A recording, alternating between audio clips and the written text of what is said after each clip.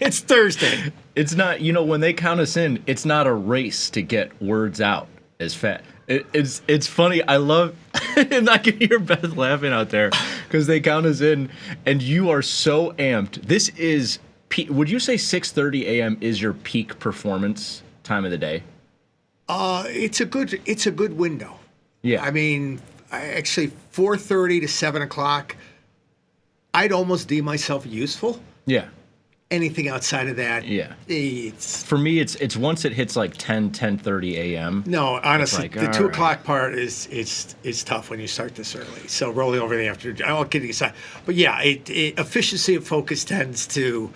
I've learned that putting a hour-long meeting on anything past 2 in the afternoon is an unproductive use of time. So. For us, definitely. Yeah.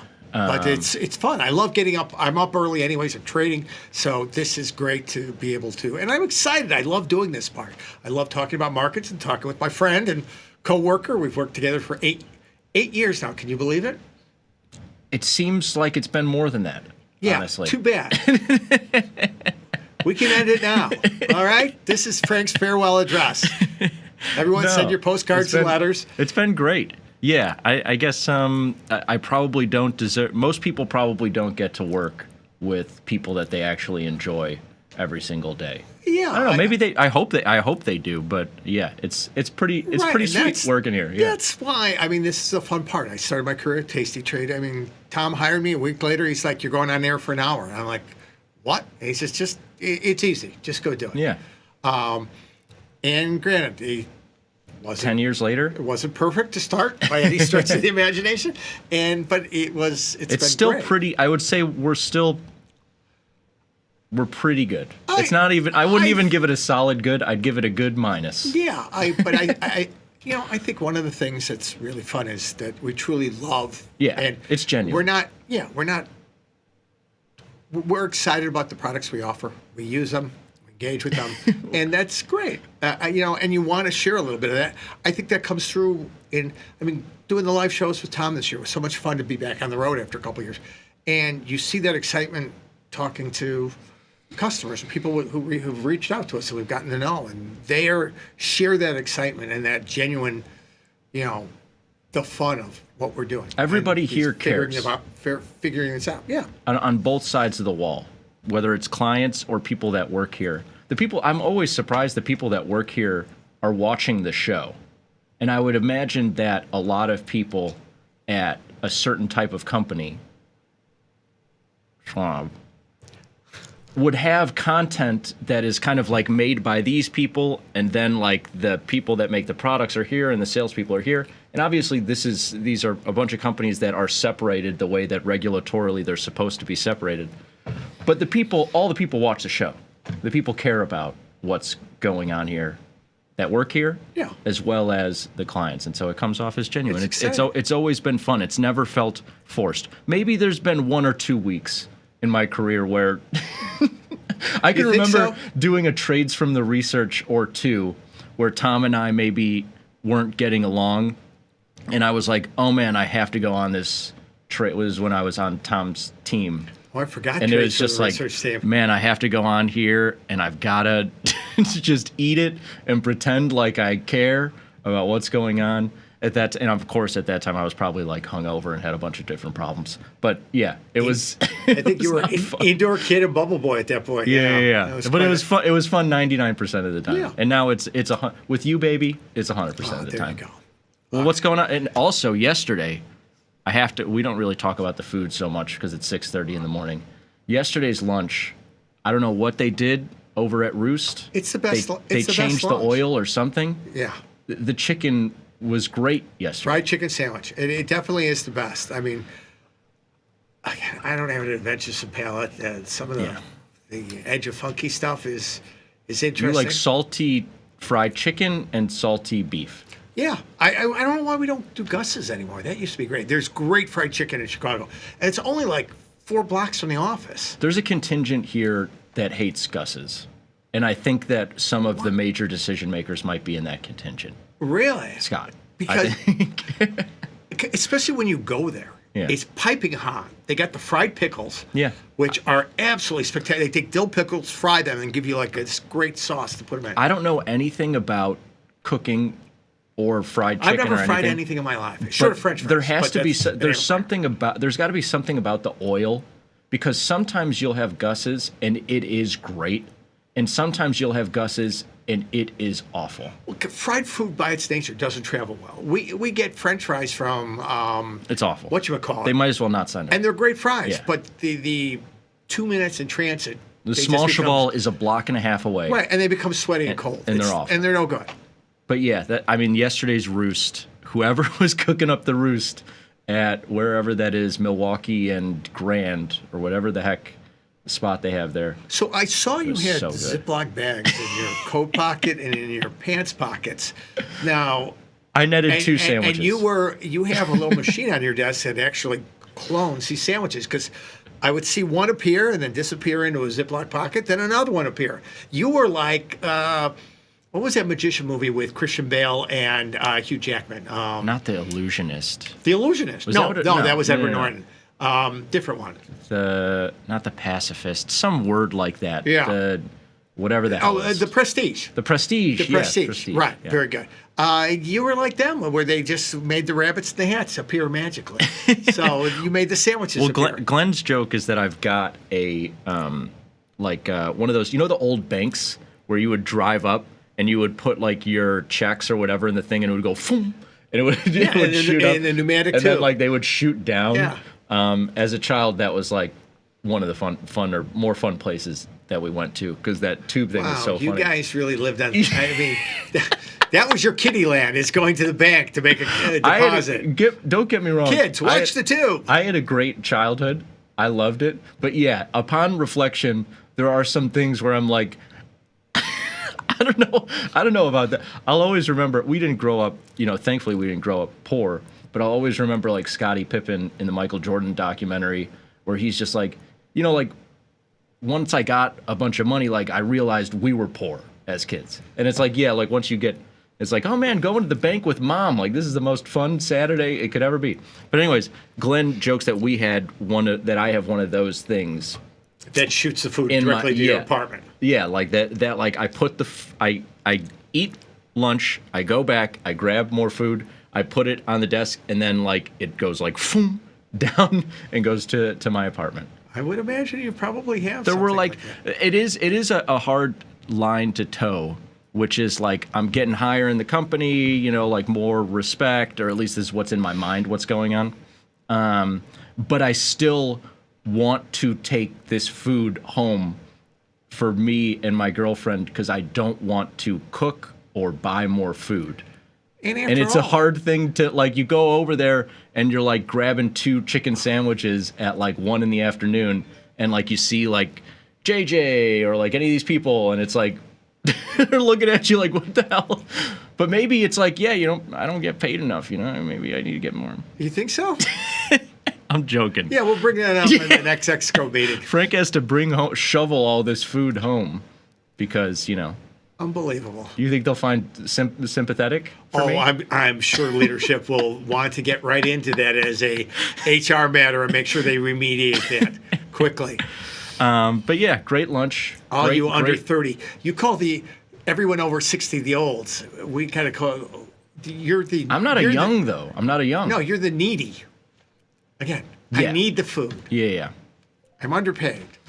I need this. I'm starting to be on the. You guys are going to be the needs. I'm tired of dealing with the needs.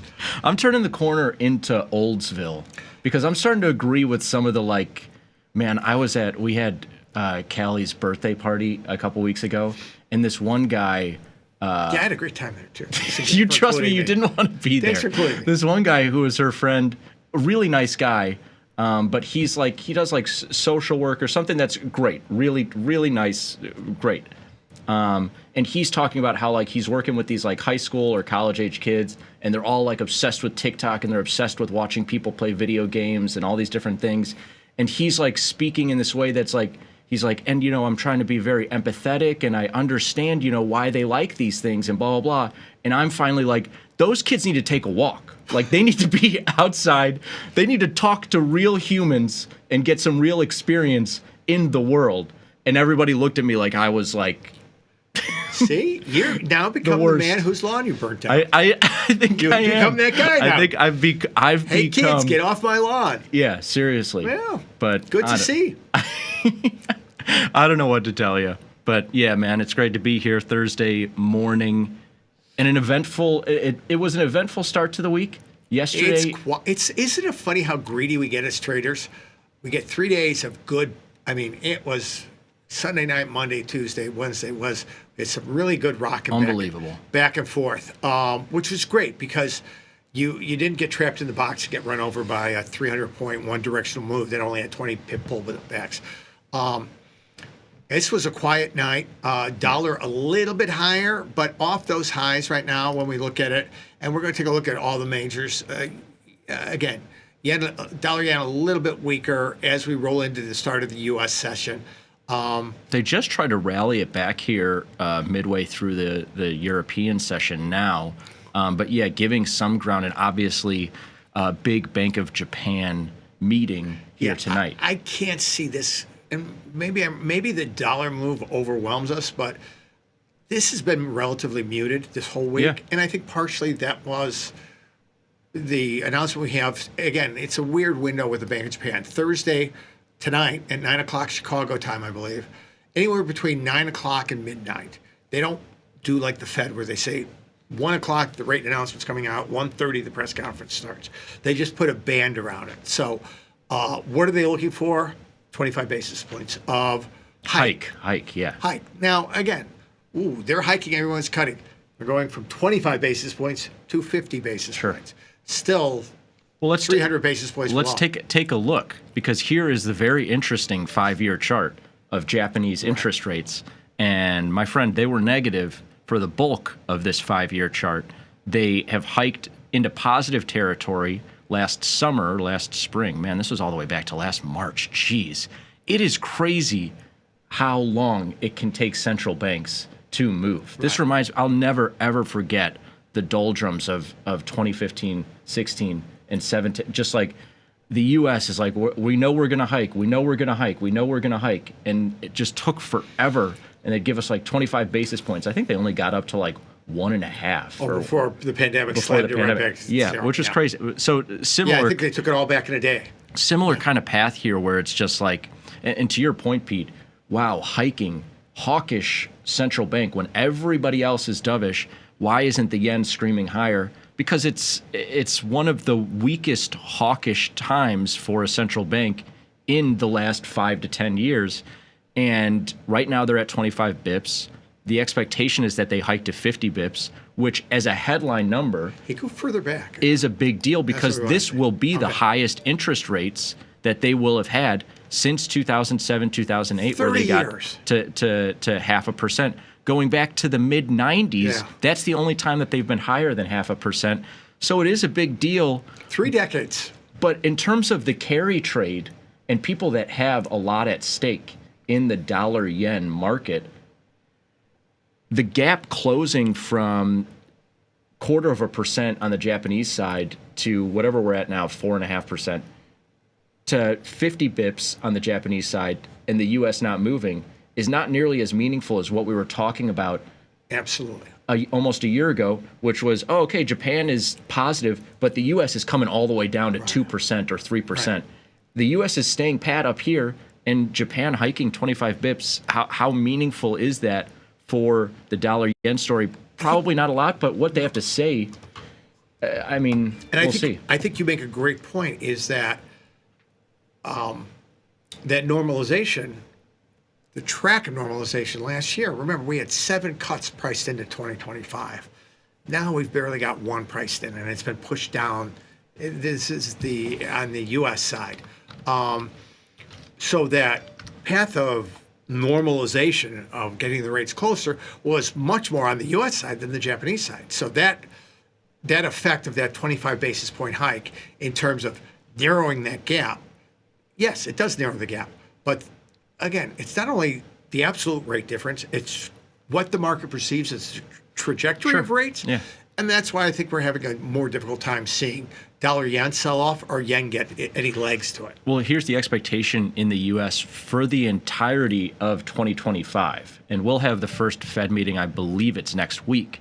And they're, I don't think, expected to do anything. I can take a look at that in a second. This is where we are right now.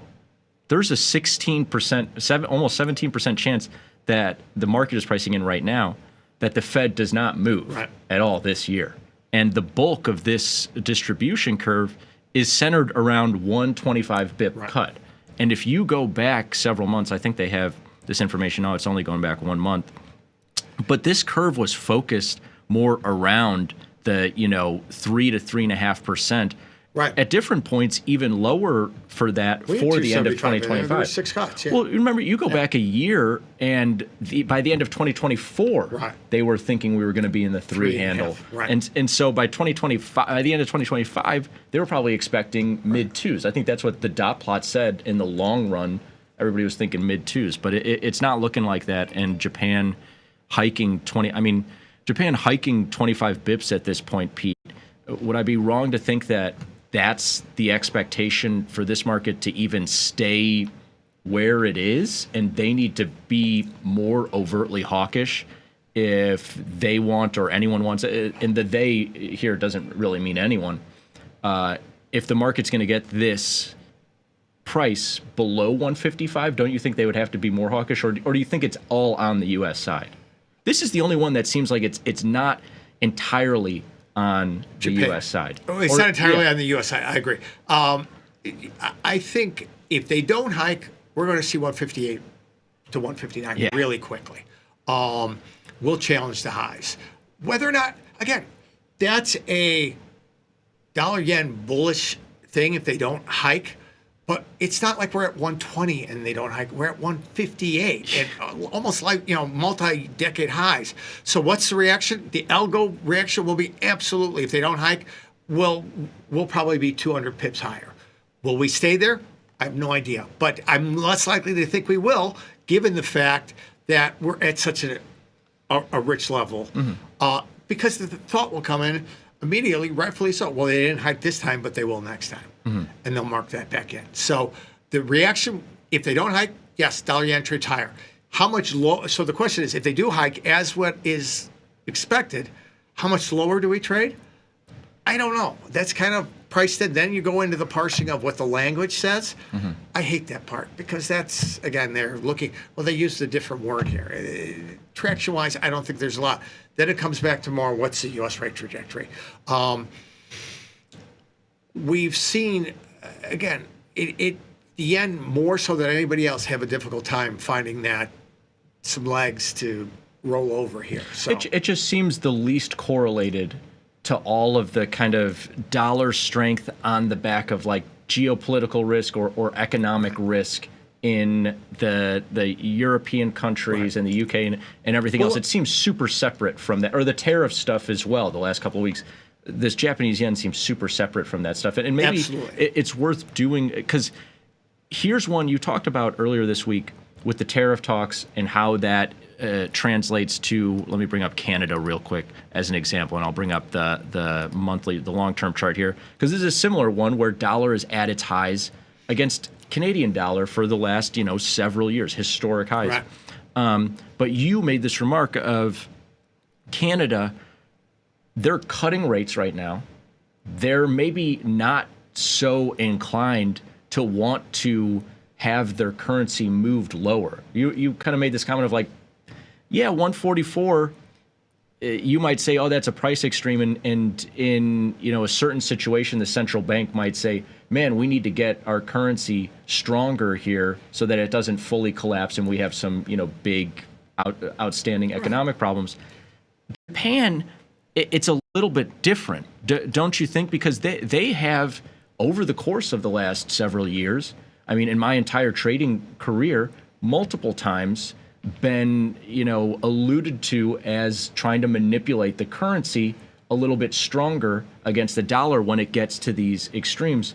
Do you think that the Bank of Japan and the different financial entities in Japan, if they do come out and they do the 25 bip hike, but we're still, 156 bid staring at 160, do you think they're going to want to take a more hawkish stance or do certain things to keep this currency from I think collapsing? Any print over 160, they'll walk their usual, we're uncomfortable with rapid FX moves. Again, they'll draw their line in the sand that is an imaginary line in the sand because everybody crosses over it. Mm-hmm. They'll start that. If we trade back to 158 or the highs, they'll walk that out. But we know they walked that out at 150 and we blew through that. Mm-hmm. They walked it out at 160, and before we rolled over for 162.5, we went through that too. So they will walk out the banner. How effective that is, I think it's like throwing chum in the water. It basically challenges the market to challenge them.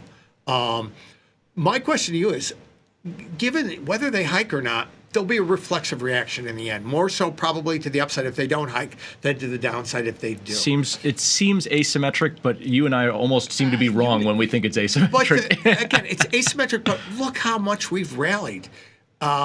This is the monthly chart here, and we're right back to almost the highs. Right so back to those highs. Can they give back some ground? Oh, they got the hike they wanted. Now we roll over. Absolutely. So I'm not saying that, I'm comfortable being dollar long into this, long dollar yen into this, because if they do hike, it's not going to break. We don't know. We don't know what the market's going to do at that point. The knock-on effects of this yen move. If I've got euro on or I've got Aussie on, which are actually getting a little bit, euro getting a little bit more two-way action. What is, from a trader standpoint, how does this affect those trades? Do you think? I think not at all. Okay. I think if I ran the correlations like I should have prior to being live on this show right now, I think the correlations had to assemble this outfit. That kind of work, that's a full-time job. You have the team up early doing that. The correlations would probably say that there's some of the lowest correlation between yen and euro, yen and sterling, yen and Aussie in these different markets. As you could, yen and Swiss franc, as you could probably see historically. And so I don't see any knock-on effect. If there is, they come out and they hike or they don't hike, if it comes out as dovish and the dollar starts to rally again, and you see a dollar rally against Canada or against euro or whatever, that might be an interesting trade there, maybe a reversion trade, because I can't imagine. I mean, look at all of the price action that we've seen in dollar CAD the last couple of days. That was a tradable trade. It hasn't been the same price action here for yen. Absolutely. So, and I think that's a great point. If dollar Canada gets dragged up with a rallying dollar yen, euro gets sold off. As a contrarian, why should the euro be driven by BOJ rates? It should. But if it happens, that becomes an interesting inflection point where maybe euro's cheap, somebody's view at that point. It's getting marked down for things that really aren't relevant to the euro trading right now. I think that's a really interesting aspect to kind of watch at. Will there be any reaction from the periphery of currencies that are, not periphery, but the other majors tied that trade? And if there is that an interesting opportunity that it's just drag that you can lean into a little bit? So if you're looking for a pullback to buy euro, looking for a pullback to Aussie, you've gotten one the last day and a half. Yeah. If you get a little bit more on that, it's an interesting level. Again, you want to be mindful of, you're trying to just build out scenarios that you've already defined. What's nice is we're starting to get established ranges within euro and Aussie, albeit at the very low end of the range, but it's giving you a point where you could start to say, all right, there have been inflection points that I can look at and possibly use as places to enter and also places to exit if I'm wrong, or places to manage if I'm right. That's the kind of two-way trade we like to see. So it should be an interesting. We'll get action off the yen. I don't know what it'll be. I really do think that if we spike back up to 160, it will come off. But we'll see. Yeah, it'll be really interesting. And here's just for tonight, Japan's going to do their inflation rate around 5:30, 6 o'clock Central here, and then the rate decision will happen closer to midnight our time, but yeah, they don't do it necessarily at an exact time. So hard for me to stay up that late. So we'll have to wait and see. We'll see what happens. I'll figure out at 4 a.m. what happens with that. But guys, thanks for tuning in. Coming up next, Tom, Tony, and Vanetta, and we'll be back with you tomorrow morning at 6:30 for another edition of Forex Focus. Thanks for tuning in.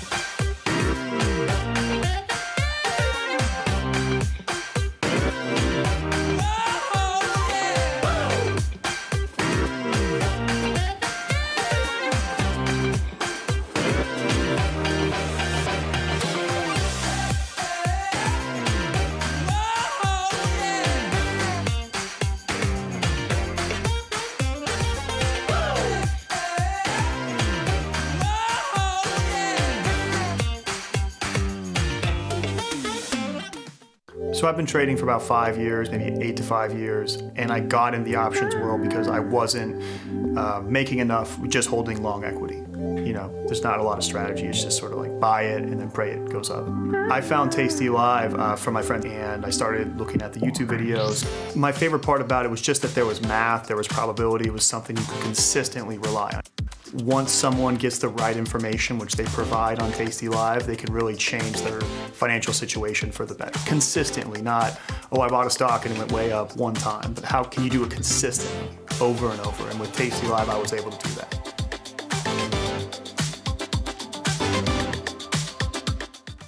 Calling all traders. Are you using tastylive mechanics and enjoying awesome results? Are you an up-and-coming options savant? We're looking for you. For over a decade, tastylive has shared the most inspiring stories of traders teaching themselves a new skill, using probabilities and experiencing new levels of success. If you think your trading journey should be shared with Tasty Nation, we'd love to hear from you. We are always on the lookout for the next class of rising stars. Email us at risingstars@tastylive.com if you'd like a chance to share your trading journey and inspire others. Ready to take your trading skills to the next level? Dive into the world of stocks, options, and futures with Tasty Trade courses. Whether you're a beginner or more advanced trader, our courses can empower you with the knowledge to succeed.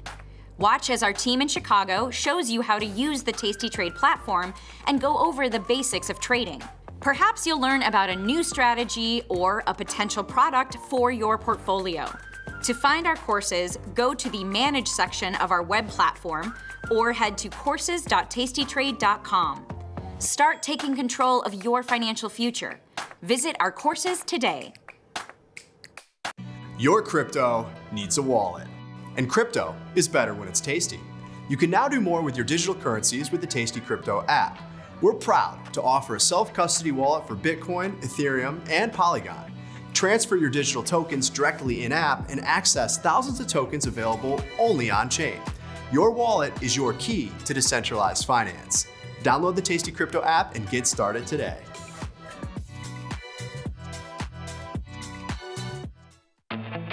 There's a beast in the financial world, and it's not the bull.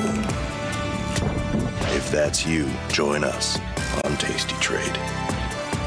Genius loves company. Woo! Get tasty, free market. Come on, you know it, can you feel it? We got some things to talk about. Free market, it's early, but not too early. Come on, wake up now. Pour that coffee down your throat hole. It's hot. Now you got a hole in your throat. Oh no, just call your boss. Take the crust from out your eyes. So tasty, not a coffee. Good morning, you knuckleheads. Happy Thursday to you both. Hello. I'm back, Hola. bitches. I like how we're just switching out the boomers. It's like every day Vanetta babysits a different boomer. Yesterday, I had the pleasure of working with Bat. Today, it's you. Welcome back. I'm happy to be here. You sound terrible. Go home. I sound great. You sound terrible. How do you even say that? How do you even say that? I sound the Because best she's right. anyone has ever sounded. This is Why my. don't you just stick like 2 napkins up your nose? Like, just do that. I mean, you look super sassy. I gotta give you that. The fit is on point. But Oh, you're just buttering him up now. no, what do I have to butter him up for? This is true. This is true. You do not. I feel You good. typically don't. It's the first day I felt good. Yeah. Okay. Good. Are Yeah. you still taking medications or? I haven't taken any medications at all. That joke writes itself. Trust the science. Trust the science. I don't know what medications to take. No, like a Dayquil. That's all. That's No, I don't really like Dayquil. Okay. I'm sure. How about a that's Sudafed? crushing. Yeah, like Sudafed. Sudafed's elite. No. Gotta show your license. No. Sadnov, how about a little cod liver oil? I've been taking a teaspoon of cod liver oil for the last 2 months. No problems. What are you, Abe Simpson? What? Cod liver oil. I mean, when you say no I'm being problems, serious with you. that tends to be, that's very one-sided. That's like, that's your opinion of yourself. Like, I would say the cod liver oil may be driving you crazy. Yeah, right. As someone who Yeah. has to unlike Yeah. a lot I got of your mercury. tweets. I got that fish mercury, and I'm going nuts. Yeah, I mean, I would say, see this? You know what Where this did- is emergency. Where did you get the idea to start doing cod liver oil? From some He saw a crazy cat video. customer who writes into us. He's very knowledgeable. Oh, okay. Sure. So if Hey, someone it's wrote been around into you, forever. so if someone wrote into you and was like, at the end of every day, you need to rub a head of cabbage all over your naked body, you'd be like, yes. As don't long do as that? you Wait, don't you don't- drip wait. it in seed oils, then you rub the cabbage all over your body. Wait. You guys don't do that too? Only before we make coleslaw. Oh, gross.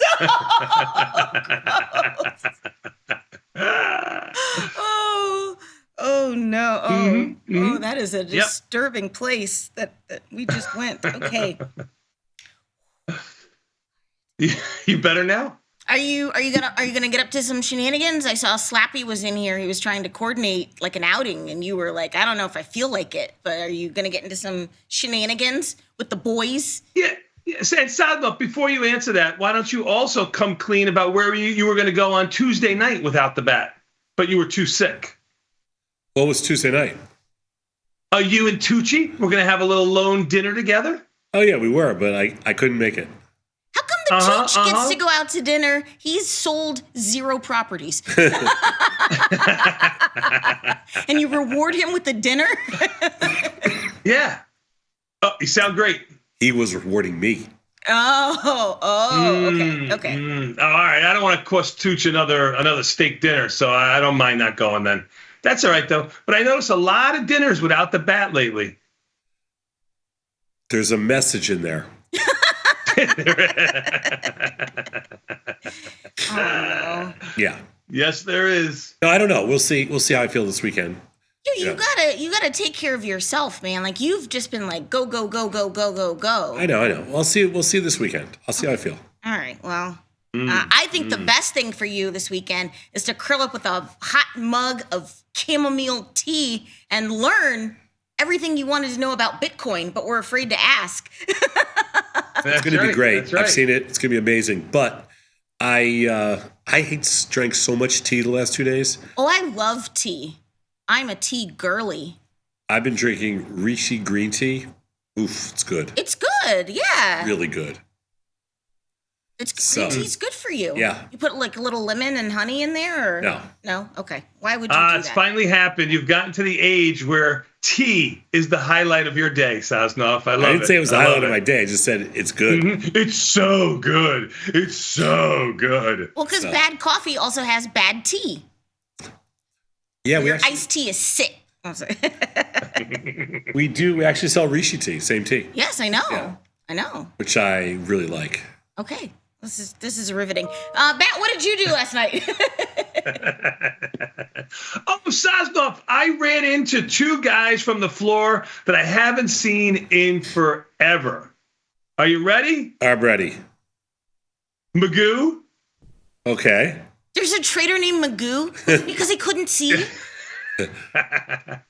No, it was just his badge. Oh, okay. Mike, MGU, Magoo, the nice guy from the floor. I mean, sweetheart of a guy. Hadn't seen him forever. I walk in to pick up some Italian food. There's a guy sitting at the bar with his wife and another guy and his wife, and he had a country club shirt on. I wanted to see what it said, and I couldn't read it, so I must have looked a little bit longer. And he goes, hi. And I go, hi, but we didn't know each other. And then our eyes lock, Sosnoff. It was like it was like love at first sight. You know, you've been staring at a guy for 20 years or whatever, and you see his eyes, you know it's him. And I go, and he goes, and I go, and he goes, Batman, I watch you every day. I can't believe I see you. He goes, you're a celebrity. I go, Magoo. And we sat there and talked for about 45 minutes. We had a great time. And he was with Goldberg, Marty. While your family was back at your house waiting for their food? Yes. He kept saying, you got to go. You got to go. Oh, where were you? What place? At Cafe Lucci, an Italian restaurant here in between, like, I guess Park Ridge and Highland Park. Got it. Never heard of it. Good. That's cool. Very nice. Very good. Very good. Yeah, he's Cafe always Lucci. Always a super nice guy. Always a super nice guy. Always. Then how did I get stuck with you two? Where's this guy at? I want Magoo. Bring me Magoo. I'm surprised you guys could recognize each other. No, he looked. Oh, come on, Sodnuff. I just looked at pictures for me from 25 years ago. I haven't freaking changed. I mean, the only thing you've done is made my hair a little grayer. That's it. I mean, I look the same. Do you want a Kleenex? No, I got one. Are you sure? Yeah. Okay. But he looks the same too, Sodnuff. What's the one thing you won't remember because you're not observant? But what's the one thing he would always do, like with his clothes? What? I have no idea. He always wore his shirts buttoned up. He always wore a polo shirt and always buttoned to the top. Always. And he still was doing it the same thing. Oh, that's very anti-Bat. Oh yeah, Bat's unbuttoned like down to his navel. And that's generationally. That is. It transcends time. Yeah, Mickey does that too. I haven't buttoned a shirt to the top in my entire life. Well, because you can't. Your neck size is huge. Because he buys his shirts too small for his neck. Hey, if you're ever in Park Ridge, go over to Emerald Isle bar over there. Tell them the Bat sent you. You won't get anything free, but it's a nice bar. Magoo owns it. Good to know. We're doing shout-outs now. Yeah. Ooh. Sosnoff. We were just talking a moment ago about how the Bat hasn't changed. Well, I was going through some of the art. You can't reference something that you said in like the third person. You're like, people are saying that that was you. You're the source on you. Let him go. I hate it here. Right, let him go. What do you want to say? Well, Sosnoff, yesterday, since you finally got a bid on the old building, we got to get rid of some of the stuff that we had there, and I have people looking for old stuff that we have, and I found some tapes from 40 years ago, Sosnoff, 40, some of them as old as 40 years ago, that I gave to Jessica when she was doing my documentary. If you have not seen my documentary, by the way, it's a tearjerker. You look it up on YouTube. It's absolutely amazing. You mean your 5-minute story of you? Yeah, but in Bat speak, it is the award-winning, Cannes acclaimed. You mean the 5-minute commercial we ran? Like it's like yes. It's actually 3 minutes. Yes. That documentary. Since it was yes. And since it was a short film award winner, a lot of stuff got left on the cutting room floor. Sodnoff, I have something that I would like to show you. Please, Beth, if you could roll tape. That's the young Nick right there. That's the young Nick. Oh my God. That's the young Nick. Hold on one second. The star of the show will be there in just a moment. It's only he's about so 25 cute. seconds long. It's his second birthday. There's his uncle Bry Daddy, also known there. There's Uncle Scott, and there's Mr. Tom Sosloff. This is the last Papa shot he ever made. Boom. That's right, Sosloff. It went in. That's it. About 31 years ago, you made your last Papa shot. You still got that Sissy Mary little thing that you do before you shoot. You know, yeah, you do that thing like this. You know? How old was Nikki there? Do it one more time. Yeah, one more time. What in the deep purple are you wearing? A T-shirt and a swoosh.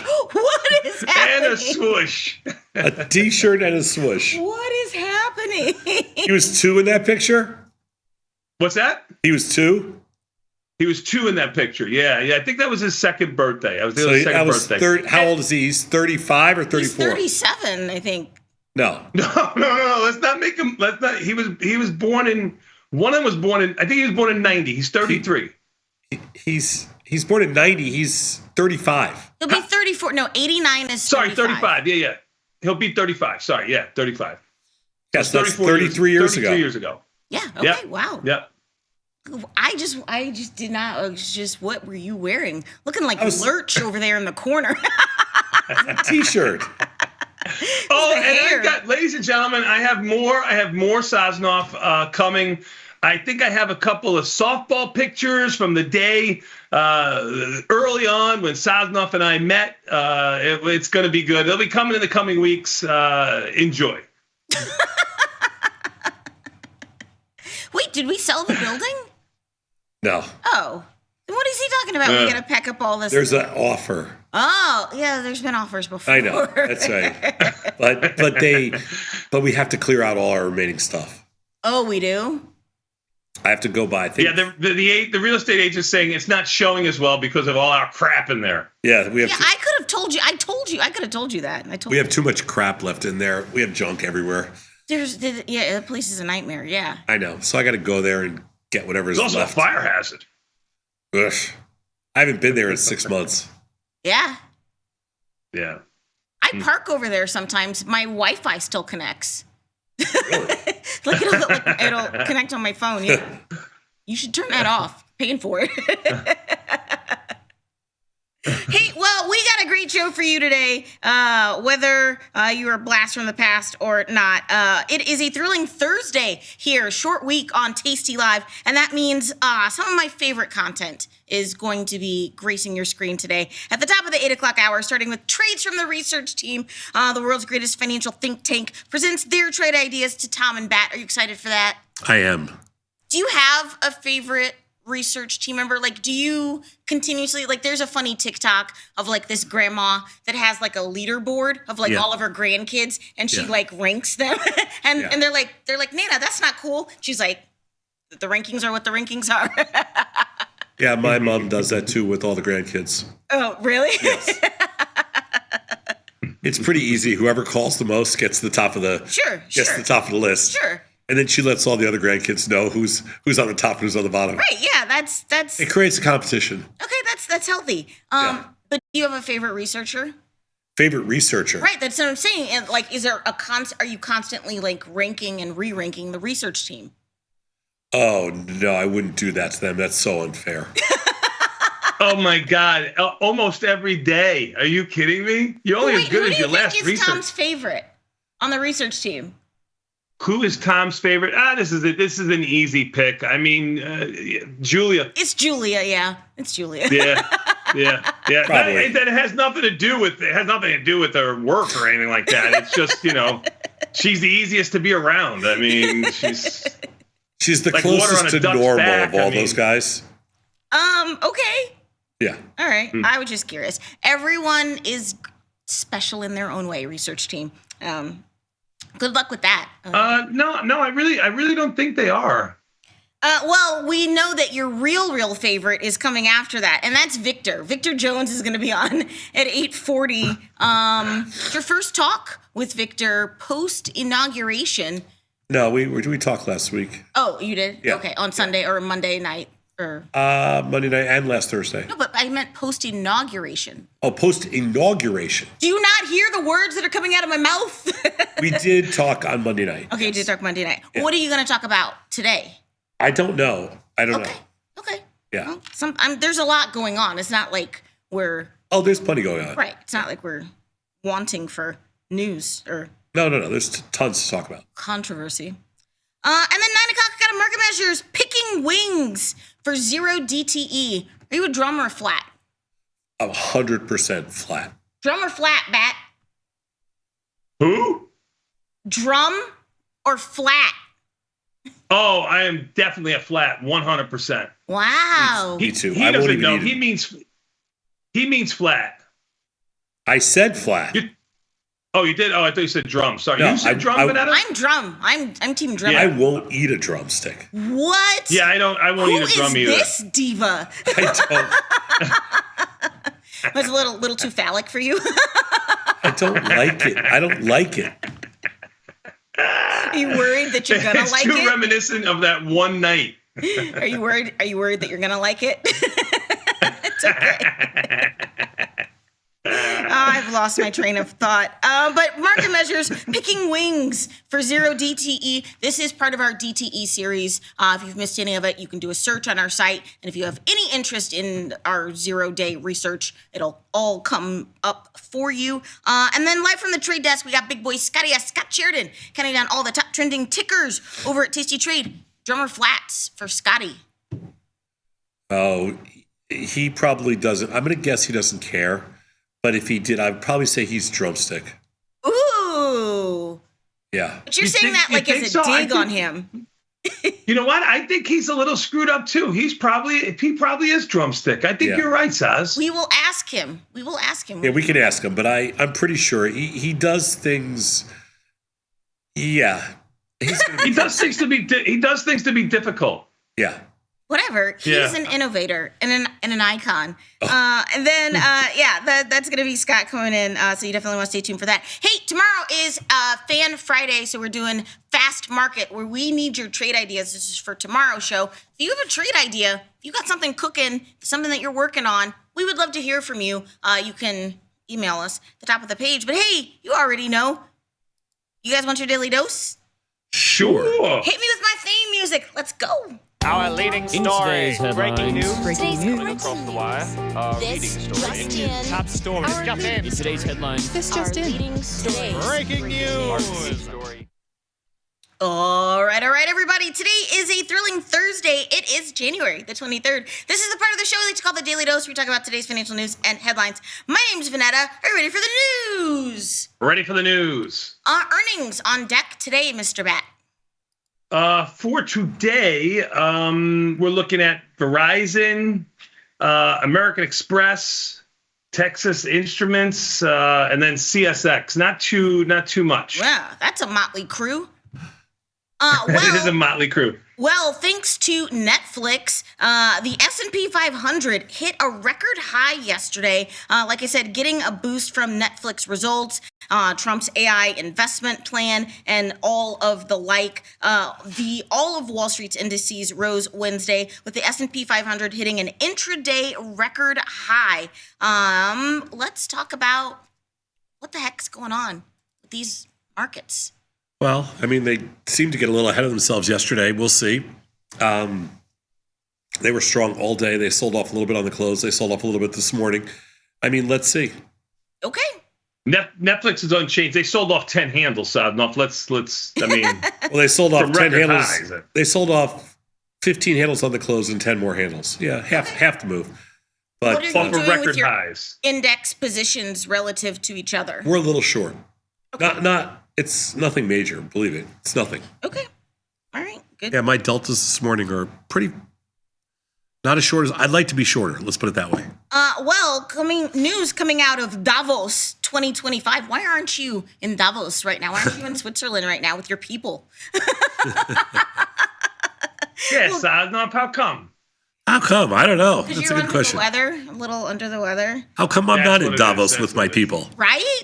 Yes. But JP Morgan Chase CEO Jamie Dimon called the U.S. stock market inflated, and he said he felt more cautious than others in the business world. He noted risks from deficit spending, inflation, and geopolitical upheaval. What do you think of the cautious tone of the leader of America's most dominant financial center? Well, I think that Jamie Dimon there's nothing else he could say. Like, that is literally all he could say is, yeah, I'm a little nervous up here. I mean, Isn't that what you want him to say? Because he's right. First of all, it's the only thing he can say no matter what. Okay. He's not going to go out there and say, oh, yeah, I'm so bullish or bearish. I mean, he's got to say, at highs, he's going to be cautious, and at lows, he would be the exact opposite. I think you guys got into this with Dylan yesterday during Truth or Skepticism. Really great podcast yesterday. If you missed it, it's on our Tasty Live site, also on our YouTube channel. But here's something that was interesting that also came out. Jamie Dimon, in his interview at Davos, says he hugged it out with Elon Musk, and he would love to be helpful with Doge, sort of perpetuating your thing about CEOs kissing the ring, so to speak. I don't know if you have any thoughts on this. I think it's an interesting thing for him to say, but I don't. Because they were kind of at odds over a couple things. Yeah, and I don't put too much, like, I don't attach too much real meaning to it or market impact, but it's an interesting thing for him to say publicly. I think it's interesting for him to use a reference from like 2004's Entourage. Topical.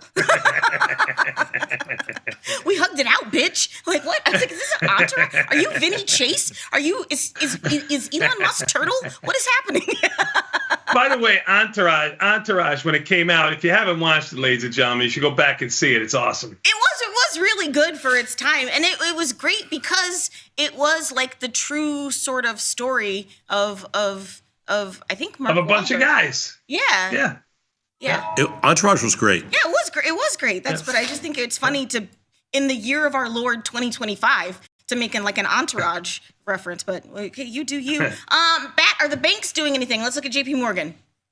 Yeah, I was just taking a quick look. Now, remember, the market's a little bit softer, basically unchanged, except for the Dow, it happens to be up, and JP Morgan is up, but up pennies. I looked at it, they're all up or unchanged small. I mean, they're wrapped around zero.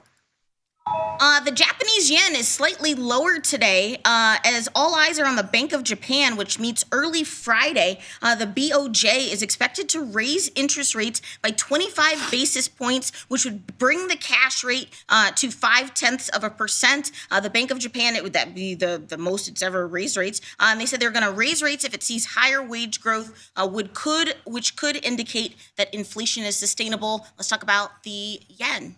The yen's actually up today, small. Okay, that's okay. Yeah. So, I mean, the yen's been pretty good lately. Thing for Tom. That is good. Yeah. Okay. Euro's down small after having some good market action to it last couple of days. Yeah, most of the currencies are very flat this morning. Yen's up small, Euro's down small, British pound's down tiny. They're all no real movement.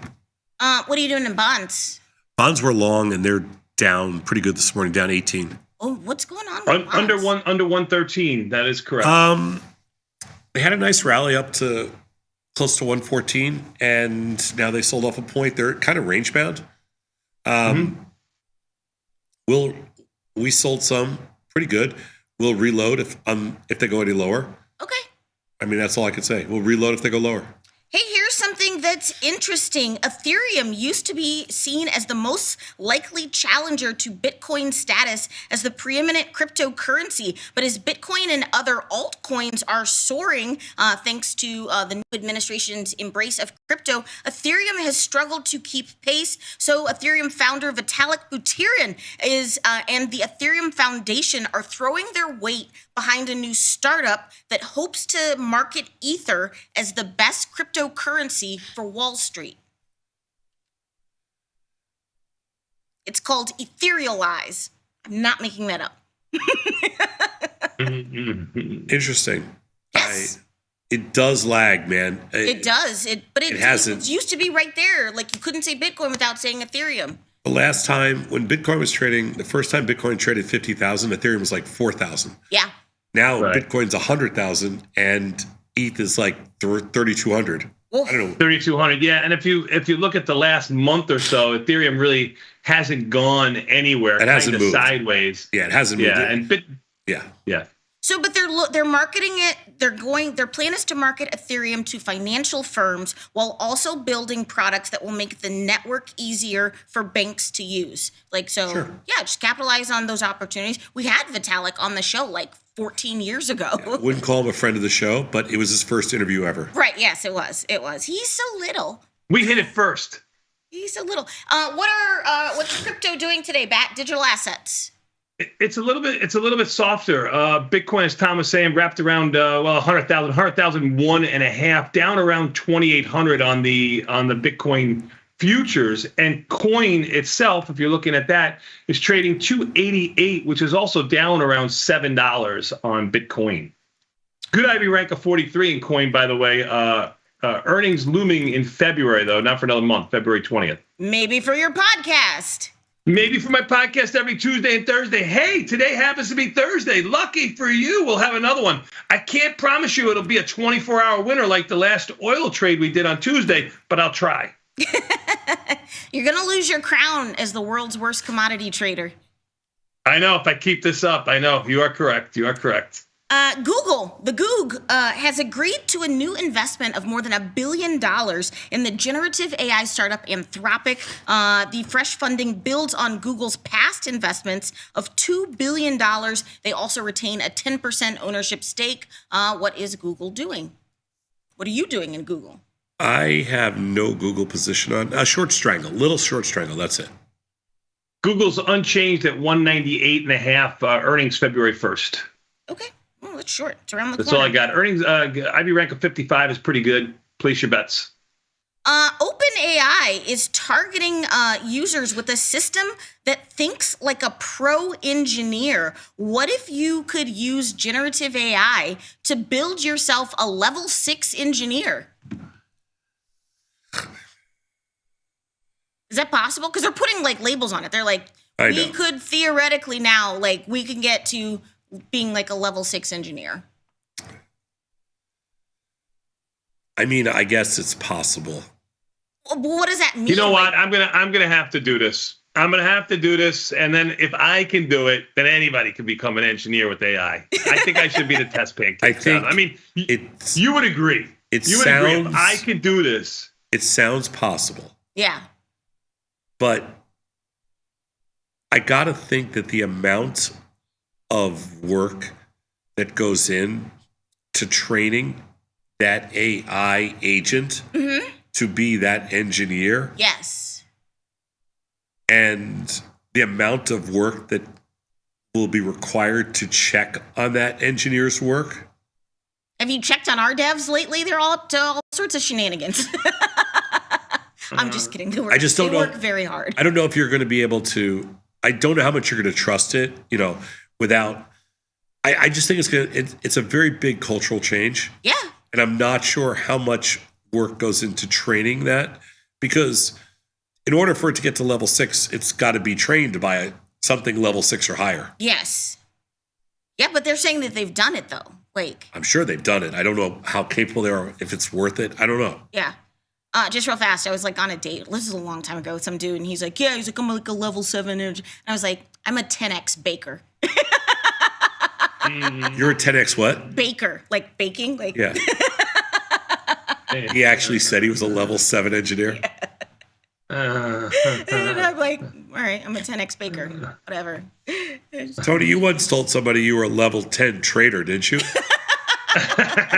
10x. Yeah, trending down as a level 10 trader. That is correct, Sadnov. I was trending down. That's funny. Hey, big news on the Samsung side of business yesterday. Samsung launched a slew of new AI tools for its new Galaxy S25 series. It's continuing to push what it started last year with the introduction of Galaxy AI. The new phones will be in a price range from around $800 to $1,000, giving a challenge to Apple and Apple Intelligence. I just like this photo because look at that little baby cat. Look at his dumb little face. You can't trade Samsung here in America, but you can trade Apple, and Apple's having a rough week. It's been downgraded. It's been lower and lower. What are you doing now in Apple? And is this a viable threat? I don't know if it's a viable threat. I mean, Apple's gotten hit pretty good. It's what is it, up 50 cents today? Yeah, it's up. It's up small. Mm-hmm. Yeah, I mean, we're flat Apple. When are Apple's earnings? I don't know. Oh, great question. Apple has earnings coming on January 30th, looming in about 7 days. Ivy rank a 61. Amazon is exiting operations in Quebec. Also, no. Leading to the loss of around 1,700 full-time jobs. The online retailer will phase out operations across 7 sites in the province, the only location in Canada with unionized Amazon employees. I've never had the pleasure of going to Quebec. I love Canada, but it's on my list. You never been to Quebec? No. I've been to Calgary. I've been to Vancouver. I've been to Toronto. I've been to Banff, but I've never been to Quebec. Huh. I figured you for a Montreal girl. I would love Montreal. You would like Quebec City, too. I know, it's so cute and charming and all, but again, it was all just like, I'm here all this stupid time. And it's a short flight. It's a short flight to Montreal. Yeah. I think I've been rerouted to that airport because Air Canada, I mean, I love Canada, but Air Canada and I have issues. They lost my mom. So it's the whole thing. But I got rerouted to Quebec's airport, but I've never actually been there. But it's on my list.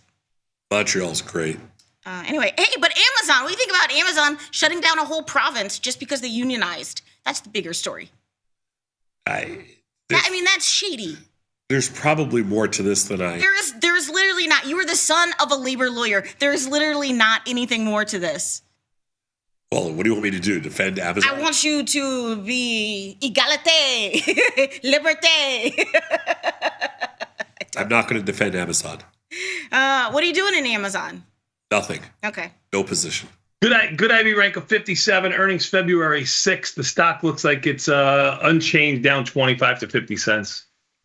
CNN is planning to lay off hundreds of employees this week. Good.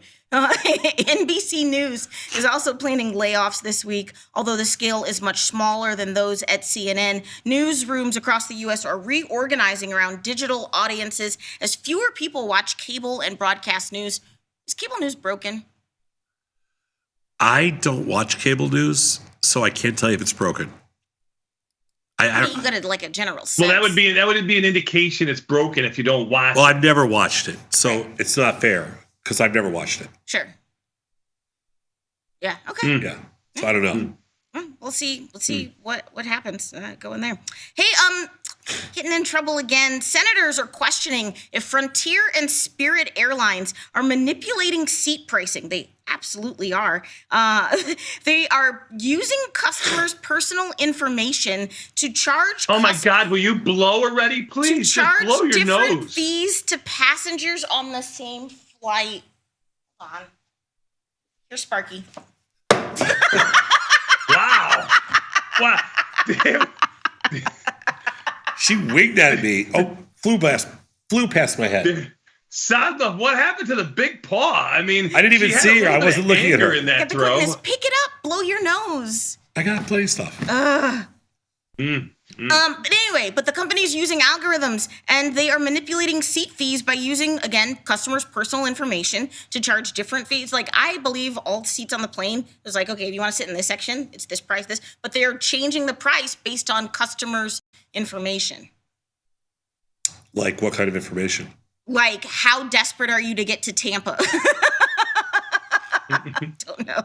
And they Google your name, Sosnoff. That's it. They can see that you can afford it. Then they raise the prices on you.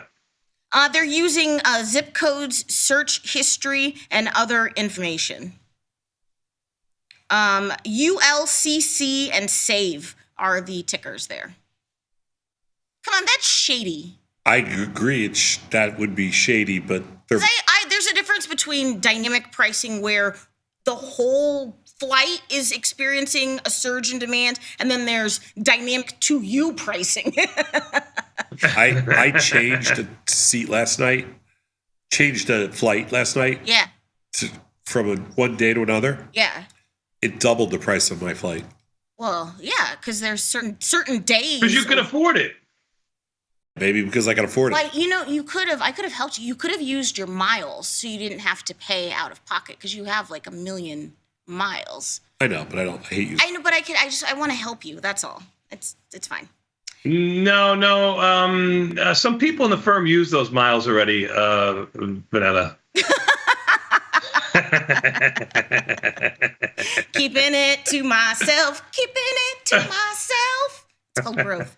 Uber Eats, Tom. Uber Eats and Home Depot are teaming up to bring you on-demand delivery. So, Tom, you're being manly. You're like, oh, man, need a masonry bit. Need a 5/16 masonry bit here. Home Depot has your back, boo. Go into your Uber Eats app, and you can now order stuff from Home Depot, including tools, building materials, gardening supplies, and other from the more than 2,000 Home Depots across the country. Not bad. Yeah, I'm a Home Depot girly. I do a lot of DIY because I'm a single lady and shit gets expensive. And yes, if you could get your flowers now from Home Depot because I'm a delivered single to lady, you. like every time I'm in a project, if I need something, I have to stop what I'm doing. I have to get like my coat on. I have to go to the Home Depot, because I don't As have opposed to someone- what? As opposed to having my fine man, go to Home Depot for me. Or better yet, fixing it himself. I don't want to be independent. Yeah, your parents didn't do you good, Vanetta. You became too independent. It's a trauma response. What are you doing in Home Depot or Uber? Home Depot hanging out around 410, basically unchanged. You see a pattern here with this unchanged market? No, Home Uber Depot also doing the position, same. And You have a little Uber position, right? Or not no? today. Not today, Satan. You got rid of it. Yeah.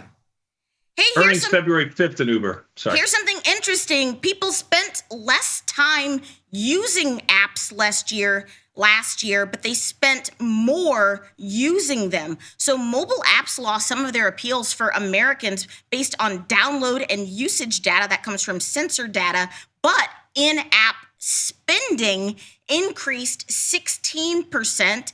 AI chatbots and medical tracking tools were some of the strongest performers in terms of downloads last year. Tom, do you have any favorite apps besides TikTok?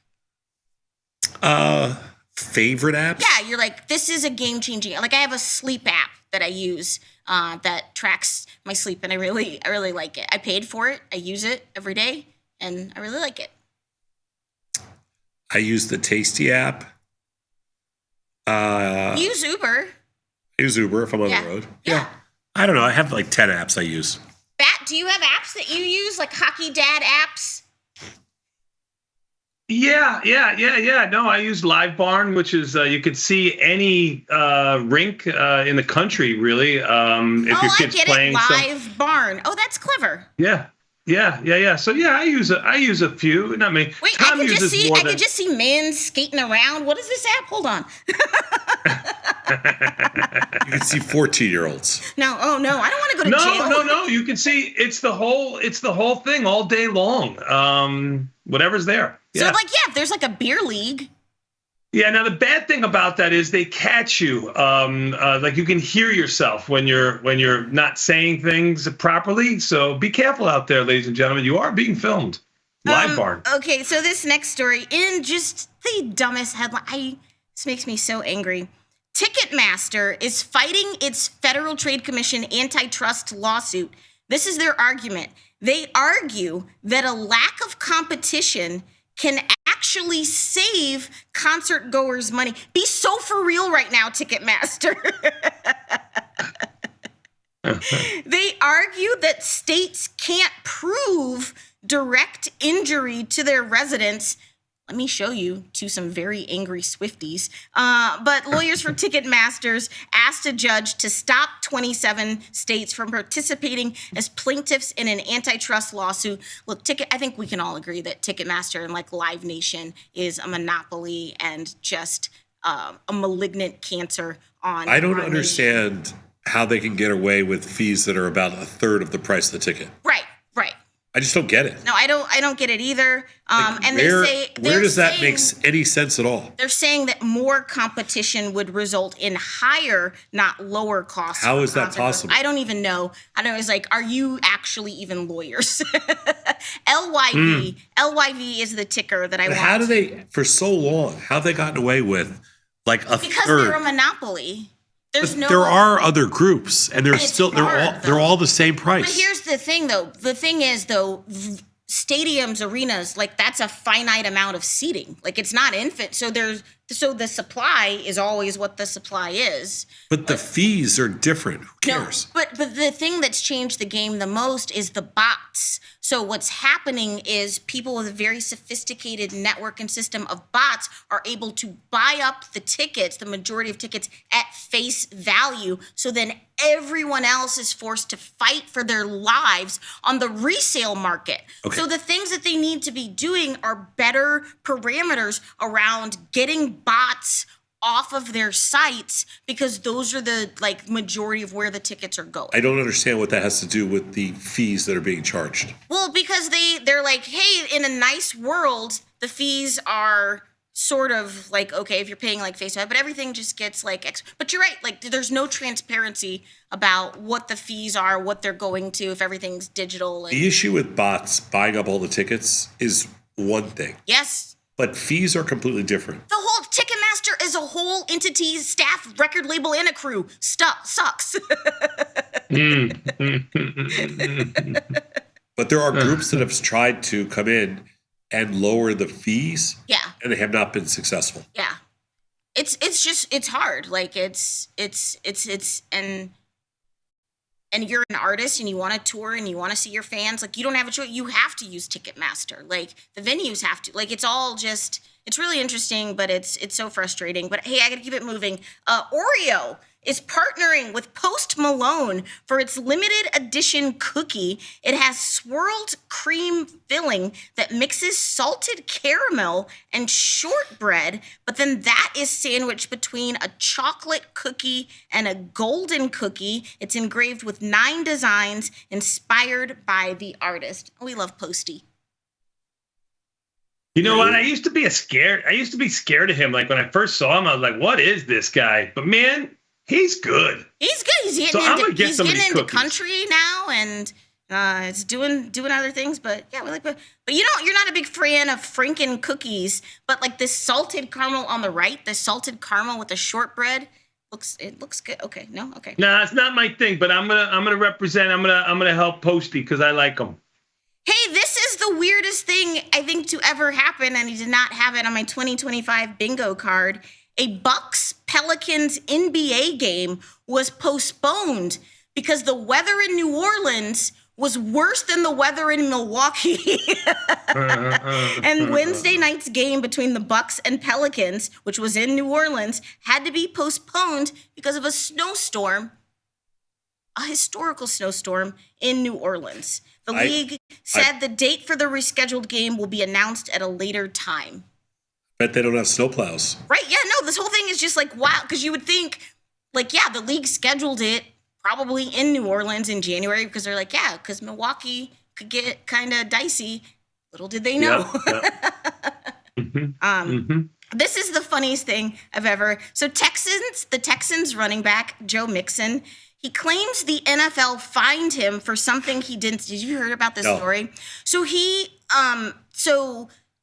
the former Bengals receiver, TJ Houshmandzadeh, was chirping on Twitter saying, why play the game if every 50-50 call goes with the Chiefs? So the Bengals wide receiver, the former Bengals wide receiver, tweeted that on social media. So then the NFL fined Joe Mixon, saying that he had said it. And it's very easily proven that he didn't say it. He's like, no, this is TJ Houshmandzadeh. So then Mixon goes on Twitter and says, hey, the NFL says I did something I didn't.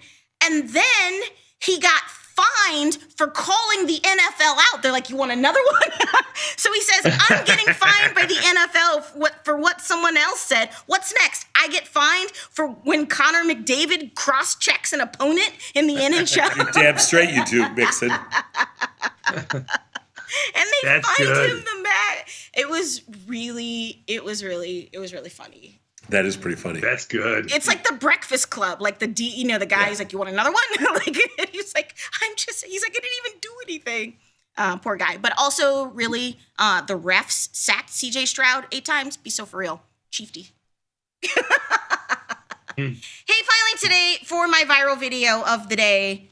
I have never seen anything like this in my life. Please do not try this at home. But ladies and gentlemen, the world's first luggage flip. What? Watch this. Hey,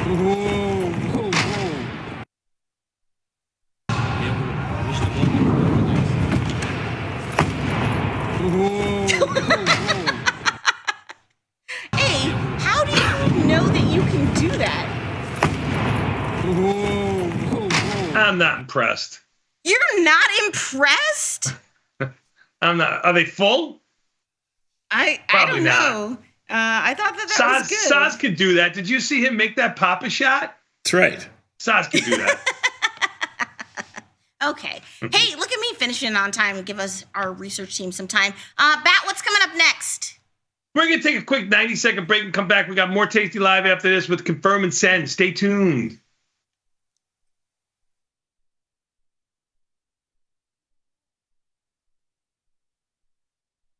Growing up in Brooklyn, New York, in Bensonhurst, Brooklyn, where I was born, there's no social climbing of the ladder. So if your father's a bricklayer, you become a bricklayer. If your father's a doctor, you become a doctor.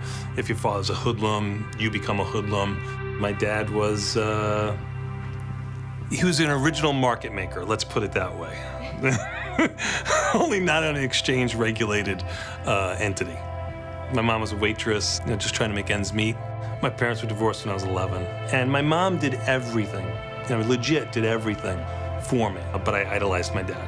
I was a good student. I didn't want to disappoint my mom. I was boy leader of Arista and Archon, which is the honor society in junior high school. I wanted to be a police officer or an attorney. And then I realized we were on the opposite side of the street to become a police officer, but that my dad was going to need the attorney. So I wanted to be an attorney. I did go to college for 3 months. I became the best air hockey player that John Jay College of Criminal Justice had ever seen, but I wasn't learning anything, and I just didn't think I was going to go anywhere. So I had a cousin who was working on the New York Stock Exchange, and they transferred him to Chicago for a new exchange that was opening up, the Chicago Board Options Exchange. He said, hey, why don't you, stop hanging out on the street corners, come out here and get you a job, maybe make something of yourself. I left on a Thursday. I started working on a Monday as a runner. I always thought when I bought my seat in 1987, I actually bought my seat the day of the crash, that there would always be a Batista on the floor of the CBOE. And I thought that was my legacy that I was going to leave to my family. And then computers came along and ruined all of that. I coached my son in football and baseball and basketball, and my dad never did that with me. So I always wanted to be a good parent, do the right thing. And I thought, at 18, he would be the first one to go to college, which he was. My job was done, and to have him come here and then teach him, my craft, it's one of the most rewarding things I've ever done. Traders for all eternity have been looking for the reason to make a trade. Whether they were looking at charts or they were looking at fundamentals, they just had to figure out what direction the trade had to be. With the research that we provide now, we kind of take the direction out, because it's just a 50-50 shot, and say, what's the best strategy that we can apply? I mean, there's so many smart people out there. I mean, I'm not the smartest guy out there, and Tom's not the smartest guy out there. There are so many smart people out there that just need a little bit of knowledge. So I think the future's bright. Where we go, what direction, I don't know, but we're gonna change the world.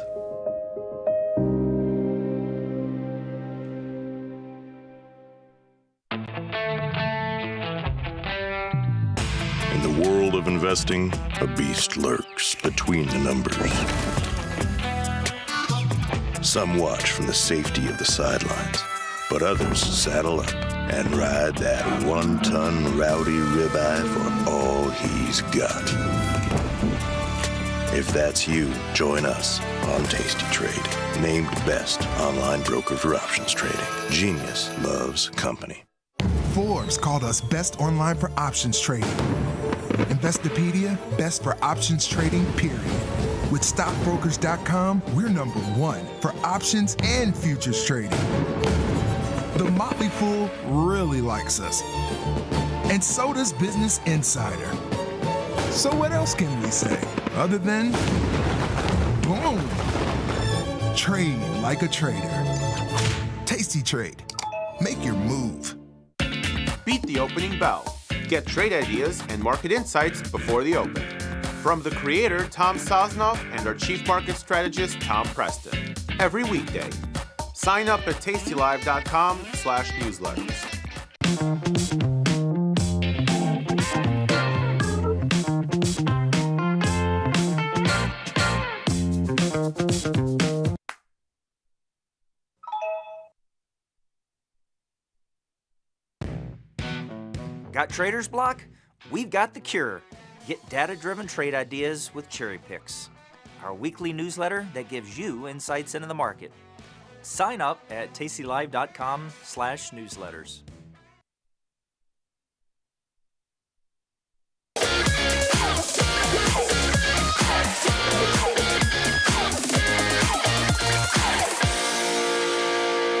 Tomas, we are back, my friend. You know what that means. Time for a little bit more Tasty Live with Confirm and Send. But before we do, Sadnoff, let's take a quick look at the market. Even the S&Ps, I don't know, going nowhere right now. Down 525. NASDAQ down at 97.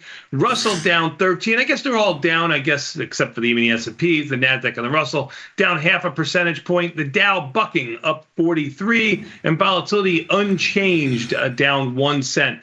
Bonds over 113 again to 113.04. Let's call it mid-range for the session. Bitcoin down around $2,000. That's on the futures. 102.3. That's about $800 higher than where I quoted it last time. Ethereum, going sideways here, 3,240 and change. Oil up 12 cents, 75.53.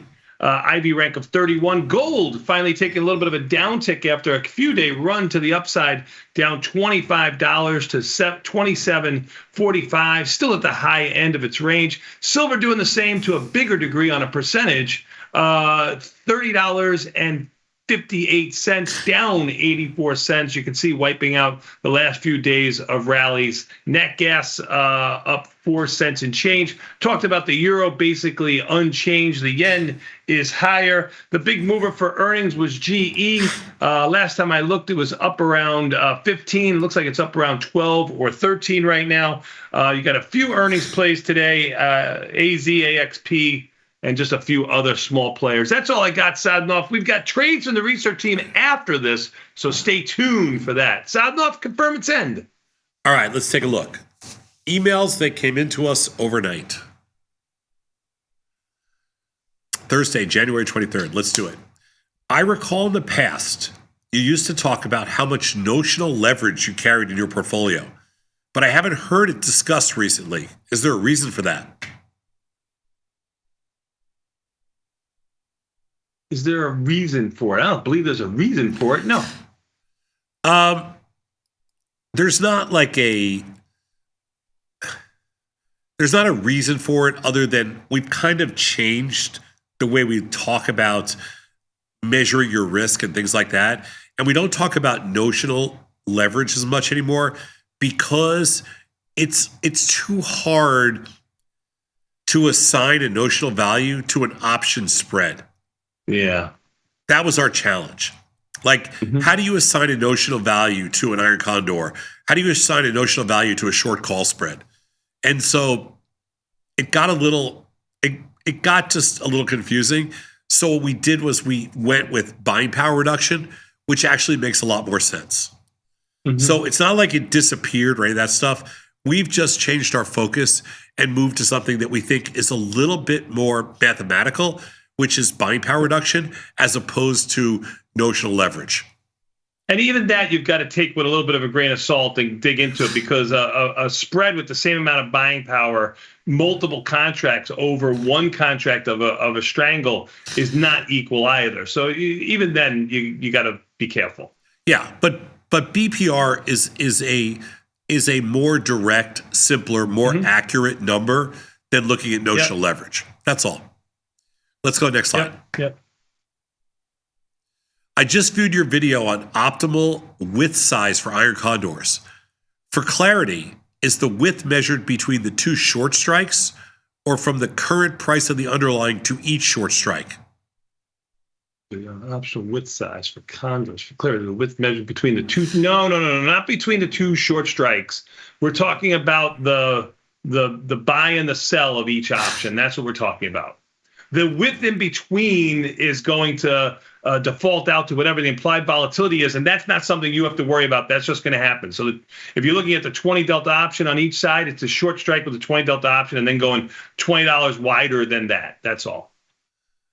Yeah, so it's when we talk about optimal width size, we're talking about from the short option to the long option, the actual spread on each side. We're not talking about the two short strikes. We're not talking about the current price, the underlying, none of that stuff. It's just the short option to the long option. Yep. Okay, very simple. Let's go next slide. I enjoyed your segment the other day on iron condors and found that I've probably been going too small with some of my trades. I know that you generally try to collect a third of the width of the strikes, but does that still hold true with the new sizing research? Before I get to that, a good way of saying it from my Taiwanese sources here, and they are correct, is the width of the spreads, not the width of the center of the iron condor. So I think that's a good way of saying it. Sure. Listen, great. I'm glad everybody enjoyed that iron condor segment from yesterday. We're getting a lot of good feedback from it, so that's good. So they've been going a little bit too small. They're trying to collect 1/3 the width of the strikes.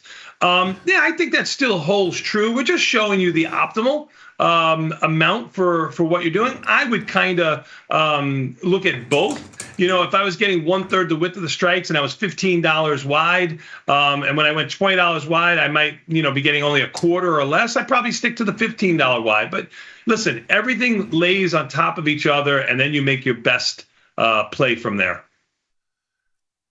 So, yeah, we always wanted 1/3 the width of the strikes, but the research has shown that our strikes were too tight. So now we're looking at this going, okay, this is what's cool about doing dynamic research and being a think tank. And the reality is, what we've learned is that, okay, maybe trying to collect 1/3 the width of the strikes was thinking about this wrong. And maybe we need to think about this more as a synthetic strangle and not worry about the 1/3 the width of the strikes, but focus more on the width of the strikes. And it looks like in order to improve our results, focusing on the width of the strikes is a better move. So you're right. We don't worry about collecting 1/3 of the width as much as we used to, because now we are focused on the width of the strikes being the key to success in iron condors. It is a change.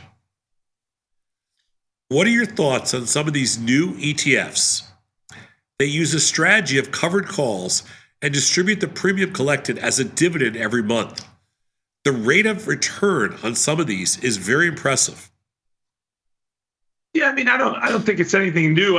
They've had covered call ETFs and funds really for forever. It's one of the older strategies that can be put out there. And I rate of return is what it is. It's not something I measure my risk on. And in a bull market, rate of return on covered call, going to be great. The market cooperates. Here's the situation with this. So from time to time, there are new products out there that make a lot of sense. And in this case, especially in a bull market, and we've seen this in previous bull markets too. Previous bull markets, the covered call strategy is attractive to investors because you're reducing basis, you're kicking off some of the premium collected, and the stock continues to go up. People are like, well, why wouldn't I do this? Some of this phenomenon is a bull market.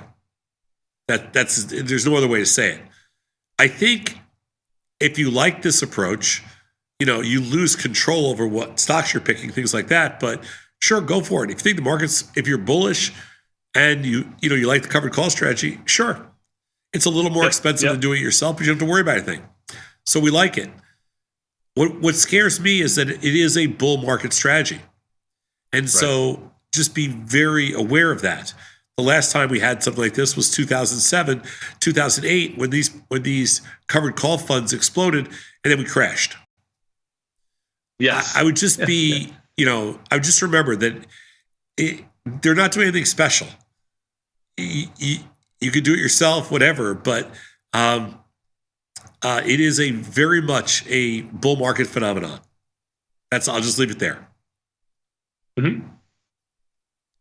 For me, covered calls, the best time to do them is when stock prices are low and volatility is high. This is when stock prices are high and volatility is low. So it's the worst time. This is buy high, sell higher. Yeah, exactly. We're a little bit of the opposite. Yep. That's why it's not my favorite. But I don't want to diss these funds because they're working. Let's go next slide. When you're defending a position, is there a cutoff time at which point you no longer make adjustments in the front month and instead roll out in time? And if so, what is that cutoff? Yeah, I mean, very easily said, around 21 days. That doesn't mean I wouldn't do it with 25 days if I was getting tested on something, or I wouldn't if I made a conscious decision to hang in a trade after 21 days, I wouldn't do it after that. But really, 21 days, it's the best thing that's really flattened out my volatility curve of my P&L in my portfolio is rolling out at 21 days to the next month. Are you getting the answer from AI right now or something like that? What are you looking at? Yes.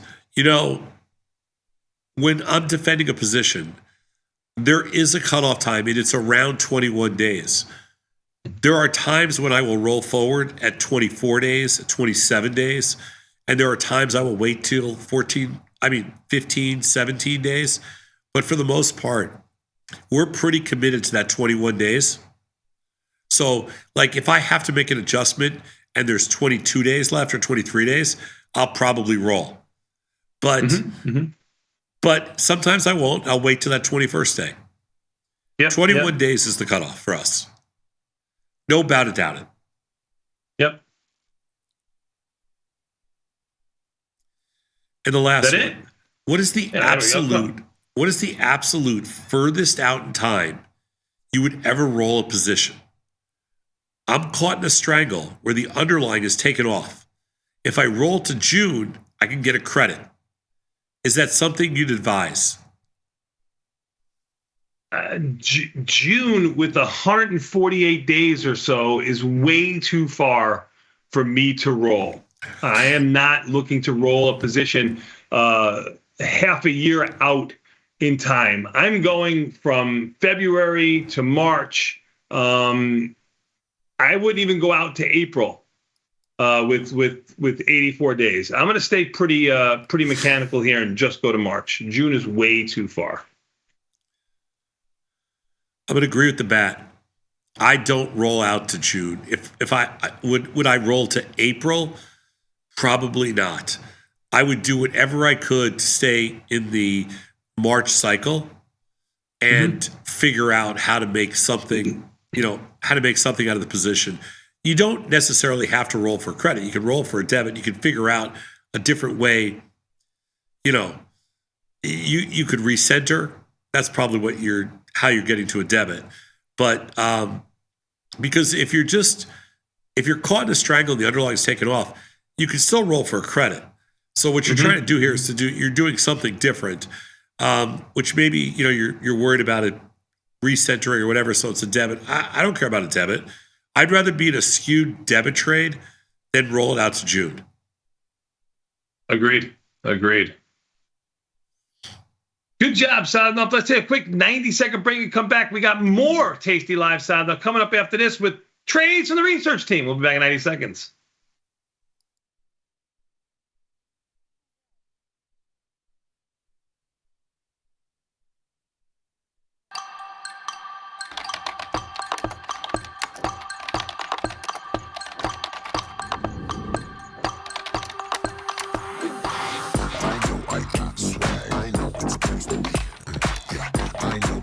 How much does it cost you guys to do simultaneous hair flips? Years of practice. Everybody wanna be like me, yeah.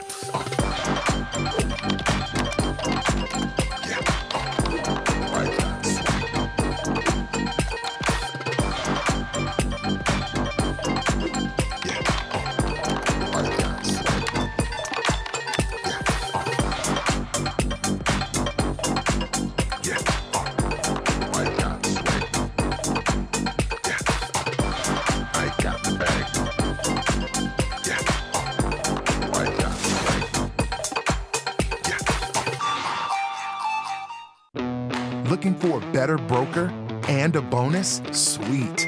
We got you. Right now, you can get a bonus of up to $4,000 when you open and fund a Tasty Trade account. Plus, low rates, smart tech with the analysis tools you need, and award-winning support. So, get a broker who's actually got your back. And up to $4,000 at Tasty Trade. Make your move, genius. Tasty Trade.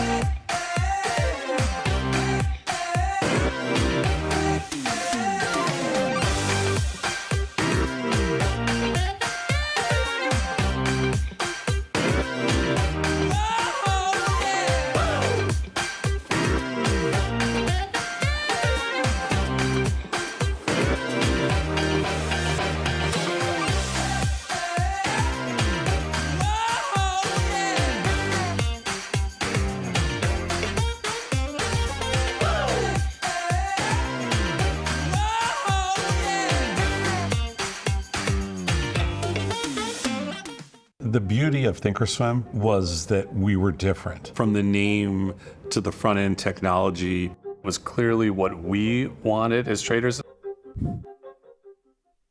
Second time around, I think we did a better job. Yes, we are known for our ability to support complex derivatives traders, but we also have the tools for somebody who's brand new who wants to come in on the first floor and work their way up to the top of the building. Ready to take your trading skills to the next level? Dive into the world of stocks, options, and futures with Tasty Trade courses. Whether you're a beginner or more advanced trader, our courses can empower you with the knowledge to succeed. Watch as our team in Chicago shows you how to use the Tasty Trade platform and go over the basics of trading. Perhaps you'll learn about a new strategy or a potential product for your portfolio. To find our courses, go to the Manage section of our web platform or head to courses.tastytrade.com. Start taking control of your financial future. Visit our courses today. If you missed the live show, here's our cherry on top weekly recap. First of all, I'm sitting in the captain seat. I've never been invited to come sit in the new captain seat. But what I'm concerned with is the size of these screens. And he's still doing this. Snow, let's take a look. They did not hold that rally at all. Phil, you got a partial. 973.75. I'm looking at this like I have to move my head to get through the top, the top symbols. I thought he had like a little computer and he was getting down. He hasn't learned that he could like swivel his head. He has to see the screen. He has to go like this. To me. And then, you know what? Money goes to money. You did it. Good job out of you. Yeah. I just drove with him twice. Now I'm really concerned that I was just in the car with them for 2.5 hours. Looking for a better broker and a bonus? Sweet. Get up to $4,000 when you open and fund a Tasty Trade account. Plus, smart tech and a broker who's got your back at Tasty Trade. Make your move, genius. Tasty Trade. In the world of investing, a beast lurks between the numbers, ready to pounce. Some traders hide from it, some ride it. If that's you, join us on Tasty Trade. Genius loves company. There's a beast in the financial world, and it's not the bull. If that's you, join us on Tasty Trade. Genius loves company.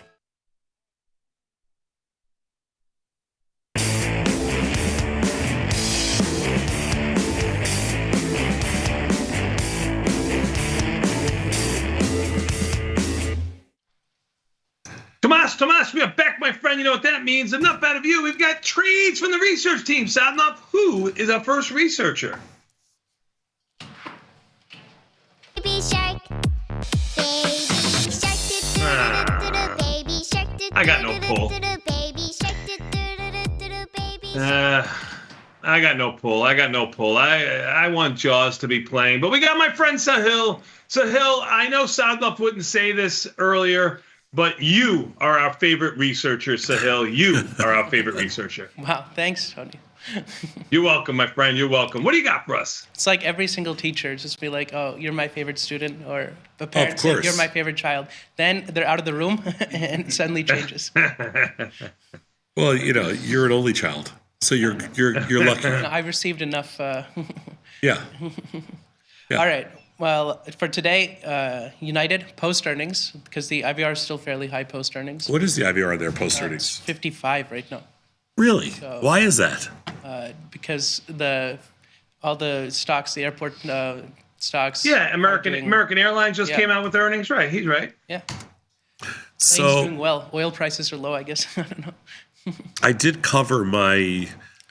I covered my trade yesterday. We do a March.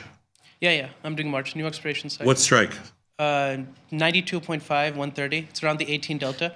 You can move it down to 90 if you're slightly bearish because it's on its highs right now. But 92.5 and 130. The 130s. Yeah, it's around the 18 delta on both sides. 337 credit, 1,000 buying power, so potential 30% return on capital. Yeah. What price you have in there? 337. Huh. Markets are a little wide. Yeah, they are. Yeah. Yeah. All right. I like it. It's not the most liquid, but yeah. All right. Cool. I answered it. I covered my position there yesterday, so I have nothing else. Yeah, I saw that, so I'm like, a new expiration cycle. Do it again. Yeah. Not bad. I didn't look yesterday. Post earnings IVR is fairly high, so why not? Yeah. I didn't look after we covered in the morning. All right. All right. Cool. Thank you. Oh, look at you. Good job. Who do we got next? Who's our next researcher? Every girl crazy about a shot glass man.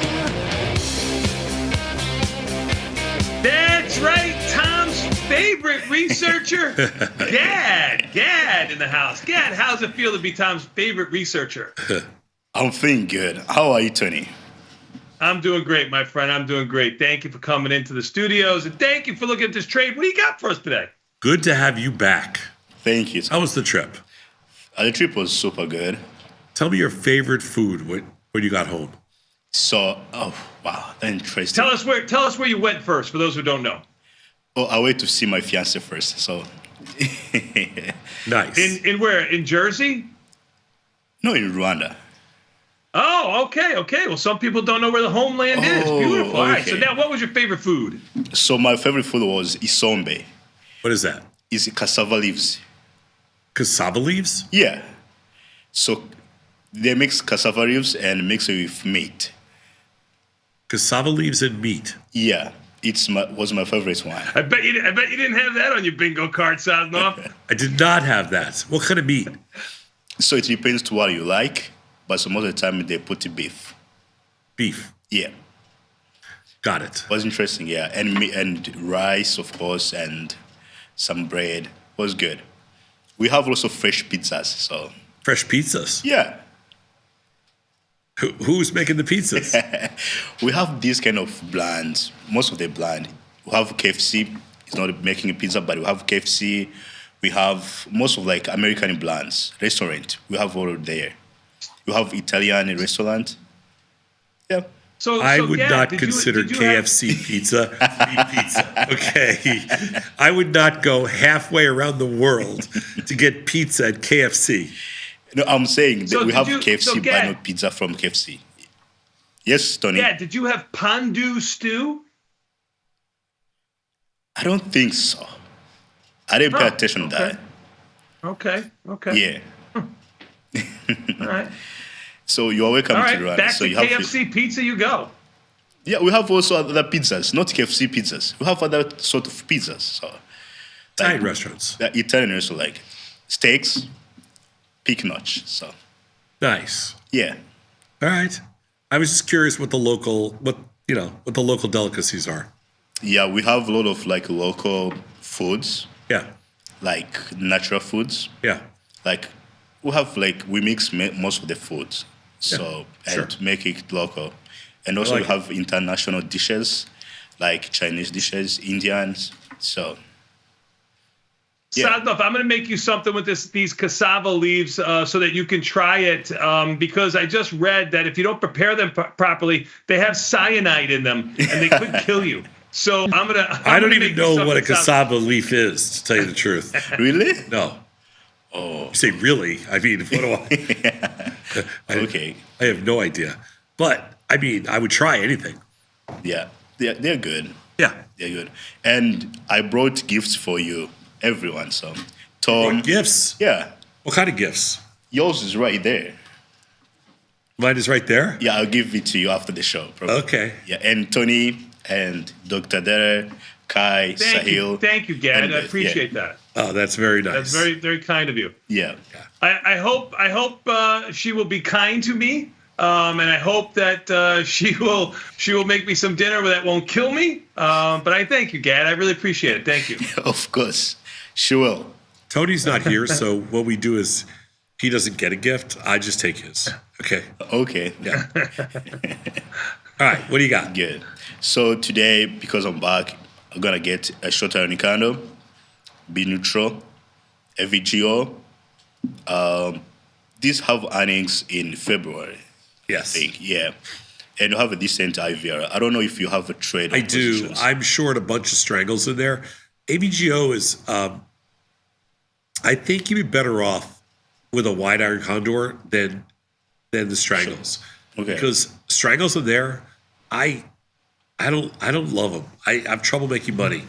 He ever since the split, I've had a harder time making money in ABGO post split than pre split. Yeah. Exactly. Yeah.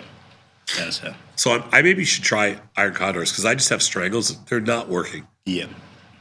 I mean, the stock moves around too much. Yeah, exactly. Yeah. Yesterday, the IVR was 27. Yesterday. Okay. Yeah, I've just been challenged in there. But let me look at these. What do you got? $10 wide? Yeah, $10. What? 205, 215 for put side, 280 and 290 for call sides. Okay. I'll route it. We'll see. Okay. I mean, like I said, I have a bunch of things. I got to make sure I don't mix up all the strikes. But great. All right. We'll work at it. Good. Thank you. Okay. Awesome. All right. Awesome. Thanks, Gad. Thank you. Who is our next researcher?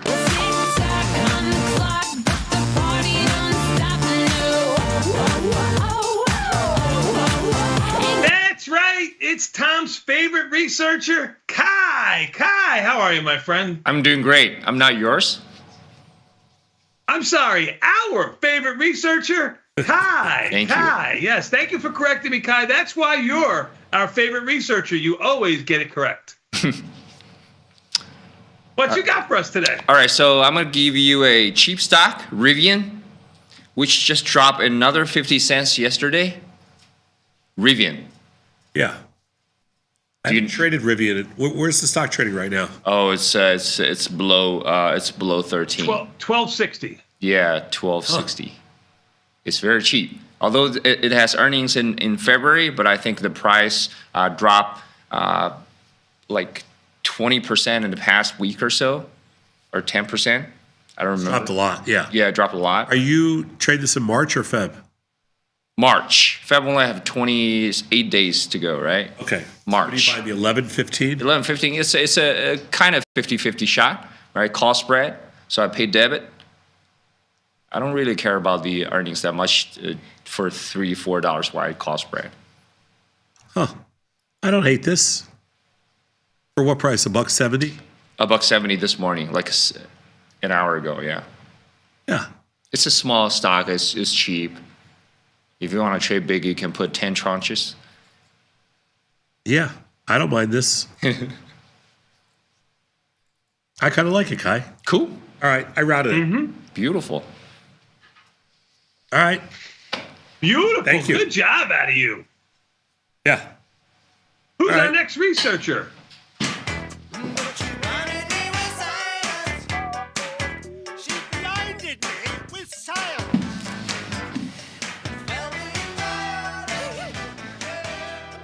Hey, That's right. It's our favorite researcher, Dr. Danner. I thought you just said that about the last because he's our last favorite. 3 people. Okay, I appreciate that, Tony. I appreciate it. You're welcome. You're welcome. I didn't know the other guys were in the room. I didn't think they could still hear us. Oh, yeah, no. Mm-mm.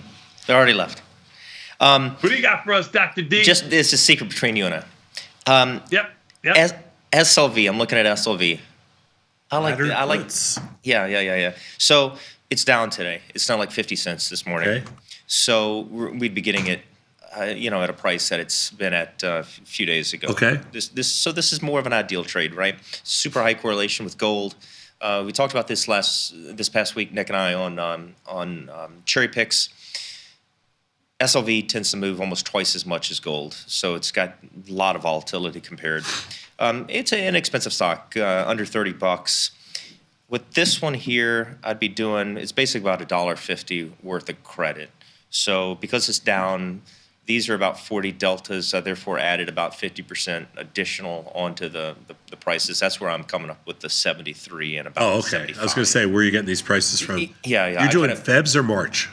Well, I'm doing one in Feb and one in March. So that was incorrect. So one's 29 days away and one's 57 days away. Okay, so which one's which? Because on the screen it says Feb. Yeah, I got that messed up. 27.5 would be the one in Feb. 27 would be the one in 27.5 in Feb, and in March, the 27. 27, that's right. And you think this is going to trade for what price? I think the first one will probably trade about 20-something cents over, and then the next one will trade about 25 cents over. So what's your total? About $1.50. About $1.50. I think that's high, but we'll see. Probably a little bit high. Yeah. I think it's high. All right, I'll put it in, then we'll adjust on the Yeah, I'm going to reach it. I'd probably go down all the way down to 140, I think. Yeah, I think it's going to be below that, but we'll see. I'll put it in at 150, and then we'll see what it is after the opening. It's what I considered a relatively low. Oh, I like it. I like it. Yep. Cool. Okay.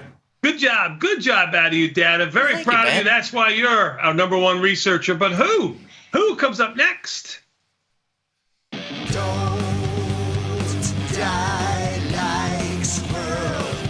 Bing, bam, boom, pop, ping, boom.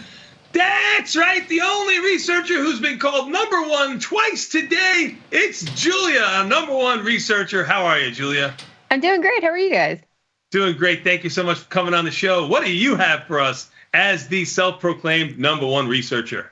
Yes, self-proclaimed. There we go. So today I wanted to stick with an ETF. In terms of finding like liquid ETFs that have decent IVRs, it's a little slim pickings, at least for the positions the strategies that I like to do. So today I'm actually looking at USO. Love it or hate it. I decided to go neutral and decided to go with a baby trade because oil gives me trust issues.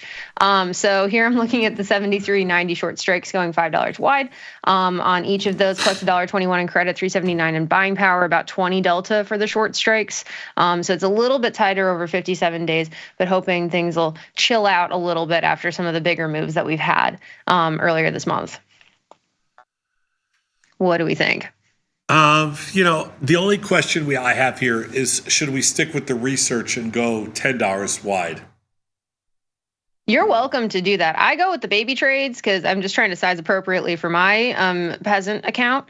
But with your grand account, $10 wide, I think is more than reasonable. If the strikes kind of allow for it, they get a little wonky on the call side. I say you got to go wider, Sadnov. I've had more success in /CL than I have had in USO because I think I've been too small in USO. Me too. When I traded, too tight. I think so too. So let's do this USO. Is this March, Julia? This is March, yeah. It should be March with the amount of time that we have, 21 days rolling. I agree. I'm going to go 10. No earnings to worry about. That's, kind of why I wanted to go with the ETFs. Markets are a little wide here. Just be careful. They are a little wide. We only have about 3.5 minutes, and it usually takes 6.5 minutes for Sadnov to find the strikes on the Tasty Trade platform. So maybe we should take a little bit of break so we can catch the opening bell. I'm ready. I already routed it. Thank you so much. Oh, you're such a liar. I can't believe you did that in front of the number one researcher, Julia. That's correct. Julia is our number one researcher. We'll be back in 90 seconds when we got the opening bell. Thank you, Julia. Peace.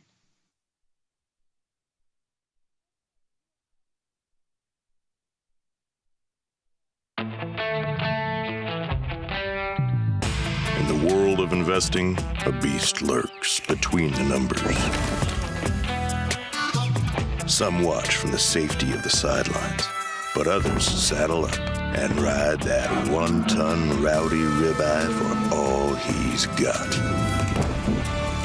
If that's you, join us on Tasty Trade, named best online broker for options trading.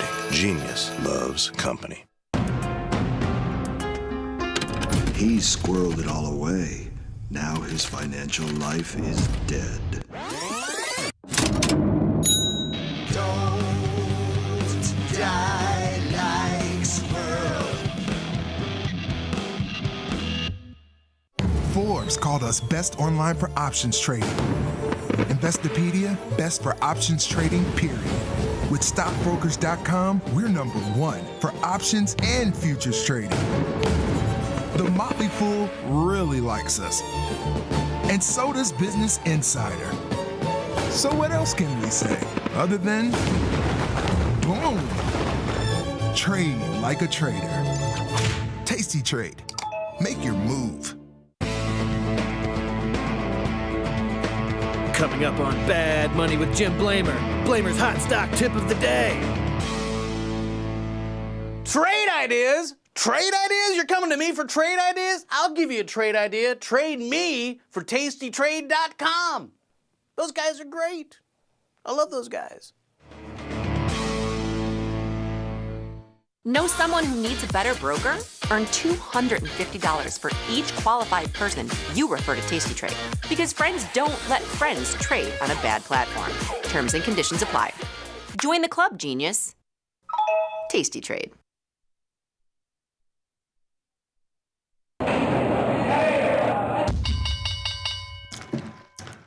Tomas, that cough can mean only one thing. It's time for more Tasty Live with the opening bell next. Sadnov in less than a minute, so I'll let the market dictate where everything is as the stocks open. But even the S&Ps have been holding steady, down 6 handles. Bonds actually sold off a little bit here, Sadnov. They were over 113. They're 112.19 for any movers here in the futures. Oil is up 11 cents, was up a little bit more, about 40-ish cents just a moment ago. And gold was down 25 at down 21. But the opening bell here is imminent, Sadnov. I just bought some bonds at 19 and notes at 6.5. You are correct. 108.0625. You are correct, sir. Yeah, those were limits I had in. So we'll see. Beautiful. Putting your money where your mouth is. There's the opening bell, my friend, as they come spinning out of the turn. Yes. Volatility /VX unchanged, down 1 cent. Tesla unchanged. Goldman Sachs, since we mentioned them, a little bit up around $2. Apple up 90 cents. But I'll let the rest of the stocks open here in just a minute. You got filled on your Rivian quite quickly, Savnov. Rivian. Oh, nice. RIVN. Rivian down 11 cents. I thought I put it in lower. Hold on, let me see. Yeah, 167. Okay. Can't be bad. Yeah, it's right there. Mid price is 166. I mean, yeah. Good one. Oh, I mean, fine. Fair, Phil. It's totally fine. GE opened up $11. It's $11.84 right now. New highs for GE. GE. Yeah, I'm going to have to roll some putties up in there. I would think so. Let's see what's making this market a little bit weaker here, Sadnov. Besides, definitely not GE, up $12.78. You've got ARM down $10. That's one of your bigger movers. Costco down just about $7. Lilly down around $6.50. SMH, which was up yesterday, down today by $5.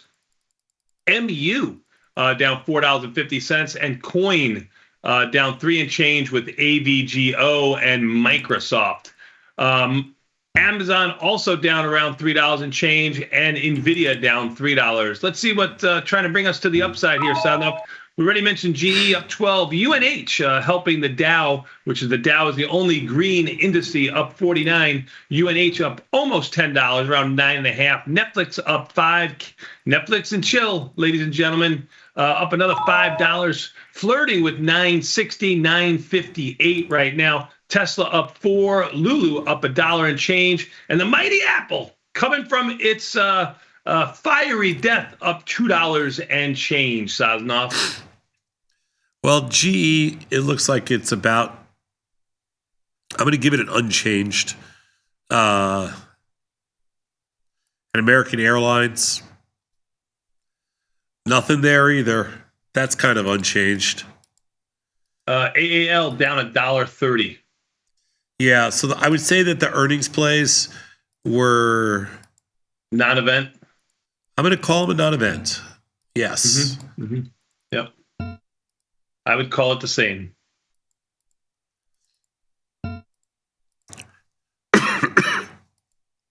Let's take a look. Yeah, AAL, absolute non-event, and GE, non-event. Yep, nothing there. All right, let's see what else we got going on. Orders that we're currently working, SLV, that's trades from the research team. That was Dr. Data's trade. That's closer than I thought. Stock's down 49 cents. Might be able to fill that one at 140. Oh, look at you. Might be able to. I said might. We're optimistic. I like that. Working. And UAL. That one. You're trying. I'm trying. You are trying. Who did the UAL trade? That was Sahil? I believe so. The number one researcher, Sahil. Trying to fill it. Filled. Oh, beautiful. Filled. So far, trades for the research team. We did the Rivian call spread that we bought, and we did the UAL post-earnings strangle that we sold. And I'm trying to sell puts in, laddered puts in SLV, nothing done yet. And I'm trying to get out of this kind of crappy AAL trade, nothing done in there yet. All right, let's take a look and see what else we've got going on this morning. Biggest losers out of the chute. Even the S&P down 550. The indices aren't moving too much. I guess the NASDAQ down 100 is your leader to the downside, with the Russell down 8 following that. And then even the S&P down 6, and then the Dow up 65 is your leader in the clubhouse. Volatility in by 21 cents yesterday. Yesterday, if you remember, it stayed a little bit bid going into that number, which really didn't move the market too much here, initial jobless claims. You know, it's funny. The stock that gives me the most problems, one of the stocks that gives me the most problems is MU. And today it's down $4, giving me more problems. That stock, Yeah, I had an MU position. I finally got to about even on it, maybe even a green scratch. Get the hell out. Get the hell out. Got the hell out of there. Get the hell out of Dodge. Now I got to do it in Goldman Sachs. It's my next one. Get the hell out of Dodge. And don't get back in there because that stock is...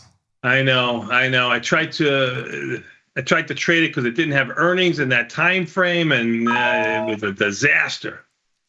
It is so hard. Mm-hmm. Yes, I agree. It is just get out of that stock.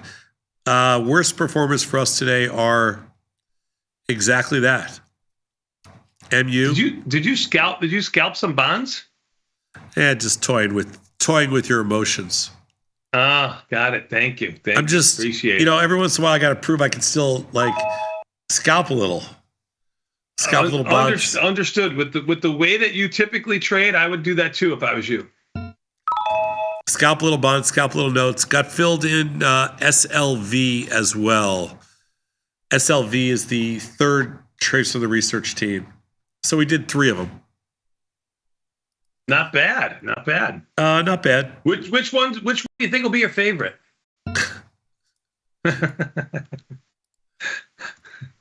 I don't usually like 3 of their trades. But understood. Let's see. All right. So last night's earnings plays were an absolute non-event. And overnight moves, let's take a look here. What's Coinbase doing? Coinbase, nothing really. Coinbase was down earlier. I'm sure it's still down right now. Coinbase is sitting down. Oh, heavens to Murgatroyd, Sadnov. I misspoke. Coin is actually up $2. Yeah, Coin's up and actually up $3.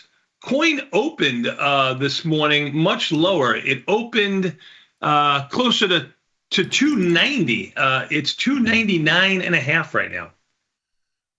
Nice little rally. All right, I'm good. We can go on.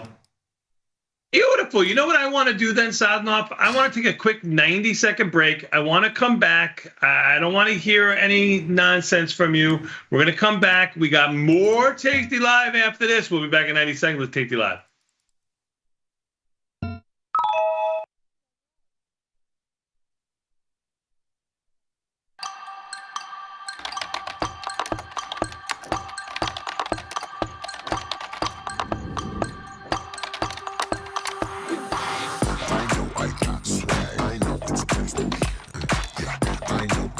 How much does it cost you guys to do simultaneous hair flips? Years of practice.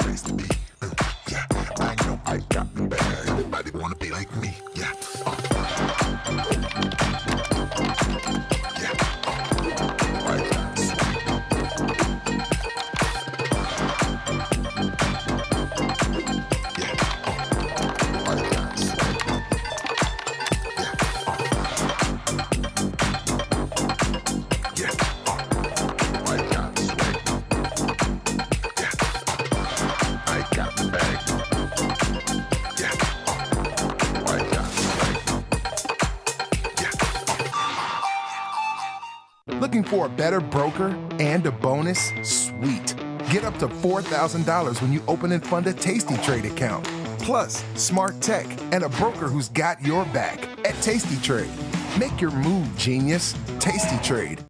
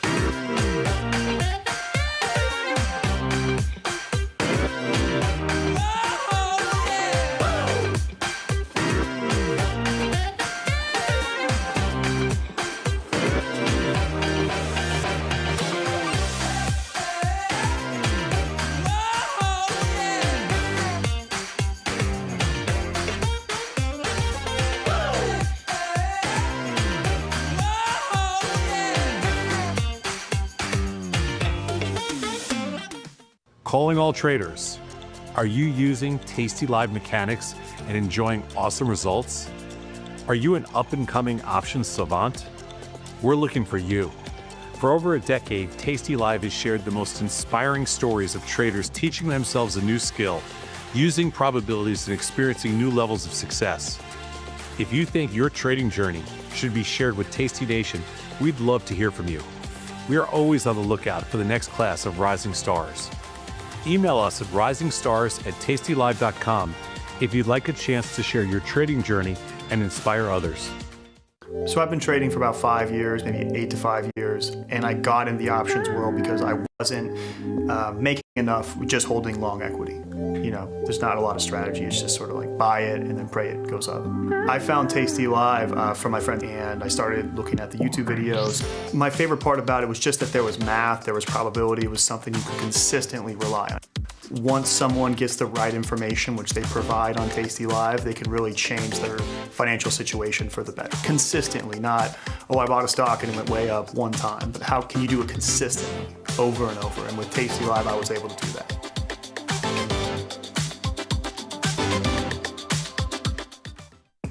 Ready to take your trading skills to the next level? Dive into the world of stocks, options, and futures with Tasty Trade courses. Whether you're a beginner or more advanced trader, our courses can empower you with the knowledge to succeed. Watch as our team in Chicago shows you how to use the Tasty Trade platform and go over the basics of trading. Perhaps you'll learn about a new strategy or a potential product for your portfolio. To find our courses, go to the Manage section of our web platform or head to courses.tastytrade.com. Start taking control of your financial future. Visit our courses today. Forbes called us best online for options trading. With stockbrokers.com, we're #1 for options and futures trading. So what else can we say other than boom? Trade like a trader. Tasty Trade. Make your move.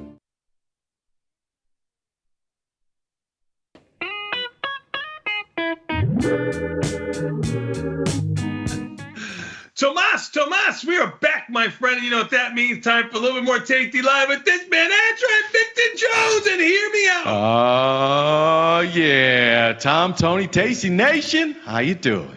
We're doing great, gentlemen? Vic. So glad to have you on with the under the weather Tom Sadnoff. Let's beat the crap out of him. Want to? Oh, Tom, I hope you feel better, my friend. You know, I put your picture in my computer. Just I get a little bored sometimes. I miss you, seeing your physical presence. So I put your picture in my computer, and I was just kind of changing your hairdo, different hats, you know, cowboy hats, baseball cap, forward, backwards. Then I was like, no hat. And then I was like, let me play with your hair a little bit. You know what I think would look great on you, Tom? And then AI will back me up on this. I'll send it to you if you want me to. Man bun. I agree with and him, before you say no, I'm telling you, you are an early adopter of AI. You think we should all get chipped up. What good is it if we're not going to listen to their suggestions? I'll send you the picture. I'm telling you, man bun. You can carry it, Sadnoff. Never going to happen. So forget it. By the way, Tom, yeah, I went with your old style. I bought five black T-shirts, 5 pairs of pants. They're all the same. Decision fatigue is gone. I'm past the trying to be I'm just the same thing every day. I wear the same exact thing every day. That's my 2025 thing. It's going to change your life. Oh, it's the best thing. I'm telling you, it's the best thing. It feels like a uniform. Like I got my uniform on. Yeah. It feels great. You know, Victor, sometimes you have to do things to realize how stupid they are. and I predict by probably next Thursday, you won't be wearing a black T-shirt. No, you're wrong, Tony. I'm never going back. I don't care. She will make you change your ways. You may think you can do things on your own. Okay, all right. I'm telling you, when all the tech titans were doing this, when Saz and Zuckerberg and all these people were like, I'm wearing the same clothes every day. Did you just say Saz Zuckerberg? I mean, they're all, half. What's that saying? Half a dozen, six. I don't know the saying. Six of one, half dozen of another. Thank you, my friend. Yeah. It's all the same. When they were doing it, I was like, that's crazy. And I'm Saz, 10 years late. Zuckerberg, Jobs. Yeah, right. I'm That's 10 the years way I late on think this. about them. And now Tom's wearing new clothes every day. He's not even doing it. I blame you for that, Tony. When you guys started the network, you guys were wearing all those flashy, fancy shirts with the rolled up collars. I was like, who are these people? Yeah, no, Saz was trying to be a little bat. He was trying to be like, he was trying to assimilate, bat getting all the attention. Assimilate, He was trying, yes. I was trying to assimilate. Oh, my God. He's so quiet. This is great. I'm going to do this. I'm going to do this for the rest of the segment. Thomas,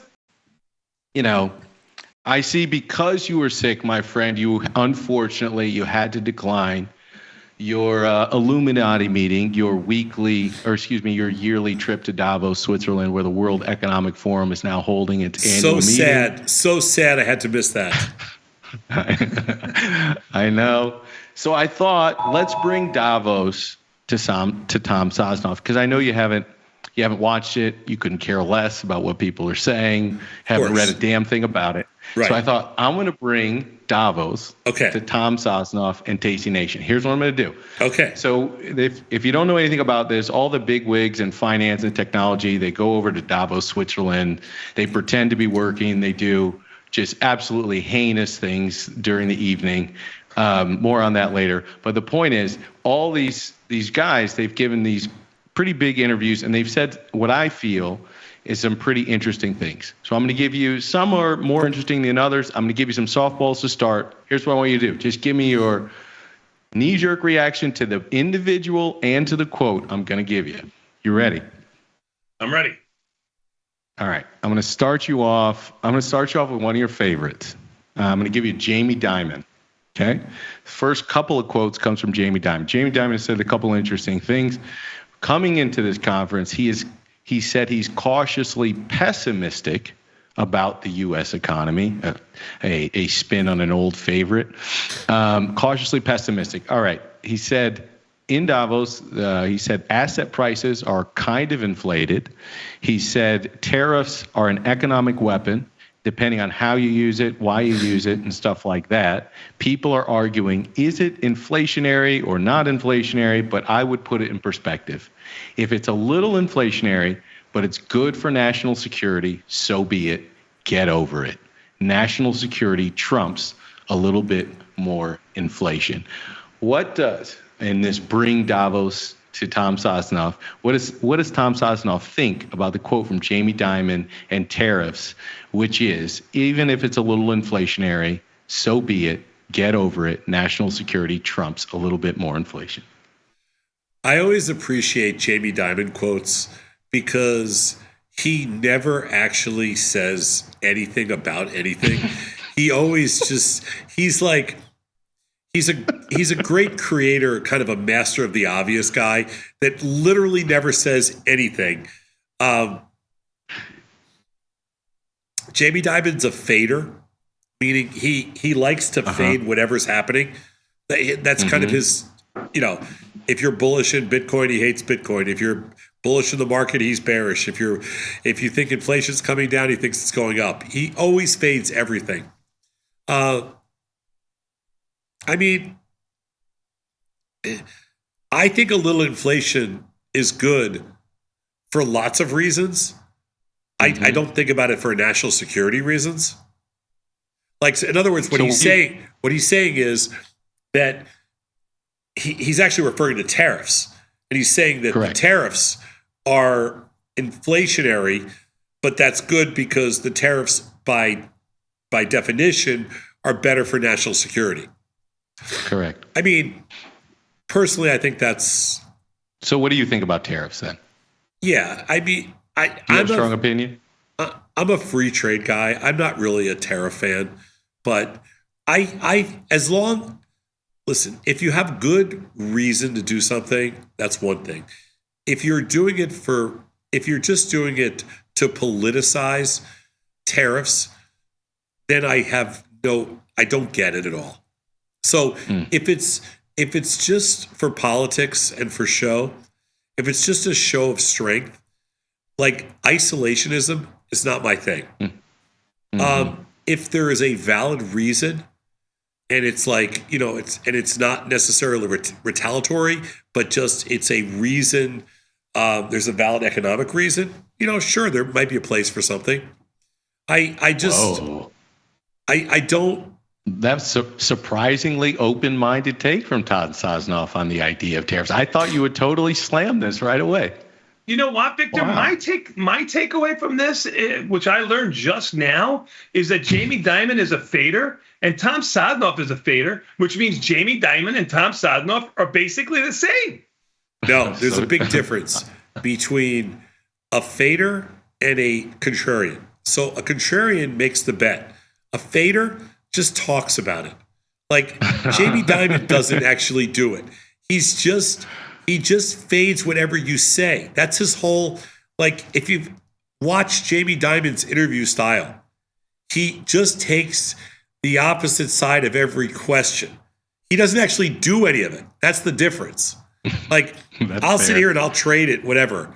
Whatever I say I'm going to trade. That's not his thing. His thing is just... So the execution. It's the execution. The difference between a fader and a contrarian is the execution. No. You push the button. With specifically with Jamie Dimon, he has a lot of difficulty. He's a little awkward.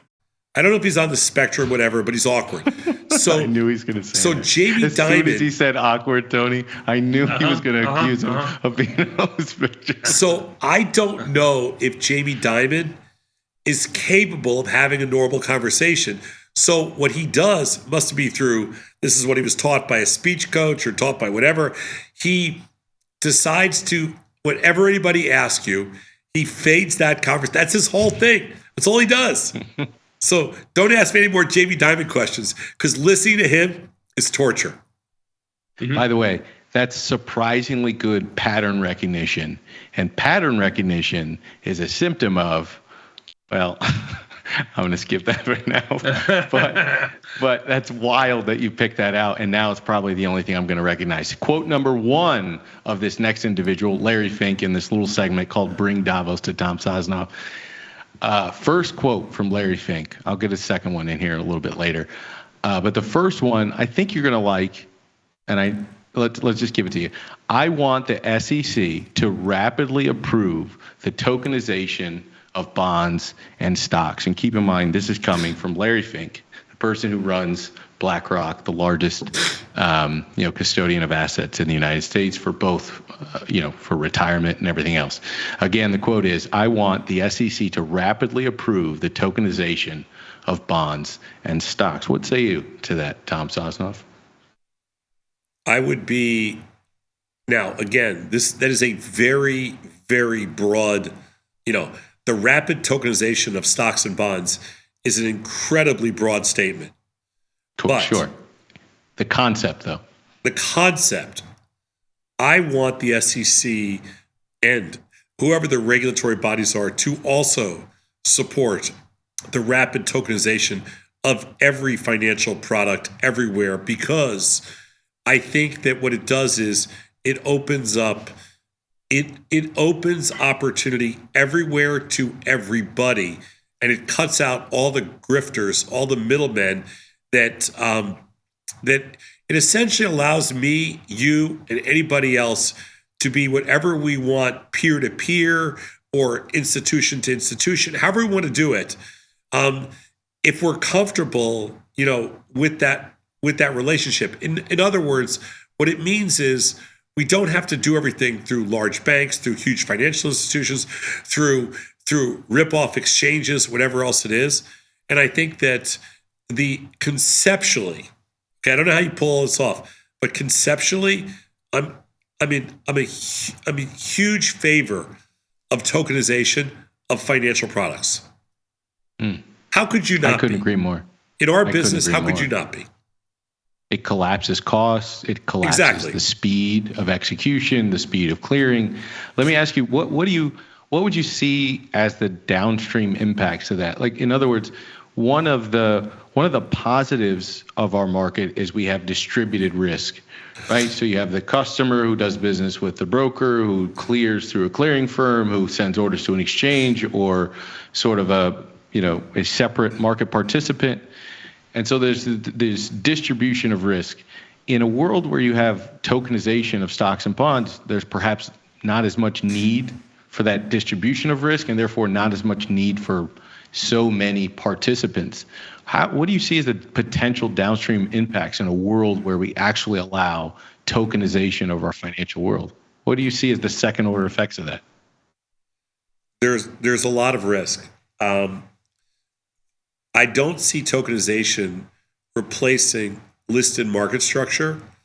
I see tokenization opening up markets to everybody everywhere. So I don't view it as, it's not binary. The way you just described it, it's binary. I don't think it's binary.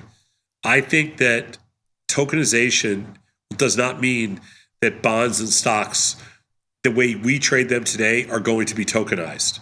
What it means is that there'll be a version that of like you can trade, Chinese stocks or US stocks or something else in different capacity through tokens, just like you could trade gold right now as a token.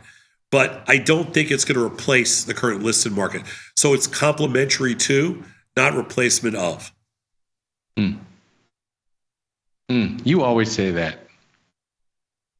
That's part of your you're contrarian, but you always have the optimistic take. You always have the optimistic take versus a destructive or sort of winner take all type take. It's not when he's talking to me. We're not going to be able to decentralize, listed markets and it's never going to happen. But it's going to complement what we already have. Like, all right, let me give you I'll give you an example. I'm sitting here right now and I'm like, and somebody tells me that, you know what? Right now in Australia, they have 7% bonds. I'm just making it up. I don't know what they do. 7% short-term rates.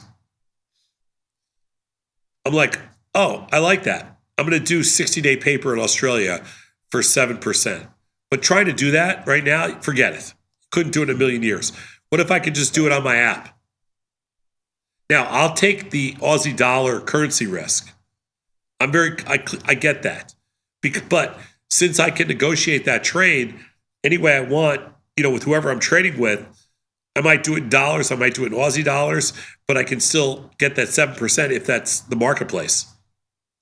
And there's no fees. It's instantaneous.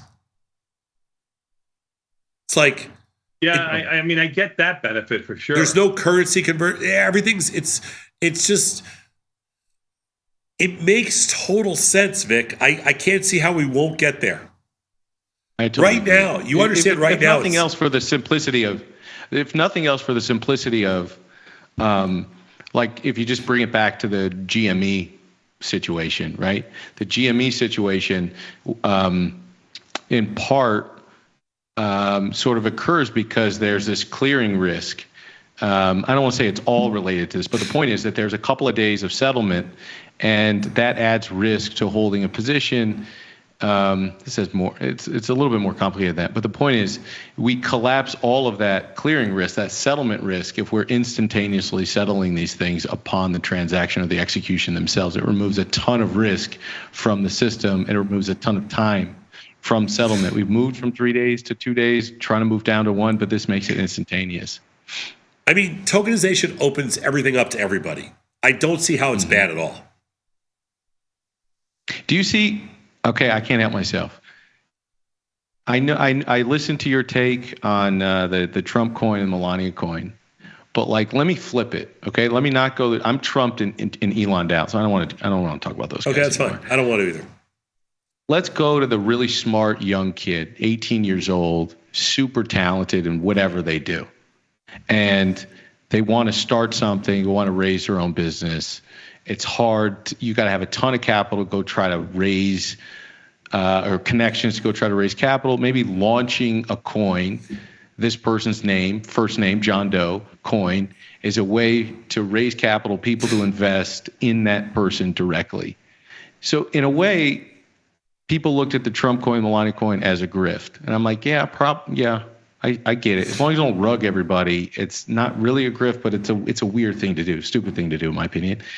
But a world where people can sort of self-fund in these types of ways, it creates really interesting opportunities for individuals that would never be able to raise money in sort of these traditional pathways.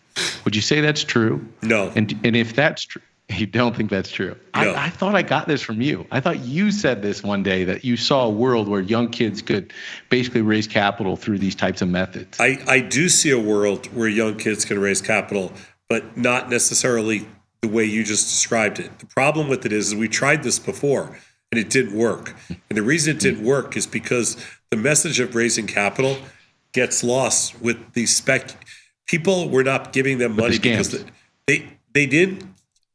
I wasn't, not me, but people were not writing checks because they believed in the project that people were working on. People were writing checks because they believed that in that little Ponzi scheme idea of that underlying coin, that the speculative value of that coin would be worth something. So the purpose of investing was very misleading, and that's why it all fell apart, and that's why it got regulated out. Fair enough. Can't go the same route. If you want to, I'm all for people being able to raise money. Crowdsourcing, almost impossible. Raising money in traditional sense, almost impossible. And the reason that it's almost impossible is because most of those businesses fail. I mean, there's a reason it's impossible. If businesses were successful, then raising money would be a lot easier. But businesses are 95% of those startups fail. So it's really hard to raise capital because everybody knows they fail. So what you're asking is that can we create an alternative method using an initial coin offering or whatever you want to call it? And if people are willing to buy a coin, but those same people are not willing to write a check for that business. They're only willing to write a check for that coin because they think the coin has Ponzi scheme value, not real value. Okay, that's not a reason to do something. That's my point. Fair enough. I get what you're saying. You're advocating fundamental value. You're advocating fundamental. I like the way you changed that, but I'm not advocating fundamental value. But I am advocating that you're making sure people understand future cash flows discounted to net present value, and you want people to focus on the income statement, the cash balance of companies. Victor, a startup idea does not have an income statement. They do not have free cash flow. Okay, that's not what I'm focusing on.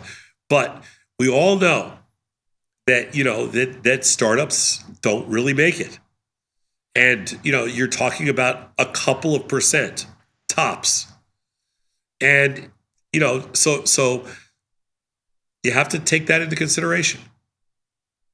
All right. Well, I do take that in consideration, but I do want to take this opportunity to let everyone else know that Tony and I are launching our new coin next week. It's called Vic and Tone. We'll give you the ticker. We'll give you the ticker next week, but I want everyone to be on the lookout. It's a Bator coin, a BATOR, Bator coin. That's actually a better name. See, yeah. Look at the synergy. Look at the synergy we have already. That was $1 billion conversation we just had right now. Right there. I mean, I don't know about a coin for you two, but Vic and Tony as a pizzeria, you got potential. Why you got no black people on the wall, Tony? Why there's no black people on the wall? All right. Here, I'll do the last one. You're my favorite Mookie. I'll give you the last one. I got a bunch of them, but I don't want to go too long. But you guys let me know. Mark Benioff, when talking about OpenAI, and I'm hoping this opens up a bigger conversation for just a couple minutes. But when talking about OpenAI, so Mark Benioff, CEO of Salesforce, and competitor, obviously, of Microsoft, he was asked about OpenAI, which was previously exclusive to Azure, which is a Microsoft product. Microsoft obviously is an investor in OpenAI. OpenAI was previously exclusive to Azure, and that's not going to be exclusive anymore. They're now going to be available on other platforms. And Mark Benioff was asked what he thought about this, and he said it's extremely important for OpenAI to get to other platforms quickly because Microsoft is building their own AI. I don't think that Microsoft will use OpenAI in the future. They have their own they'll have their own frontier models. They've said it clearly, said it's expensive, hard to use, and they've made some hires to bring this type of talent in-house. And the question isn't really about what he said, whether you think it's true. It's more about having been a board member, leader and founder of a company, seeing big companies and small companies, the dog-eat-dog world of entrepreneurship. So this guy, Sam Altman, he gets money from Microsoft. Microsoft is making money from this investment. And at the same time, they're trying to effectively outcompete them, outbuild them to make their own models in-house and effectively get rid of them in a little bit of a way. And so I'm just sort of curious, how do you see a world where the company that invested in you is also trying to compete with you? How often does that occur, and how weird of a board and founder situation does that have to be? Well, that happened with Tasty and TD Ameritrade. It happened with lots of different people that have, I mean, the company that invested in you is also competing with you is a world I'm very comfortable in. I've experienced that firsthand.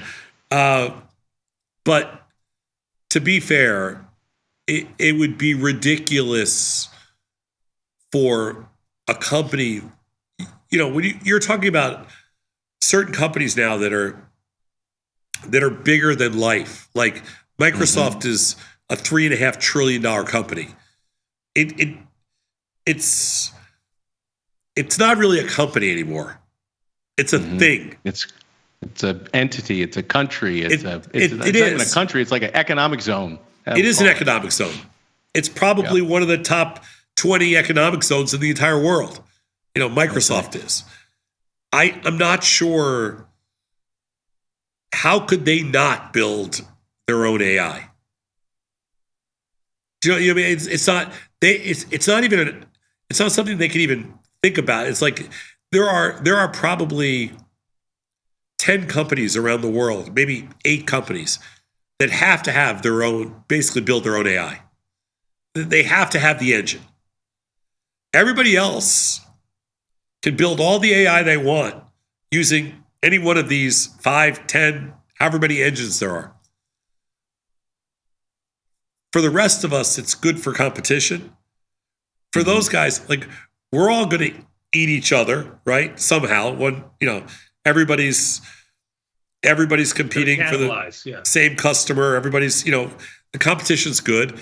And for those 8 companies, I mean, it would be completely unrealistic for them to think, like, if your competition is if you're Salesforce, you understand that Microsoft's going to build that. If you're OpenAI, they're going to build. This is not something this is not going to surprise you. It's not if, it was just when.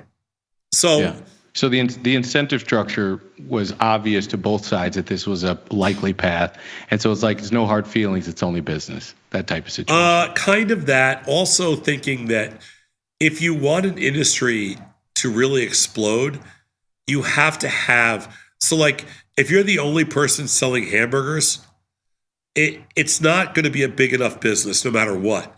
You need 10 other people also selling hamburgers to get everybody in the world interested in eating hamburgers. So I don't necessarily think it's a bad thing that there's 5 or 10 sources for AI, and then let everybody else in the world figure out based on fees, who you're going to use. Fair enough. But that concludes today's Bring Davos to Tom Sosnoff. Tom, I appreciate you actually played along with that. By the way, the food analogy is not surprising. I once looked at Tom Sosnoff Instagram Explore page. It was all food. I'd never seen another male's Explore page with only food. I had never seen that before. No, he says he doesn't take pictures. He doesn't take pictures of food. He says, I don't take. I haven't taken a picture of a piece of food. It was what Instagram was showing him. It doesn't matter. So, and then the last thing I'll say is I'll take this last opportunity to announce that Tony and I have been working on our own AI that we plan on launching next week as well. What's that called? It only does new hairstyles. We've got a few bugs to work out. Right now, it's 100% recommending man buns. So we gotta tweak the recommendation algorithm. We'll work on that. But it is launching next week. Tom, think about it. Man bun, my friend. Man bun. let's make it happen on Monday, Sosnoff. Make it happen Monday. That's what we'll call Make it. it happen. Man bun. Man bun Monday. Man bun, make it happen Monday. I love it. We're going to take a quick 90-second break and come back. We got more Tasty Live after this with a market measure. Good job, Vic. Peace, guys.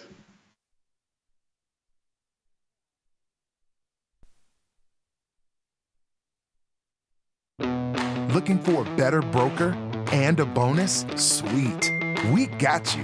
Right now, you can get a bonus of up to $4,000 when you open and fund a Tasty Trade account. Plus, low rates, smart tech with the analysis tools you need, and award-winning support. So, get a broker who's actually got your back. And up to $4,000 at Tasty Trade. Make your move, genius. Tasty Trade. If you missed the live show, here's our cherry on top weekly recap. When are you gonna name this studio? You know, March it'll be a year. It's the Scott Sheridan Studios. Okay, Yeah, we already Tom, named it. what was your plan? You said you were gonna, it's been almost a year. You're gonna get the names very soon. When? Okay, it's been literally long enough that your daughter has had a baby in the time. Your friend and mine, the very popular, the very demure. Demure? What do you say? More? Yeah, me? Oh my God, you're rewarding stupidity. I can't take it anymore. Demi, Come on, son. Come on, son. Let's get. We're gonna do this in June, July. Let's just do it now. I got no issue with him. Oh yeah, you do. You do. Come on. You got a big issue. Bats are out. Jason. Oh, thank God. I left. Enjoy your show. You can apologize. You don't have to mean it. Beth, don't let those guys take over your little. You're gonna have a problem here. I'm not gonna. I said the same thing. He's not gonna have a problem. Do you know why? Tell him why, Sad. Wait a minute.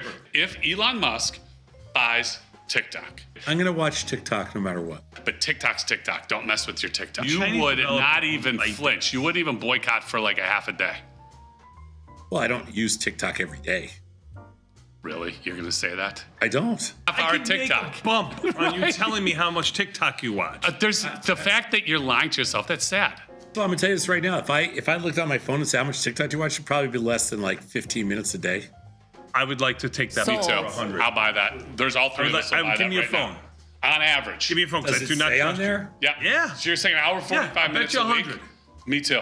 Bet you 100. I'm Bet you. Do we have a bet? Oh, now we don't bet. Now we don't bet. Now we don't bet. What do you got? Yeah, I don't know how to find it. See, I told you. You go to screen time. Yeah, screen time. Uh-huh. Yeah. And then it'll show you your app usage right under the daily average. What's your daily average? Oh my God. Daily average. Screen time today. Sure. Bet somebody, please. Yeah, we do need somebody to come in and do this. Screen time today. Yeah, thank you. No. Oh yes, Beth, Mama please. Bear's here. Okay, right here. Look. Oh, Where? can I disclose this? Yeah. 4 hours and 5 minutes daily what? average. Oh, that's just on my Screen That's in time. general. Yeah. Just on my phone. See all 4 apps hours and list. 5 minutes of TikTok. See that? What does that say? That number? Yes, that number. That's not right. Okay. What does it say? 1 hour and 59 minutes. Today? Most used. Daily average 39 minutes. There you go. I said it was triple. God, now that I know this feature's on here, I spend way too much time answering emails. Get the full scoop by checking out the archives at tastylive.com. In the world of investing, a beast lurks between the numbers, ready to pounce. Some traders hide from it, some ride it. If that's you, join us on Tasty Trade. Genius loves company. Today's episode of Market Measures is brought to you by SIBO. SIBO is partnering with tastylive to provide educational opportunities for traders at all levels. Did you know index options like these can provide opportunities for diversification, lower volatility, liquidity, and other benefits? To continue your education on some of the mechanics learned in today's Market Measures, check out SIBO's Retail Trader Suite at www.sibo.com/minis.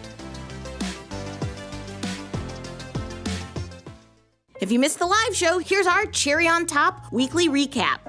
You know, my first concert was when I was very young. It's quite embarrassing. Anson.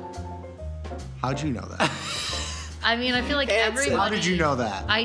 Because who else was popular then in like the late 90s?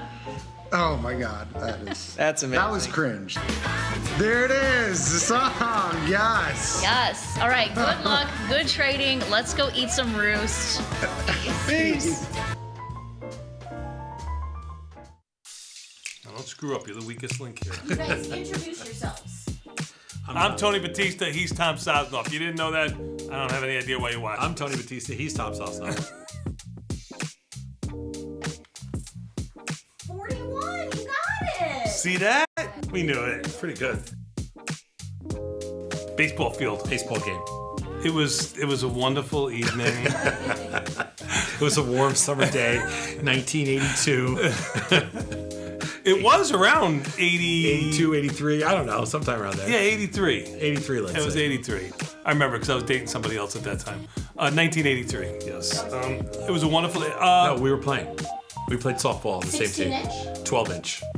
With gloves. Because we were hand models at the time. Yes. I played third base, Tony played right field. You've been dying to say that, haven't you? We took him, he was a charity case. If you missed the live show, here's our cherry on top weekly recap. When are you gonna name this studio? You know, March it'll be a year. It's the Scott Sheridan Studios. Okay, Yeah, we already Tom, named it. what was your plan? You said you were gonna, it's been almost a year.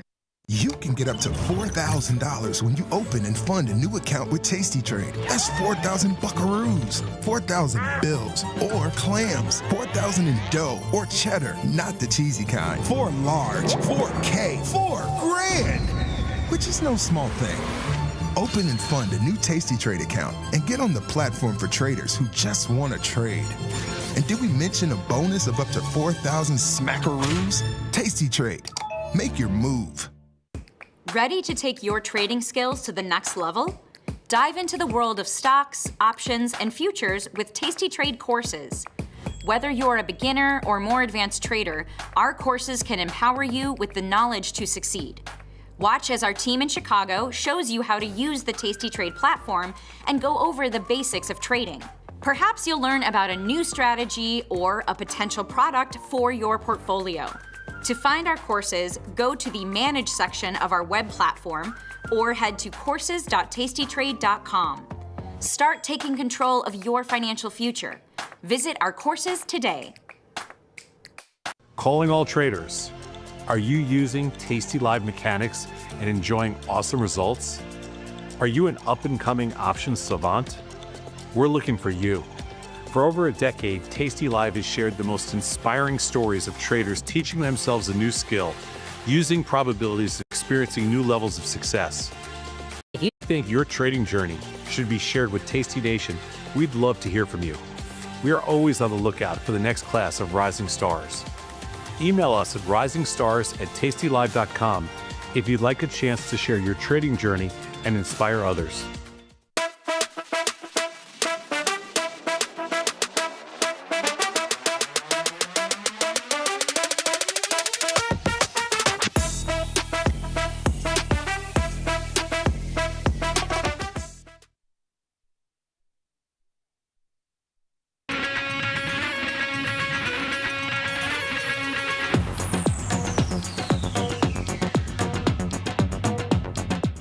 Tomas, we are back my friend. You know what that means? Time for a little bit more Tasty Live with this market measure. Even the S&P, Sadnov, holding steady, down 5, all quiet around the market today. Not really any movement. Volatility in by 36 cents. It really has been quiet. Yeah, most definitely. A little sneaky Apple move up almost $3. Goldman Sachs up $6. A few others obviously moving, but the overall market staying complacent, perfectly priced, Sadnov. I haven't done very much today. I'm not holding it against you. Just looking at the market, trying to think if there's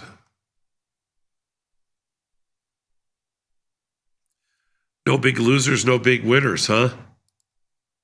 That is correct. Wow.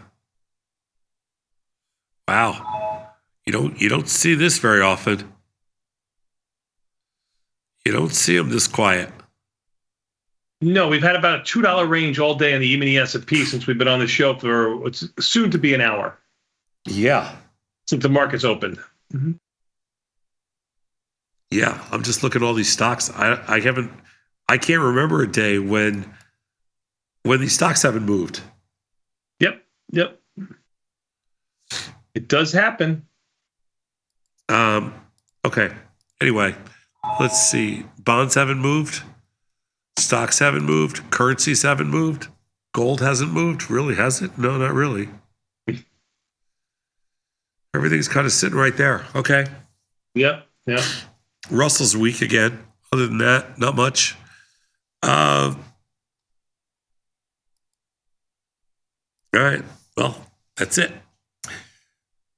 Picking wings. Well said. You ready for a little zero DT? Interesting study. Yes. Interesting study because we've never done this before. Picking wings for zero DT strangles. How do you pick a wing? How do I pick a wing? Yeah. I mean, for me, it's been on the 0 days, and this is what we always talk about, sponsored by the CBOE on Thursdays. I've been going with the $20. That's been 20 to 30. I'll spread it out a little bit. $20 to $30 wide. I go with my shortish delta around 20, 25. I like to collect around $5-ish, and I go from there. That's what I've been doing. So this is a piece of research that's designed to show you that if you want the cheapest possible wing, what it does as far as buying power savings is. Let's go to the first slide. I'll show you. All right, let's do it. We've never done anything quite like this. So trades with undefined risk, such as short strangles, have higher probabilities of profit and upside than potential similar defined risk strategies, such as iron condors. Undefined risk, zero DT positions are buying power prohibitive. However, because of regulatory BPR minimums, do not account for time remaining. So adding cheap, far out of the money long options can give similar results to undefined risk trades while controlling buying power. So how do we pick those far out of the money options? So Tony, if I was to sell right now, let's just say a 30 delta strangle, zero DT in the SPX, what is my buying power requirement? 30 delta, just a strangle? 30 delta call, 30 delta put, strangle, SPX, zero DT. Let's take a quick look, Sadnov. It's going to be huge. You know that, right? It's going to be huge. It's going to be probably around 100,000, but I'm not sure. I think it's a little bit less, but let's see. 0 day, 30 delta, approximately 100. Oh, you're a little bit more. 120,000. 20%, almost exactly, of a $6,000 index. The buying power requirement for a one lot strangle, 30 deltas. How much money premium you taking in? About, obviously it's at different times, but let's just call it $8. Okay. So in order to make Max $800. $8.50, $8.50, $9. Okay, whatever. Let's just say max to make $800 today. You got to put up 120 grand. A lot of money. It's a lot of money, but people trade these products a lot. Yep. So obviously you can do a normal iron condor or things like that. But what if you wanted to keep that synthetic strangle on, but reduce your buying power requirement from 120 to under $10,000, let's say, right, and have essentially the exact same position on? That could be interesting, right? Yep, definitely. That's what this study is. Take the 120, which is cost prohibitive for everybody, and turn it into, I don't know, 8,000, 10,000, something like that. Let's take a look. That's correct. Because, as we wrote in here, regulatory BPR minimums do not account for time remaining. So that's the beauty of this. Now, is there really $120,000 in risk in that one lot strangle? And the answer is no, not at all, because the market can't move that much in a day. But that's just the way the right. We would be lock, limit, and closed. Right. So but if you buy a cheap option, you can reduce that. Let's go next slide. So using nearly 2 years of data in the SPX, 0 DTs, we looked at 40 delta, 30 delta, which Tony just looked at, and 20 delta strangles at the market open. Now, we got to look for wings. So we're going to go looking for closest to at the money put with a cheap bid of 30 cents, 20 cents, or 10 cents. So the bid had to be 30 cents. Okay.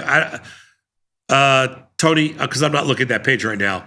Yep. If you were looking right now, what is the cheapest 0 DT? With a 30-cent bid? Yes. Let's just say on the put side, you would be about 60, 70 would be your short, and your long would be 6,000. So say $70 on the put side. Oh, okay. You mean you're saying an option with a 30-cent bid is the one you buy, right? Yeah, you're saying $700, right? I'm sorry, $700. Right. 6,070 to 6,000 or $700 because everything is 10 times. You would use about $6,500 in buying power. There you go. They're exactly right. Yep. And on the call side, it would be whatever. And on the call side, it would be like approximately now, guys. You know, this is 6,090 to about 6115. So you'd be using obviously a little less buying power on the upside, and you get stop. What they're doing on the call side, they're taking the same distance. So if it was 700 it was 700 points to the downside because that's the puts. They're going to do 700 to the upside. So, and we'll show you what those prices come out to. It's very interesting. And then we're going to repeat the process. With put skew, your put spread's going to be so much wider. That's where all the buying power is going to come from. That's right. Your call side's only going to be $30 wide. It's going to be half as much. 300, you mean 300? Yeah. I'm sorry, 300. Right. Everything is 10 times in SPX. Right. I apologize. Okay. We examined the average total cost of the wings, resulting buying power, as well as how often they provided actual protection. Okay, how often? Sometimes, probably never. I don't even know. Let's go next slide. Okay, we'll start with 40 delta strangles. This explain the whole thing and take 2 seconds.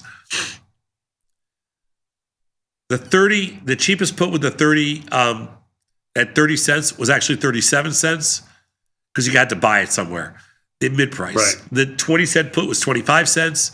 The 10-cent put was 20 cents. Makes total sense to me.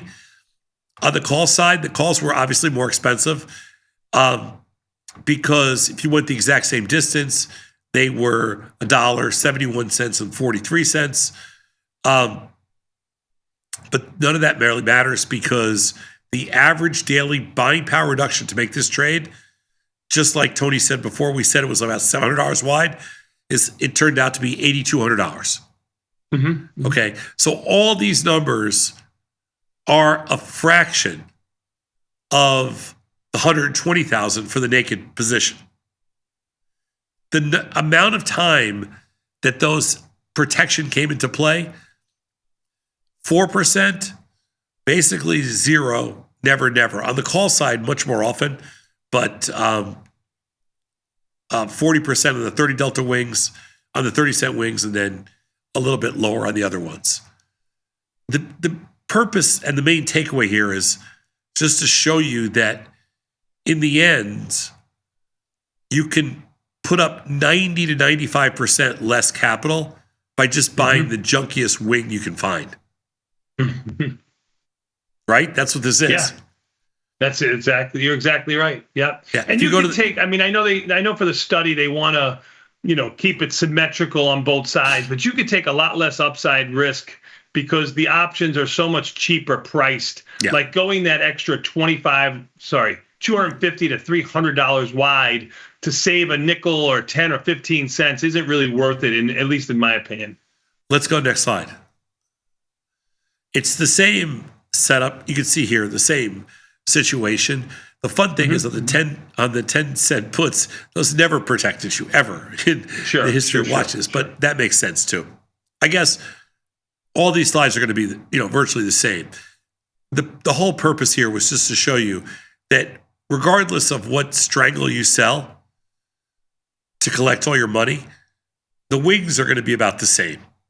Let's go next slide, Beth, the 20 Deltas. They're all virtually the same. And the percentages are the same, and the buying power reduction is pretty much the same. Further you go away from that, the money, the cheaper, you put a little less money up. But the point here is it's still 90 to 95% less than selling a naked strangle in the SPX. It's much more of a strategic play on buying power, and I can't think off the top of my head of any reason why I wouldn't do this. Now, I've challenged you on this when you've done strangles, and I know we're doing the show real quickly, and you'll just do a strangle for a short period of time in SPX near the end of the day using a lot of buying power. And I know you're only keeping it for the next, 45 minutes or less in the trade, but you would probably hold on even longer if you had that wing attached to it. And you'd probably roll up the untested side a little bit quicker too, and maybe stay in the trade for more juice. Elevate your game a little bit, Sadnov.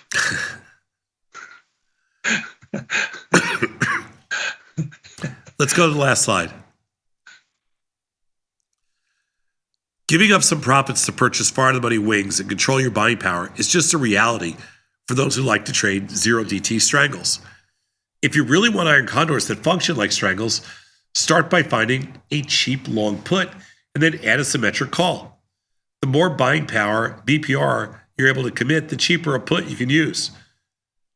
Due to put skew, using cheap long calls resulted in more expensive long puts. There's nothing wrong with that as a trade, but you're really selling iron condors then.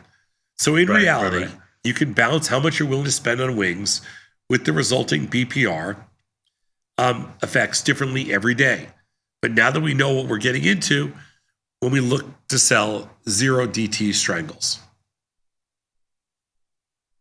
it's pretty fair. Very nice. Good job. That was a very, very nice market measure, something you can put into practical application immediately, if not sooner. Agreed. Okay, Sadnov, what's that? Agreed.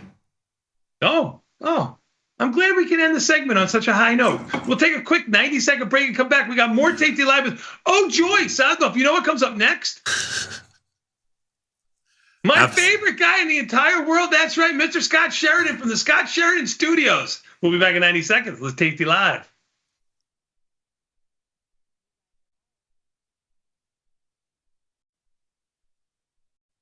You can get up to $4,000 when you open and fund a new account with Tasty Trade. That's 4,000 buckaroos, 4,000 bills, or clams, 4,000 in dough or cheddar, not the cheesy kind. 4 large, 4K, 4 grand, which is no small thing.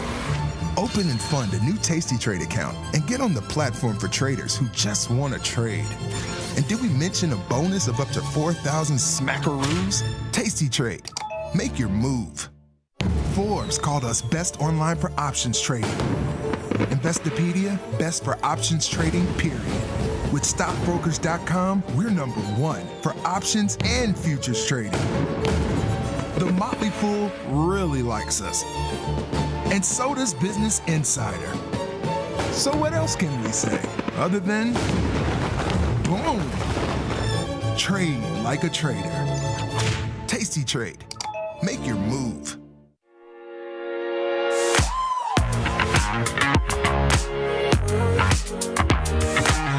I'd started to disrupt my trading career like really early on, probably 4 or 5 years into it. I started thinking there's got to be more than just this.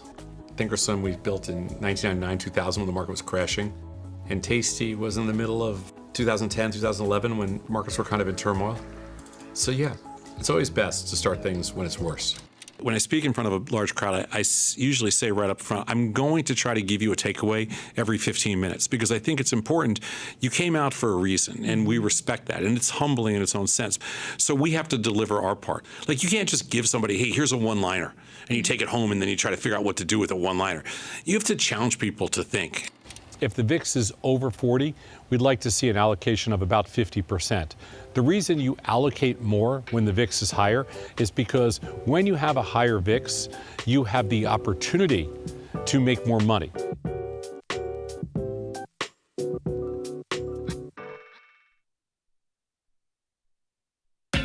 Beat the opening bell.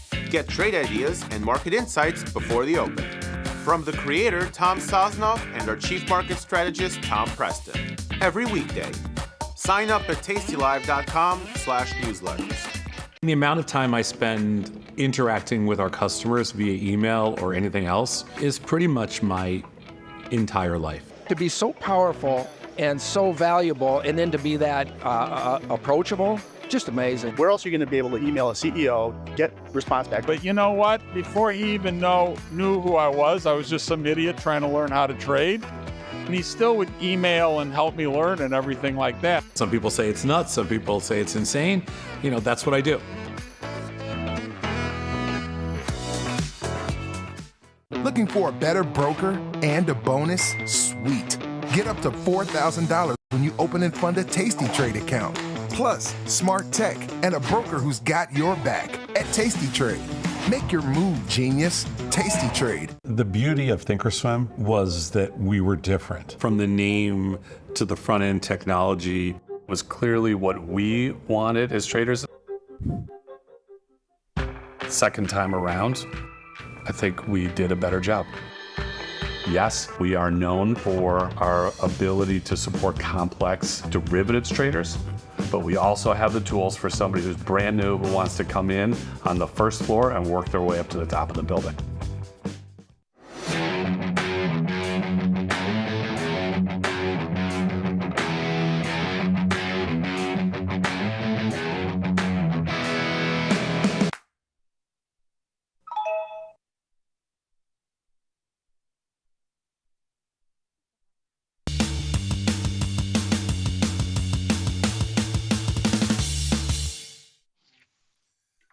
Tomas, we are back, my friend. And you know what that means? Enough out of you.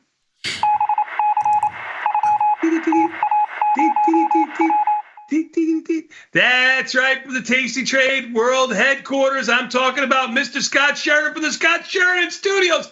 Mr. Sheridan, before you speak, I have one question for you to answer. And this will it'll actually define how this segment will go. Are you ready, Mr. Sheridan? Chicken wing. Chicken wing. Flat or drum? Drum. Sosnoff, we had it right. We knew it. You go for the flat part? Everybody does. Everybody in the know goes for the flat. Nobody goes for the drum. Well, first of all, I don't eat chicken wings, but if I do, I go there. Second of all, I go boneless. Oh my God, you bougie SOB. Unbelievable. Yeah. Well, you didn't ask me boneless or bone. That explains a lot on how you view the world too, by the way. Chicken wings. I told you 100% he's a drumstick guy. Yep, 100%. Yep, I agree. But I go said for the same boneless. thing. I would never order chicken wings. Boneless. Oh my God, you're like a child. Yeah, for sure. Boneless. I don't want to deal No with this. grown man goes for a boneless wing. I have If they were never. in front of you and Tom, you would scarf the whole plate down. What are you kidding me? I have never Okay, ordered a I'll go. boneless wing in my life. Thank So- you. Thank so- you, Mr. Sosnoff. I guarantee you've had boneless chicken wings. Yeah, I've had them, but I don't order them. I would Have you never ever order them. I like When bones. you go to like a brown, oh, you like bones? Oh my god! Well, because it gives you something to hold on to, like an animal. Yeah. I mean, boneless It's chicken wings easier. they're not chicken wings.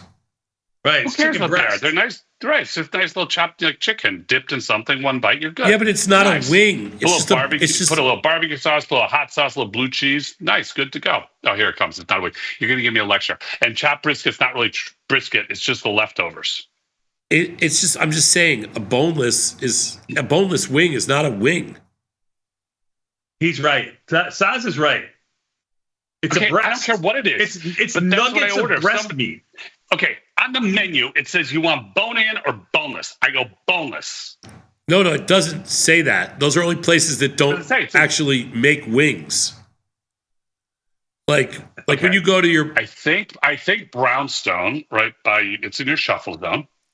On Lincoln, they make good boneless wings. I think they make bone-in wings too. And I'm not opposed to bones in my chicken. I'll eat a chicken you can bring me half the chicken on the bone. I'll eat that. It has nothing to do with it. It's just easier. Go to boneless. This is a great conversation. Anything else you guys got? Well, I know you haven't watched the market. Even the S&Ps have moved 3 handles all day today. We've been talking about a lot of things. All day. And what's crazy is literally for the last seems like forever, we've had 40, 50, 60, 70, 80 point moves. And Yes. today, since the bell has rung, I think they've been down 8 and down 250. Yep. You're right. We just made the first run for the roses here of down 250. There you go. Tom, more importantly, yeah. you're in studio today, right? Yes. Do you have are people wearing hazmat suits? Is the door open? Are you forcing people to come in and actually talk to you? Are they wearing masks? You should have a mask, but you're not going to wear one. What do we got? Well, I'm worried forcing about the team. No, I'm not forcing anybody to even be near me. Good. But I'm totally More fine. importantly, what's for lunch today? Because if it's in a box, I'm fine with you grabbing a box. But if it requires a spoon dumping on your plate, please have somebody do it for you. Because you're going to get one of these before, and then you'll go in. Okay? He's right, son. That's how we spread germs. That's right. You don't even use your left hand to cough. First of all, like a 3-year-old. No, he uses his left. You don't want him to use his left hand. You don't want him to use his left hand for anything. That's the one he uses all the other time. See, elbows up, bows up, back, right? You teach your kid, elbows up, right? Hey, why do you cough guys in your care? elbow. Neither of you two are here. Why do you even care? We care about everybody else. The rest of the team, we care Really? about. You Really? don't. Who do you care about up there? People, Who do you care about? Tell me one person you care about. Who do you care? I don't want to start naming names. I don't, Beth. I don't want to lead people off the list. So, Beth, when you win your Academy Award and you forget to say somebody's name. Here, I don't I'll want give to you do guys. that. I'll So I'm have just some saying fun with you. everybody. I'll have some fun with you. We only have one rowboat. There's only holds 6 people. You each get to pick 3 people to put on the rowboat. Who you put on the rowboat? Yeah. Not you. Wait a minute. It holds 6, and it'll hold 6, and we only get to pick 3. We're not taking you, Sosnoff. Yeah, you're So not. we got 4 people. I got my own Beth's rowboat. involved. I got my own rowboat. With unlimited seats. So you got 6 people. What 6 people are you taking from here? To start our new nation with. You know, what's 6 people? Genius. Oh, Beth, I feel sorry for you. Oh, it's disgusting. I got a vision in my head now of us starting our new nation on our island, and I gotta go. Beth, come here. Oh, jeez. This has gone too far. Way too far. Okay. So you can ask a theoretical question and try to get us the answer. But when I asked you, what are you going to do with TikTok if Elon Musk buys it? And you said never going to happen, which I still say is at least even money. Mr. Beast, if you go to like Kaushi's or something like that, Mr. Beast is the leader in the clubhouse, I believe. Mr. Beast is the leader. I haven't looked in a day, but yeah, his odds were improving. But I thought he got into some minor issues with some employee problems. He got a pardon. Oh, he did. Why can't we buy it? I'm just Wait a minute. teasing. I'm just Did you teasing. Did you see the Borowitz today talking about pardon? No. El Chapo's claiming he was part of the J6.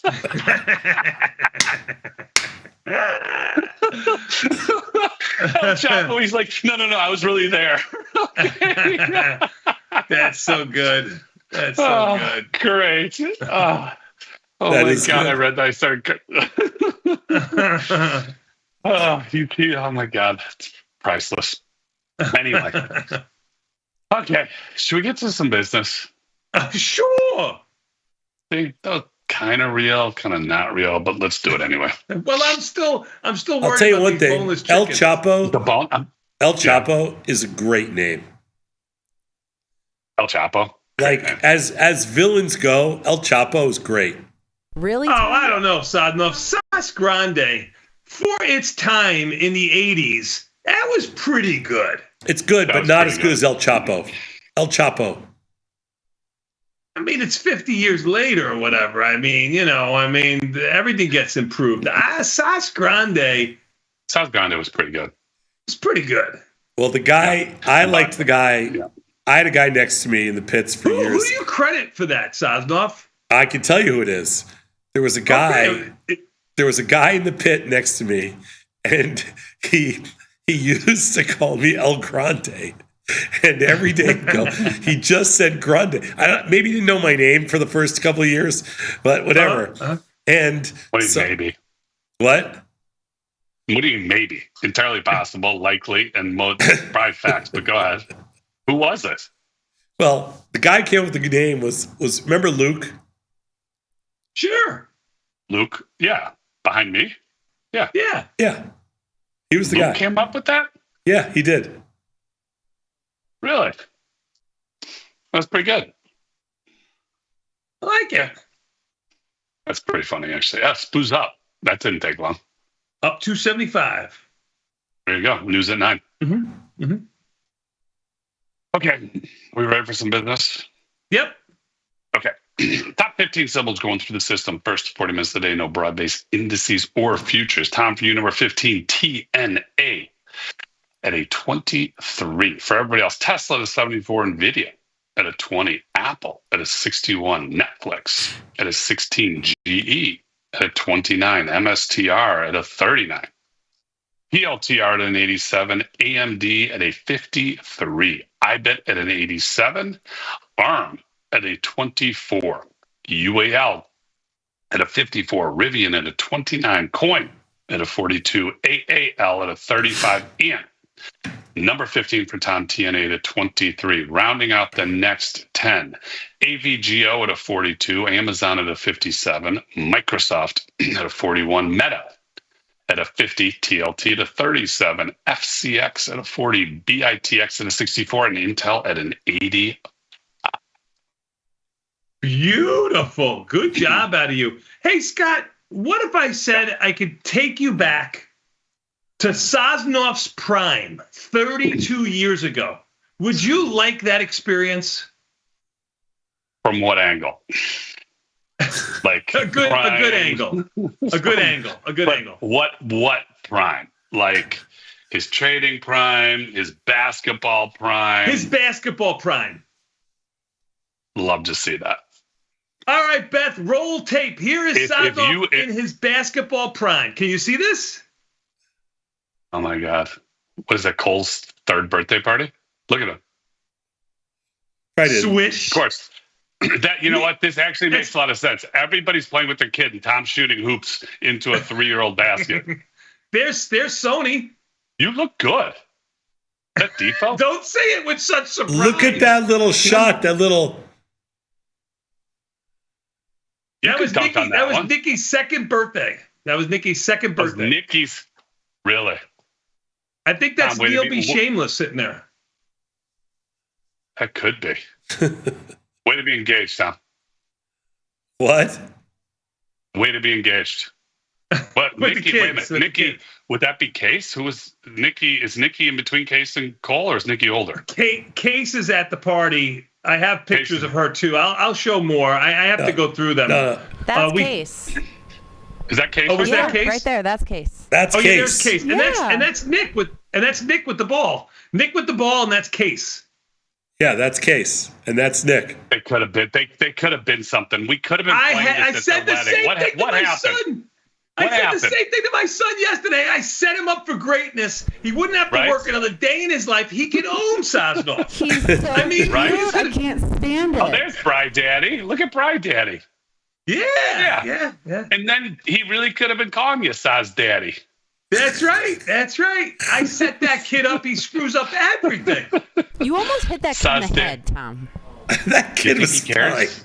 Oh, Nikki's writing me that Case slammed on him right before that part of the video. Like she took the ball out of his hands and slammed it on him. Nah, that wouldn't be her style. But she would have had no interest. He was younger. You know, she's not gonna go out with a younger guy. Oh, she's got daddy issues? I didn't know that. Oh, here we go. Oh, look at this. Oh, if she smashes this ball, it's going to be hysterical. Oh, look at her dunking the ball. Yeah. God, let's see this. She dunked oh, my God. First. That's so cute. Oh, that's awesome. Is Patrick older? Sod, that's a question for you. I don't know how old your son-in-law is. I can't help you with this. Is he older? No, he's the same age as Nikki. He's the same age as Nikki. Oh, so he's younger. So you measure everything by a Batista? Is that how you do things in your life? Is that how you? Here it comes. Raise and lower the bar? Do we go right? Do we go right or left up there? Got to ask a Batista. I don't know. That's right. They go left, right? Unbelievable, Sosnoff. Did you wish your son-in-law a happy birthday? I'll call it out now. Happy birthday, belated. I forgot. You know his. Oh my God. It was his birthday yesterday, Sosnoff? 2 nights ago. 2 days ago, I think. Oh, I didn't know that. Sosnoff. I didn't know. Whatever. I'll tell you. Hold on. Let me go look at Case's text. Oh, yeah, because she does text me. Hold on. Yesterday. Yeah.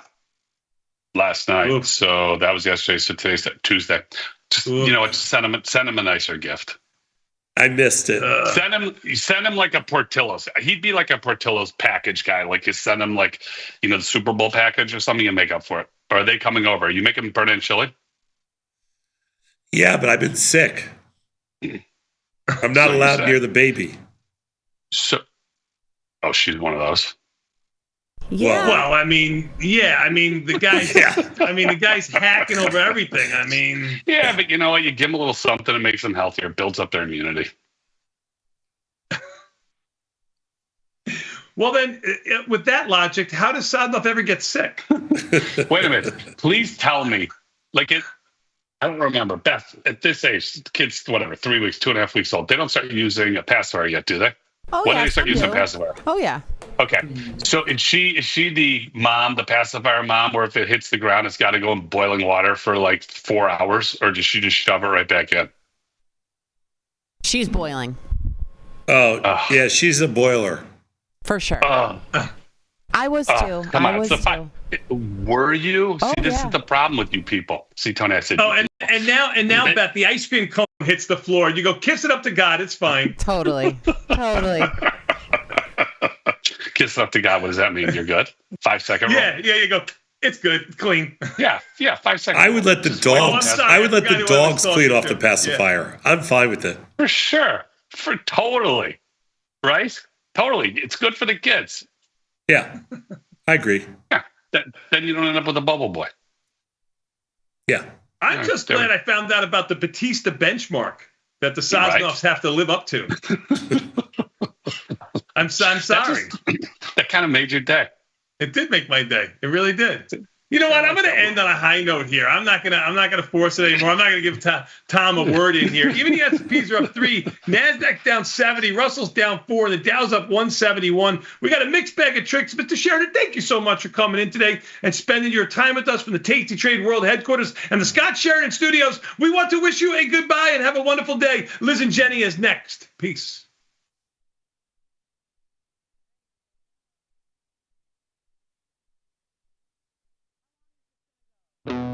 Looking for a better broker and a bonus? Sweet. We got you. Right now, you can get a bonus of up to $4,000 when you open and fund a Tasty Trade account. Plus, low rates, smart tech with the analysis tools you need, and award-winning support. So, get a broker who's actually got your back. And up to $4,000 at Tasty Trade. Make your move, genius. Tasty Trade. This is Chicago.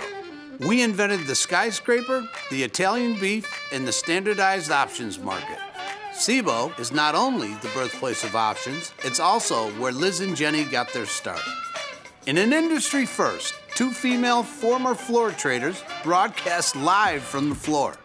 Hear the sounds of live market action and feel the electricity as they present real-time trade ideas and research-backed market studies live from the SIBO's SPX pit. Watch Liz and Jenny live from the SIBO, only on Tasty Live.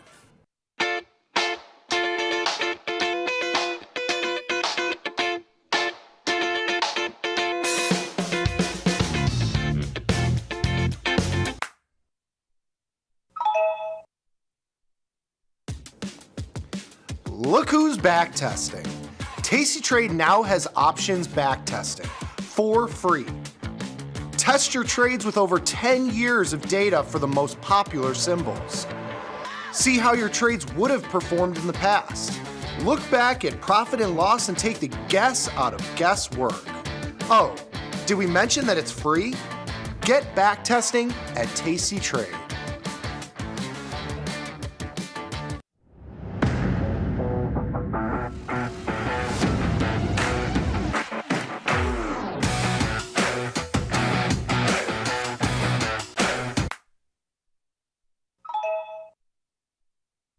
Regulation time may have expired, but the conversation is just getting started. This is Overtime, the post-market scrimmage for market junkies. Join Chris Vecchio, Ilya Spivak, and me, Dylan Radigan, as we analyze the X's and O's for everything from earnings to politics to macro events and more.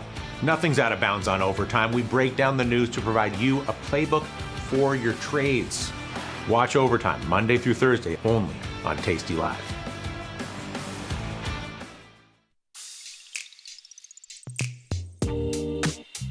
Hi, my name is Liz Deerking. The beautiful brunette next to me is... What an intro. Jenny Andrews, and we are about to play a very exciting game.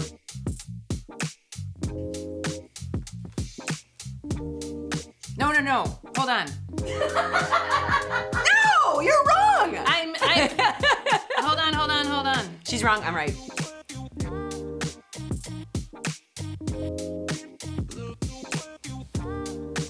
High school party, high school kind of. Yeah, because it wasn't in school. I had friends at my high school who were mutual friends of Liz, and so we were all at the same party. And then parties for the rest of our lives. For the rest of our lives. Same thing with college. She went to a different college. I went to a different college. But we both ended up at the CBOE together. Yep. On today's Trader Taste Test, Tom has a fever, and the only cure is the KFC Chizza. What? Let's go.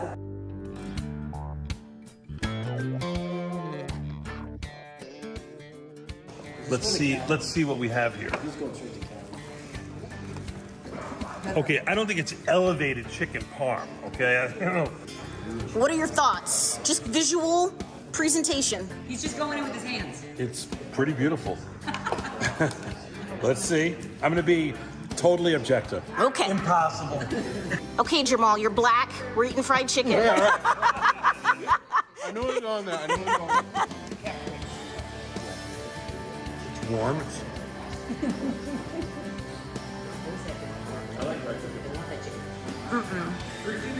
No. I like it. It's hot. It's delicious. It rivals the chicken parm in prison. Out of 5 stars, what do you give it? 1. I'm going 4.2. Wow. I'm easily impressed, as Tom will tell you, though, but I think it's very good. 3.5 just because I like Kentucky Fried Chicken. Do you want to be KFC's problem? 3.7. I gotta be real. 3.7. Okay. Because the chicken's good. I mean, the chicken's not bad. The sauce tastes like pizza sauce, like bad pizza sauce. I like it. Out of 5, what do you give it? 3.5. That's what you do. What? He likes it. 3.5 stars. He doesn't like it a lot, is what he's trying to say. It's an elevated. It's an elevated. It's an elevated nothing. It's a chicken. It's actually pretty good.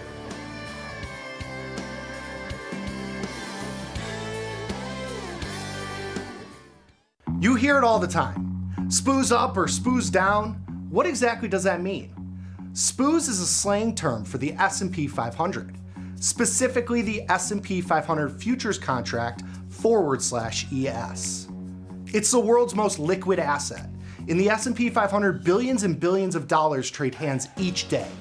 The S&P 500 represents the top US stocks, all in one basket, traded through one contract. The S&P 500's movement day to day gives you a good overview of the market as a whole and what it's doing.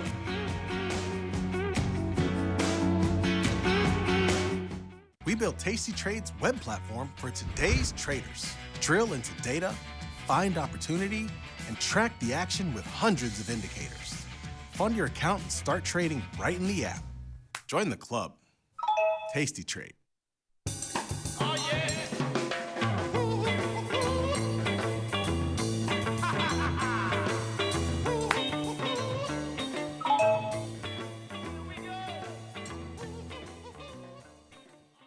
What happens when two titans of trading come together to harness the power of their prowess? Let's watch these two master the art of the noble sport boxing. Wow, look at those geriatric thumbs go. Someone had an extra dose of fibre this morning. Like a flutter of fills, it's definitely fists of plastic fury over here. And I'm spent. Well, lucky for us, Tom and TP are better at writing than they are almost anything else. Subscribe to Tasty Live Cherry Bomb to get piping hot takes on the market delivered right to your inbox. Sign up at tastylive.com/newsletters.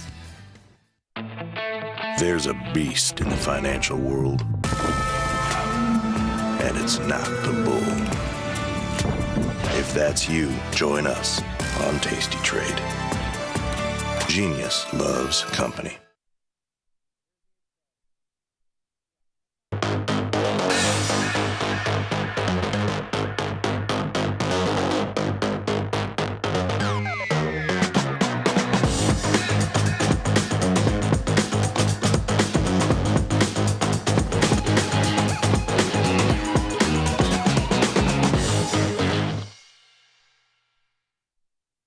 Hello, everybody, and welcome to the Liz and Jenny Show. I'm Jenny. That beautiful blonde in red is Liz. Happy Red Shirt Thursday, Liz. Red Shirt Thursday to you, too, as well, Jenny. Jenny. I would like to say that we were alive and well and dressed, hair done, makeup done on the SIBO floor yesterday, ready for the show. We were not hungover for the 21st birthday celebration. Because I saw some messages going around on YouTube. They thought we were just hungover from the 21st birthday celebration. And that was very insulting because I can drink a lot more than that. So yes, you will never see that out of us. We've come in, we have, I don't think we've ever not done the show. Nope, not at all. We're from the south side of Chicago. I don't know if people understand what that really means. South side of Chicago and from the trading floor. Because, I mean, I legitimately believe this was a direct quote one time. Somebody was like, oh, I can't make it in. They're like, I don't care if your eyes are bleeding. Get your ass in here. Yeah. Do you remember you did the show with the missing tooth? I did the show with a missing tooth. Thank you for bringing that up. It's a true story. And it was like, just never turn the other way. I think you did the whole show like this. Oh, can we just go back for 1 second? And Anthony Izzo, love him. He was with us for a long time. He's still alive, but he was retired. And then that day, he's like, we're going to take some promo pictures. I was like, today? I was like, no. He's like, well, the camera's here, so we're going to take them. I was like, you gotta be kidding me. But now, so we've been doing this for so long. This all started in 2011. And now, the other day we walked in and some poor girl, she was like, can we take some promo pictures? And we're like, not today. Sorry. No. No way. No, anyway. We do have a wild market this morning, Jenny Andrews. We've got green and red on the screen. So, I mean, NASDAQ's down. Everything else is unched or up, which is kind of crazy. It is interesting. We haven't moved. We haven't moved much. So, those SPX 0DT trades would have worked today because we haven't really moved much. Yes, I did mine in the morning and it worked. Mm-hmm. Oh, I actually have a serious question for you. And maybe I can take it to the viewers as well, and then we'll jump in.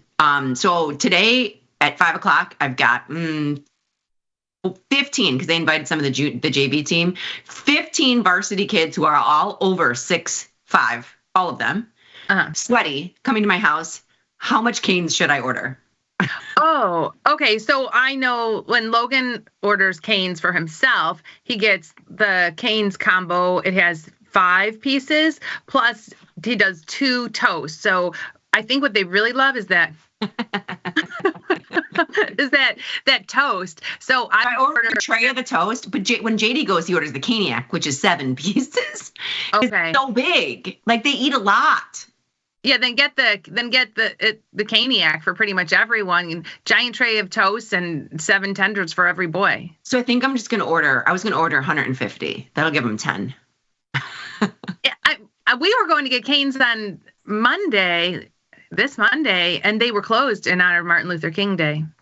Yeah, I mean, that makes sense. I get it. We were sitting in the drive-thru, sitting at the thing, waiting for them to say something for a while. You didn't notice no one was in there? Oh, Jenny. Oh, Jenny. That's going to tell you the rest of the thing today.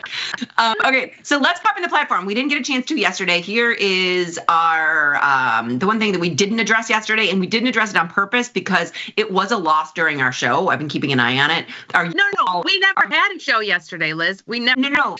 We were sitting during our show, looking at the markets, at the SIBO, looking at this U-All trade, and it was never a win. Otherwise, I did actually close 2 things, and you pushed them out. So we were sitting there. We didn't enter any new trades, but this was an earnings trade from 2 days ago because we weren't in yesterday, and it was always a loss. But it was a win on the open. It was a nice win on the open. Yeah, but during our show. But anyone that did, I know you did this trade, anyone that put on a bullish diagonal and U-All on the open, it was a nice winner for most people. Now, 24 hours, 27 hours later, it's a pretty big loser. It is. I mean, but it was always a loser during the time of our show, too. During the time of our show, let's look at the chart and see the move you all had, because yesterday it was up on the open. By the end of the day, on keyboard. UAL. Yeah. Oh yeah. So look at that. So it was up all the way to 116, and now it's 105. Yeah, I mean, it's right where it was. It closed at 107 yesterday, so it's not too far down from where it was yesterday. But that high was on the open, and then it popped right back down. Now, as far as what to do with our diagonal, we have 9 days to go and left in the long. How much is it worth?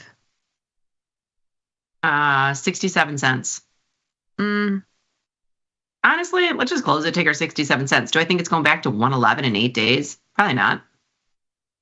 So with a diagonal, I'm going to close this position. And we don't have to do this. I just want to look at other things that we can do. Or you can reestablish it if you think it's going to go back up. So this would be selling the 8-day just by a week. You'd put a little bit more into it, $2 into it. But if it pops back up, you can make some money. We can make a little bit of money back. You can make a little bit of money back if it pops back up. Maybe. I hate to just take a $300 loss in U-All. Well, no, I know what you mean. Or the other thing that we could do, Jenny, it's a $300 loss. So we know what it is. We know what our loss is. It's got a decent rank, which I'm surprised by. And we could just sell. I know we said no more $5 wide put spreads. I'm going to try to get a decent chunk. U-All is not bad. I was going to say sell that 92.5 put for 210. Yeah, it's not bad. How much is the? No, I mean, I think we could just sell a naked put in there. Yeah, that's fine. So then we can get it back. I don't even mind if we sell the 97. Get aggressive. What do you think of going to March? I don't like it.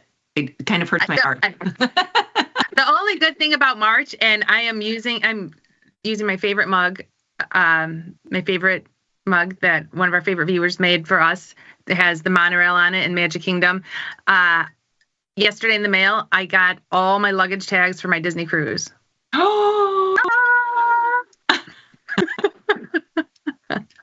Which I'm so excited for. So that's why in honor of that, I brought out this mug today, because we're going to be in Disney before the cruise. We're at Disney before the cruise, Disney cruise, Disney after the cruise, one whole giant Disney vacation in March. Awesome. So going out to March makes me think, March 21st, I'll just be coming back from the cruise.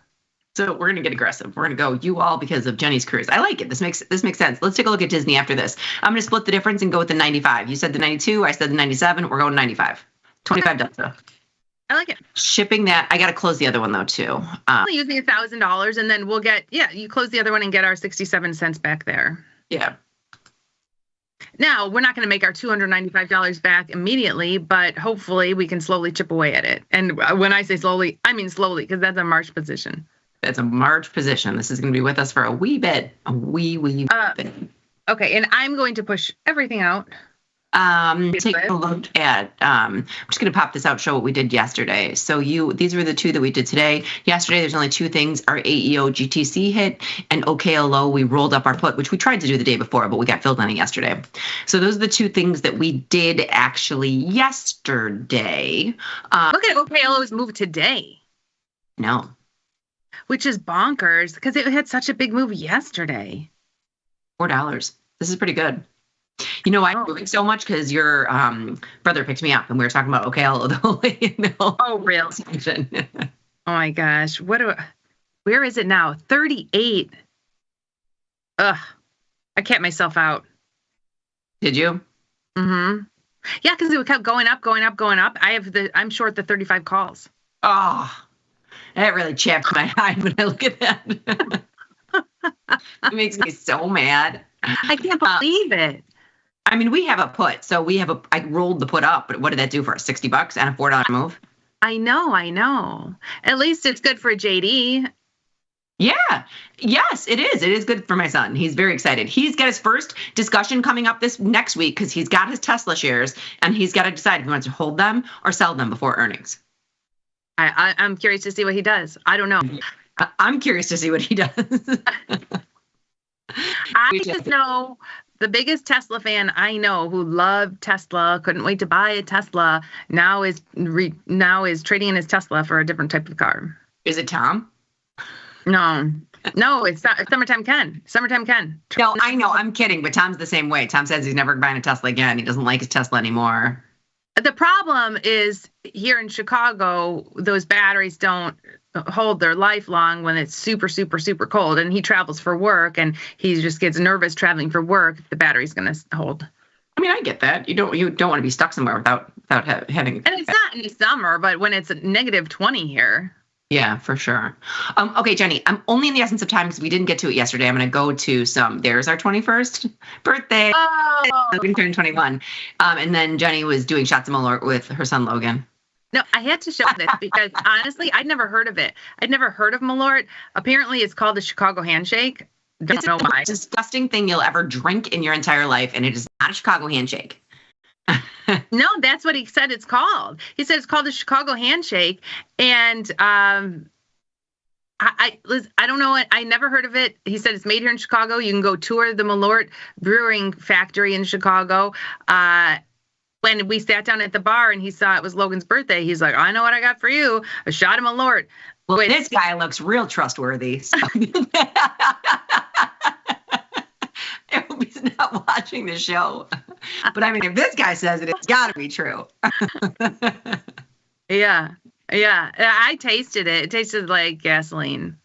Yeah, it is gross. It's absolutely disgusting. Okay.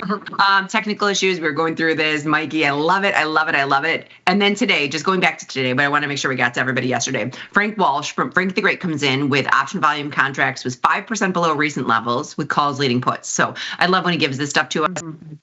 The more you know. It's like that commercial where that rainbow goes across when we were kids. The more you know.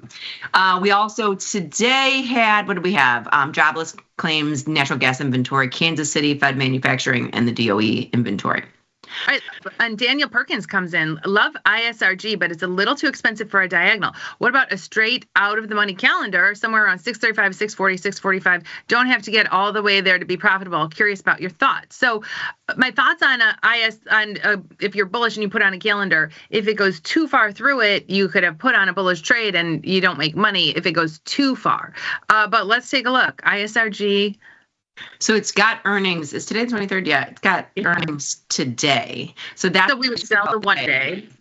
So I just want to show, let's just kind of walk backwards what he was talking about the diagonal. And I get it. $1,200 is a bit hefty for a diagonal. This is a $30 wide. You're paying less than 50%, but it's still $1,200, right? Yeah. So if you're bullish and you want to do something, you're almost better off selling puts.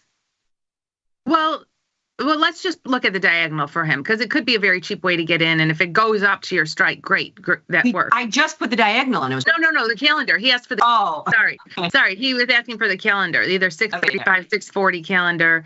They're all going to be around the same price, and this isn't a bad way to do it. So I did the 635. It's $1.20. It's not a bad way to do it. I'm going to move all the strikes together. Here's the 640, it's 95 cents. Here's the 645, it's 60 cents. So it's not a bad do if you think you're bullish. Right. If it goes up to the strike and then the short's expiring tomorrow, great. You've got that 8-day long call for $1.15. Throw this in. Let's join him. Okay. No, I just want to, and to your point, and I want to be very clear, and I am going to join him. We're in. We're 100% in, and I'll press the button, but I'm just going to talk. If this Netflix is, you might be out it. So if it goes too far past it. Too far, then you could be out, but you're only out $135. If it goes through it, but not too far through it, it's still going to have some value because that 8-day corresponding put would have some value. Yes. Okay, wait, Jenny, it is not a 10:15. Are we going to judge him? Yeah, heck yeah. Yeah, sure. I mean, I don't know. We haven't been getting a lot of movement. My only concern is that we haven't been getting a lot of movement in the market. But we can do it, but we haven't really been moving. So if we put it on, we need to move at least 6 points. We've been seeing maybe 8 points to get out of it, and we haven't really been moving. So what's this for 3? You know what? We got filled at $2.55, so I'm just gonna go $3, right? 45 cents. Whatever you want to get, Liz. 45 cents. We'll keep an eye on it. So we got 15 minutes to, or we got 45 minutes to keep an eye on that. Okay, so that's in. I'm going to go back to Twitter. Sure. Go ahead. Back to Twitter. And also, okay, earnings today, nothing too great. So ISRG, we put in a calendar, Texas Instruments, CSX, Verizon, American Express. I don't even know what NEE is. I don't either. We can take a look at NEE. I just want to see what it is. And then I know, Jenny, we wanted to touch base on something else real quick too. Then we can come back to the earnings and come back to Twitter. That was yesterday. Jacob did an amazing study for us. I just want to see NEE. I don't know. What is it? Nextra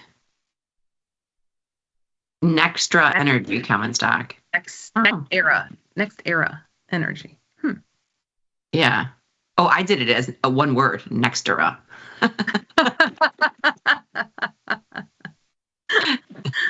That's all right. Okay, so that's the one thing we were going to talk about too. We can come back to the earnings, and I know there's more tweets coming in. But Jenny, Jacob does a great study. We usually get it first, so we wanted to touch base on this. The boys did a great job today. They usually get it the day after us on Wednesday. If you want to go to the market measures, because this is going to be part of a 3-part series, right? So, right, we would have done Jacob's study yesterday. We had some technical issues and weren't live from the SIBO yesterday. But Tom and Tony did it today. And we really wanted to bring this up because a viewer asked for it. A viewer emailed us and asked us for help with the 0 DTEs, choosing your wings, choosing your wing distance, choosing your wings. So this is not the end of it, but this is one of a 3-part series, picking wings for 0 DTE strangles. What would be your takeaway from this one? My takeaway was start with the calls. And honestly, look for whatever kind of protection you can. And we can, let's just go. Oh, sorry, I didn't mean to go back to them. I'm going to go to on demand. Where are we for measures? So my takeaway was, if you're trying to buy very cheap wings, most of them didn't provide you any protection, right? It allowed a smaller account to put the trade on, but they didn't provide you any protection. If you're trying to buy very cheap wings, and in many of his studies, it'll say like, oh, subtract $15 for your wings. So if you're going out and trying to buy 15-cent wings, 10-cent wings, 20-cent wings, it's really not helping you. The only way those wings are helping your position to mitigate loss is if you're paying more for them, bringing them in. So, and I know this is kind of crazy, but what worked, and it's kind of the old Jade Lizard setup, is 30 cents on a call, 70 cents on a put. As far as wings. Right. By 30 cents on a call, 70 cents on a put. If you go to the previous slide, and not as far as worked goes. So you see that column where it says 30-cent call wings, and then you're paying 90 cents. So you're paying 30 cents for a call, and you're paying, 60 cents for the put. That it was the only area or level that actually gave you protection in the 20 delta strangles, 30 delta strangles, 40 delta strangles. That was the only one, because that was I think one of the narrowest ones. The other ones, when you're going too far out, didn't give you protection. But this study never shows P&L, average P&L, or if this was actually a winner. It just shows your protection and what those wings did for you.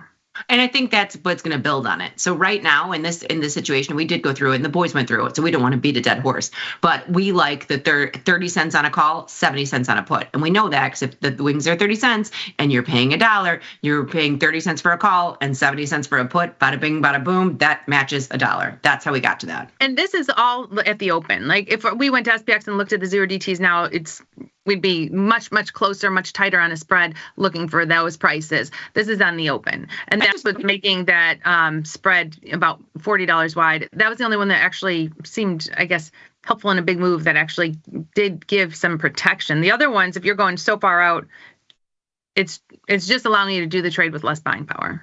It's interesting because it's almost symmetrical. What do we have here? The 31.30, so that's $30 wide. And then here we have 80.50, which is $30 wide. 30 cents. Yeah. It's pretty interesting. But you're right. That is on the open, and that's definitely going to be. And on the open, it looked like it was only maybe $40 or $50 wide. Yeah, right.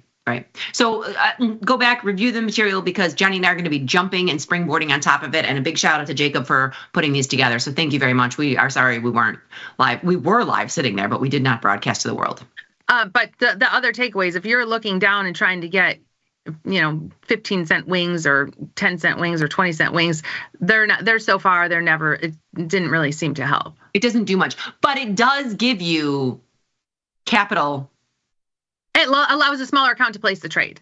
Yes. It allows a smaller account to place a trade for $8,000 instead of $120,000. That's correct. So they do have a time and place, but it's good. It was asked, and Jacob is doing it. Jajoon! Woo!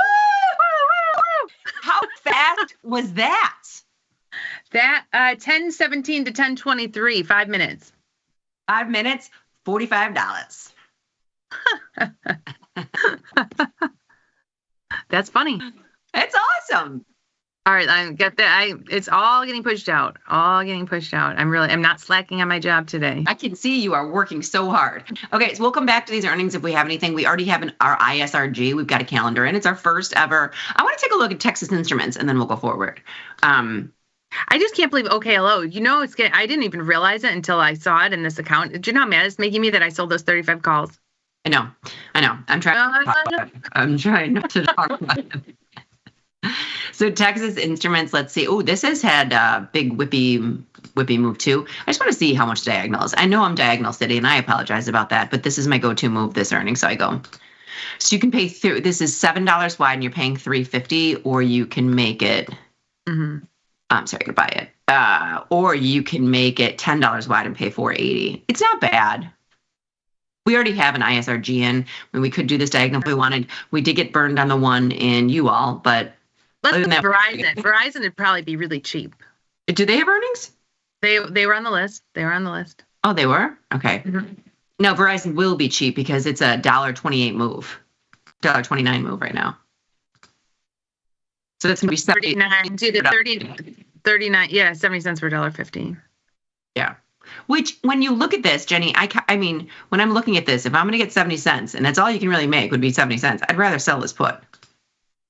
Well, but then you have the undefined risk versus defined risk to make the same amount. Or you could bring your call down. So like instead of buying the 39 call, you could buy the 39 and 38 and a half call where you're only giving up 50 cents. Then you've got a little bit wider, you've got a little more profit potential. If you're, buying the 8 days slightly in the money and then you have $2 wide for $1. I don't know. That's what I'm saying.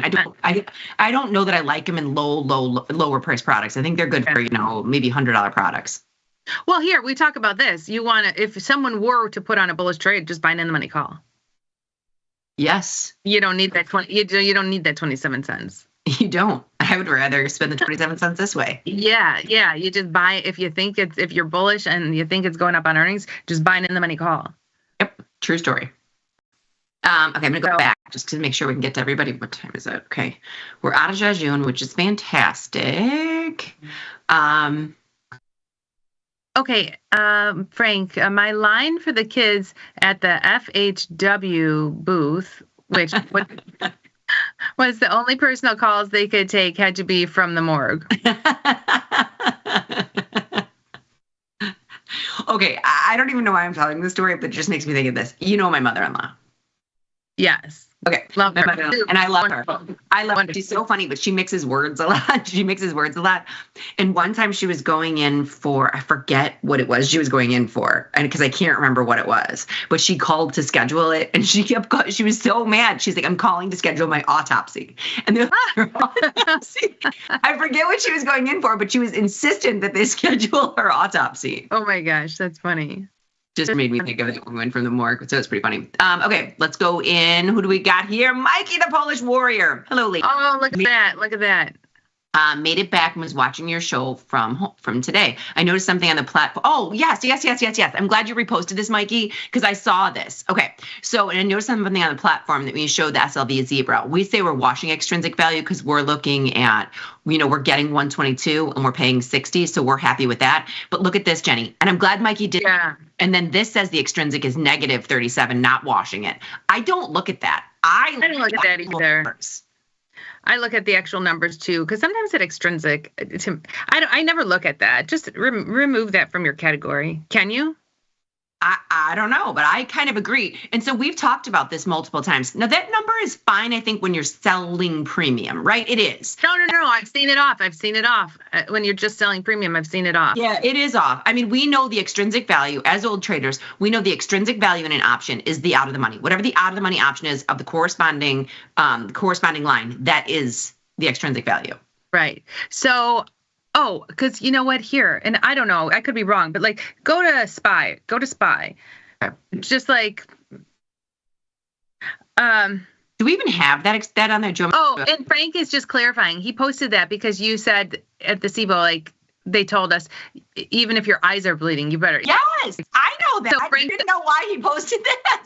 I was really confused, Frank, why you posted that about. I'm not confused, Frank. I knew exactly what you were talking about. I was very confused. I was like, okay, next.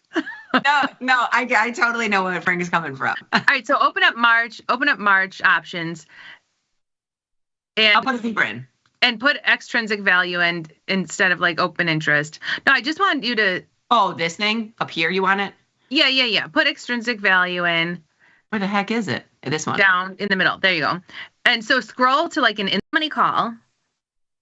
You don't need to. Okay, now look at. So just like look at an extrinsic there. So 588 call, $9 extrinsic, and then look at the put, 540 extrinsic and $9. We know extrinsic value is the same on the line. Yes. So I don't put any credence into that EXT number. None. And part of me always used to think it was because these were wider. But it's not. No, that's not the case. I mean, whatever. Someone could say like, oh, interest rates or dividends or blah, blah, blah. But I put zero value into EXT. I don't like it. I don't like it. I don't like it. Take it off. No, but I'm really glad he posted that because I've been meaning to circle back to that. So thank you, Mikey. But that's really our expert opinion is we don't like it. We don't like it. Oh man, I don't know what this is. Hold on. Oh, you're in trouble. Hold on. You are in trouble. Okay. I said one of my favorite mugs from one of my favorite viewers. This mug is from my favorite viewer. And I keep it here all the time. I don't just pull it out occasionally. It's always here. Don't drink whatever's in there if you always have that in your room. That is awesome. Okay. Now this is Frank the Great, somebody from YouTube, Patman. Thank you very much. I just won my third 0 DTE today. Wow. Whoa. In total, I've learned the strategy from watching you lovely ladies getting it done daily. Nice work, Patman. Love it. And I kind of like that, Patman. Now anyone I know called Pat, I'm going to call him Patman. Oh, look out. How many Pats do you know? Well, Pat Dillon and Pat Gallon. And Pat McGann. You know Pat McGann, don't you, the comedian? Not really, because I don't know. I know our friends know this comedian, but I never went to school with him. He went to an all-boys school, so no, you did not go to school with him. Why would I know him? I didn't hang out with my circle. We went to a bunch of dances at that boys' school. All of us, I think. And Mary went with Pat McGann like 3 or 4 times. So, to Merrick? Yeah, I went to all the Maris dances. I only went to one. The kid picked me up pie, and I never was allowed to go to another. Oh. Yeah. I went to all. I'm not gonna name any names. Did he make out with all of our friends? No. It's not. Okay, just checking. Okay, now Punish Pixels. Good morning, ladies. Did SPX, ES, or MES run up a lot recently and still seems to be going up? Okay.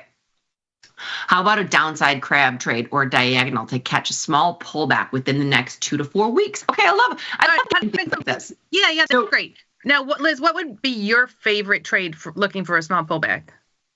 Mine is a downside ratio spread. And mine is an upside broken wing butterfly for a credit. Right. Okay. So and he's looking for a downside crab or downside diagonal. So let's go. So let's go ES first. Okay. Mm-hmm. So ES. And they said 2 to 4 weeks, which I love. I love getting the exact dates references. So let's go 2 weeks out, right? And Patman lets us let all of us know his wife's name is Robin, and so they call them Patman and Robin. Cute, super cute, Patman. How are you knowing? Where are you getting this from? I'm following the YouTube feed. You are not. Good for you. Okay, so I'm gonna buy it from Frank. I got it from Frank. I'm buying the 14-day, and then I'm gonna go to the 7-day. This is just gonna be the diagonal, okay? And I'm gonna go to the expected move. Okay. So hold on. So you're putting up half of 44.25. Cut it in half. Yeah. 2,200. You can see it right here. You're buying power fact 2237. So it's $2,300, and you can make. Well, how far? We're pretty far here. I'm gonna just hold on. Delete this leg. I'm gonna put it here. It's not too. It doesn't change it too much, but just to keep it, it's $100 wide. So you can make. But that's $50 wide. So you can make $2,500. Yes. Yeah, you're putting up $2,500 to make $2,500. So basically, kind of risking one to make one. You're risking one to make one. Now let's compare. Let's look at the crab. Okay, so the crab in that same time frame. I'm gonna delete this leg again. I'm just gonna bring it up just because. Sure. Two of these, and you're gonna buy. I'm gonna make it $25. Oh wait, let's look. So let's make sure we wouldn't lose. So if our long is the 61.40, and then we're selling that 60.50. 60.55. Do you want to change? 55. Yeah, so it's $90. That's $90 wide. Yeah, if you make it 60/50. So you got $90 wide. So that could make $4,500 minus the $2,000 you're paying for this. So then that really could only make $2,500. So make sure this isn't more than $25 wide. It's $25 wide. So no, but that I think then so you couldn't lose. So that would be the diagonal, but it doesn't seem like it's that. In my opinion, the diagonal isn't getting you so much more premium where it's worth it. If it falls back down, you can't lose. Right, if it blows through it, because like in Netflix ran up so much. If we would have done that crab, I don't know if it would have made anything. It blew through it. It wouldn't have made anything. As a matter of fact, you might have lost the little bit. Oh, like the $50 or whatever. It was a small amount. But it would have blown through it. So if we get a big move down, you hate to be directional and put on a trade and then not make money if you get the move you're looking for. Nothing makes me more mad if I have a directional assumption and I lose money because it moved too far too fast. Nothing. So that's why a lot of times I'm willing to pay for the diagonal. So I'm going to delete this leg. I'm willing to say I would rather put up $2,900 than $2,200 because, or 20, whatever this is, instead of taking that little bit off. Because if it gaps down to 6,000 by some odd reason, I want to make sure I made money. Now you can scale this down and go to SPY. You can go to SPY and scale this to a much smaller piece of. Well, they were also looking at MES, which is also the same thing. You can scale that down and do this. And then I'm just going to use SPY because why not? It's more liquid, tighter markets. It is more liquid and tighter markets, but they were only asking us about futures. That's the only reason I'm saying this. I don't think I have done these, and I did these. Let me look. Oh, I'm not in my account. I was going to go back to my activity. I have put in these downside diagonals in SPY, in Qs recently, and I've gotten out of them pretty quickly. I'm not holding them anymore for full profit, thinking like this is the start of a down move. It's just taking some profit out of them when we get a little bit of a down move. Oh, shoot. I got 3 in there. Let me go back in here. So I'm just going to show how you can do this in SPY. You go to the 14-day. I'm going to buy the at the money put. Then I'm going to go to the 7-day, and just because it's a week or two, and sell the right at the expected move. You're going to spend $394. You've got a $4 wide. You can make $400 on it. In every scenario, it's risky one to make one. Risky one to make one. But you have an extra, instead of the debit spread where you're risking one to make one, here you have a little extra roll in there. You've got an extra week where you could make a little roll in there. Correct. So now let's walk through our 2 scenarios if we thought it was going to go down. Now I do like ES because of the way that it gives us buying like a little bit of a leverage. Mm-hmm. So if you think in 2 weeks it's going to be a pullback, you were saying the upside, show me what you would do first. Oh, I would have done an upside broken wing butterfly, but in ES, maybe we we can't afford it, I don't think. But in MES, we could afford it. Go to MES and let's just do naked options. Okay, and that because I want to show the downside to the tune of, I want to show both of them. So we're gonna go the 15-day. Okay, what would you like to do? Okay, so like buy the 6,200 call and sell 2 of the 6,225s. So you're taking in. I'm taking in $200. $200. And that you could move it. You could make money narrower. You could even move it down a little bit. I'm just trying to get my break even to the expected move. So you could move that shift the whole thing down or make it narrower to take in a little more money. I'm shifting the whole thing. We can't get really more than that. You're not getting much more than $200. Yeah. Right. And all I was trying to do was get that green bar to the expected move. No, so that's one option. That will make money if it goes down. I don't mind that. Yeah, but you only make $200. So I was just trying to think the opposite way when they were talking about, because they were looking at downside crabs. So sometimes you can capture a down move by sell 2 if it goes to the expected move. Right. So here, your maximum profit's only $800 or $300. $300. Yeah, this MES is throwing me off because it's. Yeah, I'm going to ES. I'm going to ES. It's throwing me off because it's such a small multiplier. But we couldn't do the naked options in ES. ES is 5 times SPY. We can't even do a naked option in SPY. No, I know. I just wanted to show that you could do this and then you could buy something if you wanted to. But here your max profit is $2,900. What am I? That's if it hits 6,000 in 14 days and stays there. But if you're going to buy something, that can capture it. Then you're not collecting anything of it. But you've got but you're bearish. That's what I'm saying. Like I would do it for nothing if I'm bearish. But this loss is you lose if it goes too far. You lose if it goes too far. Your break even is all the way down at 59.50, but you lose if it goes too far. So I don't know. I mean, our go-to move has been those upside broken wing butterflies, and I'm not going to lie to you. In SPX, that's what we've been doing, and I'm not going to lie to you. I've lost on every single one. So I will say when the market's down, down, and we put on those delta busters, we've lost on almost all of those delta busters. The market seems to rebound. Not always, but it has seemed, and recently that's what we've seen. But those upside broken butterflies, I don't know. We've gotten out of a lot of them, but again, I think I like collecting more. $275, that's not bad. You're putting up $5,000 to do it. Really? Yeah.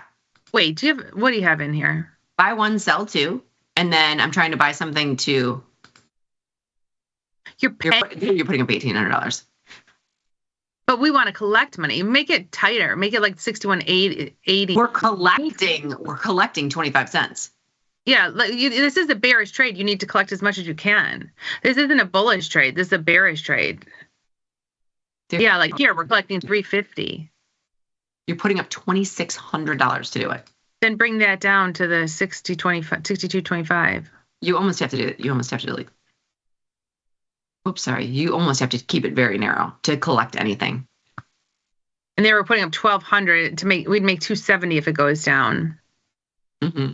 And what are the chances it's going to pin that? You're better off. You know why, Jenny? We go back and forth with this all the time. You're better off sometimes with the call spread. I know. Just why you want to make $200. Sometimes you're better off with the call spread.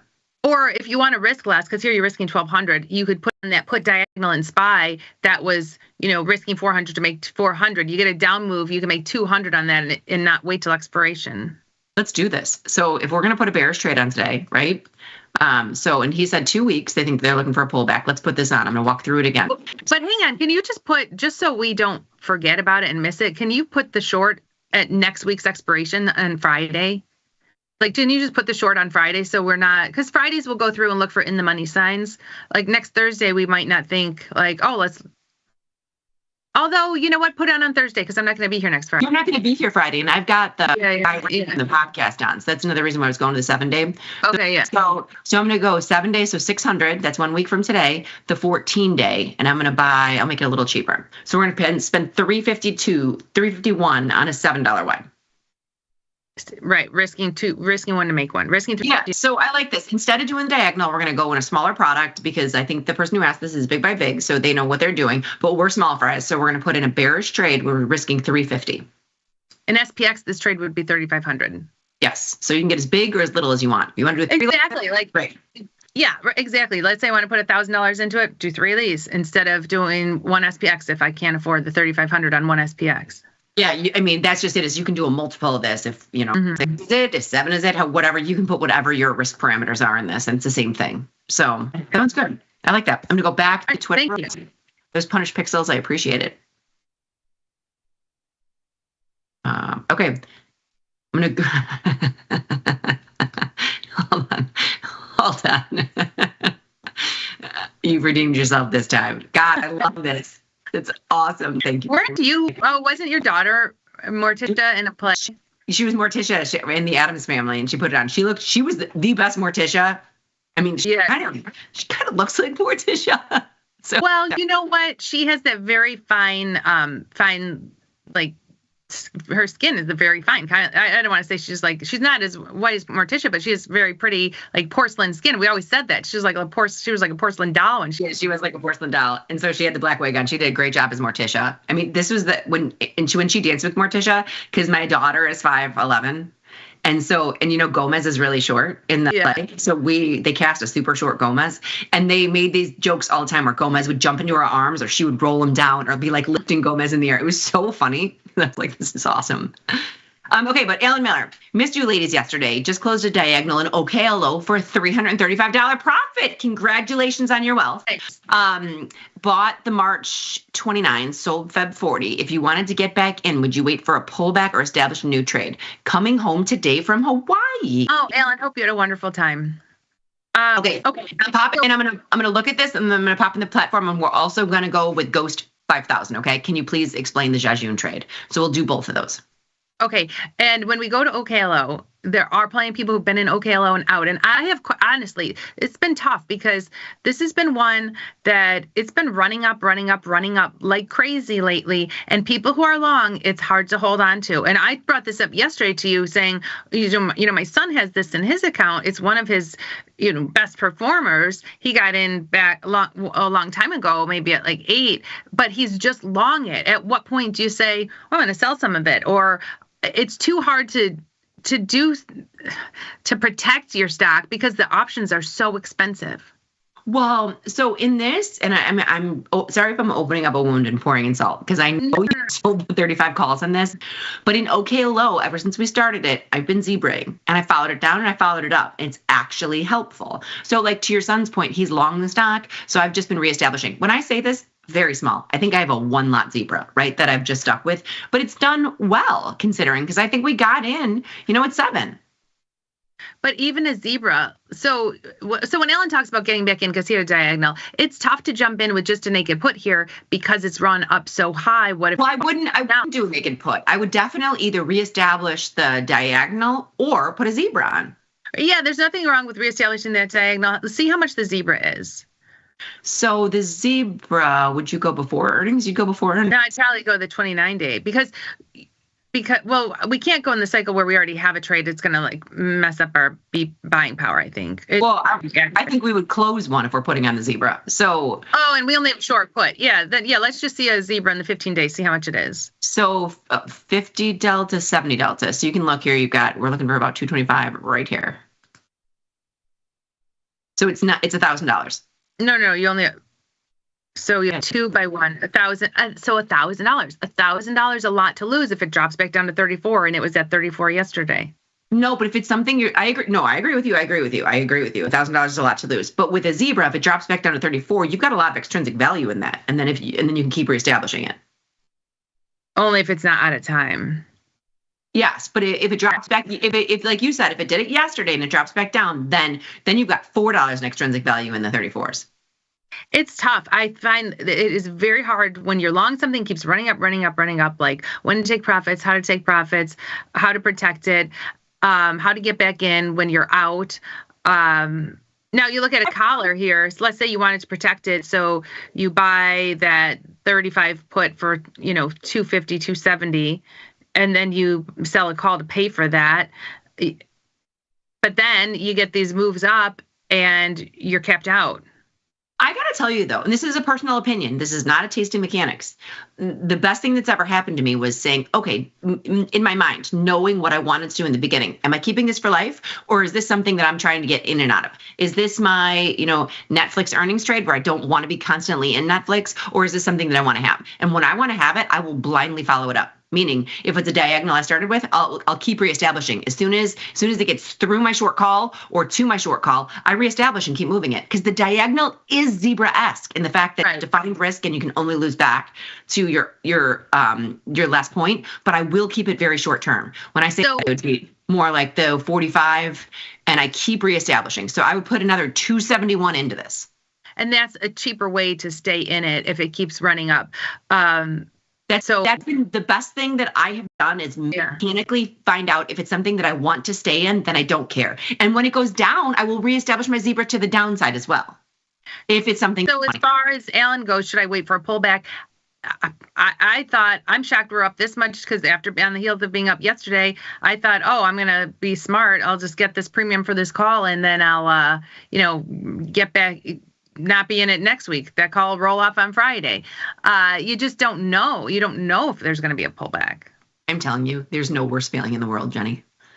You're just having flashbacks of you all in rural Caribbean. There's no worse feeling in the world when you sell. I mean, you want to know, you all's what, $100 or something right now? I think I had the 35 call. I was like, I'm going to get this premium. And I was just staring at it like, what the heck? No, I know. You had the 50 call. You had the 50 call and you all went to like 100 and whatever. I don't know.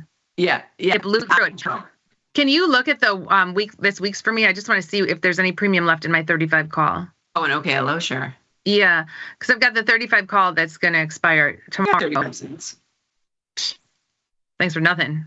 Okay, hello. Thanks for nothing.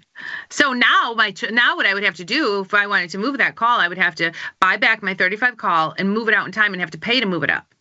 So like if I'm going to try to get rid of that, my call, can you see how much I have to pay to move it up? To move it here?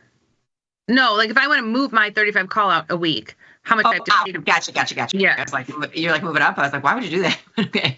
So you're going to buy it back here. And well, but I know, but you're going to call, sorry. Yeah. I was just looking at your extrinsic value. So you're going to buy it back here, and then you'd go 1 week. 1 week out to the 39. Or the 38. Hey, that's not bad. 25 cents to move it up 3 strikes. I'm doing it. That's not bad. That's not bad. It's not good. But there's so much extrinsic value. There's so much extrinsic value in these options. Yeah, there is. Yeah, there really. But then I'm capped out at 38. If it keeps running up $5 a day, $5 a day, then I'm capped out at 38. I'm going to have to keep that position going like this and rolling it up. I thought to move from the 35 to 38, I'd have to pay a lot more than a dime. These options are pretty weird, though. There's so much extrinsic value. Look, $3 in that line, 38 line. You could always get back in with just keep selling puts, but then you have that naked option risk if it falls. Yeah, you do. But what does someone do who's just long stock and they've been riding the stock up since 8, 10, 6? If you're just long stock, congratulations. No, but what do they do now? Like, at what point do you say, I'm going to get out now? Jenny, let me just take you a walk down memory lane. Meta. I wanted to get in on the IPO. This thing is split and doubled, and I sold it at 36. I think that's why 36 is my number that I just keep. That's stock positions are, if you're buying a stock, it's usually a long hold. How about, let's talk about Reddit. Reddit was one of those when they IPO'd out, I'm like, I'm buying Reddit. I'm just going to hold it. Look at the Reddit chart because I'll tell you where I got in and where I got out. I got in on the IPO date, RDTT. Let's look at that chart. Scroll back to the IPO date. I think you got to scroll a little bit. Okay. And I got out I got in at what? Got in at like 48 or something? Yep. 48. Yeah. And I got out. I'm going to guess here, 75. Yeah. I was like, sweet. Yeah. 75. I got this, Reddit. Printing cash. I know. It's a hard thing to do. Oh, we got to explain the Jajun trade real quick. That was what I was going to do too. But now it's 180. I know. Don't look at it. Okay, Jajun trade, very quick explanation is they wrapped around the at-the-money call spread. You can do the put spread too, but we say Jajun because he created a study. It's in the market measures. It was done on September 4th, that after the time of our show, there are more 5-minute up bars than there are 5-minute down bars. So our whole point is to scalp $50 out of a wrapped around the at-the-money call spread. We have 5-minute up period. We have subsequently been doing, you can do the put side. Some people do that. But the Jajun trade originated with, wrapping it around the at the money and scalping a quick $50. So just wanted to give a brief explanation. That is all. That's been done all over too. So I know that was kind of fast. And the mini natural gas, what's Mikey doing? Another $100 by shorting mini natural gas after the 5% move yesterday. Ladies, consider looking at this when you do futures. Talk to Thomas for details. So this is MNG Mini Natural Gas, and he must be referring to Thomas Westwater. Thomas Westwater is my neighbor. Do you know that? No. Yeah. Does he get to invite him over for drinks? It's so funny. Not neighbor, but he lives close to me. And so I've never actually seen him in person until maybe a week or two ago, the last time we were at the studios. And I was like, hey, do you live? And he's like, I do. I was like, I'm surprised I haven't run into you anywhere. But he's much younger than us. He probably has little kids. Oh, he probably is. No, he's like, I'm always at the Home Depot. I'm always at the Myers. I'm always at this. Oh, that's cute. Yeah, it was cute. So I like it. I like it, Frankie, because you know I love natural gas. So let's take a look at MNG. Oops. And I think last week we tried to put in a natural gas position, but we didn't get filled. Let's see how much it is. Oh, look at how cheap that is. $544. That's fantastic. I wonder what, and we have ours set to overnight margining, so it's very, very small. But it looks like he got quite a bit out of it. If he made $100 in just a day move. So yesterday, bought to open at 10:30 a.m. and sold at 2:49 p.m. all in the same day. Yeah. Nice, Mikey. Yeah, that's awesome. Nice. And then Frank the Great comes in, NY tough guy, Ricci. Liz or Jenny say the SPY goes down next week. Will you hold the ZBH position? Let's look. We've got right now. Let's take a look. Ooh, down to 20 ticks now. You know what was crazy? Down to 112.25. Yes, that's where I always saw it. I know you said it was higher. This morning it was over 13. It was 13.08 on the open. Yeah. And got up to 13.16. Yeah, the high was 13.16. I didn't see it there. So that's what I was going to say. It's so funny because when I opened it up, my eye line went and it was already down. Are we going to hold this spread? Sure.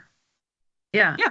Well, and we didn't say the market's going down next week. Punish Pixels was looking for a bearish trade for the next 2 weeks, but I have no idea what the market's going to do. I hope we get honestly, we're looking for some two-way action. If it pops down and pops back up, great, because we're not going to hold that for the full profit, nor are we going to hold it for the 7 days that our short expires. It's a good day to trade. But this spread will hold. It's defined risk, 113, 112. Like if I had this, the only thing I'd be doing would be selling out my long 112. Not right now. Getting $6 for it. Yeah, I guess not. I mean, yeah, $60 is not worth going from a spread to a naked option. No, not in my opinion. I mean, if you're getting a lot more for it, possibly, but. Can you look at DraftKings because we've made 63%. Oh, in our options, sure. Mm-hmm. Put, isn't it? It's just a 40 put. It's got 8 days left. We should roll that. And why does our OKLO say we're down so much? You mean year to date or in this trade? No, in this trade. It's a roll. Do you remember we went here? I'll show you. But so the roll, DraftKings, we have the 40 put. I'm going to buy it back and we're going to roll it out. I'm going to roll it before earnings. I'm just going to go. Yeah, let's just keep it going. 40 to 40. Mm-hmm. I'm going to make sure we get filled on this. So it's 10:57. We're almost out of time. And you're right. We don't have to look at OKLO. That's a roll. I did want to show like some stocks that are really getting hit today. Well, I just wanted to show you this, Jenny, because we left our long put and just rolled up our short. Okay. And that's why. So that long put looks like it's a loss, but it's not. You know what I mean? Right, because we had more of a win on the other short. Yeah, because we just left it. Okay, now what I wanted to pull up EA and look at it because that's having a huge move down today. Last time I looked, it was down $22. Now it's down it's $25. It's a big move for EA. Why? Oh my goodness. I know. And I just put on new EA positions yesterday. I don't know what is going on here. Really? Hold on, I want to go this way. Where's my news? Here it is. They weren't having earnings. Soccer game misses. So something about their soccer games. Okay. Annual forecast cut, fan fear over soccer franchise. Oh, interesting. I don't know. But no bueno for me. I'm in EA. I like to be in EA because my friend's son helps work on one of the games. I mean, it hasn't been here since 2024. It's 117. No, there's since right here. Wait, since 20. Yeah. So there's high rank, 126 rank. I'm curious how much are puts? How juicy are the puts and what's the buying power? Because it's only $117 now. You can go through earnings if you wanted. Yeah, the 105 puts for $1. It's not $1,000. Not bad. Yeah, it's not bad. No, I might have to do that. I might have to start chipping away at my losses by selling some Fed puts. And I would like to get in, but I want to give it 3 days just in case it drops more. My 3-day rule. All right, Jenny. We're out of time. We are. Fastest hour of the day, done and dusted. Right. Okay, we were filled. We were filled on the DraftKings close. So. Oh, perfect. Everything's good. Jenny did her job. All right, everybody have a wonderful afternoon, and remember to trade small, trade often. Laugh with us, learn with us, and watch the Liz and Jenny show. We'll see you tomorrow. See you tomorrow, everybody.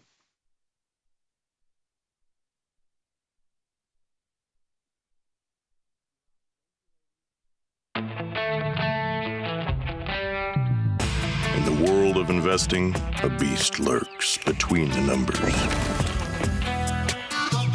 Some watch from the safety of the sidelines, but others saddle up and ride that 1-ton rowdy ribeye for all he's got. If that's you, join us on Tasty Trade, named best online broker for options trading. Genius loves company.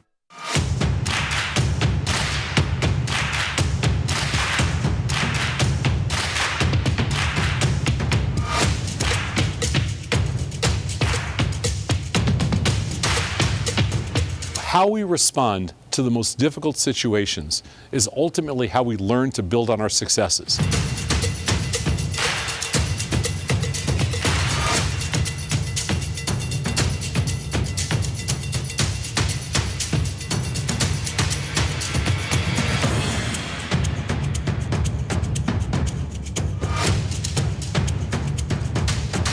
It takes the guesswork out of retail trading.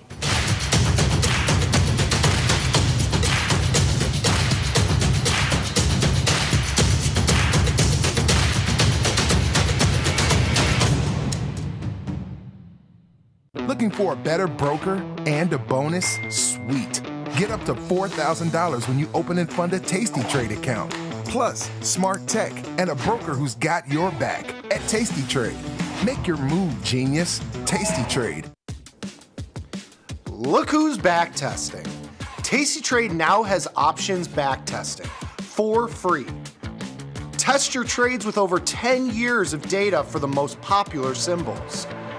See how your trades would have performed in the past. Look back at profit and loss and take the guess out of guesswork. Oh, did we mention that it's free? Get back testing at Tasty Trade. Crypto is better when it's tasty. The Tasty Crypto Show, hosted by me, Ryan Grace, and Frank Caberna, will help traders of all levels learn DeFi trading. We'll provide our insights on altcoins, crypto industry news, and blockchain education. And we'll have you swapping, staking, and trading using derivatives in no time, all using the Tasty Crypto Wallet app. So don't fork up your chance to become a crypto master. Watch Tasty Crypto only on Tasty Live. If you missed the live show, here's our cherry on top weekly recap. When are you gonna name this studio? You know, March it'll be a year. It's the Scott Sheridan Studios. Okay, Yeah, we already Tom, named it. what was your plan? You said you were gonna, it's been almost a year. You're gonna get the names very soon. When? Okay, it's been literally long enough that your daughter has had a baby in the time. Your friend and mine, the very popular, the very demure. Demure?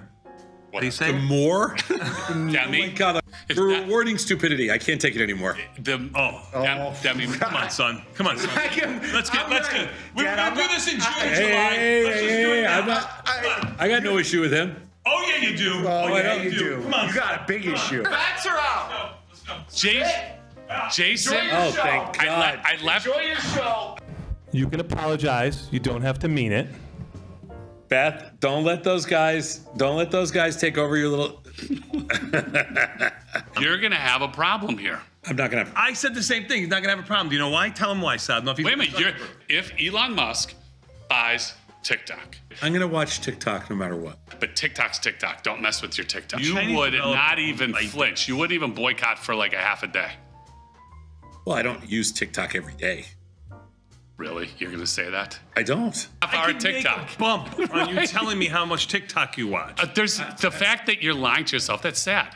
Well, I'm gonna tell you this right now. If I looked on my phone and said how much TikTok do you watch, it'd probably be less than like 15 minutes a day.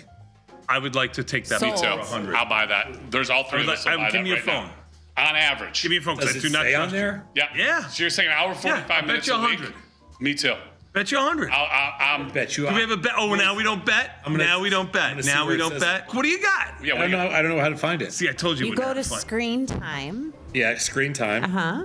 Yeah. And then it'll show you your app usage right under the daily average.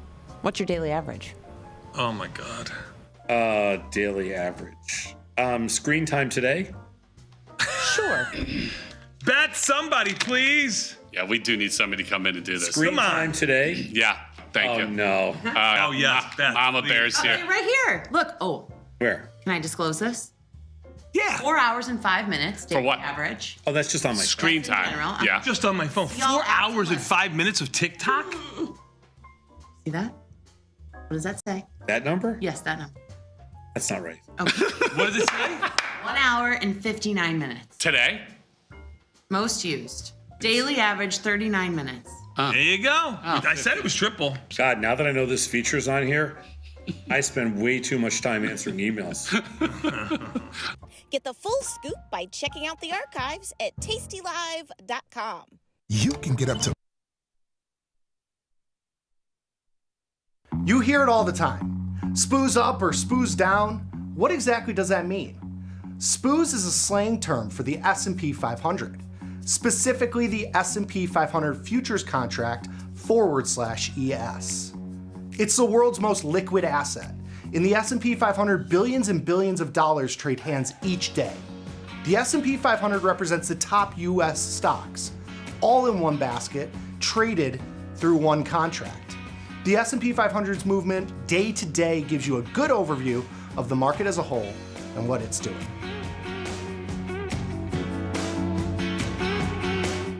Tasty Trade has crypto, and you can trade with zero commissions. Bitcoin, Ethereum, Litecoin, and more. Diversify in one place. Crypto, we got it. We get it.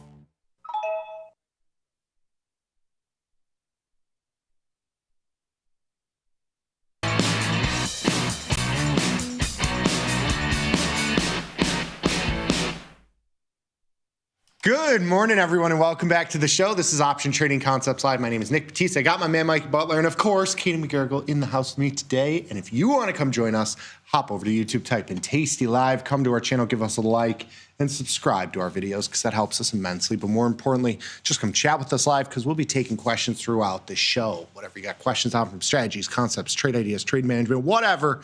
Just come hang with us for the next hour of the day, my favorite hour of the day. I get to spend it with my buddies, Mike and Katie. Katie, how are you? All right.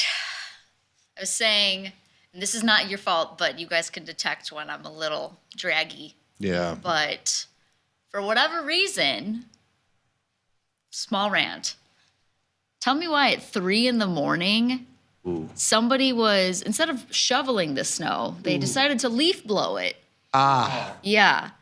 So your girl has been up. Where? Right on Milwaukee. Yeah, that's like the new Chicago thing. Remember they had that like one of the aldermans like had made this big like poo-poo about like the having clean streets and like we put like there was like some like $100 billion added tax something to clean the sidewalk. Really? When it snowed. Well, it was So just like that's probably it was mildly infuriating because A, that noise at 3 a.m. Yeah. But B, like they only did a third of the sidewalk on one side of the street by the divvy station.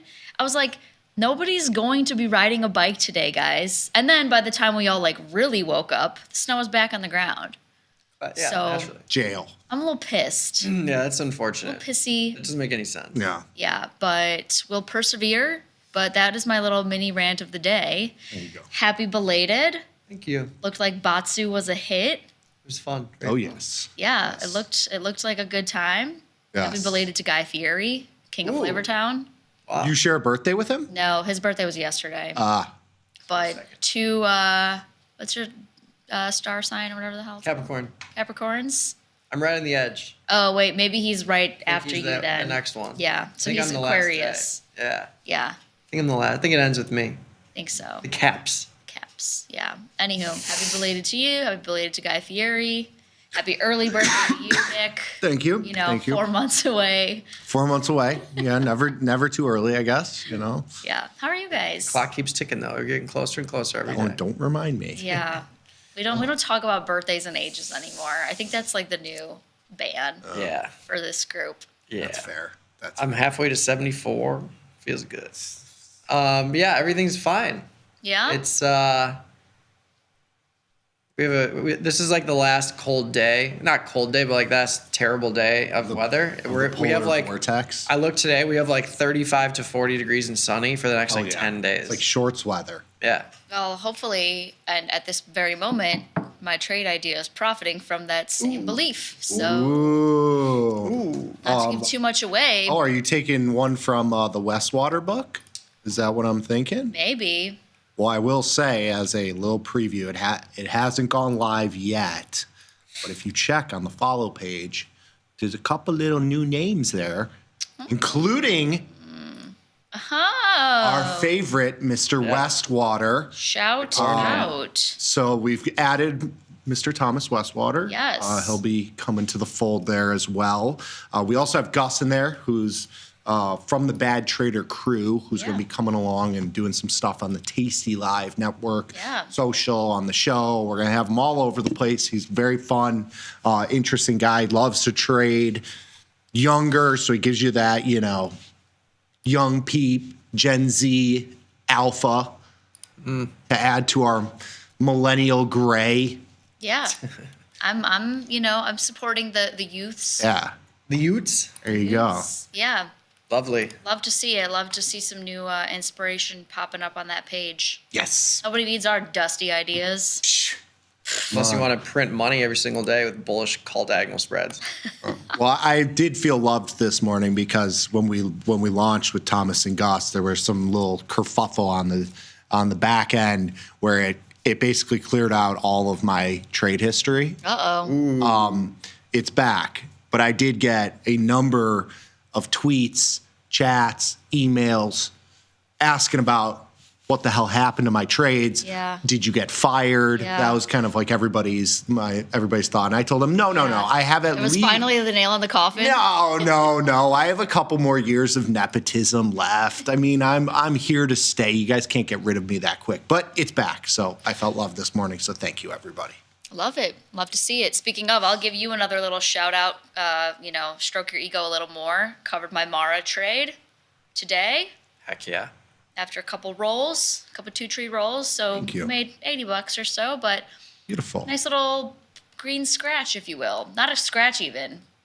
A little small winner. As Tom would say, I can't spend your profits and I don't take your losses. So nice trade to you. Thank you. Very nice. Mine's exactly flat. I bought it for 278. It's trading for 278. What'd you have? You did the 2030 call diagonal spread, long February, long March, short February. Interessante. What did you guys? I mean, we can get into it in a little bit, but I'm still holding Apple with one of you. Yes, me. Okay, Me. That's my bag. that's okay. I'm also in that. I think this was like a trifecta bag. Yeah, it was a little early. I did one for Johnny Trades yesterday. That was a better entry. You actually have Apple now down on the day, but it was up like $1 or $2. That's unchanged basically on the day. Yeah. It was up $1 or $2 earlier this morning, but I tried to explain it to Tom. I'm like, if not now, when? Yeah. Stock's down 15-20% in a couple weeks. Maybe it doesn't go straight back up. Maybe it goes a little bit lower, maybe a lot lower. Who knows? But in a vacuum, you tell me something's down 15%. It's the biggest company in the world. If you're bullish on the market, you would think that would go up in some capacity. Yeah. So that's my thought process. I hear you there. Yeah. This is I hate to say it every day, but this is a buy the dip market until proven otherwise. That's the t-shirt I need, until proven otherwise. Yes. Proven otherwise. But yeah, there are many opportunities out there, and we have earnings aplenty just around the corner. That we do. Next week really kicks off the bulk of it with Boeing, Starbucks, Microsoft. All those names are starting next week and then continuing on through early Feb. Yes. Good The stuff. first week of Feb is the big one with AMD, Amazon, Apple, Microsoft. Google. Yeah. They're like all in that same week usually. Yeah. Yep. Tech time. Mm-hmm. Very nice. Great.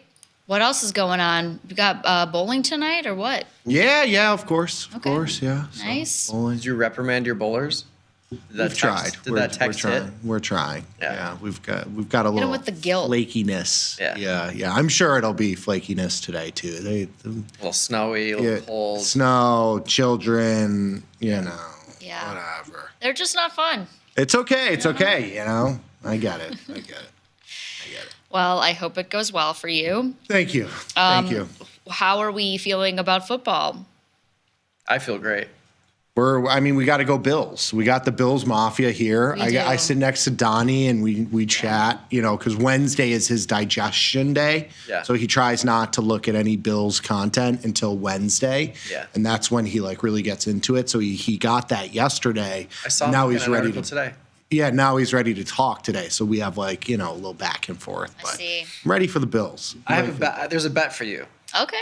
I've got a bet for you. I've been off the sauce, so I'm receptive. So the Eagles play Washington Mm-hmm. and Bills play Kansas City. Yep. If you bet on the Bills to win the Super Bowl and you bet on Washington to win the Super Bowl together, Yep.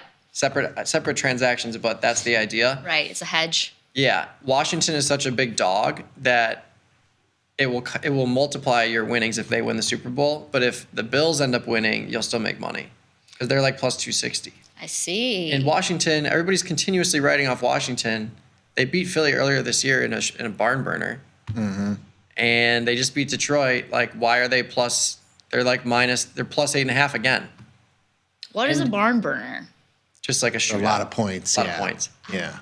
Never heard that phrase before. I actually have an You're easier clearly time. not as degenerate. Not yet. Yes, not yet. There's still time.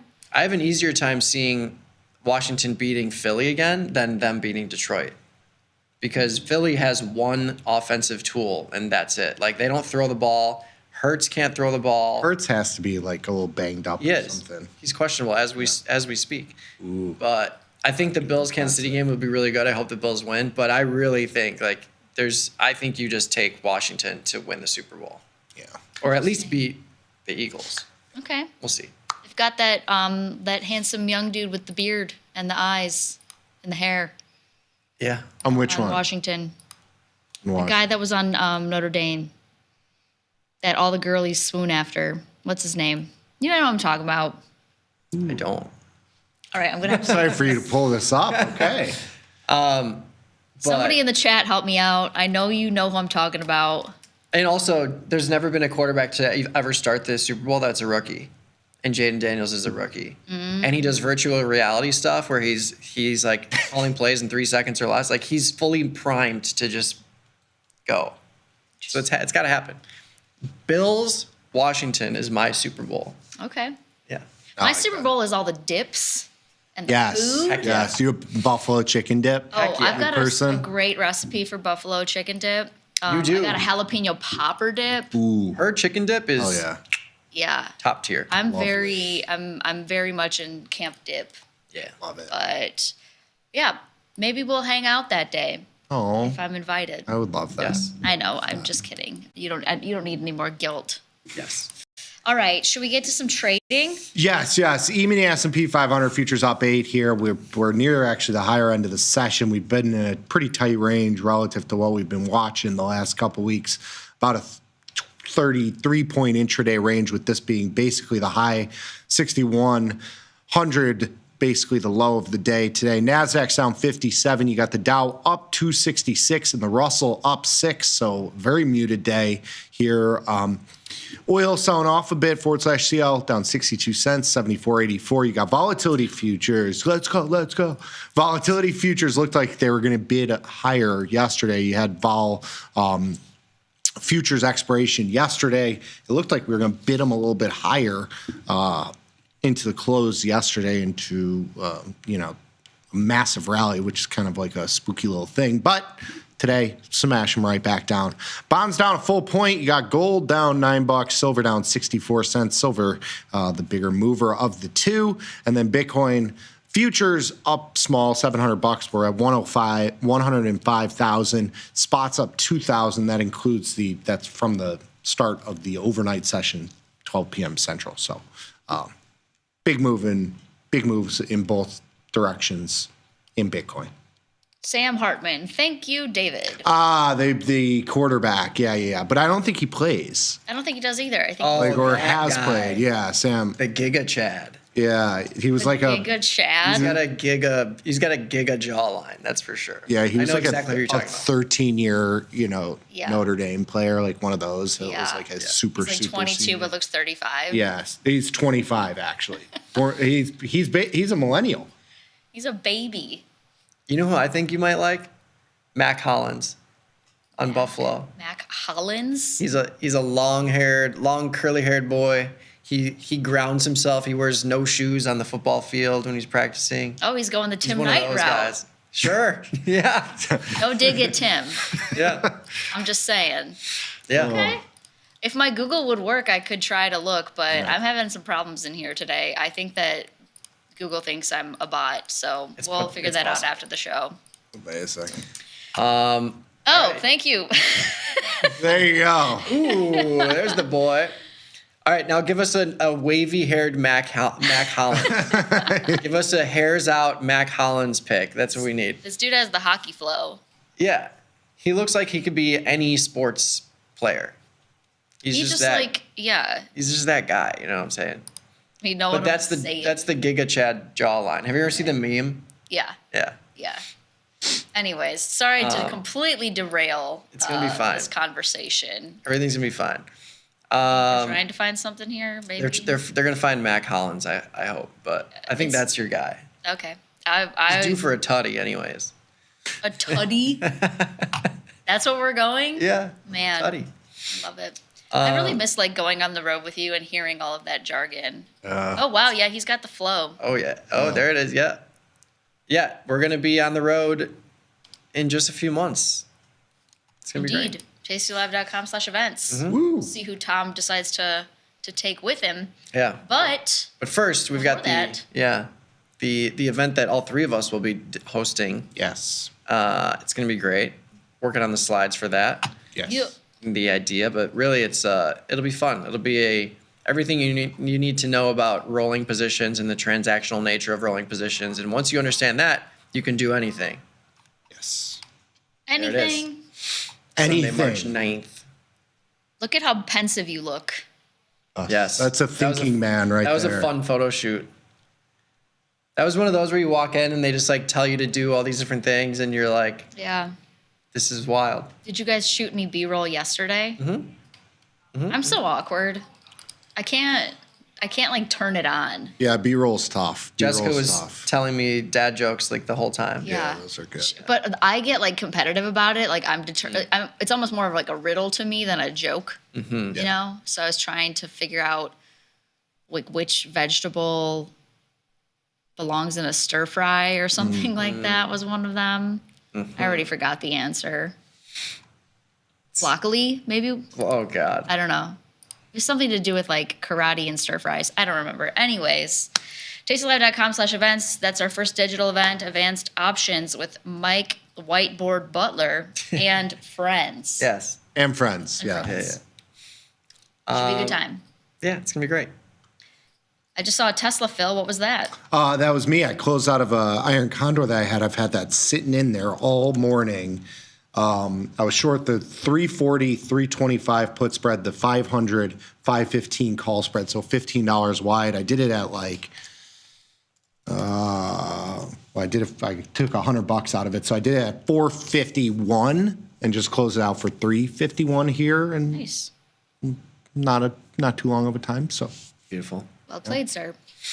Freeing up some capital. Cool. Let's do a couple 2-tree trades. Yeah, let's get to let's pop up the slides. We'll do some trade ideas, and then we'll pop over to the YouTube chat. If you want to join us there, we're streaming live on Tasty Live. I've got the newsletter link pinned to the top of the chat. You can get your cherry picks for free. But yeah, this will be quick and easy. As I stated before, until proven wrong, I will be buying every dip that I see. And I'll still do it in a small way, defined risk. But Microsoft is one of the only S&P 100 stocks that is down today in a pretty big way. and they have earnings coming up next week on the 29th after the close.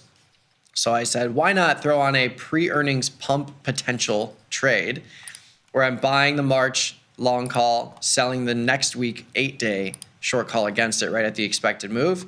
So I'm looking at the long 445 March call, short next week's 460 call, and I got in for 1175. So this is a 15-point wide call diagonal spread. If all else fails and Microsoft doesn't move to the upside or it just flutters around here or sells off, I will have the ability to roll that 8-day call, likely from 445 down to the 460 call down to the 450 or 455 in Feb. Those options are trading for a significant amount. Of course, they will be trading for less after earnings, but I could probably bring this down to a 10-point wide call diagonal spread and get my net cost basis under $10 pretty easily. So that's the plan if it doesn't go to the upside after earnings, but we will see what happens. Collected like $3.50-ish on that short option against $1,400, $1,500 in the long option, so we'll see. I like it. Comfortable with it. You took a good one off in Microsoft. Yeah. Earlier this year, I believe. Yeah, that was a January 10th to January 17th. That was the one I took off. It was a 420, 435, and I caught the bounce from there. Nice. So that was good. So dipping the toe in again. Yeah, actually, I did 2 this year already. Oh. January 2nd to the 6th, and then January 10th to the 17th. It's like free money. It's been a good trade so far. We'll see if that persists. Very nice. Okay. Like it. And if we get the pump before earnings, I'll probably just take it off and make it smaller for earnings. Like that. Cool. All right, I'm looking for, as Mike would say, the pre-earnings pump, but maybe not as much as Mike is playing for, because I'm playing in Amazon here, which is basically at highs or just off of highs here. I figure if we're going to continue higher, we're going to see Amazon be a $3 trillion company. I mean, why not? That's far off from this trade, but earnings coming up, maybe they get a little bit of a move higher here. So I'm looking at a crab trade. I'm going out to March, buying the 240 call, which is right around a 40-ish delta and change. Okay. I'm selling 2 of the 250s against it. I'm going into the February 7th expiration, which is the weekly expiration with the earnings event there. And then I'm buying the 270 call. So there's a little bit of extra risk on the upside. I wanted to sell about $5 in credit on the overall short premium position in February 7th. So I moved and used a little bit more capital, used about $1,400 in buying power because you have $1,000 of extra risk to the upside. But instead of paying up, just to give you an idea, of the 260 call trades at about $1 and change. The 270 call trades at about 45 cents. So you're getting about another 60, 70 cents of premium just by moving that out about $1,000. And I'm comfortable with that extra risk to the upside. And there'll also be a faster decaying position too. But net, you're selling about $5 in premium on the short portion of this trade. The risk profile, I moved to the end of February. Of course, there's a lot of variables in terms of when you have a calendarized position. There's changes in volatility and time and just stock price and all those things kind of factor in. So it's just a rough estimate there. But it's roughly a 50-50 shot. You have a little bit of a buffer to the downside because you're selling so much premium in the short term. So even if the stock goes down and you're starting with long delta here, or basically flat delta, maybe a little long. But even though you want the stock to kind of go higher, if the stock goes kind of sideways or slightly lower, you're probably at a scratch, maybe a small profit here. Max profit is about $500. I would probably want to get like $200 out of this. 500 would be a 250 pin right after earnings, like home run, perfect shot. I don't anticipate that being the case, but of course it could happen. Again, max loss or buying power $1,400, of which 400 and change is the max loss for the debit of the trade. That's if you just let all these options expire, which I won't be doing. But if you had a big move lower and they all expired out of the money, that would be your max loss. You have risk above 260, which is that extra $1,000 in risk to the upside, but that's a 20% move in the stock. I'm okay with that. Good stuff. Thank you. Okay. I might have to look and join you in something similar. We shall see. Volatility is relatively high too. 55 IV rank. 55. 55. But that's a crab. The crab. Oh, is it my turn? Yes. It is. Okay. What am I doing? Oh, yeah.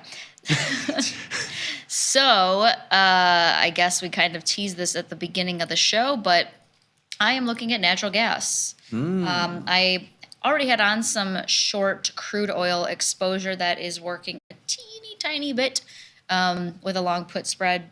But this one is actually working fairly quickly, so I might even consider pulling this off by the end of the day today. But kind of as we've all talked about and alluded to, natural gas is very seasonal. This little cold snap that we've had, I'm sure, has had some impact on driving these prices up. And looking at the forecast and just knowing that I don't think it will ultimately stay here forever, I decided to approach it with a short call spread. Now, this isn't necessarily something I love to do all the time in terms of it's not 1/3 the width of the strikes. Of course, we've got, 12-ish less days than we normally do for some of the tastylive parameters that we tend to talk about. But I still felt that the risk reward ratio here was adequate for me to participate. And I also looked at, some broken wing butterflies and things of that nature, but the math just wasn't mathing, as the kids say, for me. I didn't want to put on a trade where I would still have taken on the same amount of max loss and had half of the credit for the broken wing butterfly. So I just decided to keep it a little bit simpler and do the short call spread. So I'm short the 390, 410 call spread in February. That's 33 days out. I picked up $390, $400 in max profit here, right around where I got filled. And I'm actually up about $100 on the trade right now. So I will be working an order here pretty soon. I don't necessarily think that you're too late on this one. If you look at a chart of natural gas, we're still trading, floating in those higher, or I guess mid 3.5, 3.4 right now for the H contract. You might just have to tweak the strikes a little bit in order to get something similar. But I will be happy to close this thing out for $150.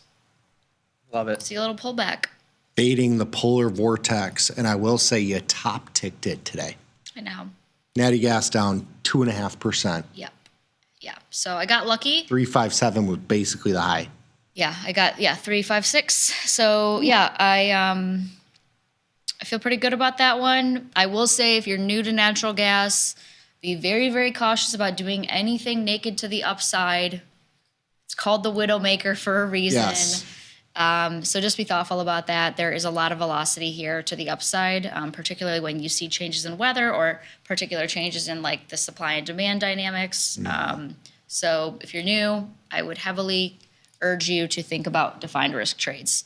Also, we have not talked about UNG in a very, very long time. I don't even know if it's really tradable anymore, but we tend to lean towards utilizing the futures options just because of like the drag element of UNG. That's not to say you can't find something, but it's maybe not something that you ultimately want to hold for a very, very long time. Also, markets in there for being as cheap as the underlying are still like a couple pennies wide, which I don't necessarily love either. Yeah. Yeah. Like in March, they're 20 cents wide. 10 cents wide. Yeah. And that's not to say that, the natural gas futures options are more liquid. They're actually also still 2 to 3 ticks wide, which with the multiplier is actually a good chunk of change if you're used to something like an ETF. But if you're thoughtful with your entry and you're not chasing the trade, I think you can still make it work for you. Cool. It's just my 2 cents though. Love it. I also like the fact that backwardation is coming down in here. The G contract was significantly higher above the H contract in price in Natty Gas a couple days ago. Yeah. which I think speaks to kind of the calming of the storm, the potential calming of the storm, because now February, March, April, May are all in contango. So you're still in backwardation in the 5-day, but it's not nearly as much as it used to be. And that was into the rally to the upside. So I'm in with you in a different way. I bought the 3-4-3-3 put spread, just a risk one to make one at the money put spread in Feb. Cool. Couple Perfect. trades. Sweet, sweet. Tree trade ideas, as we always do on Thursdays. Yes. It's beautiful. Fun little time. Best. It is. The best. It's the favorite. It's my Yeah. favorite hour of my favorite day of the week. Thank you. I appreciate that. Did you close your British pound?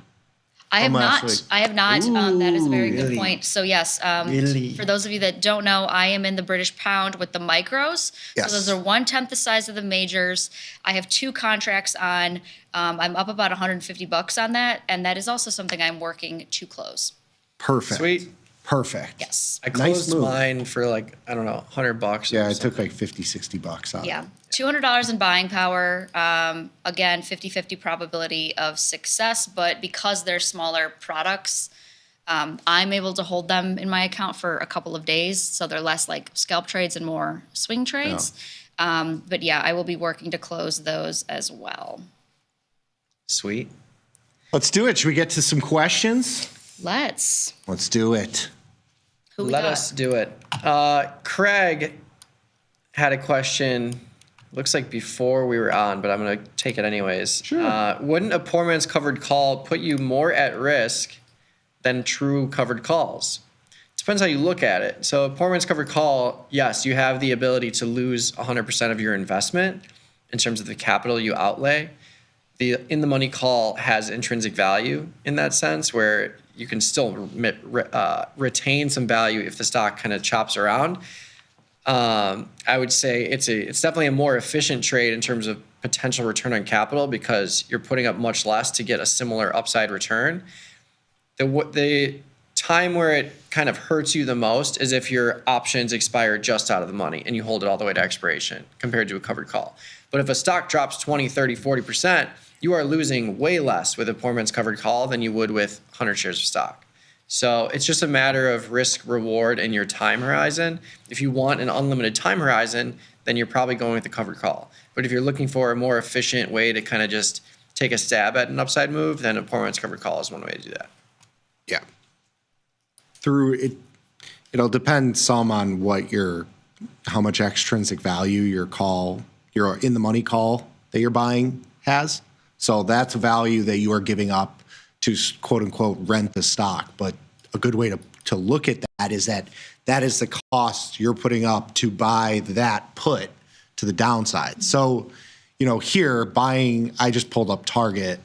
And this is good because I had some questions on this on my life cycle of a trade for my Target poor man's cover call. So we're going to Target.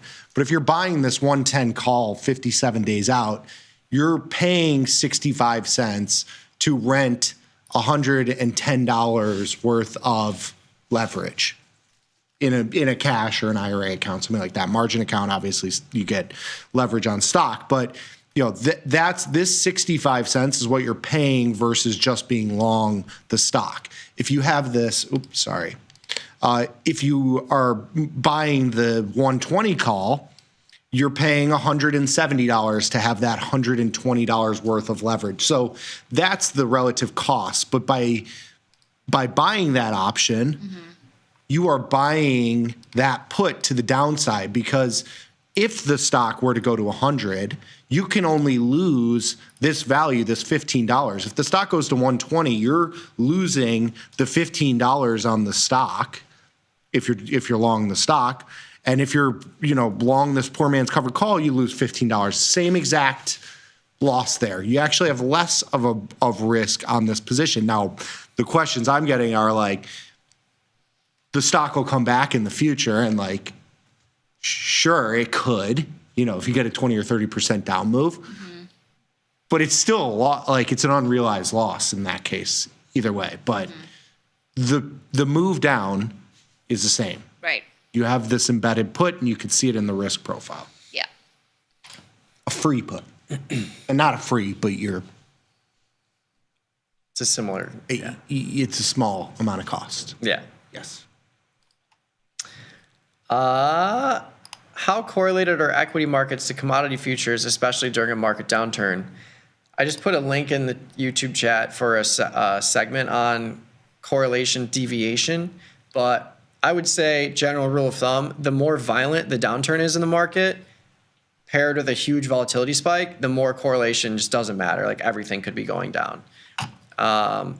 Chop days like this, where it's kind of inside, maybe a little bit outside, that's when you can see correlation hold, even though, we're seeing downturns in the market if we were to turn red. But yeah, I would say if we saw like a 250 point sell off in the E-minis, you might see everything red in that case. Correlations go to 1. Yeah. Usually when you have these big moves, it's sell everything type thing. That's why it's so hard to deal with. Like a true market panic is to triage anything. Yeah. Which is why size is so important. Yes. Yeah. And even if you think you're like diversified or uncorrelated, there are times where it can get out of whack. Like if you remember, like in COVID, gold was down like $200 in like the blink of an eye. Oh yeah. Those were. I mean, all of that. Waking up every day was just rolling the dice. Yeah, it was everything. Yeah. Everything in one direction, 3 to 5%. It was pretty wild. Yeah.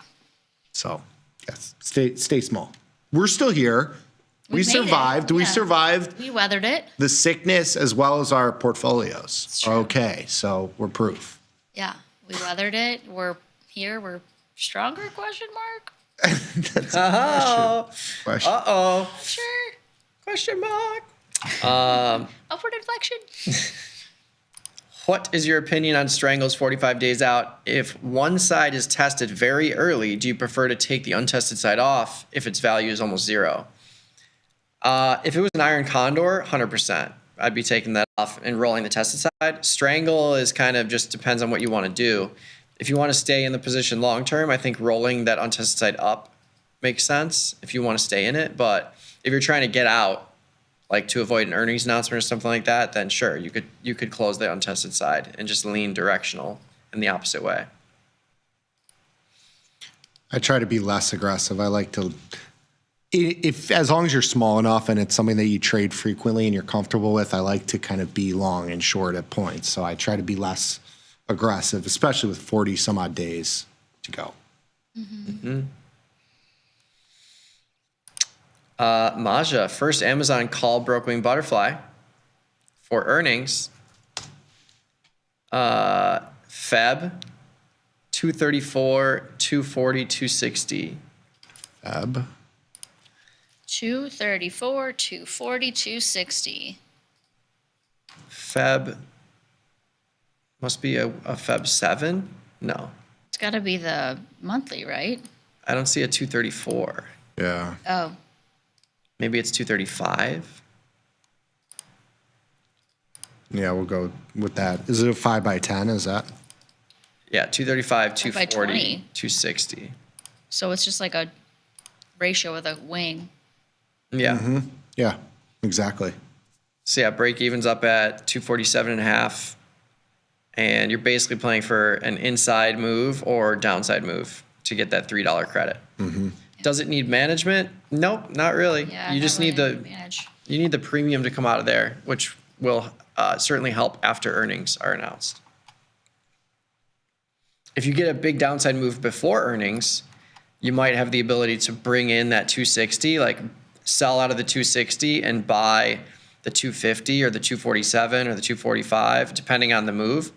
But that would be the management, is if you get a big sell-off in Amazon before the earnings announcement, you might be able to buy in that risk a little bit.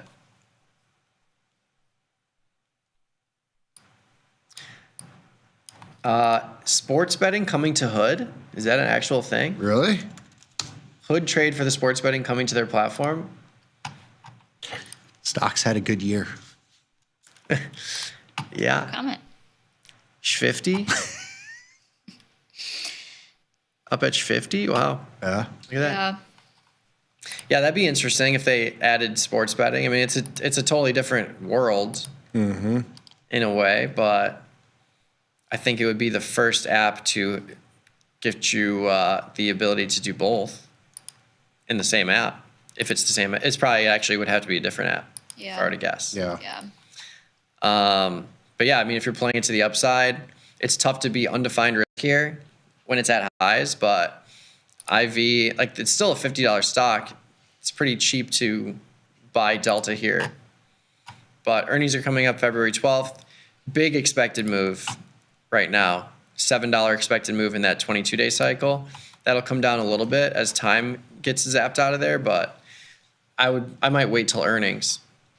Especially if you think that they're going to announce something like that in the earnings announcement that you think would bring the stock higher. Okay. Please explain the theoretical P&L of calendars.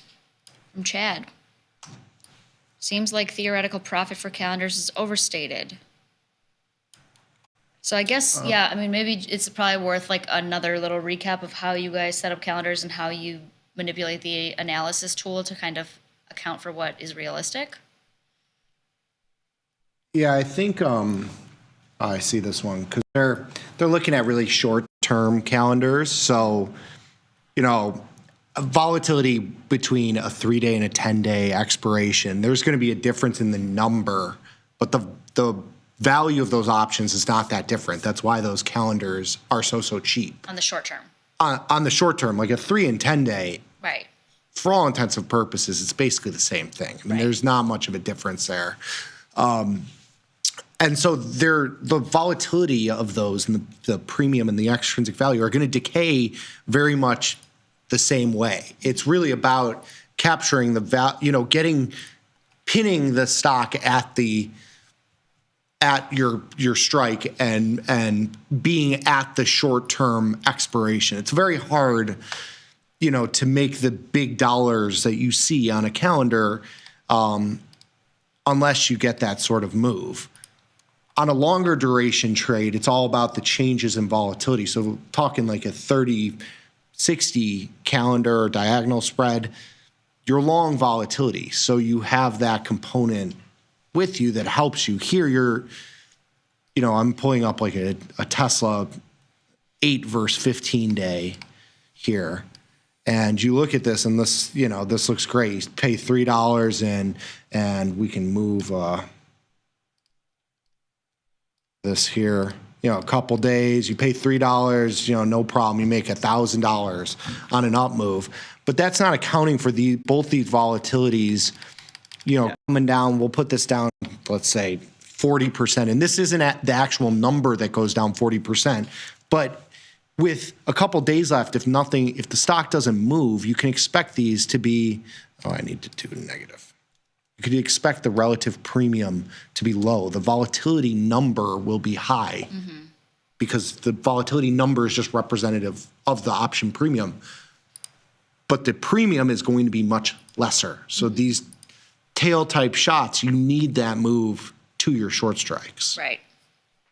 And I think the hardest thing to estimate with short-term calendars is that IV crush. Yes. Because like in Tesla right now, January 29th earnings, looking at like the same sort of setup, like short the 8-day, long the 15-day, you can see that the 15-day is significantly higher in implied volatility relative to something like March or April.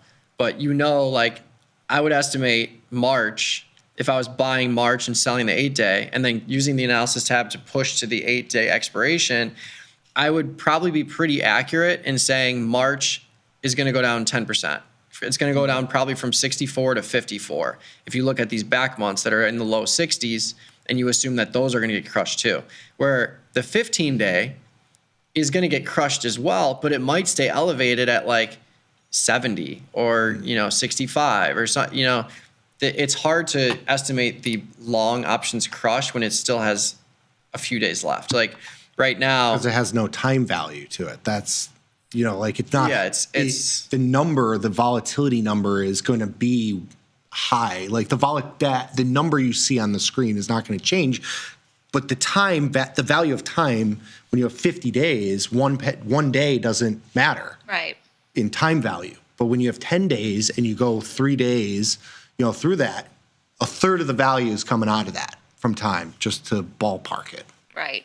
Yeah. So really, in the estimation, if you were estimating the P&L, first of all, you wouldn't have been able to arrive at your realized P&L because the 1 day still has 1 day. And even the 1,000 strike right now still has $200 in it. So you would have to wait till tomorrow. And then if before the earnings announcement, you would have had to wait till tomorrow. And then you would have had to crush the 8 days IV down to 30% exactly, or 28%. That's how you're going to arrive at the same P&L as what you're seeing in real life. Because it's just theoretical with the Black-Scholes model adjustments. Like, that's what you're doing. So that's why it's different. I would say that the main reason is because it's really hard to estimate a near-term IV vol crush relative to a monthly. But also, it's hard to, you have to hold it to Friday. Like, if you're looking at the expiration of the short and putting a crush in the 8 day, you have to hold it to Friday. So if you have like the exact numbers you put in, we can look at something else with like a similar setup and then check it out later. But I think that's the tough thing with short-term calendars. Yeah. That was good. Yeah. Go long on EA today. It's in the game. Whoa. Chris is always trying to tell me about like the latest gaming news, but unfortunately a lot of those stocks are like OTC or not traded on US exchanges. So maybe this will be the day.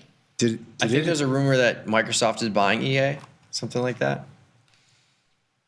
Holy moly. I think there's an EA acquisition. All I know is the new PGA game, I think it's EA. Is it out yet? Yeah, I don't think it's out yet, but the graphics from 2 years ago to this release is like night and day. Just golf in all forms and shapes and specs. Yeah. Come on, it's snowing and negative 2 degrees out. Hey, Cut us some slack here, okay? I'm not judging. If you put on golf today, you'll see the golfers in warm California on the coast playing at Torrey Pines. I've been there. Not to the course, like to the surrounding Nice. park beach area. Perfect. It's pretty. I don't know. Yeah, I mean, I don't know if this is one you want to participate in or not, or Are we trying to catch a falling knife here? that was the ask. Am I getting set up for failure here? I can't. I'm not touching this. Markets are kind of wide. Like, here's your diagonal calendar type trade where you could actually make money on the move higher compared to the zero, the very tight expiration. This is kind of a cheapie if you wanted to buy the dip here and have defined risk. Buy the 120, sell the 125 in Feb. You got 30 days to get $5 to the upside. Not a whole lot of open interest. It does not look like this is super traded besides me right now. Could you do something like buy an out of the money call vertical or something along those lines just as a lottery ticket? Yeah. Just a thought. Yeah, this looks... You're basically betting on a non-acquisition if you're trading this. Yeah, is this... I don't know if this That's what the rumor is. From the chat, someone saying Microsoft bidding on a EA is a rumor. Oh. Didn't they buy Blizzard, though? Activision? Wasn't that a thing? Microsoft? Yeah, they did buy Blizzard. Yeah. Okay. Maybe they're just trying to get them all, collect them all. All right, I'll try it. $290, I'm going to try it and see if I get filled. These markets stink. That's $290. I just lit on fire. Lit on fire. Hey, you don't know that yet. Bookmark Immediate this time. we'll We'll see if in a couple of weeks, right? Yeah. Immediate fills are very scary. Yes. Aaron opened an arm diagonal yesterday, 185 call in March, 200 short in Feb. Adjustment on the short leg or do nothing? 185, you said? 200? 185, 200. So it looks like you're down about $180 on this from yesterday, just based on the net change difference in those options, which means you bought this for like $800, 15 points wide. So if you wanted to, You could roll down the Feb from the 200 to like the 195. That would put you at a 10-point wide diagonal. You would still have less than the width in terms of overall debit. I think that's probably as far as I would go. I think if you go to the 190, now you have a debit over the width of your intrinsic value potential. Mm-hmm. But really, this is you're waiting until earnings come out and you're hoping for an upside move. Like that's This is a reflection of how a pop in volatility, can hedge you. Mm-hmm. So yesterday you had all the Project Stargate that included ARM in that. You had a big move to the upside. Stock was up, $30. Yep. And you see when you get these pops and big moves in a stock like this, tend to see volatility skew to the upside. If I told you that you bought an at the money call and the stock's now down, bless you, Thank you. 8%, bless you. again. Thank you. Silence. Yeah, blow it. Silence would blow these eyeballs right to the back of these glasses. Every time you say that, it makes me laugh. I mean, it's it's so just dark so and true, morbid. though. But it I'm makes such a me laugh. violent sneezer. Just would never happen. Get the future dad sneeze in you. Yeah. Have you heard that Shelly is also recording, like writing down how people sneeze? Ooh. Like, ask her about it next time she's on the show. Little sneeze analysis. Yeah, Nice. it's pretty good. Donnie's got to be top of the list. Oh, that's the first thing I said. I was like, did you record Donnie's? Like, did you try to spell out how Donnie sneezes? And she's like, I haven't heard it. I was like, oh, you will. Yes. All right, sorry, I didn't mean to interrupt the train of thought here. Oh, anyway, if I told you the stock was down 8% today and you had long delta, you'd think you'd be losing a lot more than $200. And that's because volatility, and you can see it in this short option. I mean, this option has lost half its value overnight. Yeah. So, that's the quote unquote positive to your position. Even though it's a losing position, it's a nice thing. Yeah. So, not bad. Yeep, yeep, yeep. What do you consider before taking a directional assumption when placing an earnings trade? I would say I look at current price action, and I'm usually placing upside. Like let's be real. I'm usually placing upside trades. So I ask myself, do I think this stock can recover if they have a good earnings report? Do they have low implied volatility where it's cheap to buy delta? And can I collect a lot in the short option because there's a big expected move? That's pretty much it for me. And if the answer is no, then I usually don't place it. I would rather not place it than place a bearish trade these days. That's just, I'm like totally skewed. But I like placing bullish earnings trades. So that's my thought process. But really, I like to do call diagonal spreads or just diagonal spreads in general, calendar spreads. So it's really more about having defined risk. Yeah. Defined risk, having low implied volatility in the back month that I'm buying and high implied volatility in the short option I'm selling, which is the weekly that has the earnings announcement. Mm-hmm. You can do bullish, bearish, doesn't matter, but I'm like almost always doing bullish call diagonal spreads for earnings on specific stocks that I think can rally after earnings. And if I'm wrong, then I just defend the position. Sometimes I take max loss, but it's a small enough size to where I'm comfortable with it. Mm-hmm. All said. Jinx. I think I got you You first. did. I can't talk until you say my name. Is that the rule? You owe me a Coke. Oh. Jinx personal Jinx soda. On your Microsoft trade, why not reduce cost more with a short 221 460 call versus the Jan 31 you sold? That's your trade, no? I guess so, yeah. I don't have my. Manny said hi, You just Nick. pitched it 30 minutes ago. Did you forget? I'm just reading the says chat. Nick. It says hi, Nick. Oh. Yeah, so you could do kind of going along the same thought process.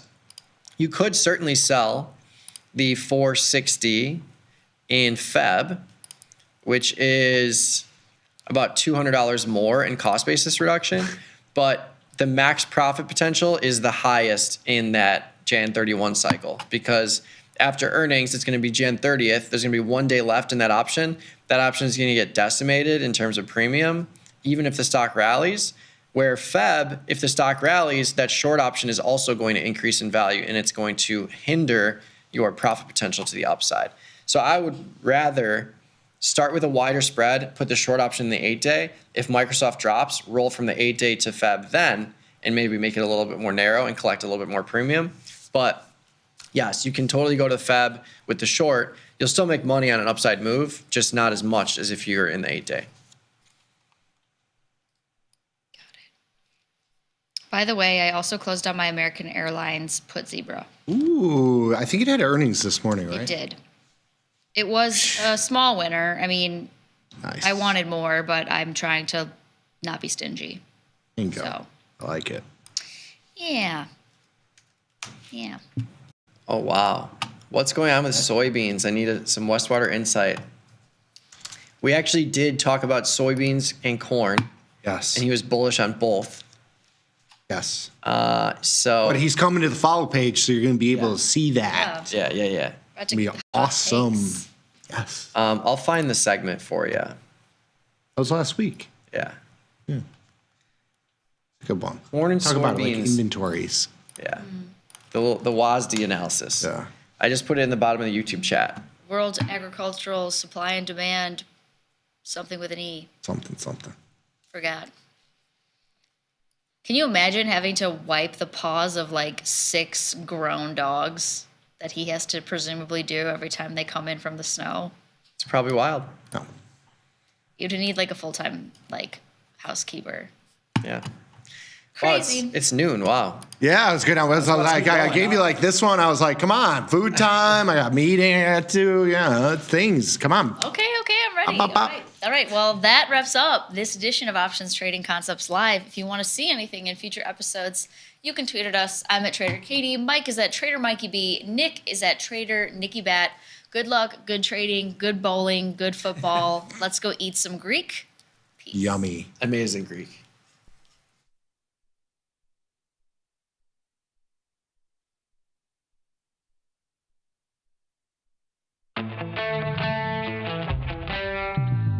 In the world of investing, a beast lurks between the numbers.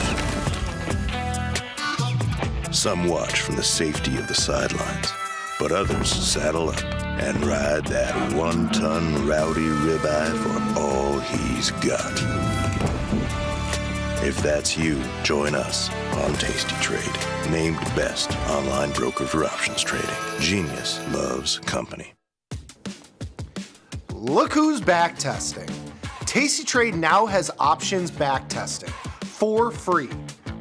Test your trades with over 10 years of data for the most popular symbols. See how your trades would have performed in the past. Look back at profit and loss and take the guess out of guesswork. Oh, did we mention that it's free? Get back testing at Tasty Trade. Forbes called us best online for options trading. Investopedia, best for options trading, period. With stockbrokers.com, we're number 1 for options and futures trading. The Motley Fool really likes us. And so does Business Insider.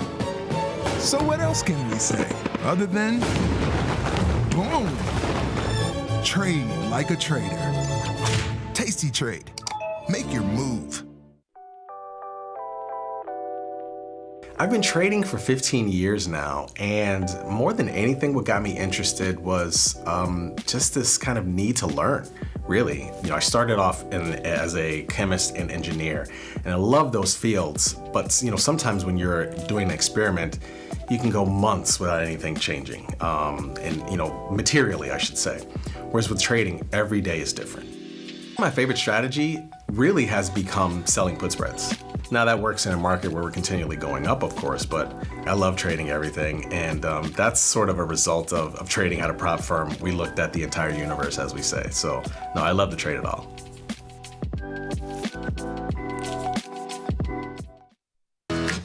Tasty Trade is now on TradingView. Trade stocks and futures directly on TradingView charts with Tasty Trade's low commissions. Try it out and leave us a review.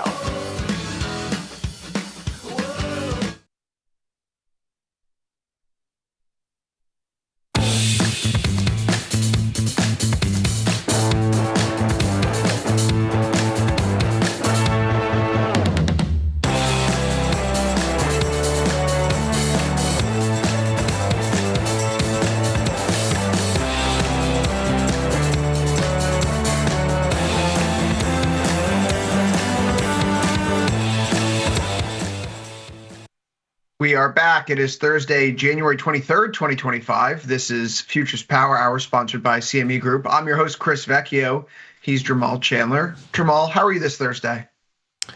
I'm so-so. Mostly because why the so market's down, Charlie boring. Brown? What? Yeah. I said, why so down, Charlie Brown? Market's kind of boring. There's really no story that interests me. I don't know. I'm hoping you can change all of this for me in this next hour. Sit down. The doctor's here.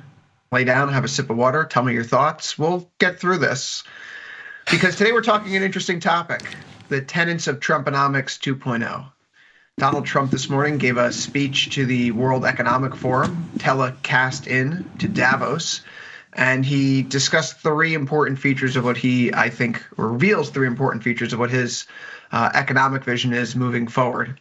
Amidst the flurry of new executive orders that we've seen, obviously no new legislation has passed, Trump's been taken to the airwaves to define what his term will look like. And I think he's largely defining it around the concept of where inflation is. So let's just see where inflation is first before we go into those tenets of Trumponomics here, Jamal. First off, making progress, yes. Should we see lower inflation than we did in December? Likely, 2.9% on the headline there. Expected to go down to 2.84%, according to the Cleveland Fed's inflation tracker. Likewise, PCE expected to show a fair amount of disinflation as we move from December into January. And we're still hovering in that 0.2% month-over-month run rate range, which is a little bit warmer than what the Fed wants, but it's close enough that if you stay at 0.2%, 0.18%, you're getting that 2% year over year. The point is that inflation is moving through this base effect period, and it's starting to tilt lower as you look to forward indicators. Do you think maybe, before we go into Trumponomics, that the market is seeing inflation as a smaller problem than it was perhaps a month ago?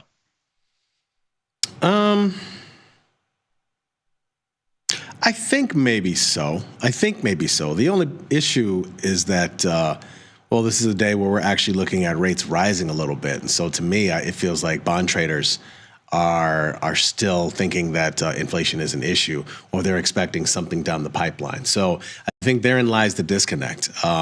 We have seen inflation come down markedly. I think, we're at basically around 2%, right?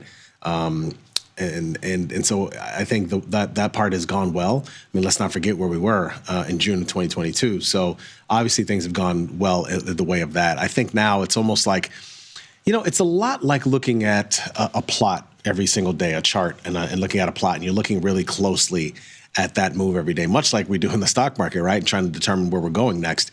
But sometimes you got to take a step back and look at how good things really are as compared to the way the market's acting right now and the way that yields are acting as if things are very bad. Well, I find this focus on inflation interesting because it's not obviously been defeated, but it's still more or less in the Goldilocks zone where, having been where it was a few years ago, having a two-handle on it is a nice change of pace.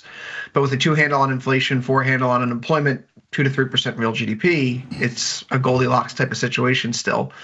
So what does Trump want to do to address this inflation that's still above the Fed's target? That being the main focus here of his speech at the World Economic Forum today, if you could get through the talk of bombing cold fronts to make things warmer in places where it's too cold, he talks about tariffs, obviously, urging global businesses to invest in the U.S., but he's promising a lower corporate tax rate, 15% for those who bring manufacturing to the country. And by the way, if you don't bring your manufacturing to the country, he's going to tariff you. Interest rates, though, this is perhaps the Recep Erdogan school of thought that higher interest rates bring about higher inflation. But Trump is out here saying that he wants lower interest rates, and not just from the Fed. He called on central banks globally to start lowering interest rates. And this is perhaps the most important aspect of getting inflation down, and then ultimately maybe interest rates moving lower. Called on Saudi Arabia and OPEC to lower prices, which means pumping more. And of course, he has this drill baby drill prerogative, which means more supply coming into the market when the market is already fairly well supplied. The U.S. is producing more oil and gas than ever before. We're the world's largest exporter of LNG. 10 years ago, we were blip on the map, Jamal. Qatar and Australia were much more significant contributors, and now we overtook both of them. Yeah, American I just saw a chart ingenuity about that actually today myself, about how much less reliant we are on Saudi Arabian oil. Right. And so I could actually see, because this was discussed during the first Trump term, some sort of security agreement with Saudi Arabia, where in exchange for more oil output and lower oil prices, we guarantee them certain protections, which, you want to put that into place now when Iran's weak, when Russia's on its back foot. It kind of makes sense if you think about it in the geopolitical realm. But that seems feasible. So there is a goal here. Bring down prices. How does he plan to go about it? Tariffs, getting central banks to lower interest rates. How much pull does he have there? That's another question. And then ultimately working out a deal to get OPEC to lower prices. And he mentioned that the war in Ukraine would end if oil prices were lower than where they were, because implicitly Russia wouldn't be able to finance their operations overseas, across the border. Either way, though, Jamal, whether or not you think tariffs will bring down prices is another discussion. I certainly don't think they will. But this seems to be the shape or the early contours of what Trumponomics looks like. He wants more oil production so you have lower oil prices. He wants lower interest rates. No surprise there as a real estate guy. And he's very serious about the tariffs, plain and simple. And I think those are the three things that we should be focusing on to see what his agenda does to move those forward. Because quite frankly, if you get lower interest rates and lower oil, you're going to have a tailwind for the economy and for the stock market. No, totally. I mean, that would be great things, right? Obviously, we still ship and move a lot of different things, and a lot of goods travel by truck and et cetera. So, I mean, obviously, I assume not only lower oil, but you would like lower diesel as well. These are the things that move our economy. So if we can get that going, obviously, that's going to be good overall. And eventually, ultimately,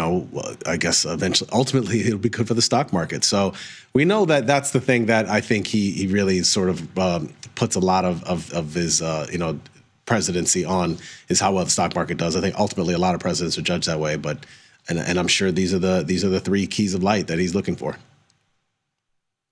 Speaking at the WEF, he was talking with private equity people, with bankers. He chided Bank of America CEO Brian Moynihan. We move on, however. The market's digesting what was said at the WEF, digesting recent gains as well. There was this South Korean company, SK Hynix, had a huge profit beat yesterday, but the demand that they guided forward on wasn't that great. And so semis opened up this morning a little bit weaker. Stocks start the day on softer footing. We've been climbing back, though, over the course of the session. You can see as we come out of Asia into Europe and then ultimately into that U.S. liquidity, the market is now at its highs of the day. And looking at the highs of the week effectively here, 6134.5 right now on ESH5. Jamal, you have those NASDAQ tech stocks lagging a little bit with that news out of South Korea with SK Hynix. But what are you looking at today for this market? There's a little bit of resiliency here intraday as we make our way into the second half of the session. Yeah, that's actually it. Believe it or not, I mean, I don't remember the market cap of that name, but that certainly had an effect. And it seems like that's becoming a thing, right? We're looking at each and every single one of these tech names, particularly the semi ones, and it's like, okay, well, what do you have to say? And how much is that going to affect the whole entire sector? I think that's what we're seeing a lot. Obviously we had a big move yesterday up in tech, and honestly, that's where I've been I'm talking tech because that's actually where I've been kind of focused on more recently, at least a lot of my trades. Netflix was one of the earnings trades I played yesterday. Big move for the NASDAQ on top of that. And we saw a lot of those tech names moving as well. So it almost is getting to a point where it doesn't matter if it's semi or not, as long as you're in the NASDAQ and you're a tech name, as long as things go well, generally you're going to see the whole space move. At least that's what it's been so far. We'll see a little bit more tonight, right? Because we have Texan earnings. And, there's been times where Texan was obviously really one of the more important names in the sector, going back to the .com era, calmed down for a while there. But again, now we're at a point where each and every one of these names, it's almost like, to some degree, right? Like not everyone is going to be a NVIDIA moment for earnings, but even still, we're seeing those names move on that overall. So I've been on record more saying here that I think, the market has legs. I feel like tech as well, especially since Apple hasn't really been participating. It's funny because when I was saying this on Tuesday and I was saying Apple isn't participating and NVIDIA's been kind of quiet, lo and behold, the very next day, just on the heels of Netflix earnings, NVIDIA had a pretty big day. So I think as long as you got those guys participating, things are going to go well. It's just a matter of, how things are going to go, with each and every one of these earnings. And Texan is tomorrow. I do have calendar call spread. I know it's a future show, but I'm playing, Texan, and I still have a tech position in the form of Qs. And I can always use micros to hedge any one of these at any given time, which actually might end up being a good idea because I'm starting to accumulate a decent amount of tech names here. SK Hynix is a supplier to NVIDIA, which is why there's a knock-on effect here today. They supply the HBM3E products that are the high bandwidth memory that go into NVIDIA's AI chip line for data centers and yada, yada, yada. In any event, that NVIDIA weakness here is coming up off the board. We are higher over the course of the U.S. session, despite that gap open lower. Mm-hmm. And if you look at the actual report from SK Hynix and you look at their share price this year in Korean won, it's up like 20 or 30% year to date already. So I don't know if it's the end of the world. Perhaps the market is looking at good information and expecting great, and because it's not great, the bar is too high. Maybe our head's too far in the clouds right now is what that tells me. But the report itself was fantastic. And I remember reading the immediately after it came out, the AI generated story. It was like right around 9 o'clock last night on Morningstar. And the title here, I pulled it up, NVIDIA supplier SK Hynix posts record profit on AI boom. So when I saw this morning that like the stock sounds like, oh, so this was just one of those, this was very good, it wasn't great, so we're going to punish you type of environments. And that's not enough to shake me out of the bull phase of this market, Jamal. It's a good day otherwise, right? Like we're up at now the weekly high here in the S&P 6137. We're about to take back all the losses from where we were after the Fed meeting on December 18th. That comes up to 6148. The highs are right around the corner in the ESH5 at 6178 or so. SPX cash index is already there. Yeah, it's already at a high, right? That's a new high, right, today, SPX? I'm just noticing this right now. Cash index is at a new high. You're seeing, again, just based off of going back 2 days ago when we talked, we felt like this market was heading higher. We felt like vol was fairly low. And, there's new highs doesn't necessarily mean that markets should fall, right? So I don't, I think at this point is you determine, and I kind of alluded to this before, I think this is where you determine just how much exposure you want to have, right? So I'm over 50% in cash right now, even though I do have quite a few plays. I'm using smaller capital to do these things because, we could get we've seen often markets get spooked near highs, but again, we don't necessarily see them always turn around. We could continue going for a little bit more because, again, there's really no major wall of worry outside of interest rates, right? And that's still being determined how that's going to play out. So I like markets here. And again, you're exactly where you want to be.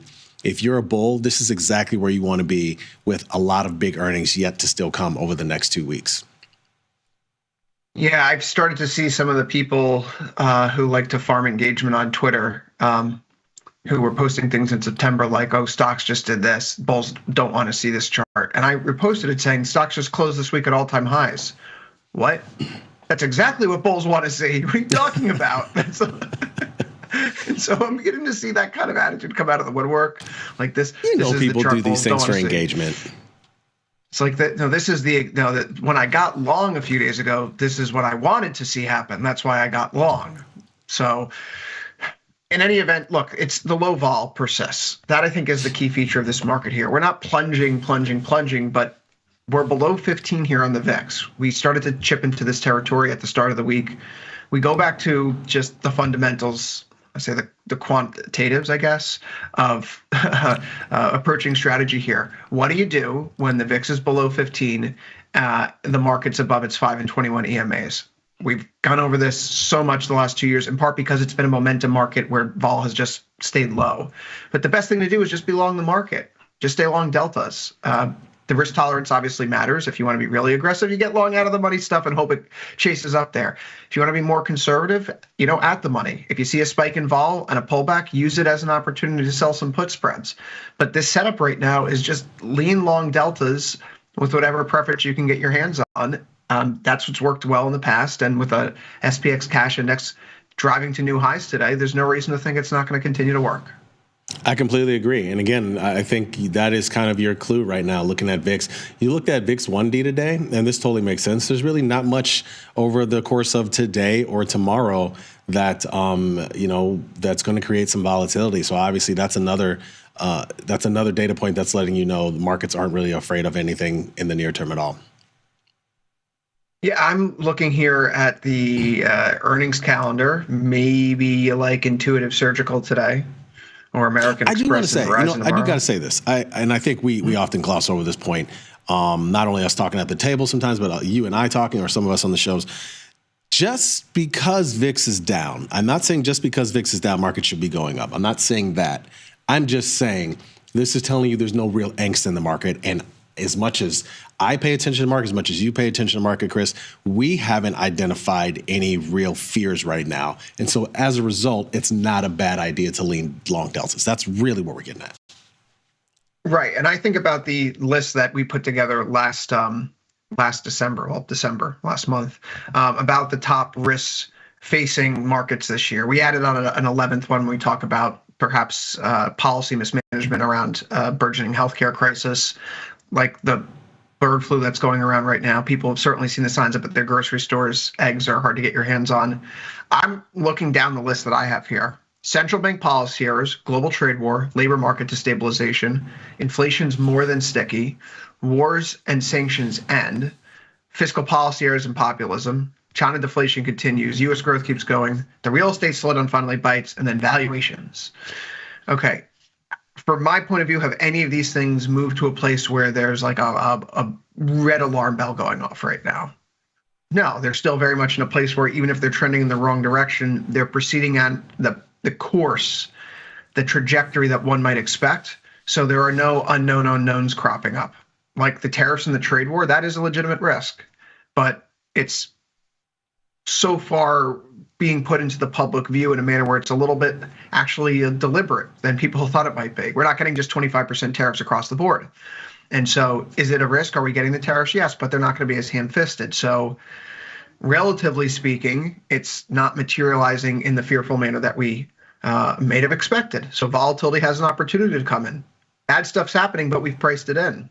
And that's, really for newer traders to see all these headlines and go, oh, wow, how come this isn't impacting the market? It already did impact the market. It's already been embedded into price.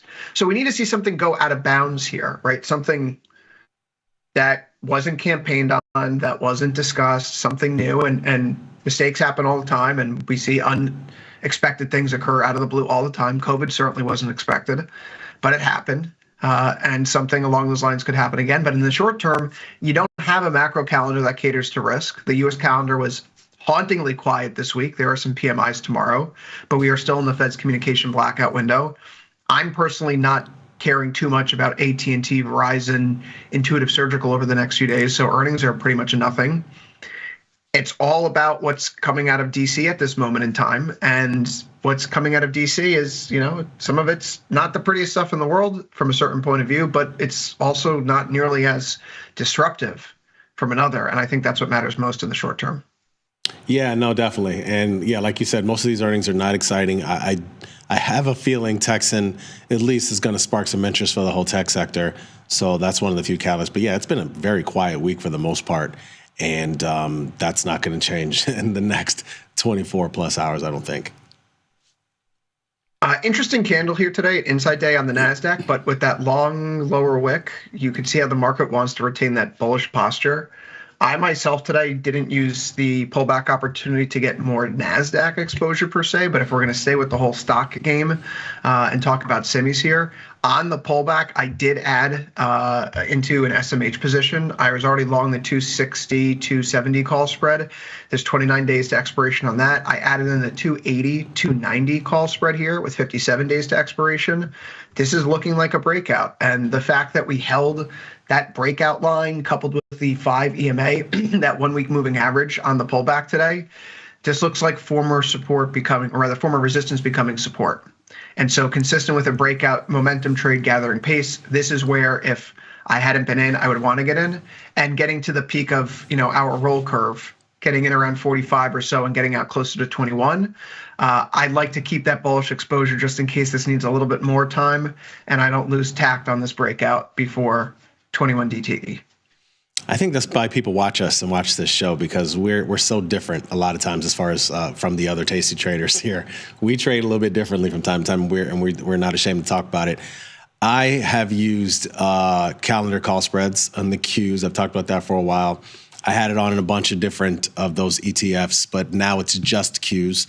I feel like that is the one that has the most chance for a breakout more soon. Like, obviously Russell is a little bit downtrodden and it has the potential for a stronger big breakout, but the catalyst for the tech is clear. It's a lot of these earnings and they're coming up really soon. And so that's why I'd much rather play those.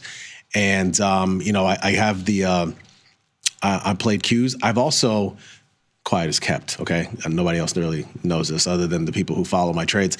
I've actually even gone as far as to get a few upside cheap calls in AVGO and NVIDIA, because for this exact reason, we're seeing them move on some of these names as they're continuing to discuss chips and AI plays. And so as a result, I want to see if these guys are going to break out to new highs. And so that's kind of one of the ways that I'm playing as well. I specifically have them in the Feb 7 this expiration because it captures not only the few earnings that are coming next week, but the week after as well. So that's one of the ways that I've been playing it. And eventually we'll see. One last thing, I may eventually use MNQs to hedge. I mean, I think that's one of the best things you can do when you're a little exposed and you're a little worried about potential pullback. I could use those Qs to hedge at some point in time. Yeah, maybe we should do an episode next week on like delta hedge ratio, right? Like if I'm long, if I have a disposition in NVIDIA and it's in the money, what do I need to do to short MNQ to offset it so I can make sure that I can ride this out, lock in my profit? Yeah, understanding until your we get there, value and stuff. Yeah. Right. And something foundational, which we've been getting questions about stuff like that from internally and externally, like, hey, do more education stuff. So this is actually a good opportunity. Jamal, I'm with you. I have the February 21st calls in NVIDIA, long the 155, short the 160. I think we're bumping back up into those highs. We're going to retake the uptrend. So I'm right with you there in terms of equity exposure and tinkering, adding a little bit more beta today too here with XLY. This is a bullish breakout. We've been watching it for a few days. Actually didn't get filled when I put in those orders last week, which was frustrating because we're now about $5 higher. That said, the pullback in recent days, the sideways shift right back into the 1 week moving average. We touched it today. I'm looking for a move back to 240 here. So consistent with the S&P and the NASDAQ moving up right now, I'm adding that long exposure, expecting this move to all-time highs to persist here in the short term. Of course, if that changes, if we have a big ugly day, if we close below yesterday's low, we're going to revisit some of that exposure because then it looks like this could be a near-term top. But as it were, even with this SK Hynix, not a small company, $100 billion market cap, right? Big supplier for NVIDIA. We're shrugging it off as the day goes on. And quite frankly, Jamal, I mean, it's going to pain, I remember these conversations with people all the time. It's going to pain people to hear this. If Trump gets his way where you have low rates and low inflation, the stock market's going to rally.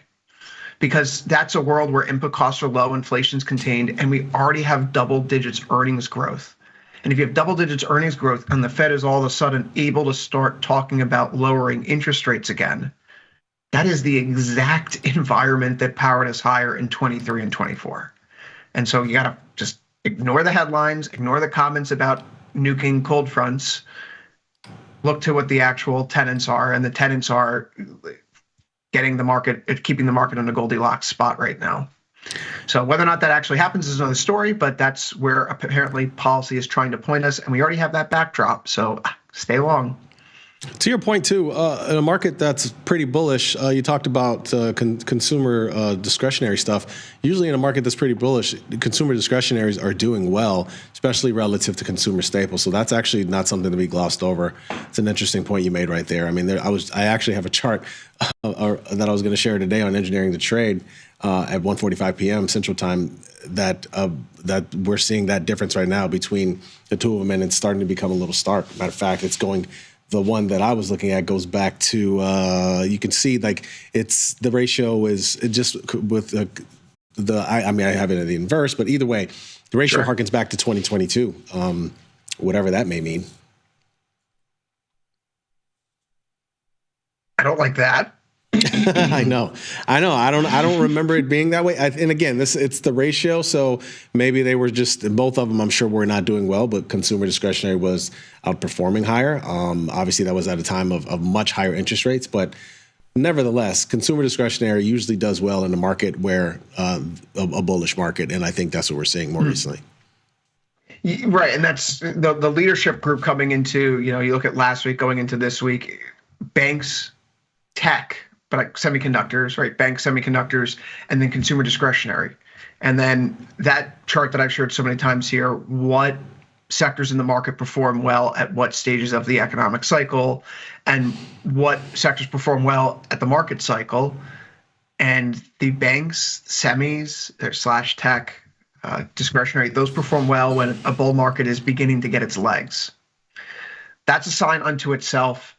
Jamal, before we head off here, though, talking about one last thing, the banks here, 50.74. I don't have any exposure right now in XLF, which is a darn shame because after the earnings, JP Morgan, et cetera, it breaks out, it clears recent swing highs, and it's been running up from 49 to 50. But it's another one of these, again, you see the rotation here. We could go to KBX, what am I thinking of? KBE? KBW. Yes. Yeah, KBW. Thank you. BKX is where my mind is. Excuse me. The bank index, the NASDAQ bank index. We haven't talked about this in a very long time, but when we did last fall, we saw that it was beginning to break out through multi-year resistance. And now after a little bit of a setback in recent weeks, it looks like it's been flagging again. So maybe it's regulation, maybe it's new valuations for the sector because you're going to have the repeal of all sorts of financial era or financial crisis era regulations. But either way, again, the setup, semis, banks, discretionary, those are leading the way higher right now. I think this is still a good environment. CME, just a small idea here, take it or leave it. Create a futures banking create a futures banking product. That would be interesting.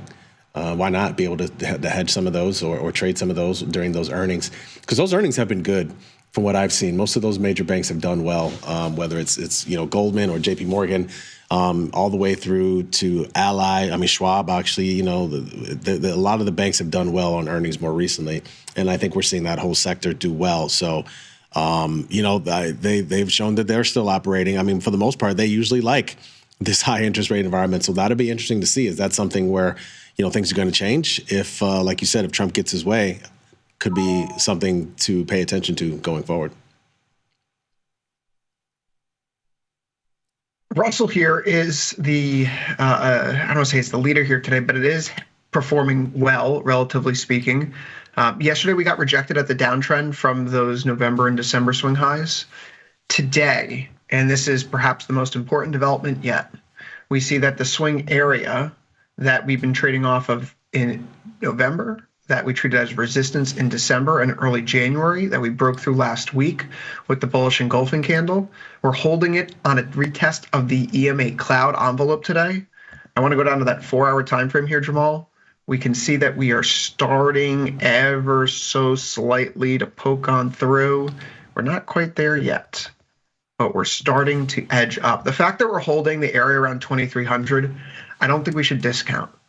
And given how we previously examined this as a potential inverse head and shoulders pattern, it begets the idea that we need to start looking at another long equity index options trade here, which, granted, I don't know what anyone's individual exposure is, right? And never go past your barometers. But if I'm not looking at ES or NQ and I'm not in XLY, I'm not in SMH, I don't have my long beta already, this is beginning to shape up like a trade that's getting ready to break out. And I don't think it's a surprise if you think about the deregulation and the tariffs and where the money goes.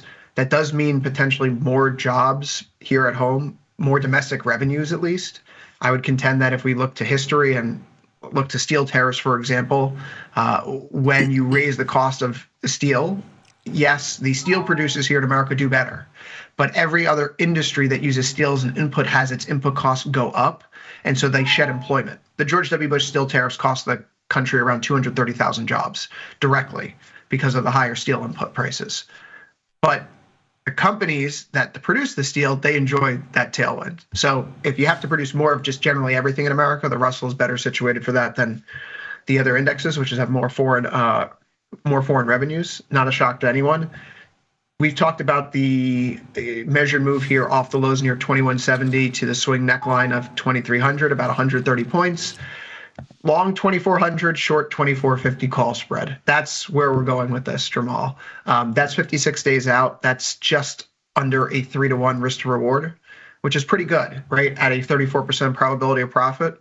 But if you start to break out, it looks like the Russell could be in a place to quickly retake all the losses from the Fed and level up here, play catch up, if you will, to the NASDAQ and the S&P. Yeah, I do like that trade. Like I said, I'm mostly leaning long tech because I feel like that one's more imminent. I do like the trade of a Russell 2000 going long that. I think it could take a little time, mostly because, we know Russell is a lot more dependent on rates than any of the other indexes. Probably Dow is the second, the one that depends on the second most. But if we could get that situation, like you said, like Trump wants to do, he wants to lower rates. He's been vocal about that. If for some reason we get that happen, you'll see, I think, Russell 2000 take off more. So I'm definitely ready and locked and loaded to make a trade in there. I think it's going to take a little longer. I'm going to wait a little bit. I have no problem, though, getting in once it's firmly above 2350, jumping right in at that point in time on the way up, buying into strength. I have no problem doing that. Jamal, let's turn our attention here to the bond market today, where yields have quietly pushed to their weekly high in today's session. Now, they are off the lows, which does matter. And as we move through the day, if we're seeing that those yields are coming further off the lows, or rather bonds or notes are coming off the lows and yields are coming off the highs, that can help this stock move to the upside right now. I'm interested in this area in ZN right around the 108 figure, where we've seen a few pivots in recent weeks. Going back to December, we've seen it serve as resistance here in January. We're starting to slip into that area again right now. What do you take of this action in notes and bonds? Is this perhaps a good opportunity to get more long deltas? You know what's weird? 2 days in a row now, bonds are down and markets have been up. And that is not what we've been seeing a whole lot recently. So that's a little strange. I don't know if this is some kind of knee-jerk reaction in the wake of the big move we had on CPI last week, but it's a little. I'm still trying to figure it out. I don't know if this is going to become a new norm or if this is just a weird head fake. But do I want to get long more? Well, as I eventually got filled on that call that I did in ZN May 111.5. And of course, I'm down money on it because that's just how it goes with bond trades and me over the last 6 months. But nevertheless, I did what I did, and I'm standing by it for the time being. This, like I said, I think this is definitely one of the more interesting trades of the year. What's going to happen with these bonds? Still have not been able to determine. But as you know, when your president is going around talking about it, obviously it's going to be a big deal. And so I just don't know when we're going to get any clarity. Again, we got the, in 6 days' time, we got the Fed meeting where we don't expect them to do anything, but we all know it's more about the conference afterwards than anything. And maybe, I don't know. I think over the next week, bonds will give us an idea of what they want to do. Maybe we'll get a bump up and heading into it over the next couple of days. Or maybe they just fade heading into it, knowing that we're not going to do anything as far as rates goes anytime soon.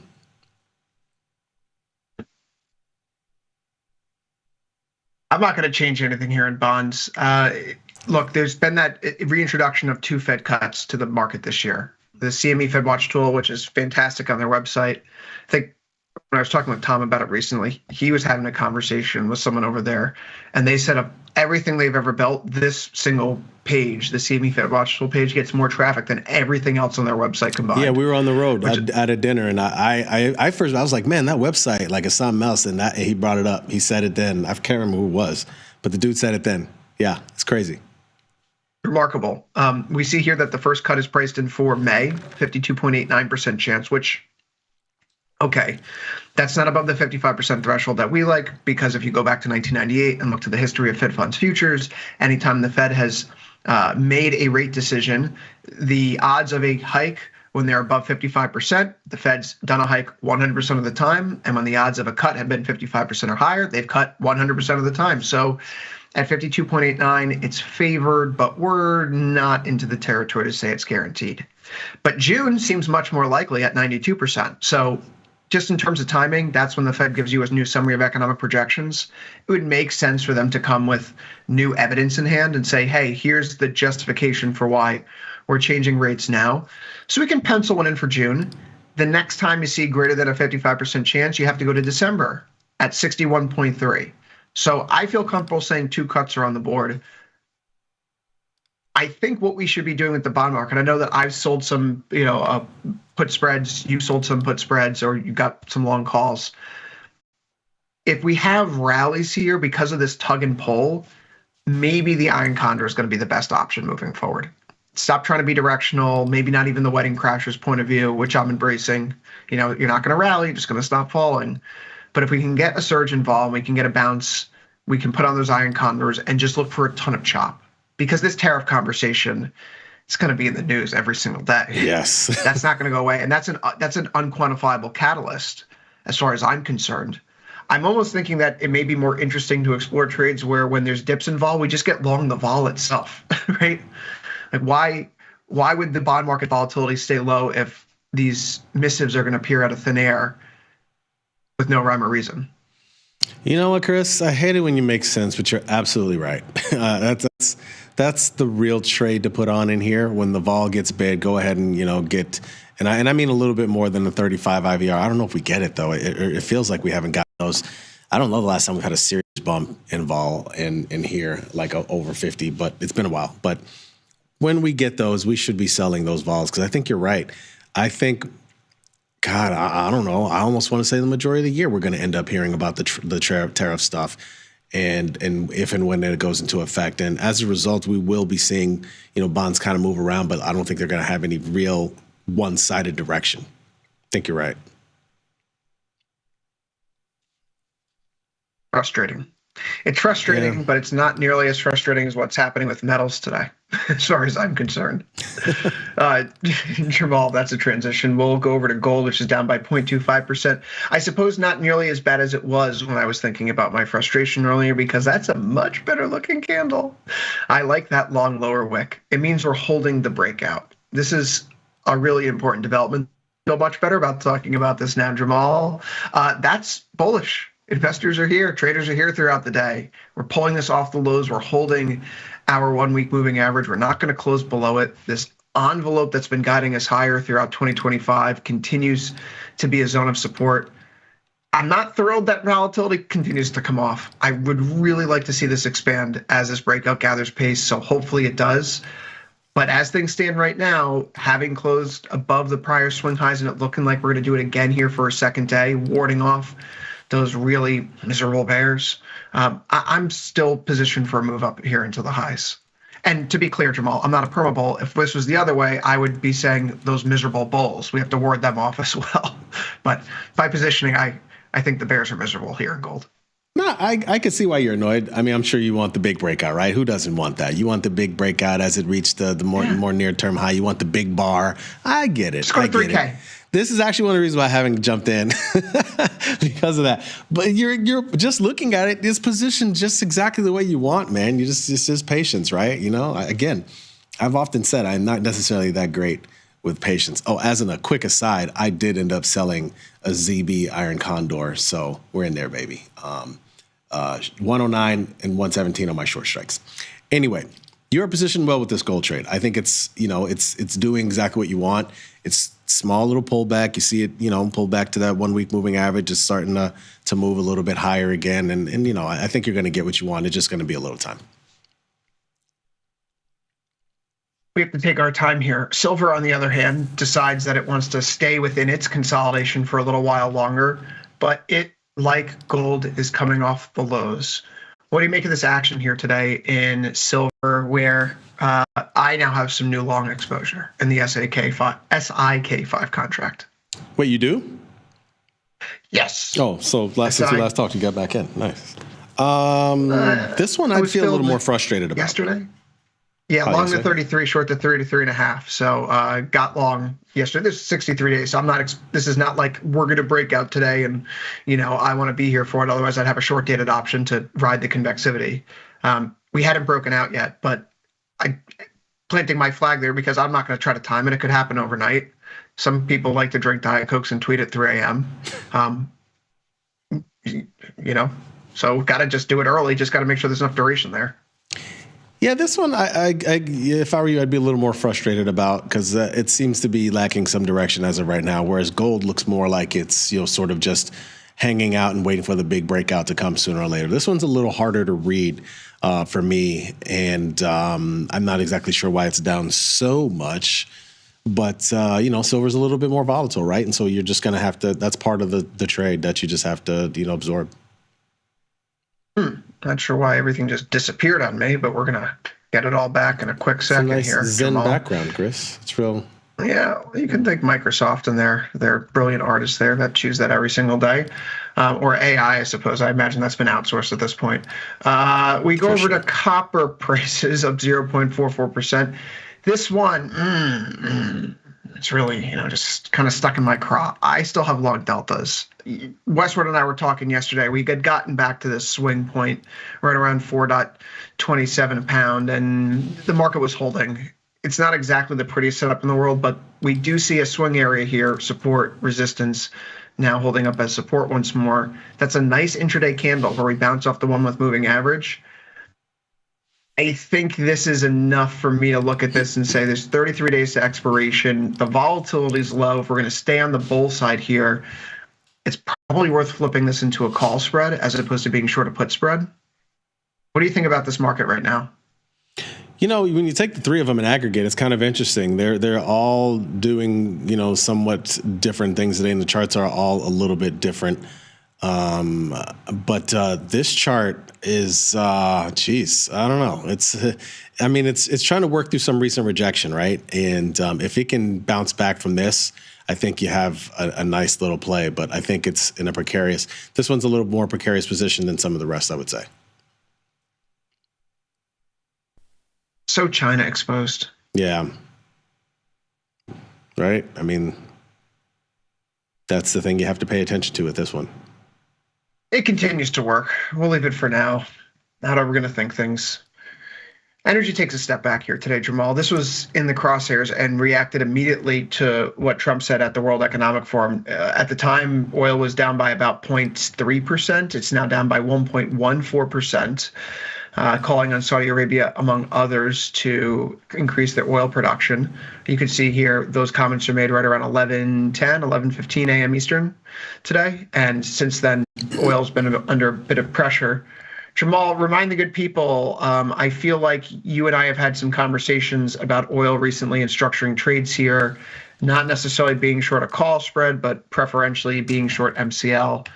What's been your approach to oil? How are you playing this? Do you think about this now, President Trump using the office to talk down oil prices as part of your, analysis factor you need to consider? Yeah, it's looking like, the post CPI 80 print was a sell for sure. Again, it was a little surprising to come back from one of our vacations at the end of the year and see oil moving in the manner that it was. And I thought we had a new oil regime starting, but alas, it doesn't seem so. And, at this point in time, honestly, I don't necessarily want to do anything, Chris, at 75. I just feel like I don't necessarily – I need some more geopolitical risk, not that I'm begging for that, but that's usually what moves oil more, right? And if I'm going to trade it, I want to sort of have an idea of a range, of an area. I don't necessarily know if I want to do an iron condor right now either, just because volatility is not that big. So I'm going to continue to watch. Again, there's a lot of rhetoric around oil right now. Not only, always something going on overseas, but now domestically, as you're hearing Trump, and like you say, we produce a lot of oil these days. So I'm just going to sit and watch this one from the sidelines until I see some either more extreme ranges or some higher vol.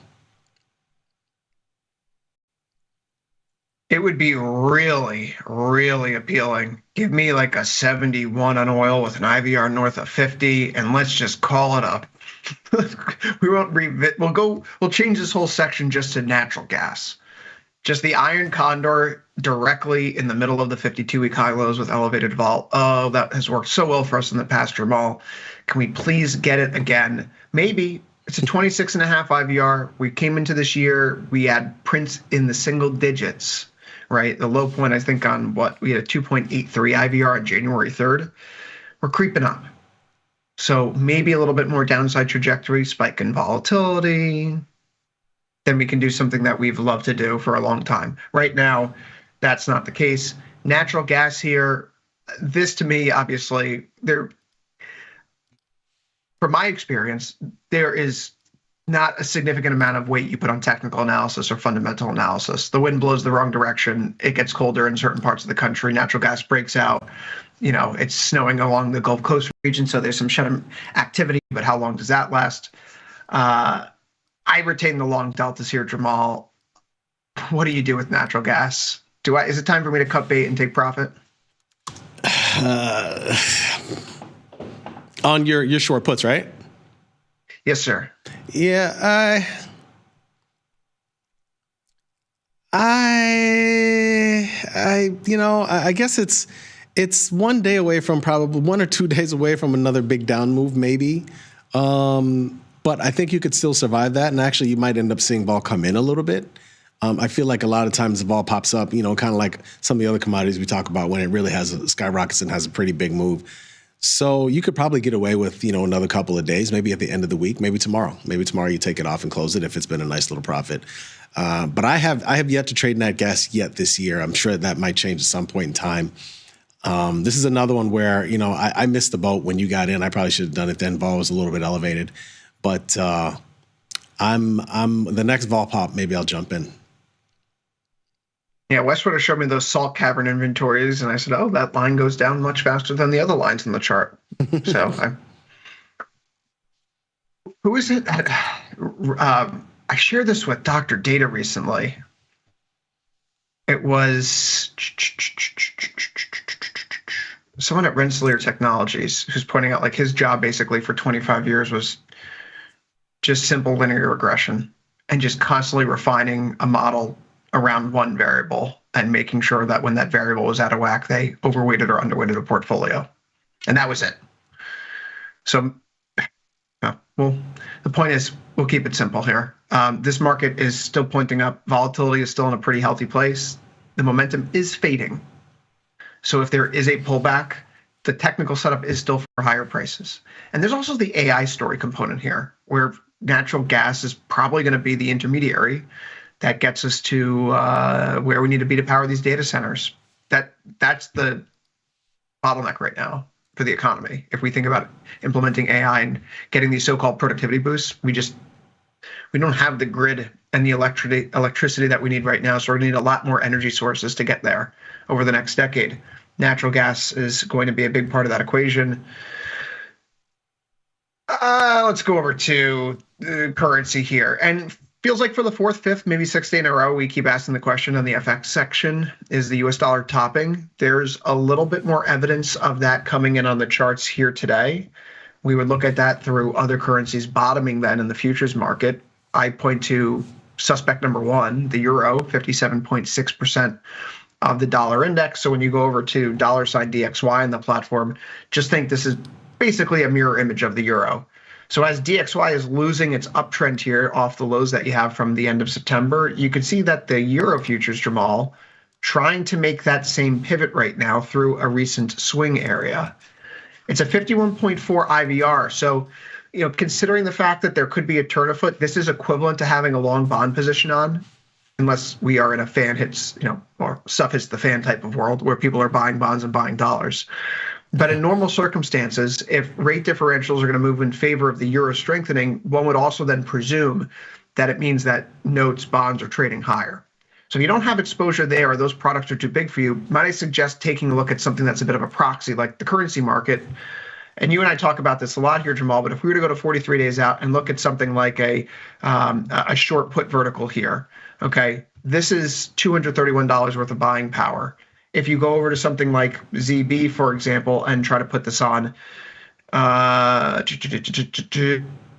take this off. We go a point wide here as well. it's a much bigger product. It's $634. You can play rates in an area where there's actually a little bit better volatility. So it's a bigger product than ZB. It's a lower IVR. 6Z has an IVR 51.4. There are legitimate opportunities in the currency market right now as some turns appear to be in play. You can look to the British pound as well, 39.5 IVR, or even the Australian dollar with its 75.5 IVR. You have a bet on the China tariffs. This is a place to express it. Jamal, the point is that there seems to be a shift going on in currency. So if you get a weaker dollar and weaker oil, what do you think that does for stocks? Probably good news. It would definitely be good news. The only problem is I don't see the dollar dropping, despite what I think it should be doing. I haven't seen it. I haven't seen any serious dollar weakness, and until we do, and I think that's a good trade to put on. I would say, to try to fade the dollar, but it's hard. It's going to be a tough trade. I mean, it's sort of like us trying to fade yields 2 years ago. It was a little difficult initially because we was such a rate rising environment. So I don't know. I don't know what's going to take. But man, this dollar's been super resilient ever since just before the election, and really hasn't slowed down much. You could almost argue that maybe this is just a breather before a next leg higher. Who knows? As we wind up this week, what's next on the calendar for Friday? This is actually the most consequential day of the week from the macro calendar standpoint. All of the PMIs are due out tomorrow from around the world. It's not just the US, but really globally. So if you're trading currency futures, rate futures, if you're trading precious metals, there's a lot of action that could come out. Throughout the early morning, if you're an early riser, if you're up at 3:30 a.m. Eastern, got some German PMIs for you. If you're more of a late riser, you get up at 9:45 after the opening bell. Shame on you. But also, there's PMIs from the U.S. there, plus Michigan consumer sentiment, home sales data. We should have a nice little smorgasbord of things to work with throughout the morning hours. And again, earnings release is not that significant. Jamal, as we do at the end of every one of these shows, a brief bit of education. Head over to tastylive.com, top banner, learn beginner futures, where you can find coursework put together by the fine folks on the Tasty Live research team. Here we have our introduction to market sectors section. Jamal, as you know, there are 6 sectors that every futures product gets categorized into. It's important to keep in mind that this doesn't have to do with a futures market per se, because each product has its own market for trading. Rather, the sectors are a method for classifying each product into groups that can be easily identified by traders. For example, the energy sector includes crude oil, natural gas, and each has its own futures market or trading pit, as it were. But the 6 sectors that are commonly identified in the futures market: energy futures, CL and G. We also have HO and RG for heating oil and gasoline futures. There's equity index futures, ES and Q, YM and RTY. There's metal futures, GCSI, and what I think is a good product, HG as well. You can head over to AG for ZC, ZS, and ZW, corn, soybeans, wheat. There's interest rates from ZT, ZF, ZN, ZB, and UB. And of course, the FX, 6A, B, C, E, J, and now even Mexican peso futures with M. Head over to tastylive.com, top banner, learn beginner futures to learn more, or just click the link here at the bottom of this slide. It takes you there directly. Jamal, we're done here today. You're coming back in a little bit for engineering the trade. But before then, we're going to take a quick break.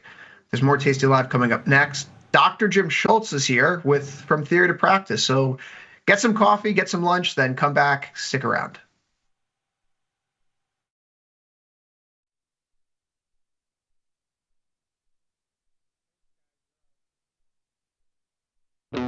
Looking for a better broker and a bonus? Sweet. We got you. Right now, you can get a bonus of up to $4,000 when you open and fund a Tasty Trade account. Plus, low rates, smart tech with the analysis tools you need, and award-winning support. So, get a broker who's actually got your back. And up to $4,000 at Tasty Trade. Make your move, genius. Tasty Trade. Putting on strategies? That's easy. Taking off strategies?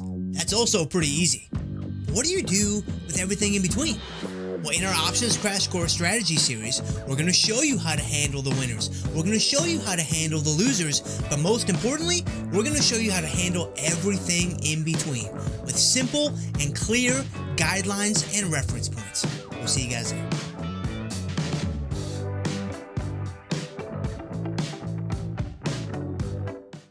decision to build Thinkorswim was a byproduct or derivative of 20 years. In our minds, the future of finance meant that we were going to move away from something that was very manual and move to something that was tech-driven. What we did with Thinkorswim truly changed the industry. To do it a second time was a challenge that I just had to take. The platform is just leaner, cleaner, a little meaner, legitimately built from scratch. There's a beast in the financial world, and it's not the bull. If that's you, join us on Tasty Trade. Genius loves company.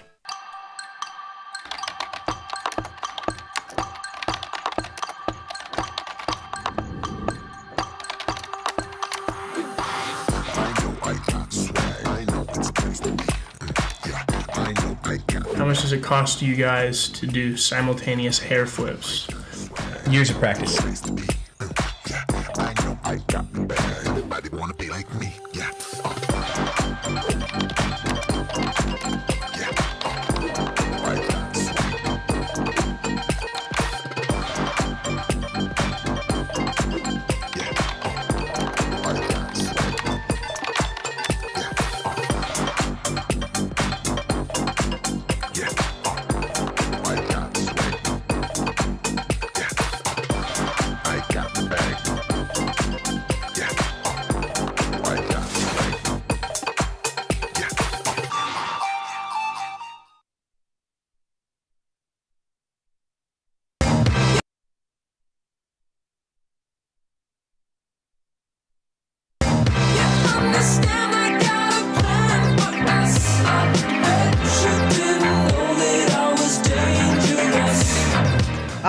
Jim Schultz, and this is From Theory to Practice. Welcome to the show today. Welcome to the broadcast. Welcome to the Thursday edition of what it is that we are trying to do. You guys got a little behind-the-scenes footage there to kick off the show today. I hope you guys are doing very well out there, wherever you might be. If you're watching over on the Tasty Live Network, then I would actually bounce on over to YouTube because you can join the conversation and you can join the discussion and you can kind of get yourself warm from all the cold, the freezing temps.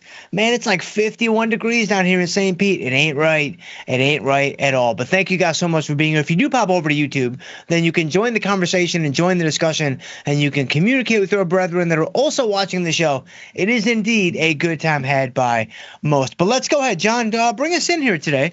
I think we're ready. Let's do a little something. What are we doing here in the old stock market? Got EME S&P's up 12 on the day. You got the risk-free instrument, also known as the NASDAQ futures, down 45. You got the boomers up 347, and you've got the Russell 2000 futures index up 5 on the day. And so we've got a little bit of a mixed market, I suppose. You've got a little weakness in the old risk-free instrument. It's not really risk-free in today.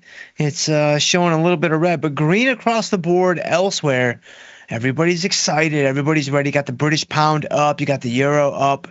You got gold down. Got bonds down. Yeah, I don't know, guys. I'm not so sure that this is just all systems go, all cleared ahead. You've got gold down 7. Got silver. What's silver doing today? Silver's getting hammered, I think, right? Yeah, down 57 cents. That's not really a hammering, but it's a little something to kind of spook the little ones out there. So silver down, got gold down. You got volatility is down 30 cents on the old volatility futures, and then the spot volatility, the VIX instrument, is down 32 cents. Guys, we are back into a 14 handle on the VIX, on to the old VIX. And so, man, guys, it feels like it was like, what, a day, a week, like a week and a half ago that we were VIX like 1920, right? I mean, if we go to the chart here, you can see that, man, look at this. This was a week and a half ago. So on January 13th, so let's see, today's the 23rd, so that would be last Tuesday, you had volatility at 21.22. Right? And now all of a sudden it's 14. just under 15. Like, that's a massive, massive sell-off. That's a huge drop in volatility. That is, in essence, what we're trying to do. That is basically the core of what it is we're trying to accomplish here on the network. Selling volatility, waiting for it to spike, and then stepping in, selling options to indirectly play, the inevitable volatility contraction that is going to hit the markets. Now, of course, we never know that it's going to work out so perfectly like it did, from last Tuesday to now. Like, a lot of times there's more pain. A lot of times there's a little bit more, so a few more arrows that you have to endure, on the way to that volatility contraction. But that is the game that we are playing. That is what we are pushing our chips in the middle on. And so, man, pretty crazy stuff. It's just so crazy how volatility contracts so quickly, For those of you, for all of my the Unlucky Investor's Guide to Options Trading fans out there, all of my Julia Spina fans that might be watching the program, there are many. So that could be all 600 viewers that we have today, and that would make perfect sense to me. But if you've read her book, then she talks about how the contractions are quick. She talks about how the contractions can be quite rapid. And so that's why we don't really want to sit on the sideline too long when you get that volatility expansion. Again, the tricky part is, volatility expanded from, 17 to 22. Is that just a stepping stone to 27? Like, is that just going to be a little way station all the way to 30, 31? Like, you just don't know. And unfortunately, we can never know. Like, if I ever figure it out, I'm not telling y'all. I'm just going to Goodwill Hunting ghost you guys. And that's going to be that. But anyway, I digress. So if you look at the market, you've got kind of a mixed market. You've got a little bit of weakness in the Nasdaq and bonds and metals, and then some strength in the S&P 500 and the boomers starting the weekend strong. And you've got the Russell 2000 futures index also looking pretty good. All right, what I want to do though is I want to get to y'all. Of course, man, I see you guys already. Man, you guys are here. I see Junior Mac. I see YouTube Jim's in the house. Man, I see Big Deal Donuts in the house. Sergio's in the house. Data Traders in the house. Ordenu's in the house. Sam L, Griffin Jones, Emmett. Man, you guys are amazing. I'm going to get to you guys here in just a second. But let's go through at least a few of these positions because they do warrant some discussion here today. If you take a look at our futures options, let's kind of start with these two guys. So we've got MES and we've got MNQ. So MES is interesting because we just did this. I think it was Monday or Tuesday of this week, if I'm not mistaken. If I bring up MES and then I bring up my trusty chains here, just kind of open up the rooster right here, January 21st. Yeah, that would be 2 days ago. We bought back the extra short put that was in the ratio spread, leaving us with just the vertical spread portion of the ratio spread. But again, we've locked in a profit. We've locked in a gain. There is no scenario where we lose money on this trade. In fact, there's no scenario where we actually don't make at least this difference between these two numbers right here, which looks like about 76 points on the trade. Right, so it's actually going to be 75.95. Like, there's no scenario where we don't make at least that. So this ended up being a really, really nice trade. Well, it could get a little bit nicer. It could actually get a little bit better here in the coming days and in the final 8 days of the cycle here. So what we have on is a long vertical spread, 59.20, 58.70, below the market. You've got the market at 61.30. Now, truth be told, we need a pretty significant drop in the market for this thing to really come alive, for this vertical spread to really start to kind of gain any traction in terms of its maximum value, or really any value above, where it is right now. I mean, you can see right now it's only marking for, about a point, a point and a half. What I wanted to mention here, though, and why I wanted to bring this up, because we just talked about this on Tuesday. Some of you might look at this and you might say, wait a minute, Jim, something looks out of place. Like, something here just does not look right. You've got the trade price. That's obviously some positive number. You sold it for a credit. But now it looks like you can get out for a credit too. So a credit on the way in, a credit on the way out, that doesn't look right. That doesn't look like the way that it should be. Well, normally that's not the way that it is. Normally it's going to be, opposing forces. Normally it's debit on the way in, credit on the way out, credit on the way in, debit on the way out. Like, that's kind of yin and yang. That's kind of gimme and gotcha. Like, everything is feng shui. It's balanced out. Everybody's happy. But with the ratio spread, And even sometimes with, broken wing butterflies, like with these unique strategies where you go in for a credit, but you have this opportunity for extreme, I don't want to say extreme, but it is already out there. You have this opportunity for extreme gains. You have this opportunity for, big profits if you hit, the right stock price. This has been interesting because we haven't really hit the right stock price. We did there for a minute, maybe a week ago or like a week and a half ago, but it was too early in the cycle. The reason why we're in such a good spot now is, interestingly, because we held the trade so long and we held the trade so close to expiration. Like we did this 2 days ago. So there were 10 days left in the cycle, not 21 days where we would typically exit a strategy, but I wanted to try a little something different here. I kind of wanted to experiment with something, with the ratio spread that's a little bit wider. Let's try to carry this guy a little closer to expiration. Because we did that, we got to a spot where the market was strong, the market was rallying, the cost and the value of the puts was really drying up. So we were able to go in on Tuesday and get rid of that risk, get rid of the extra short put, leave us with the vertical spread. Now, there's only two scenarios that are going to happen from this point forward. There's only two pathways forward through the forest. There is a very clear fork at this point. We either A, the market rallies and this thing goes down to zero and it just stays there and we're left with our 75, 95 in terms of the points that we've collected, or B, the market goes down and this put spread starts to fill up. This put spread starts to gain some value. So then all of a sudden we've got, a put spread that's worth 5 points. It's worth 10 points. It's worth 20 points, whatever. It has a maximum value, of course, of 50 points. So we could theoretically come out of this trade with 75.95 plus 50. So we could get 125 on this trade if the market goes down to 58.70 in the next 8 days and it stays down there. So that's what we would need to have happen for that to be, a realistic outcome for us. It's probably not going to happen, of course, but still, it's an interesting little trade. And this really highlights the flexibility that you have with something like a ratio spread that you just don't have. You just don't have access to this with other strategies. And so this is kind of why I wanted to bring it up today. And also, I think it's just interesting that we held this trade a bit longer and it's kind of unlocked some new things that you can potentially do with a strategy like a ratio spread. So MNQ. So this trade is, guys, I think it's done. I don't really think that it needs much more out of us here. We put this trade on for a 300-point credit on entry. You've had the NASDAQ has been quite strong. It's a little bit weak today, but again, today is a bit of an outlier in terms of the last week and a half. You've got the NASDAQ has been quite strong. We put this trade on. Let's see here. We put this guy on back on. Let me click on MNQ. It's been a couple weeks, I think. Yeah, January 7th. So almost 2.5 weeks. We did this trade on January 7th. So, basically just right before, the new administration, right after the new year, lots of newness. Like lots of new novel things were taking place in the market at this time. And when we put this trade on, I can't remember. Can I do market state snapshots? I can. Oh, it's beautiful. Look at that. So when I put this trade on, the stock was 21,442. So this is so cool and it's so helpful. 21,442. Right now you're 21,942 essentially, 932.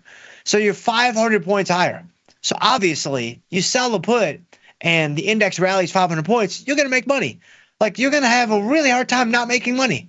Like I have found plenty of times in those situations where I've found a way to lose money, but you shouldn't do that. There should be no scenario where you walk away with anything less than a pretty significant winner under those circumstances. So here, this is pretty good, guys. I don't really think we have too much more to say about this. I mean, I'll probably find another 2.5, 3.5 minutes just as, just kind of some more token commentary here. But I think it's good to go. I mean, we put this on for 300 points. It's marking at 93 points, and that's just going to be that. We're a little bit beyond 50% of max profit, and you really can't ask for too much more out of the trade. You've got a $2 per point multiplier for the MNQ pits, so you made about $400 on this trade. And by you, I mean I made about $400 on this trade, and y'all didn't really make anything on this trade. But again, it's a moral victory for you guys, right? It's a morale booster for you guys.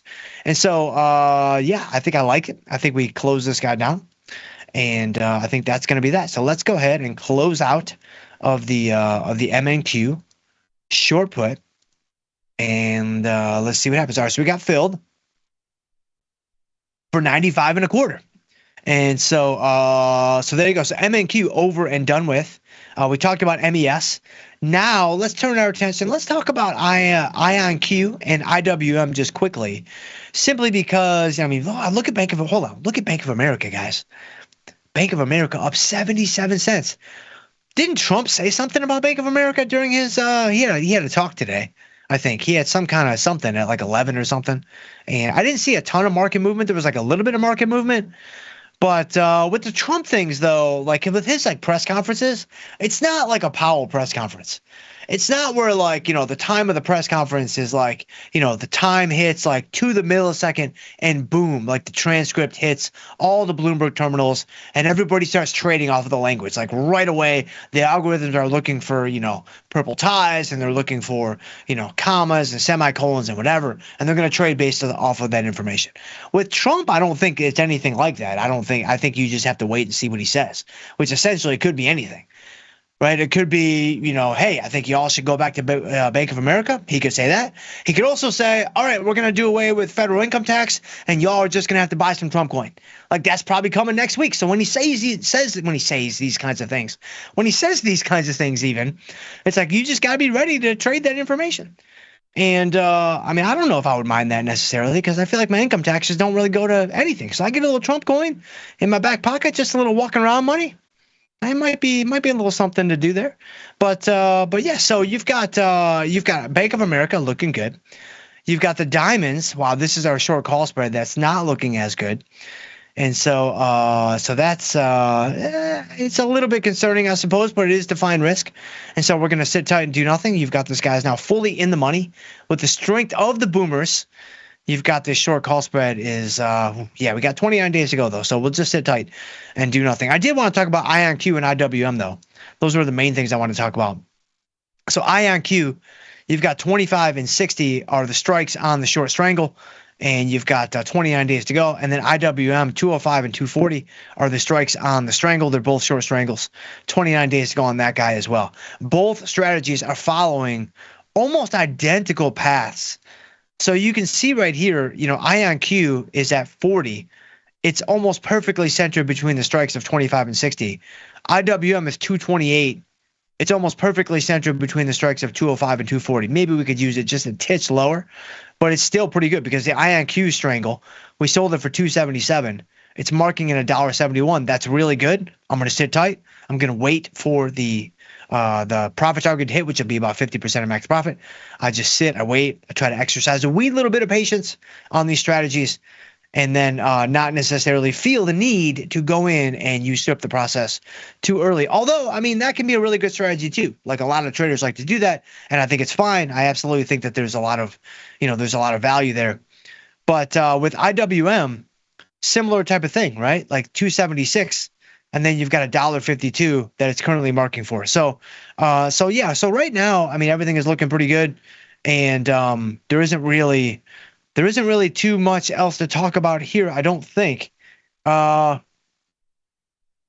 think this is pretty much it for IonQ and IWM. So I think we sit tight and we do nothing on those two guys, and then you've got Nvidia, which is, man, this thing is back. Or it's up to 146, I should say. You've got the strikes are 142 and 136, and we're up about 60 cents on the trade. So we rolled this trade. We've had this trade on for a while. We've exercised the do nothing strategy for most of the life of this trade, where it was really just a sit and stew type of scenario, I should say. And we picked up a little credit on the roll, and now it's very much just let's see if we can get some kind of profit on the trade. We have 29 days to go. We do have a little bit of profit on the trade right now, I guess. It's like, man, I don't know. When I look at this, maybe we should just take this off. We're up 60 cents on the trade. Let me look at this for a second.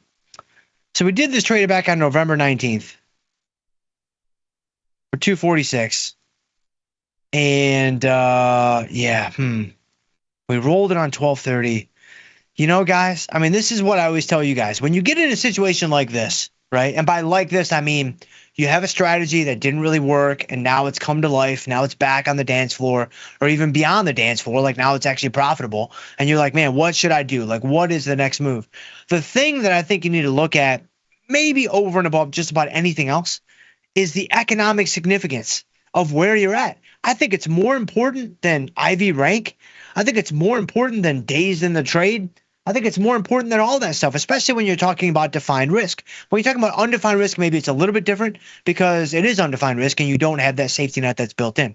But here with defined risk, it's like I need to know first and foremost, before I even consider anything else, is this economically significant? And the reason why I like to consider this first, and I would encourage all of you to consider this first, is if the answer is no, then you don't do anything. If the answer is no, then you're not closing the trade. Now, maybe you're rolling, maybe you're adjusting or doing something like that, but it's not going to be a close it, shut it down, bank the profit, and move on because there is no profit, right? If this was up like 20 cents, let's say, we would not be having this conversation. Like if this was only up 22 cents, I'd be like, hey, it's not quite there yet. We sit tight, we move on.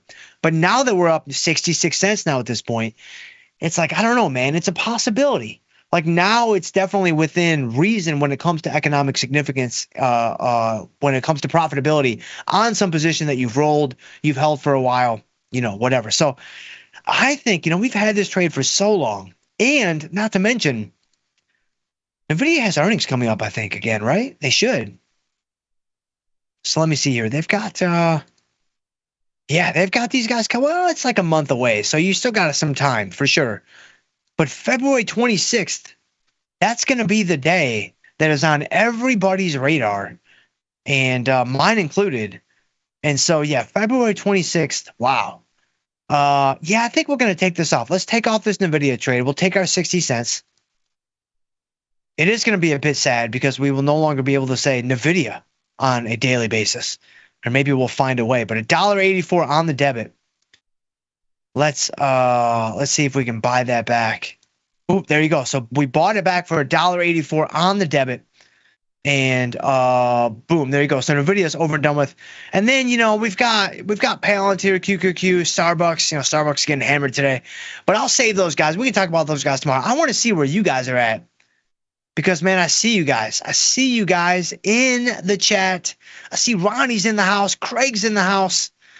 Man, G Llama's in the house, Sunflower's in the house, Daryl's in the house. Man, look at you guys. So I'm going to mix it up a little bit. I'm going to go to the very top of the questions. But I'm just to keep you guys guessing a little bit. This is very similar to walking in on a Monday and doing arms. You're not supposed to do it. Nobody does it. The earth reverses its spin on its axis. But every once in a while, you just got to do it. I'm going to go to the last question first. So Daryl Barton says, in your trading experience, or trading practice, how many days to expiration do you take off your defined risk trades? That's a great question, Daryl. Thank you for being here. I don't remember your being in the stream before, so thank you so much. Whether this is the first time you're checking out the show, the first time dropping in the stream, or maybe I'm misremembering, whatever. Man, I just appreciate you. I appreciate you so much. I hope you get some value from the show. Great question.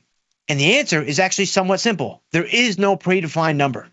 So I never think about how many days have I been in this trade and I'm shooting for a certain number, or there's some reference point, or I get nervous if I go like beyond a number or anything like that. To me, that's one metric or one variable that's not really going to help you a ton because it doesn't give you any useful information, right? Like, yes, I mean, knowing how long I've been in a trade, I guess when you're thinking about how long the capital's been tied up and kind of like time-weighted returns on capital and things like that, then it might have some use. But when it comes to the actual strategic maneuvers that you might make, I don't know that it's going to give you a ton of useful information, especially not when compared to other things like the extrinsic value that's left in the strategy, the theta, the implied volatility rank, like, where the stock price is relative to the strike price, like, in terms of the defined risk strikes, are we fully in the money? Are we on the dance floor? Like, all these other things are going to be a lot more helpful to you. How many days are left in the cycle? That's something that can be interesting, but that's not really what you asked, I don't think, right? You asked me, how many days to expiration do you take off your defined risk trades? Oh, wow. See, this is it, man. This is what happens when you walk into the gym and you do arms on a Monday. Everything is discombobulated. So I actually answered a question that Daryl didn't even ask. So I thought when I first read this question, I thought Daryl was asking how long you're in the trade. But Daryl, now that I have reread your question and my reading comprehension skills have improved from below average to average, that's not what you're asking at all. You're actually asking how many days are left in the expiration cycle where you normally take off a defined risk strategy. So I'm glad I took a look at that again so I can actually answer the question that you asked. It's not normally like this. If you do stick around and come back, it's actually worse most of the time. So be ready for that. But normally, in a 45 out of 21 is kind of the standard cookie cutter Betty Crocker recipe that we like to follow. However, that recipe applies more so to undefined risk strategies rather than defined risk strategies. So with defined risk, if you can get in at 45 and out at 21 for an economically significant gain, then go for it. Do it. The problem is it's not as simple with defined risk strategies because they don't move as quickly. They don't move as fast as an undefined risk strategy. So oftentimes you'll be in a vertical spread on a condor, etc., inside of 21 days to go, and that's perfectly fine. There's nothing wrong with that because you don't have to worry about gamma risk because the risk-defining nature of the strategy essentially mitigates that risk or eliminates that risk. You don't really have to worry about gamma risk like you do with an undefined risk strategy because you have the long legs and they're going to obviously contain the gamma that you're going to be exposed to. And so in a 45 out of 21, that's what Tom makes me say, so that's what I'm going to say. But my actual answer is there is no clearly defined exit point.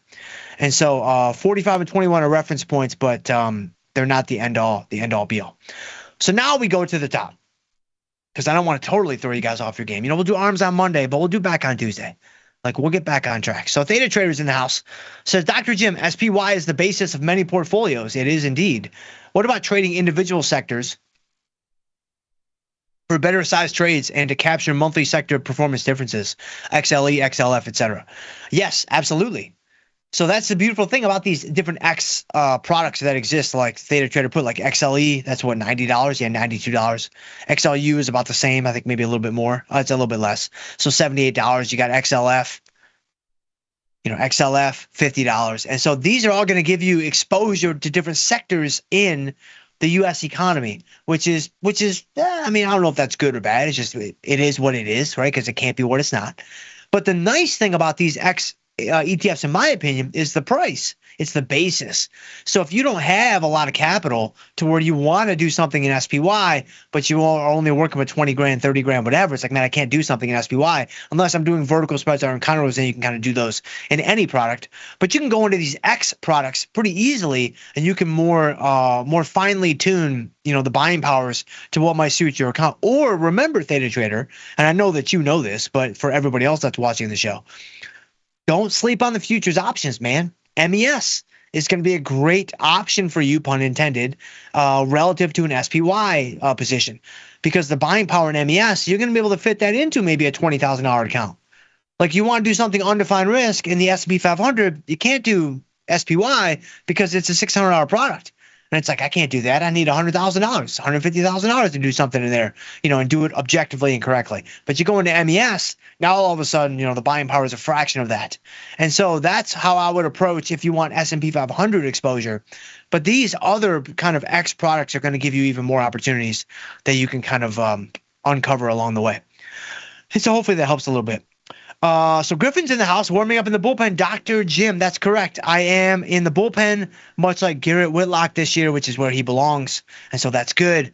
I'm very excited for him being back in the pen as a high leverage arm, which we need a lot of those because we have a good number of low leverage arms, a good number of low leverage guys. So we need somebody in there that's maybe on the higher end of the spectrum. So Orgdenu says, greetings from Italy, Dr. Jim. What's going on there, Orgdenu? Your webinars are the best. Thank you for the good work that you do, man. I appreciate you, Orgdenu. I'm going to send you that cash that we talked about, and I will send it in euros, just as I said that I would do. So thank you so much for putting this comment in the stream at this very time. I will make good on our deal behind the scenes. So Sam L. says, Dr. Jim in the house, with the market's quick pumps and explosive moves, is this the best time for carb cycling for better gains? Gains with a Z, of course. So it's winter, right? It's negative 20 outside, right? i.e. 53, 54 here in St. Pete. This is the time to bulk. This is the ultra bulk cycle. So this is 100%, you're carb cycling, but you're not even really cycling. You're not going high to low or high to medium. You're just going high, high, high, and then ultra high on the weekends. So that's how you carb cycle in the winter for better gains, 100%. But thank you so much for being here there, Samuel. So Theta Trader says, greetings from the island of Mypos. Mypos. Ooh, this could be a jar of flies deal where I'm missing something that's right there in front of me. But I'm not tracking with you there, Theta Trader, but I appreciate you nonetheless. Emmett Morrison says, good day, Dr. Jim. What's going on there, Emmett? I appreciate you, my friend. Thank you for being here. I think you're going to make it out to the live bash next week. That's in a week and a half. That's going to be so much fun. I cannot wait. It's going to be great. So I was talking to Autumn about it last night, actually. And I was just telling him, like, man, I'm so excited to go back and do this because this is going to be if I can recall, I mean, this is going to be the first time. I mean, I've been at Tasty now for 9 years, right? We're working on our 10th year here now. I'd say the delta I make it through 10 is only about 25 or 30. But hey, at least it's not zero. So you got, you can't trade the market that you want. You got to trade the market that you have, right? And boom, there you go. Thank you so much there, John, for the art card. So next week we're doing, getting started, and it's going to be amazing. I can't wait. So I was talking to Autumn about it last night, and this is going to be the first time where I'm actually going to be able to, it's going to feel so much like it used to felt. I do have 3 small children, so please bear with me. It used to feel when I was back in the classroom, and I used to teach undergrad and MBA classes. I mean, I'm going to have like all the resources I used to have in the classroom. I'm going to have a chalkboard. I'm going to have a podium, right? I'm going to have like my slides and stuff, and it's going to be the exact same. Although back in the classroom, I was actually just a podium and chalkboard guy. I didn't even use slides, because they kind of got in my way. But I know that Tom wants to use that for the digital collectible, and that makes total sense, especially when you all see my handwriting. Man, penmanship, not my strong suit. Like, you think the humor's bad? Wait till y'all see this penmanship. It is going to be bad. The good news is I'll be able to talk us through it, and hopefully it'll still make some sense. But man, it's 43 years in the making. It ain't changing now. But man, I am super pumped. I cannot wait. The back and forth with the live audience, it's going to be terrific. But nevertheless, we move forward. So Theta Trader, let's see. Oh, Big Deal Donut says winter is always the time for carbs. That's correct. That's 100% correct. And by carbs, of course, you mean farbs. Which everybody says carbs. Everybody says that carbs are amazing and carbs are terrific. And they are. But like pure, like straight carbs, that's like a pixie stick. That's like a gummy bear. Like, those are good. But the good stuff is like pizza. The good stuff is like brownies. The good stuff is like chocolate chip cookies. Well, what are those? They're not carbs. They're farbs. It's a fat carb combination. That's where the real magic happens, and everybody knows that. This is basic stuff. So Sergio's in the house, and he says, good evening, Dr. Jim. Your content is amazing, man. I appreciate you, Sergio. I appreciate you so much. I got to send you that cash that we talked about for putting this guy in the stream at this very time. So thank you, my friend, very much. Big Deal Donuts, is the Bad Trader app still going? I believe it is. I'm pretty sure it's going strong.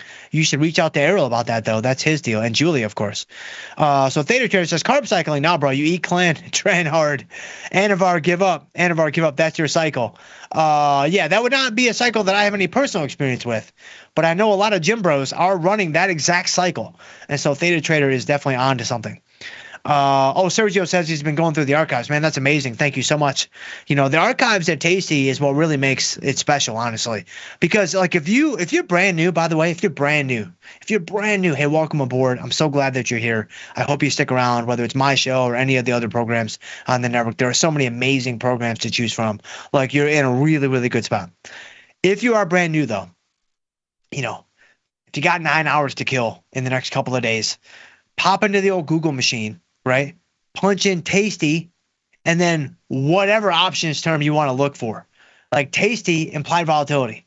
Like Tasty, market measures, selling premium, whatever, right? You're going to find so much content. Tasty, from theory to practice, fill in the blank. Like any strategy, any concept, any term, there's a chance. 9 years now, 9 years of archives are in, or 9 years of episodes are in the archives. So if you want to watch like some cringe-worthy stuff, man, go back and watch the first couple episodes of me, From Theory to Practice. It's bad. I'm standing up, I'm shouting at the mic, which is essentially what I'm doing here today still, but at least I'm sitting down, so it's a little bit different. And so it's like, man, it's bad. It's real bad. there might be a couple of nuggets of value in there for you. And if you have an idea or something you want to learn about in the world of options, there's a good chance I've talked about it here on this show multiple times over the course of the last 9 years. So I'd hop into Google, Tasty from Theory to Practice, and then whatever term you might be looking for, I think you'll find a lot of things that can help you out. And so let's see. Big Deal Donut says bad taste. Is it at 4 o'clock today? I know we've got overtime is after the bell, and I think bad taste is after the bell. There's crypto show that's after the bell. There's so many amazing things that happen after the bell. So even when the market closes, like, you don't need to see your family, you don't need to see your friends. Like, nah, man, you need to be on the network 25/8. Like, that should be the goal and the objective each and every day. So Junior Max says, good morning from Australia. INQ is working out. UAL Strangle 90-125. I don't think I'm going to do it there, Junior Mac, only because I'm saving all of my capital for next week, because next week we have all the heavy hitters. Like next week we've got, well, let me look at this. So yeah, I'm going to pass on this just because I want to wait. I want to keep some powder dry. But yeah, I mean, if we just look at, the earnings coming up here, next week, I mean, yeah, it's all happening, guys. This is it. It's all happening on January 29th. I mean, look at that day, man. Look at that. IBM, Meta, Microsoft, Tesla, and of course, USA. Because that's Jay Powell Day, right? So you've got IBM, Meta, Microsoft, Tesla, USA, all on January 29th. That's crazy. That's some crazy stuff. And so, man, January 29th is going to be wild. This is going to be absolutely wild. I can't wait. Obviously, I'll be with Errol for today's assignment on that day. We'll talk about FOMC. We'll talk about earnings that are coming up. And any earnings trades that I'm going to do, and I'm probably going to do several, I'll do them on Tuesday. So on this show, you're not going to want to miss, you don't want to miss any shows. You got to see tomorrow's show. You got to see Monday's show, but you definitely want to see Tuesday's show, because we'll probably be trading for, most of the program there, kind of getting everything on, because we've been hitting some butterflies lately. And so I'm wondering if we can't press our luck a little bit double whammy style going into next Tuesday. And so let's see. YouTube Jim's in the house. YouTube Jim says, greetings, Dr. Jim. Glad to be here, man. I'm glad that you are here. Thank you so much, my friend. It is really only because of you that we can do what we do. So thank you very much there, YouTube Jim. I appreciate you. He says, I have been trying to learn options for a few years now. Crazy how not good I am. You and me both, my friend. My inverse me positions even don't work. Okay, so that might be where we diverge, right? So my inverse, if you do the opposite of me, you're going to make all kinds of money, right? And so I don't know if I can help you if your regular positions aren't working and your George Costanza positions aren't working. That's going to be a problem that only you can fix. But I have confidence that you can get there. I have hope that you're going to arrive at the destination because you're here. Because you are here. And so you just got to keep, pounding away at the pavement. And, obviously, if things aren't working, trying to troubleshoot what's not working can be very difficult. And it can be very challenging, but it's necessary. There's no way around this, Jim. You have to do it. You can't go around it. You can't avoid it. You got to go through it. You got to meet it head on, because this is what you're going to need to be able to do in order to become a self-sufficient trader. In order to become a consistently profitable trader, you're going to need to figure out, how do I troubleshoot when things are not working? And so, looking at your portfolio, looking at previous trades, things like that. When things are not working, though, one kind of fail-safe piece of advice that I would have for you is just shrink your size down even more. It's kind of like right now, you're ice cold. Like right now, the fadeaway is not working. Like right now, the Akeem Olajuwon, like whatever it was called back in the day, is not working. Y'all know what I'm talking about from the 90s. Like the Akeem Olajuwon fadeaway, not the same thing as like an MJ fadeaway, but it's like, man, neither of those things are working. So I got to find something else. I got to find something else to do. Well, until you can find that, I would shrink your size down even more, because it's not a race. This is not a competition, right? So don't feel like it is. Don't put unnecessary pressure on yourself that all this stuff has to happen now when there's plenty of time. There's no rush. There's no hurry. Just kind of let it move at its own pace there. And so Theta Traders in the house says, learning for a few years. If only there was some sort of options crash course. Someone should look into this. Yes, someone should. And look at Theta Trader pumping the crash course. That's great. He's kind of, he's plugging plugging the content. That's good stuff, man. I appreciate you. I'm going to send you that cash that we talked about too. I'll probably just send you a couple of crowns for your crown supply for your back alley root canals. But I appreciate you. Yes, there are a bunch of crash courses on the YouTube channel. I think YouTube Jim already knows that because he's YouTube Jim for a reason. Like he knows, he's very, very privy to what's going on the YouTube channel. And so, but I appreciate you there, Theta Trader. Yes, that's right. If for new people that are just checking us out, there's a ton of content on the YouTube channel. I guess I'm a little bit biased because, I created the crash courses, but there's probably 7 or 8 or 9 crash courses now. I mean, we've got a crash course, got like a full crash course on like, kind of similar to what I'm going to do next week in Chicago with the live bash, kind of getting started in options. Like, how do I go from, nothing or only knowing a little to like now I'm confident to like make a trade. Like there's a crash course like that. It's like 2 hours long straight through. And, that's the intention there. There's a crash course on the Greeks. There's a crash course on strategy management. There's a crash course on option pricing. There's a crash course on returns. There's a crash course on risk. Like there's a crash course on portfolio management. I mean, there's like I said, there's like 7 or 8 of them that are already on the channel. So I'd give those a look if you're a brand new trader. Ronnie says, dude, did your dog eat your hat? No, he did not. I wanted to go with the locks today. I think we're doing okay. Again, it's similar to the humor. You can only expect a B- ceiling, but I think we're doing okay. No hat today because again, the lettuce was looking pretty good today. So I kind of wanted to let it out of the cage, and we don't even have any dogs. We have 3 cats. I'm a cat guy. I'm not a dog guy. I don't mind dogs. Dogs are fine, but I'm definitely a cat guy. I got to be honest. So we have Barry, who is our oldest cat, and then we have Henry and Huggins, who are the 2 new kittens that we got. They're only a few months old now, and so the house is crazy. It's absolutely crazy. But let's see. Big Deal Donut says, great book. Oh yes, Julia's book, of course. And then he says, we're used to ghosting. I hope that's not a hit at me because I don't try to ghost y'all. I'm sure I still do unintentionally from time to time, but definitely in my email inbox. Although I think I'm caught up. I'm like almost 100% sure that I'm caught up. So if you've emailed me and not gotten a response, send it to me again because I'm pretty sure I'm caught up. And if I'm wrong about that, send it to me right away and I'll get back to you and we'll get that squared away. But let's see. Jason Doss says, would a straddle work on quantum stocks? Because quantum stocks go up and down at the same time. I think that's a quantum mechanics joke, which is definitely beyond my pay grade. But I don't even know what the quantum stocks are. Like I know that quantum computing is gonna steal everybody's Bitcoin. It's gonna steal everybody's Trump coin. It's gonna steal everybody's Melania coin. Like it's all going away because of quantum computing. And so I know that that's obviously going to happen. As far as trading the quantum stocks. Yeah, I don't know. I think your comment was probably mostly for humor, and it definitely landed because that's pretty good. But I wouldn't even know where to begin with the quantum stocks other than just starting where I would start with any stock that I don't even really know what it does. I'm looking for liquidity, and I'm looking for volatility. That's what I want. I want to see something that's liquid, that's easy to get in and easy to get out, and then I want to see some volatility. If the volatility is higher, then I feel more confident selling premium, strangles, short verticals, iron condors, whatever. If the volatility is lower, then maybe you're buying verticals, maybe you're doing diagonals. Maybe you're just buying straight stock, things like that, which, tomorrow we may have a stock discussion. I'm still not sure because we've already had like 5 or 6 at this point. I'm not sure how much more we can talk about. Maybe we'll spend some extra time on our Starbucks position because now this is a covered call. And look at this, guys. Look at this guy. Look at this guy cook. Man, look at this thing. Starbucks down 56 cents, but look at our short call. It's helping the cause, guys. 14 cents. So yeah, I think tomorrow maybe we'll talk more about this in greater depth and detail because I have a lot more to say about this in terms of, we just did this trade. By the way, if you're brand new or you've missed some shows recently, we did this call on Starbucks. I think it was Monday or Tuesday of this week. In fact, I'm pretty sure. Yeah, it was Tuesday. So we sold this call on Tuesday.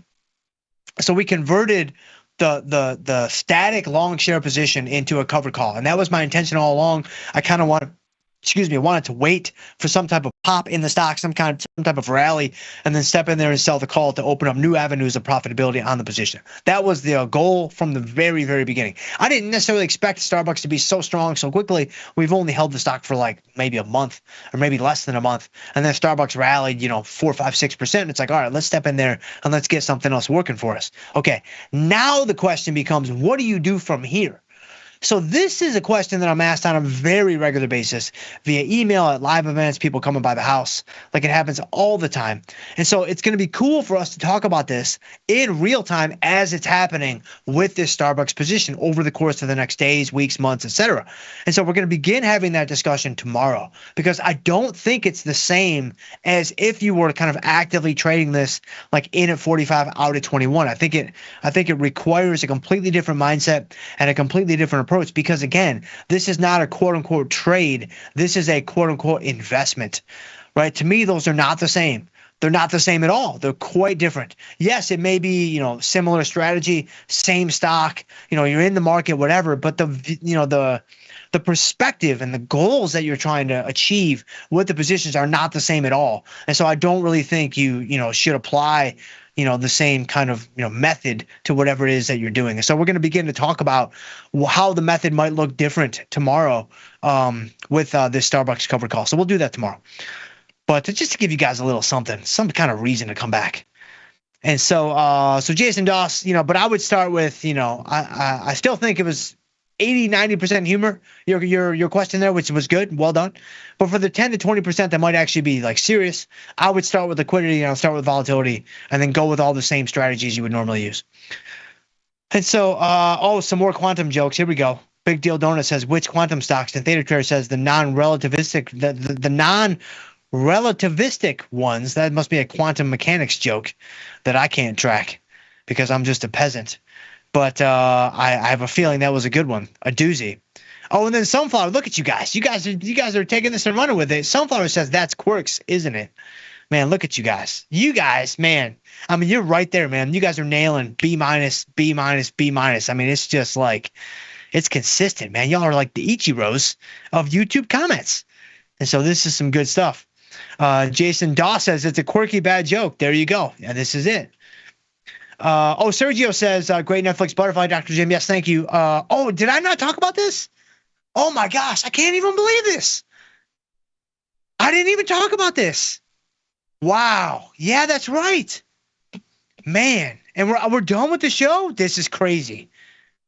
This is why you never go into the gym on Monday and do arms. It ain't right, man. It is not how the good Lord intended it. You don't do that. It's chest or it's back or it's legs if you really want to get serious, but it ain't arms. It ain't delts. Nobody's doing lateral raises on Monday, right? Man, I had a Netflix winner that we didn't even talk about. Okay, so tomorrow, forget about dividends. This is going to be the whole show tomorrow because I got a victory lap to trump all victory laps. This thing is going to trump coin all other victory laps. Guys, look at this. We made $13 on Netflix. And I told you guys, I let you guys down. I told you, I said, if I ever trade off air, I will talk about the next show and we will spend no less than 15 minutes on it. And I totally let you guys down.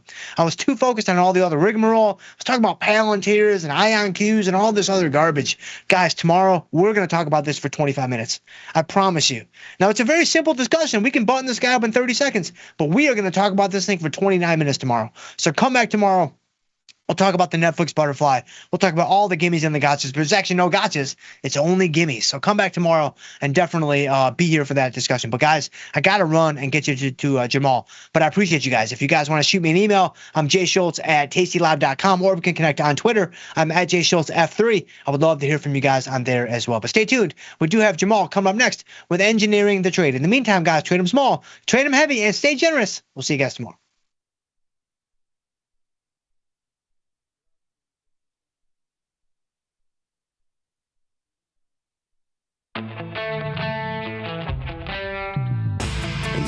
Of investing, a beast lurks between the numbers. Some watch from the safety of the sidelines, but others saddle up and ride that one-ton rowdy ribeye for all he's got. If that's you, join us on Tasty Trade, named best online broker for options trading. Genius loves company. Well, he's more public in his mentality. I'm a believer. I believe that the world is good. And I know that the world is not good. That questioning yourself and questioning yourself in dialogue with someone you respect is both pleasant and sometimes extremely insightful and useful sometimes.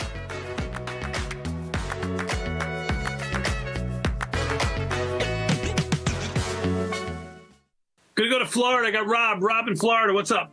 Hello, Tony and Nick. I am a big fan. My wife and I watch you guys for hours and hours every day. You can be very, very proud of your son. He is doing a great job. I really didn't know anything about stock prices or options or anything until I started watching probably 500 hours of Mike and his whiteboard from years and years and years ago, and learned all about it. And we've been trading actively since February and just couldn't be more pleased. Awesome, man. Thank you so much for the kind words. Thank Really you, do Rob. appreciate it.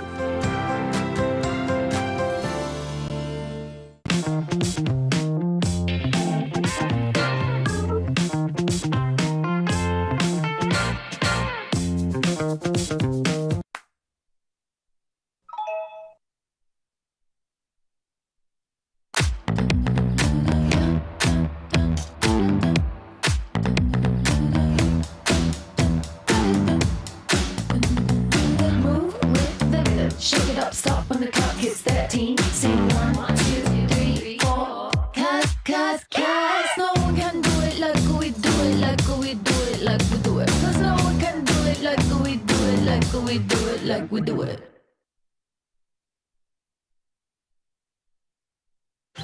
Got the need for speed?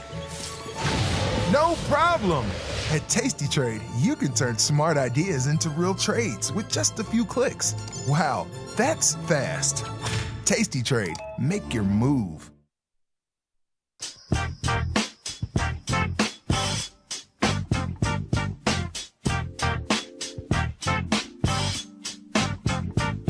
What's up, everybody? EA Sports. It is not in the game today. The stock is tanking. We'll talk about what's going on there. Okay, LO, this stock continues to just take off. Is it real? Is the nuclear power thing the way to go with AI stuff? And then finally, speaking of AI, although it's not specifically an AI company, it's a semiconductor company. Texas Instruments has earnings tonight. We'll talk about what plays we got going on in there. We'll talk about those three things and more. We'll look at some of the other earnings that are going on, and we'll generally talk equity markets as it's winding down here on the trading day as usual, but not in this room. Welcome to the most dangerous show on the tastylive Network. Folks, it's Engineering the Trade. I'm your host, Jamal Chandler. And today, we're coming out with Oscar nominations. People are incensed. People are incensed about some of the names that have gotten cast off the list. I'm looking through them right now. This is usually when I determine what movies are most interesting and the ones that I want to watch. And I did watch the... I almost said People's Choice Awards. Not that. Whatever it was, you know, the one that's a party, the one that Nikki Glazer did a couple of weeks ago, whatever that award show is. I watched that a couple of weeks ago to get an idea of what some of the movies were. And, you know, obviously you know about Wicked. I mean, that was $1 billion movie. I've heard a lot of things about it. It's $1 billion movie. I mean, you know, it made $1 billion. That's never not going to be good. But I'm looking... And, you know, well, one of the things that got me interested, and I was just curious about what you guys thought was one of the best series out there. I wish we had more. So that's actually the poll today in the YouTube chat. I'm trying to get it to the point where yeah, thank you. Golden, not gloves. Yes, globes. Thank you. I'm trying to get an idea of what you guys thought was one of the best shows. I put it in the chat. I used to do a lot more polls. I'm trying to get back to 2025, new year. We're going to do more of that these days. But what is the best series do you think in the YouTube chat here? We got Breaking Bad. We got Game of Thrones. We got The Wire. We got The Sopranos. The Wire, only 8%, huh? You guys, some more of you need to see The Wire. I'm telling you right now. I'm telling you. Anyway, looking at some of the movies, yeah. I guess Emilia Perez is leading the way. The Brutalist is up there. What's his name? What's dude's name? Blanking on him. The Brutalist. I can see his face. Adrian Brody. That's it. That guy. Does he have one or two? I know he has one. I can't remember if he has 2 Oscars, but he always seems to find the right script for him. You know what I mean? I think that's half of getting to the point of being nominated for an Oscar is finding the right script and finding the right people for you. And he seems to continue to do that because he always sort of stays in. I'm going to probably eventually watch that movie. Oh, it's got Guy Pearce in it too. I didn't know that. The last thing on this, I just find it funny.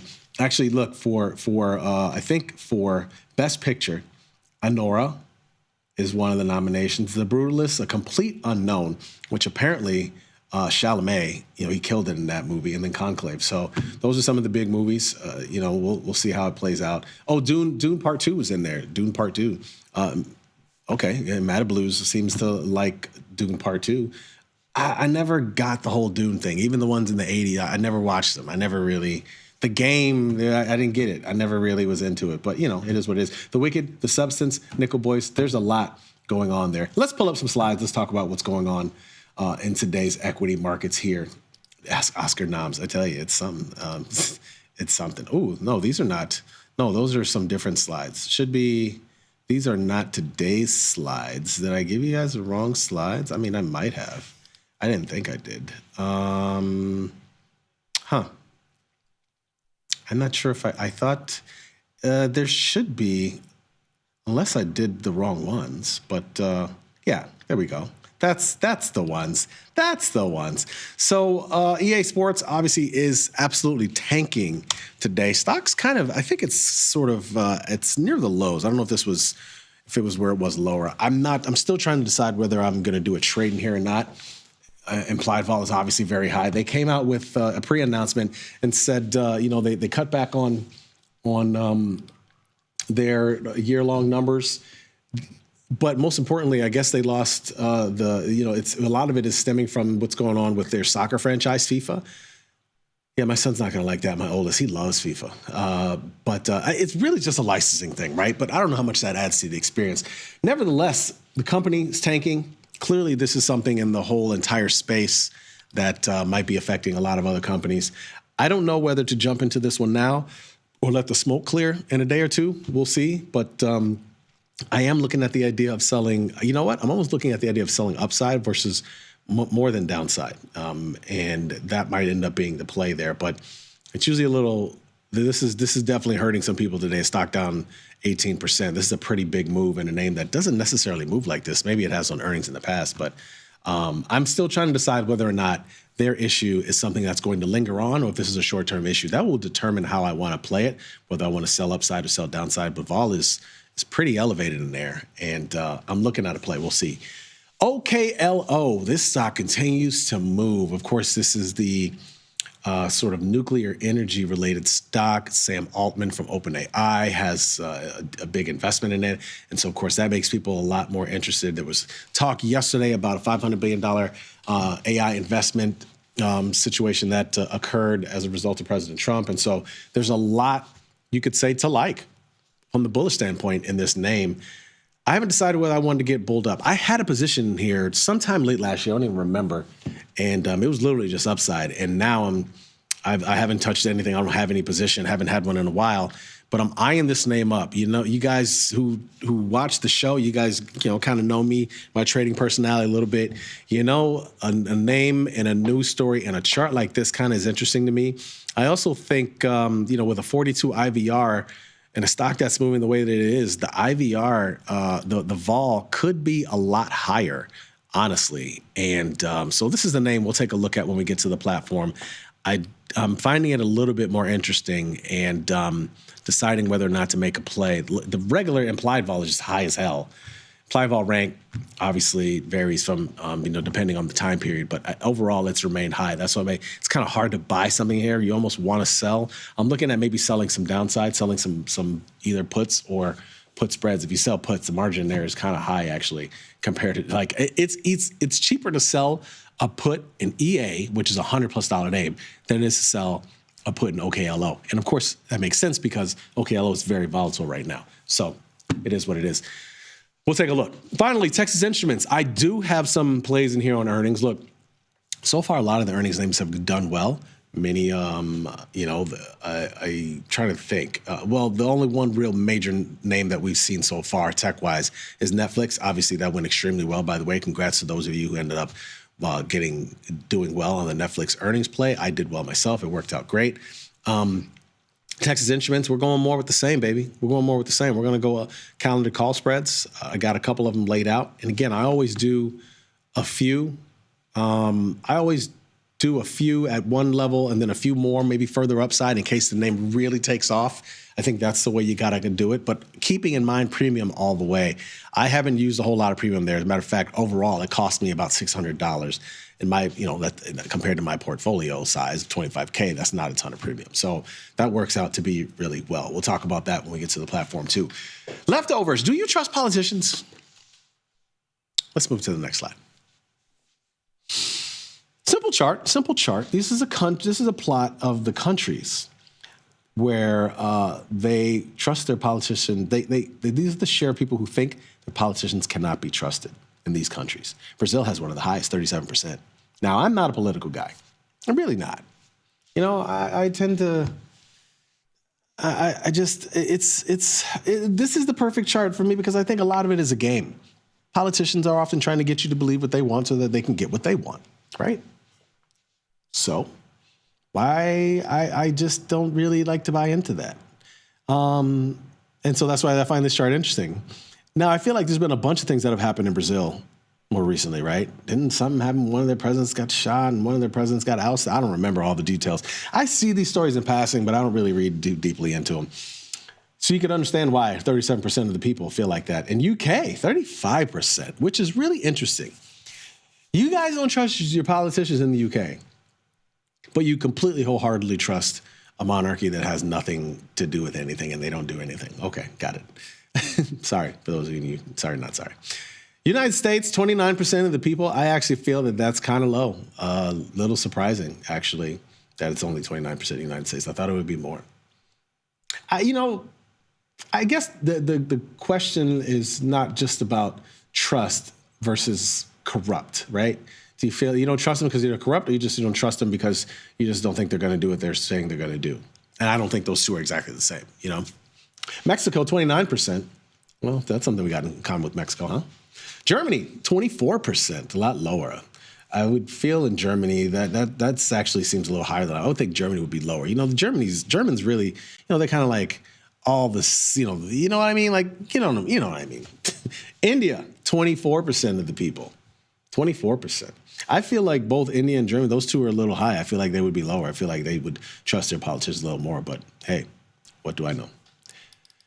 Let's move to the next slide.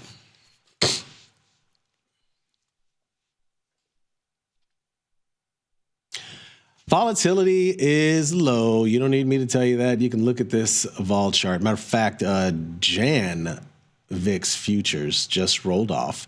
So February is the front month now. Of course, that's /VX G25, SIBO Volatility Index. As I sit here looking at it, 1655 on that, which I'm surprised it's that high, honestly. I feel like that should be lower. 1740 for March, and then 1785 for April. So we are in firm contango. There's nothing interesting about this market right now. I shouldn't say that. Excuse me. Volatility-wise, there's nothing interesting about this market. Other than that, there's a ton of interesting things about this market. I just mentioned tech names. I just mentioned Texans earnings, which is probably going to affect tech names tomorrow. We saw Netflix with a big, huge move yesterday. GE with a big move today. That was another earnings play I had. That worked out well. There's a lot of different things moving. There's bonds in play. I think there's a lot to like about this market if you are bullish about it, because things are, well, there's no real wall of worry right now outside of interest rates. And even when you see a day like today, which is unusual for me to see, the 10-year yield up almost 1% and markets are slightly positive, especially the Dow. That's kind of interesting. That's different than what we've seen more recently. Now, this has been a weird week. There's not been a ton of different macro news, but we'll see. Let's move ahead to the next slide. A lot of what's been going on with the tech, AI. Yeah, I'd never heard of this ticker, chat. It's of course an ETF. No, not Chat GPT, just regular chat. Chat ETF, I should say. Chat ETF. I actually didn't even look at the holdings of this thing. Let's see what the holdings are. Like I always say, you got to look at the holdings of any ETF because 1 minute it may, you would now, just from looking at this chart, you have chat and you have Qs here. You can see, it's moving the same way as Qs, but so is IWM, right? So those aren't the same. However, things have been good overall recently. But in this, NVIDIA's in it, Google's in it, Microsoft, Meta. I mean, that just sounds like the S&P 500, doesn't it? But it's got Dell, HPE in it as well, ANET, and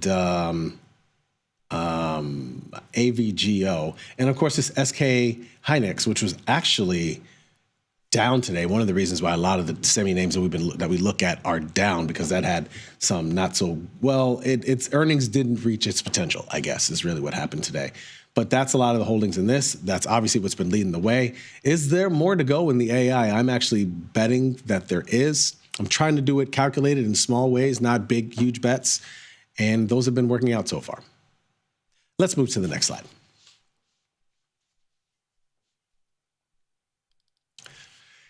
You know what's interesting is that consumer discretionary, as you can see from this chart, with a ratio of XLP is consumer staples, XLY is consumer discretionary.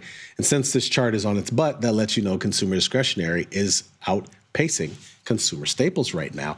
The interesting thing is that's typically a hallmark of a bull market. Now, if you remember, coming into 2022, it was a pretty good market, right? And as you can see, just look at the times where consumer discretionary is falling behind consumer staples. That was 2020, and that was the beginning of, or towards the end of, pretty much all of 2022, it went up because that's when markets were struggling. People went to consumer staples. Now, people are going more to consumer discretionary, and that's a good thing for bullish markets if you're interested in that. So just keep in mind, as we get near highs, things get a little funky sometimes, right? We could have a reversal depending on news, but so far there hasn't been any bad news. So just keep your positioning small. You should be all right.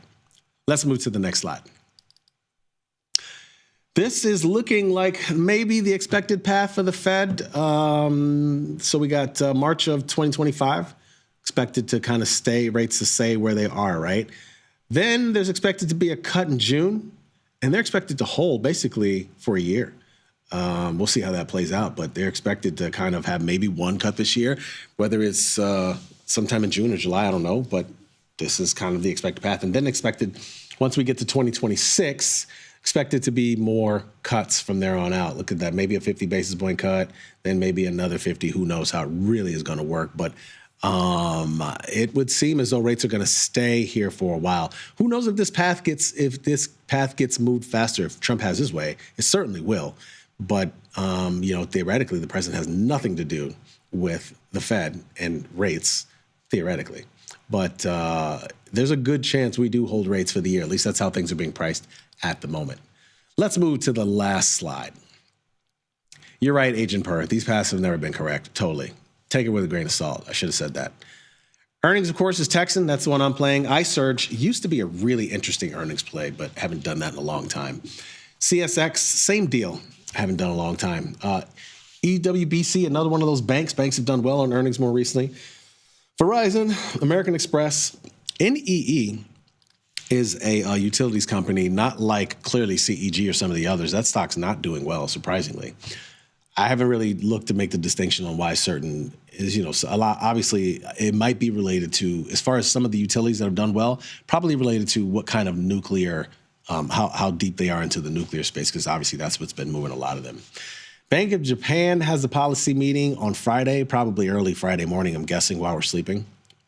Could be a catalyst for the market, maybe. Fed rate decision, of course, is next week. Yeah, next week, January 29th. And where they're expected to keep rates the same. But as I always say, it's not about the actual decision. It's about the meeting afterwards. GDP is on Thursday. I don't expect the market to move too much behind that. But, same thing with core PCE. We already know most of the inputs from CPI and PPI. We got those a couple weeks ago. I don't expect a whole lot, but you never know. They could surprise. Number of S&P 500 stocks above the 50-day moving average is 233. I don't know what to think of that as of yet. Again, we've come a long way from where we were recently, but pull back a little bit from yesterday. We can move to the platform, please.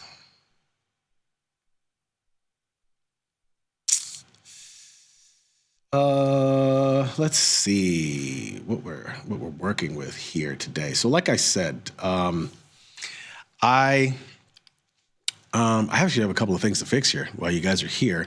I need to close my Netflix position. So I had a bunch of these on, and then I had the last ones left were my 1,000 strike. I think I can close them out now.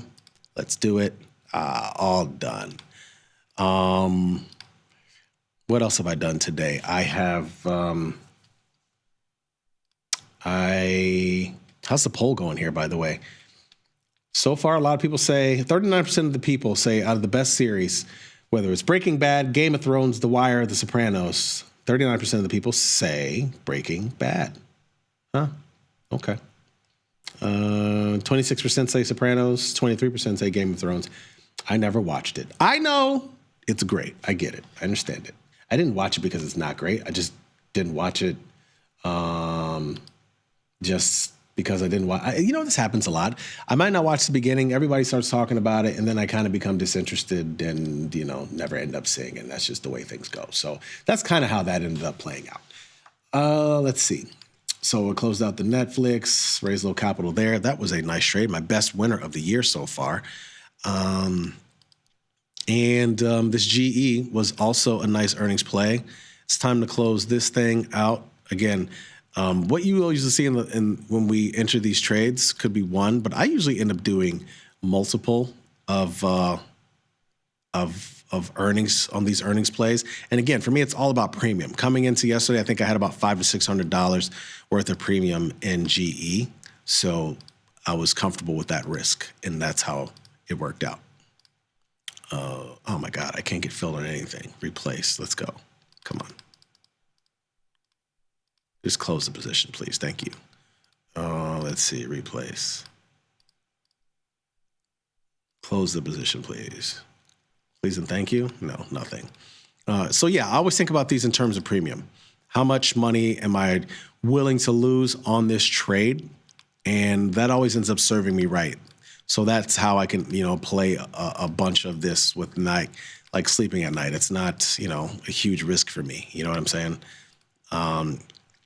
Similar today to, what else I got going on? To TXN has earnings.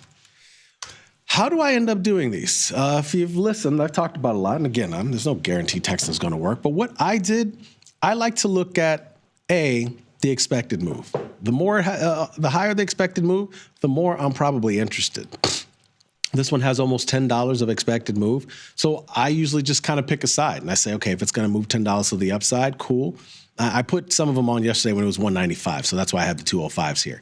And then I did, what if it really breaks out big? And if it has a $20 move somehow, right? This could be underpriced. So that's why I go and do a couple of different strikes in case, it exceeds it. That's exactly what Netflix did. That's one of the reasons why I ended up doing multiple strikes. In Netflix, I had the 930, 935, 950, and 1,000. And they all worked out pretty well. Sometimes with these calendar call spreads, they get so far in the money that you don't make any money. Those actually got so far in money that I ended up doing well with them regardless. So it just really depends. But that's how I'm playing Texan. I got the 205s, which honestly, I could almost take 205s off and go a little bit higher to 225. I don't remember let's see what I paid for. The 205s, I paid 84 cents for. I don't know if I've made money on that. Let's see. Close. No, actually, I have not made money on that. Wait, did I just put that on? Yeah. Oh, I just put that on today. No wonder. Yeah, of course I haven't made money on that.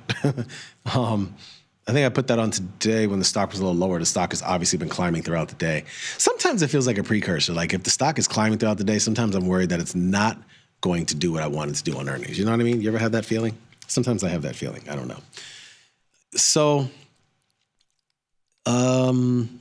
yeah, as of right now, I have $600, $642 at risk in Texan.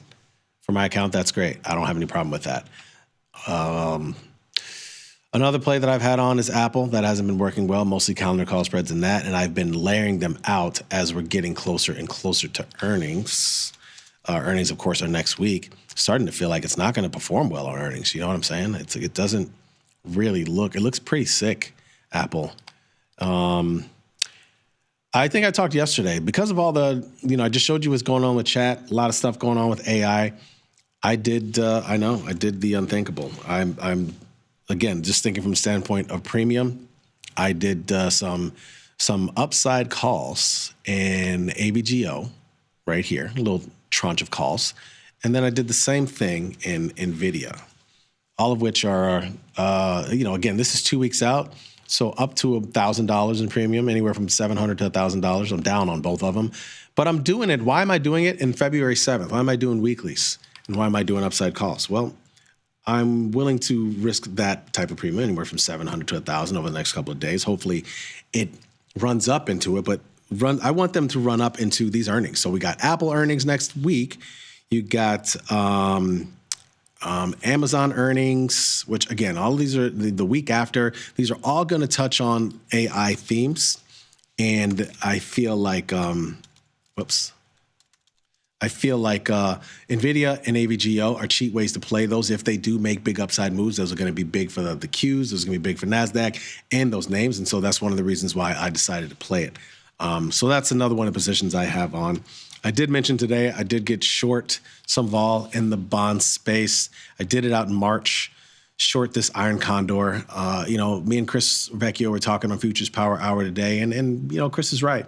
We should just play the bond, we should play the bond vol pops among anything. Or when vol gets low, we should try to play that way as well. And so right now I'm playing the pop. It's up to 35 and change, I think, when I sold it today. I'm just going to try and do that instead of trying to be as directional. Now, I do have a small directional play in ZN in case, for whatever reason, bonds get off the mat and they want to make a move. But till that point, ZB is the better bet. Let's see. ZN that's the one I have. So, and I just did the call, literally a call. We just have one theta trader. That's it. That's all we're doing for now. So very cheap. It was like $500 a premium. We can live with that. Let's see what else we got going on here. A couple of minutes left. I talked about EA at the beginning of the cast here, and looks like stocks popped a little bit.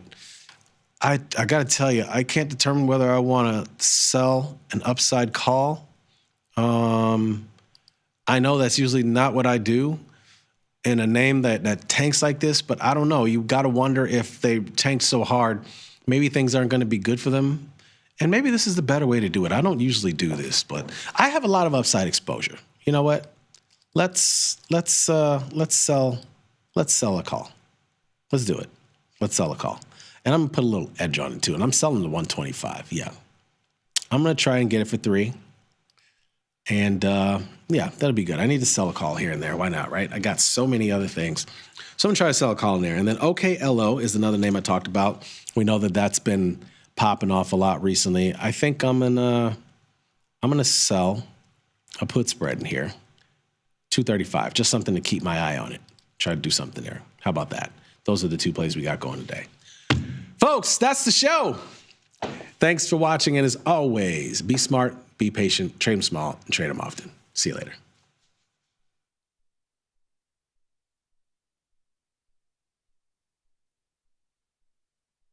You can get up to $4,000 when you open and fund a new account with Tasty Trade. That's 4,000 buckaroos, 4,000 bills, or clams, 4,000 in dough or cheddar, not the cheesy kind. 4 large, 4K, $4,000, which is no small thing. Open and fund a new Tasty Trade account and get on the platform for traders who just want to trade. And did we mention a bonus of up to 4,000 smackaroos? Tasty Trade. Make your move. Look who's back testing. Tasty Trade now has options back testing for free. Test your trades with over 10 years of data for the most popular symbols. See how your trades would have performed in the past. Look back at profit and loss and take the guess out of guesswork. Oh, did we mention that it's free? Get back testing at Tasty Trade. Got the need for speed? No problem! At Tasty Trade, you can turn smart ideas into real trades with just a few clicks. Wow, that's fast. Tasty Trade, make your move.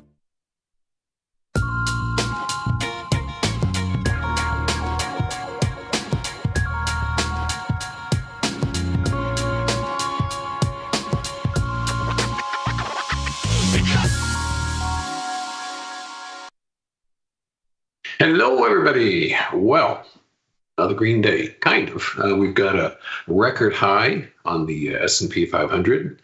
The ES has changed from red earlier today to green. We're still a little bit down on the NQ, but another interesting day to be sure. I've got the charts pulled together and I've got some new items for you. So let's jump in and catch up on what's cooking out there. Here is the spider, and as required by law, it's at a lifetime high today. Interesting stuff going on. Let's zoom in on this and change this to a candlestick chart. And let's just review a little bit. We had what looked like a lovely topping pattern, which gave us a big old fake out on the 13th because we broke below it and below this midline. And then lo and behold, whoosh, just straight up, barely a downtick in sight. So we have gone a couple of weeks now, basically up every day, gapping up every day. As you can see here, and keep in mind, these charts do take dividends into account, but we are at a lifetime high on the spider, pushing cleanly past what had been the record back on December 6th. And one element behind this enthusiasm is of course, every day there's a new multi-$100 billion program being announced. There's the announcement about Saudi Arabia doing $600 billion, or Trump says maybe $1 trillion in new investments over the next 4 years. And of course, famously, there was the Stargate announcement, which is causing some interesting tweets between Sam Altman, the head of OpenAI, and Elon Musk, the head of Tesla and SpaceX and X.AI and Neuralink and the Boring Company. And I've probably forgotten some others. And Oracle, which is, you would think it was kind of a stodgy old, they make databases for the Social Security Administration kind of company, is suddenly a really, really shiny pebble. They're near lifetime highs. Larry Ellison was next to the president, I think 2 days ago with this announcement. But Oracle is just kind of setting the world on fire, as you can see, pretty near lifetime highs, like so. But it's interesting because, like months ago, really, you and I used to look at the symbol AI, which obviously is related to AI, but it's a dog. It's not doing anything. There are some very specific companies that are thriving in this environment. Basically, the closer they are to the president, the more he likes them, the more they benefit. And everybody else, well, just go hang. So, for example, Sam Altman is a favorite right now. So OpenAI was part of this trio of the SoftBank, Oracle, OpenAI leadership making this announcement. And Sam Altman's nuclear company, Oklo, just keeps blasting higher, as you can see here. Another record high here. We got over $40 on this today. And this critter was about a ninth of that value last September. So Oklo doing very well and on a nice volume pickup too. This is just kind of the greater fool theory going on, because obviously this isn't going to go up 10% every day. At some point it'll reverse, but people just keep diving in, and so far they've done well with it. Tesla, interesting, is red again, and it's kind of stalled out here.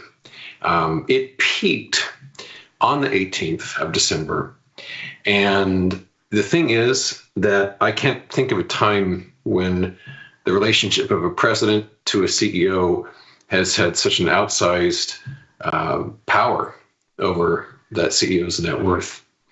Because, the fact of the matter is, this is just fiction. I'm just going to make this up. Let's say 2 months from now, Trump just basically had it up to here with Elon and made it very clear to the press and his associates, and started to say bad things about him and bad things about Tesla and on and on and on. One can only imagine the drop we'd see in this stock, as well as the valuation, the private valuation of SpaceX. Obviously, I'm just making this up just as a speculative fiction, but I don't think many could argue that, if he hated on the guy and dismissed him, it wouldn't affect anything. Well, that's nonsense. It'd have a huge effect, I think. So that's kind of an interesting risk going on. And it was a little surprising to me that in the context of this relationship, Elon was nowhere to be seen in this big announcement. So very interesting stuff unfolding, and Sam and Elon are sniping each other nonstop the past couple of days. Apple, apropos of nothing, has been kind of a loser in recent weeks compared to all the other juggernauts out there. Apple itself peaked on Boxing Day last month and has moved from 260 down to 222. So what's that, 15%? It's pretty substantial. You know, that's a 9-figure drop in market cap, I would say. And we're basically trading at values now that we were trading, last July, which is not too impressive considering what's happened in all that time. Overseas, EFA, the ETF for Worldwide Securities Funds North America, is having a strong day here too, but it's looking really interesting pattern-wise because this is a gorgeous diamond. This counter-trend rally started on the 13th and been blasting higher. So long as it remains below this gap, this is a very intriguing short setup, except for the fact, which I've mentioned from time to time, that the options absolutely stink. The bid-ask spread is usually preposterously wide. I don't know why it trades heavily, but just for whatever reason, the options just stink out loud. So that's a shame.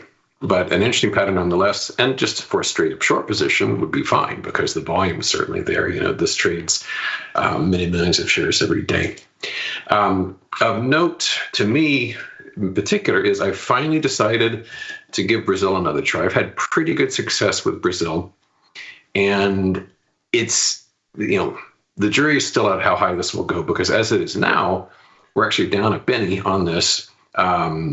On a day that, we just saw EFA is quite strong, spiders at record highs, et cetera. So maybe this is it.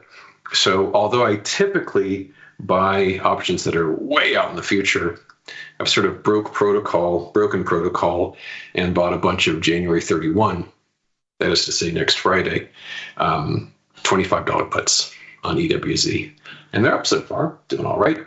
But if this head and shoulders holds true, and if by some miracle today is the peak, that'll be pretty spiffy because the options are just giving them away. There's like no extrinsic value to be seen. So yeah, EWZ back into Brazil. Okay, something new today. Let's talk about palladium. I don't think how long have I done this show? A dozen years? I honestly, I don't remember how long. Whenever we started, that's when I was here. So it's been a very long time. I've never mentioned palladium once, I don't think, in the thousands and thousands and thousands of shows we've done. But we're going to start that today. So let's just talk a bit about palladium. Here's gold, GLD, which is, of course, is the best known of the precious metals out there and very heavily traded. And it has been doing just dandy ever since December 18. And, ultimately, I do think it's going to be way above 3,000 an ounce. Probably even this year. But it's had a very good run, and it's not exactly screaming cheap right now. But I sort of stumbled across palladium, which I think is worth a few charts.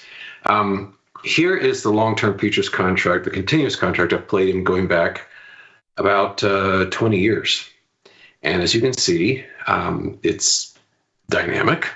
And there have been 3 instances, 1, 2, and 3, we've had a nice base form. Now, this one isn't done yet. It's a long way from being done. It'd have to go up about another 20%. But so far, so good. It definitely has the markings of what could be a very nice bullish base. But let's look at it from different angles here. What if we take palladium and divide it by the gold continuous contract? We get something that looks like this. In this instance, the ratio was around 1.65 3 years back. And presently, it's like at about 0.34, a tiny, tiny fraction. So gold has massively outperformed palladium. And we're in the vicinity of the lowest levels this thing's traded ratio-wise in 20 years. an even more stark representation is the ETFs. The only ETF I found for palladium is PALL. So here's Paul divided by GLD. As you can see, this is pretty much as low as it has gotten. I almost said as low as it gets, but that's never true. 0 is as low as anything gets. But for the past 15 years that these have existed together, it's never been lower. Last time we did this was around about 2011. And after that, as you can see, palladium did very, very well against gold. So I just want to throw that idea out there because I personally, when I kind of stumbled upon this yesterday, I went ahead and started buying. And fingers crossed, I would like to hold on to this for a good long time. And this is just simple old long position. But my hope / desire is for this pattern here to pan out in much the same way this did, like so. So there we have it. That's palladium. So we'll see how that goes. While we're still talking commodities, oil is one of the few tidbits of red on your screen today. Trump did a televised speech across the ocean for the Davos confab, the World Economic Forum. And the one asset that fell upon his words was crude oil, because he spoke several times about getting the price of oil down. And USO and CL are complying with that. So USO is down over 1.25%. And as a reminder, I've got some put positions. I think these tend to be June at least, if not later. So just to mention those again, we've got BP, like so. We have DVN and Occidental, like so. So those are all bearish plays. But in general, I mean, the broadest ETF of all, XOP, it's really unchanged right now. But this is still shaping up to be prospectively, at a minimum, a nice range play, because we've been kind of sine waving along here for the past 2 years. And my view is that we're more likely to move lower than higher on this. Big mover today is Electronic Arts, down 17%. Huge move. And this is just another good example of why it's important to take note of patterns that fail. Because it wasn't that long ago. It was just last month. This looked fantastic. This is a nice triangle setup, and up it went.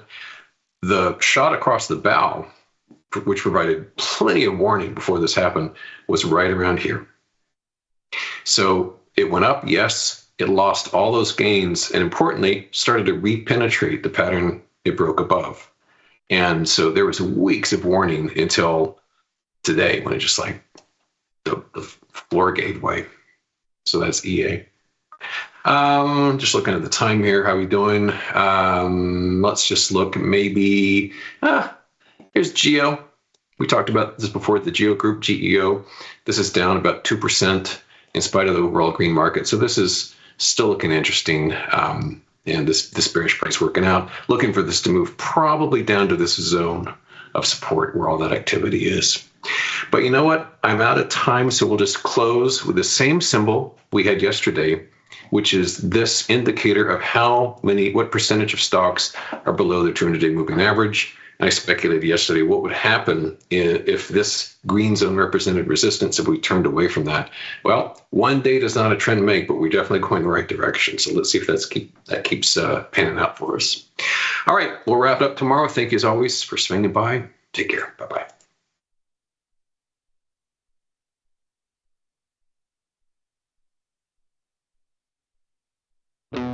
Looking for a better broker and a bonus? Sweet. We got you. Right now, you can get a bonus of up to $4,000 when you open and fund a Tasty Trade account. Plus, low rates, smart tech with the analysis tools you need, and award-winning support. So, get a broker who's actually got your back. And up to $4,000 at Tasty Trade. Make your move, genius. Tasty Trade.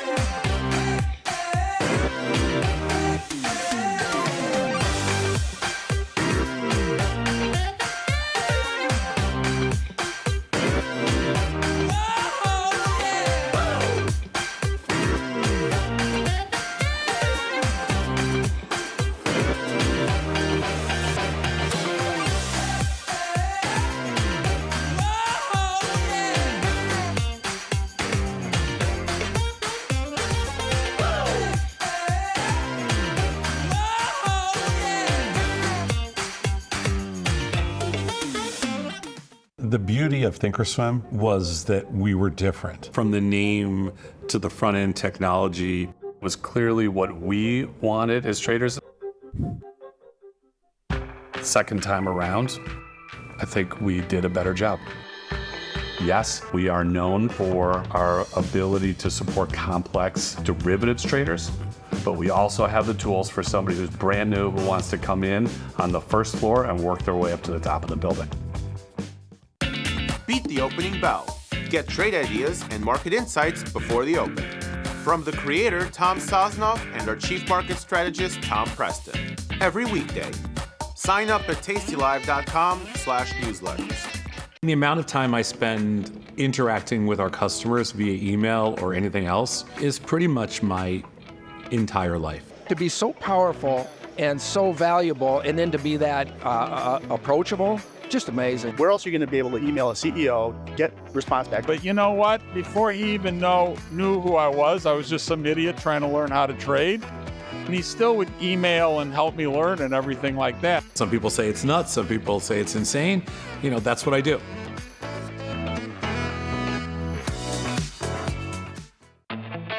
There's a beast in the financial world, and it's not the bull. If that's you, join us on Tasty Trade. Genius loves company.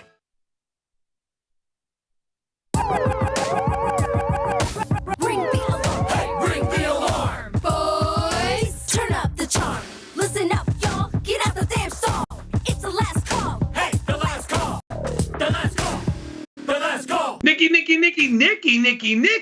what are you doing here? I'm taking over. Tom did not sound great at the end of the day. I hope he takes our advice and goes home, has some tea, maybe get some sinus something, a Z-Pack. Doesn't come in tomorrow because we can handle it. But yeah, he was not doing good. He didn't sound too good, huh? Yeah, didn't sound too good. Wishing him the best. Hope he feels better tomorrow. Yes. And the fact that he doesn't take any medications, usually doesn't shorten colds by not taking any type of medication. So we'll see how it goes. I'm really shocked he's stubborn about his, health and follow the science, son. Follow the science is all I can say. Of course. Yes. And follow the market a little bit today. Even the S&P is not doing too much, up 14 handles. You'll notice here 838,000 cars have traded, relatively light volume for this day, the 23rd of January. NASDAQ's been red all day long. It continues to be red, but this is about as high as it's gone in our session so far. It's only down around 38, while the E-mini S&Ps are up 0.25%. Russell is up 6, which is also 0.25%, and the Dow, which has been strongest for most of the day, up 314. That's about 0.75%. Volatility hung in there yesterday. I know President Trump was speaking, and there was also a number that came out early this morning. I thought maybe that's why volatility was hanging in there yesterday. Down 20 cents is not a lot today, although we don't have much of a move, and a lot of the move is to the downside in the NASDAQ. As a matter of fact, you have Apple, which couldn't get out of its own way today. Apple, which has not had a downtick in about a month or so, caught itself a little bit of a bid today, got all the way up to 227. It's just about $5 lower than that now at 222, down $1.25. I thought the bottom was going to be in Apple with today's rally, but I was wrong. Another stock I do not have positions in that took one big bite out of it to the downside is EA. I think EA was the first trade I ever made with Katie when I had her on the show, and it was like the first trade we ever made was EA, Electronic Arts. It's down $24, just under $24, or almost 17% on the day. I don't imagine you had an EA position, did you? I put one on today, actually. Somebody from today I can see today. Yeah. Yeah, I did a small long delta called diagonal spread. I am in You got a lot of duration on this one. I'm long the March 120, short the February 125. I did it at 290. It's marked at 283, but the markets stink here. I just did it because it was such a big move to the downside that I was, doing a small, tiny little trade just to participate. It was slim pickings. I think that's more the story of why that was a trade for me today is because volatility is super low. The market hasn't gone anywhere. I think we've chopped in a 10-point range for the last 3 hours. And I know you mentioned volume and the number of E-minis that have traded today, and you kind of underplayed it as like, it's a little bit light for a day like this. This is like holiday trading. This is, when you look at the volumes that we had, I was just looking at the E-minis like back, right before Christmas and the day after Christmas, we were this amount. Like this is holiday trading on a random Thursday. It's a little weird. Yeah, we only traded 2.5 million SPX options. We could be in the 4 handle at this time of the day. Same thing, NVIDIA. 2 million options. A lot of options. I mean, back in my day, 2 million would have been an all-time record, but not anymore. Not with the type of market that we have these days. There were a couple of movers, though. It seems like the ones to the downside were kind of the ones that were a little bit bullish yesterday. You got ARM down 15 today, MU down 4 and change, Costco down almost 3 or so, Google down $1.50, and I already mentioned Apple. And on the upside, was a little bit of a different story. Back to Netflix, by the way. I put a broken wing butterfly on in Netflix for my option trades today, son, every Tuesday and Thursday. You know that. This one didn't use a lot of buying power, but it was $20 by $40 wide.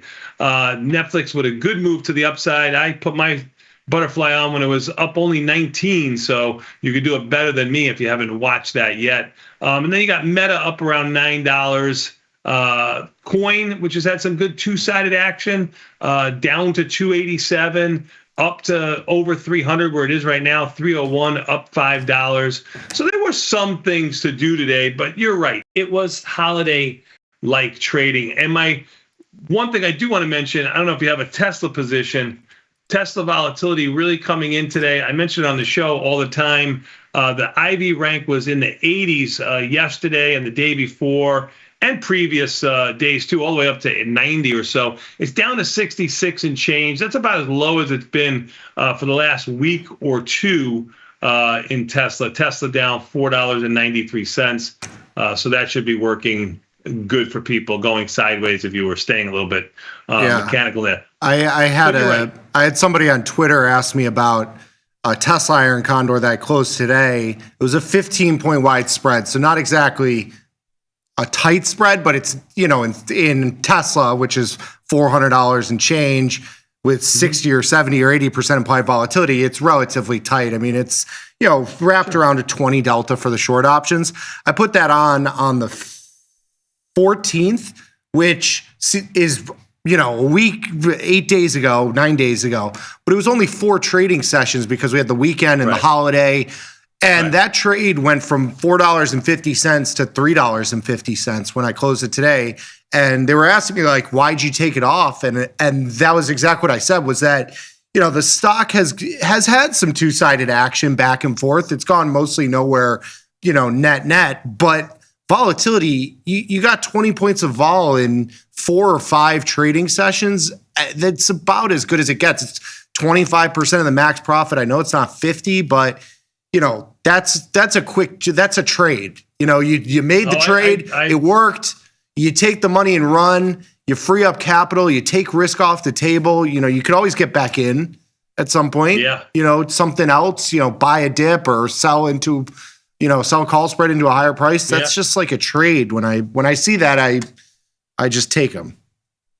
I try to tell people on a defined risk trade like that, when you put it on, you really expect it to be in that trade 2 or 3 weeks. Like 3 weeks, you eke out a couple of pennies every day, one way or the other, and time goes by, you get a little lucky with the stock movement, maybe volatility contracts a little bit. But remember, with a defined risk trade, you're buying volatility too. You're buying actually higher strike volatility than the one that you're selling, but lower priced options. So your higher priced option that you sold hope decay a lot faster because of the volatility contraction. But it's a tough game to play. You get a quick profit like that. Oh man, I run like a thief in the night. I like it. Maybe if I had a strangle on, like I have strangles on, maybe I stay in there. But you know what?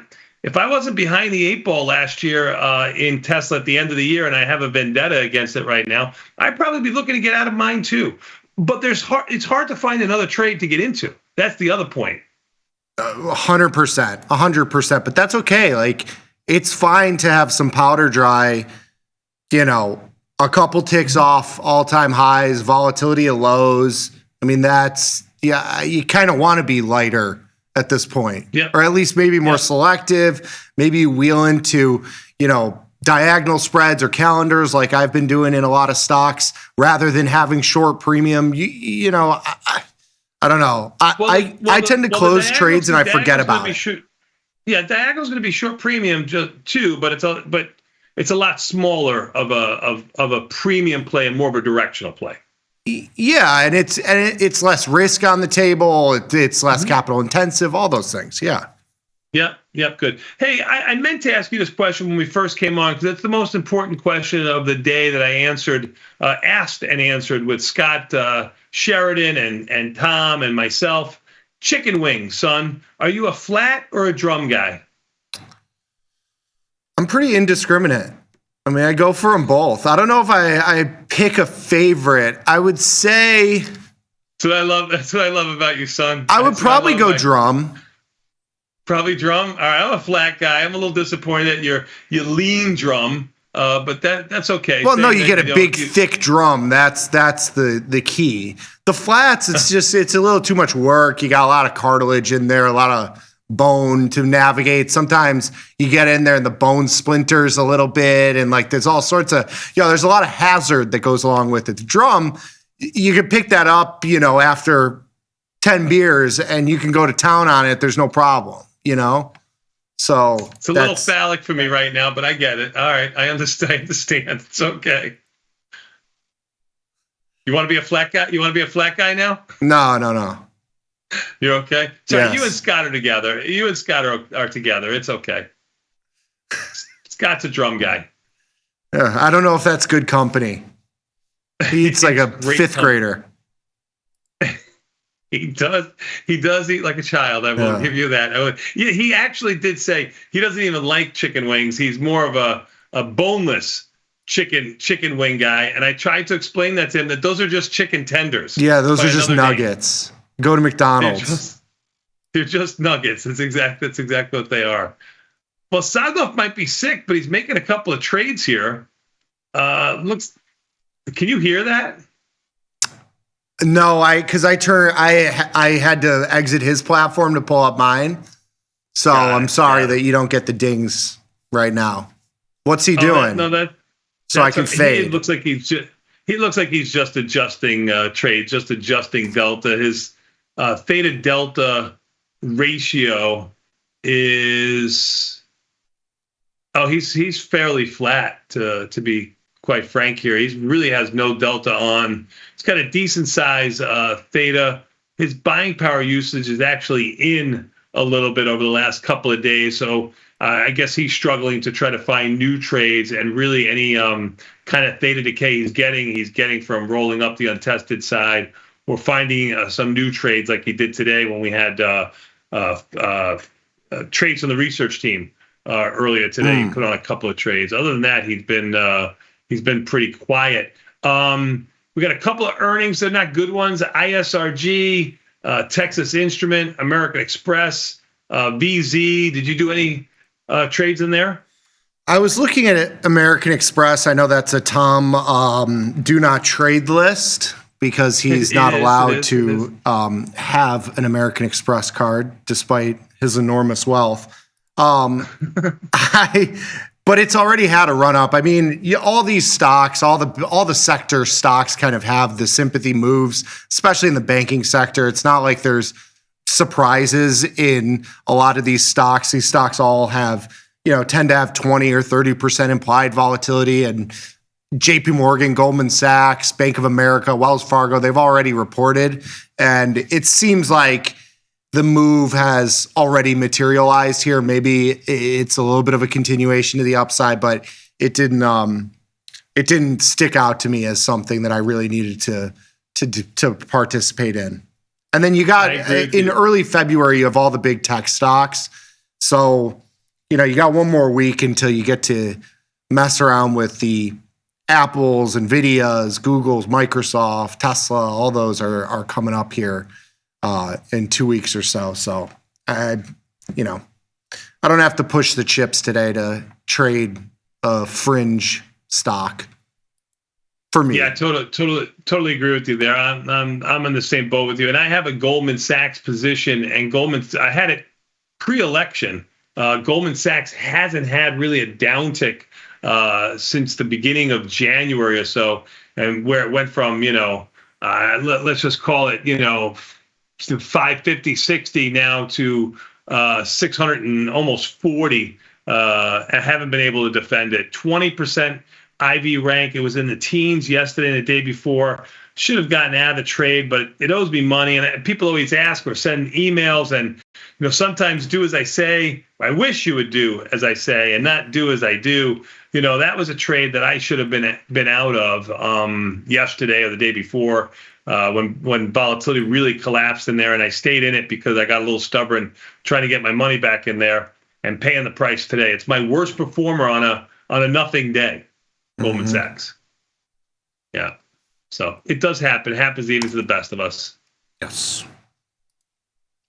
With that said, not too much else going on. I was just wondering, because Bitcoin's gotten so much press, or just the altcoins and all the currencies, the Trump coin, the Melania, the whole thing. I was wondering, because when Bitcoin was in its infancy, or just after, a lot of your friends were involved in the coin space. Are they still there? I think passively. I don't think they dumped into the pain. But they're not. The FOMO aura of it has kind of worn off for them, I think, across the space. So I would say they're involved, but not, it's not like it was in the, 2020, 2021 kind of craziness. It's definitely not the same. But I think it's interesting here. You had, what'd you say? No, say it. Finish your thought. Well, I was going to say, there was some headlines that I saw come out. I haven't read too much into it, of Trump talking about, keeping some sort of, putting together some crypto regulatory body or group or whatever. I just saw some headlines that it finally got mentioned. So it feels like that would be a good time as any to have a buy the rumor, sell the news type thing. Maybe the next couple of days you have a little bit of a pump in the crypto space, and maybe a little bit of a pullback. So that's what I was going to say. We've been kind of waiting for this. This has been the last shoe to drop, Trump to pump the bags and all that. So I don't, that's just my thought.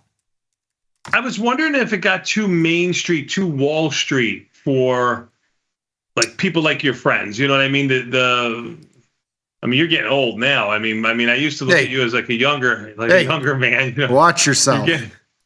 You're getting a little up there in age now. I mean, you guys are maturing, aging adults now. I mean, before you guys were kids.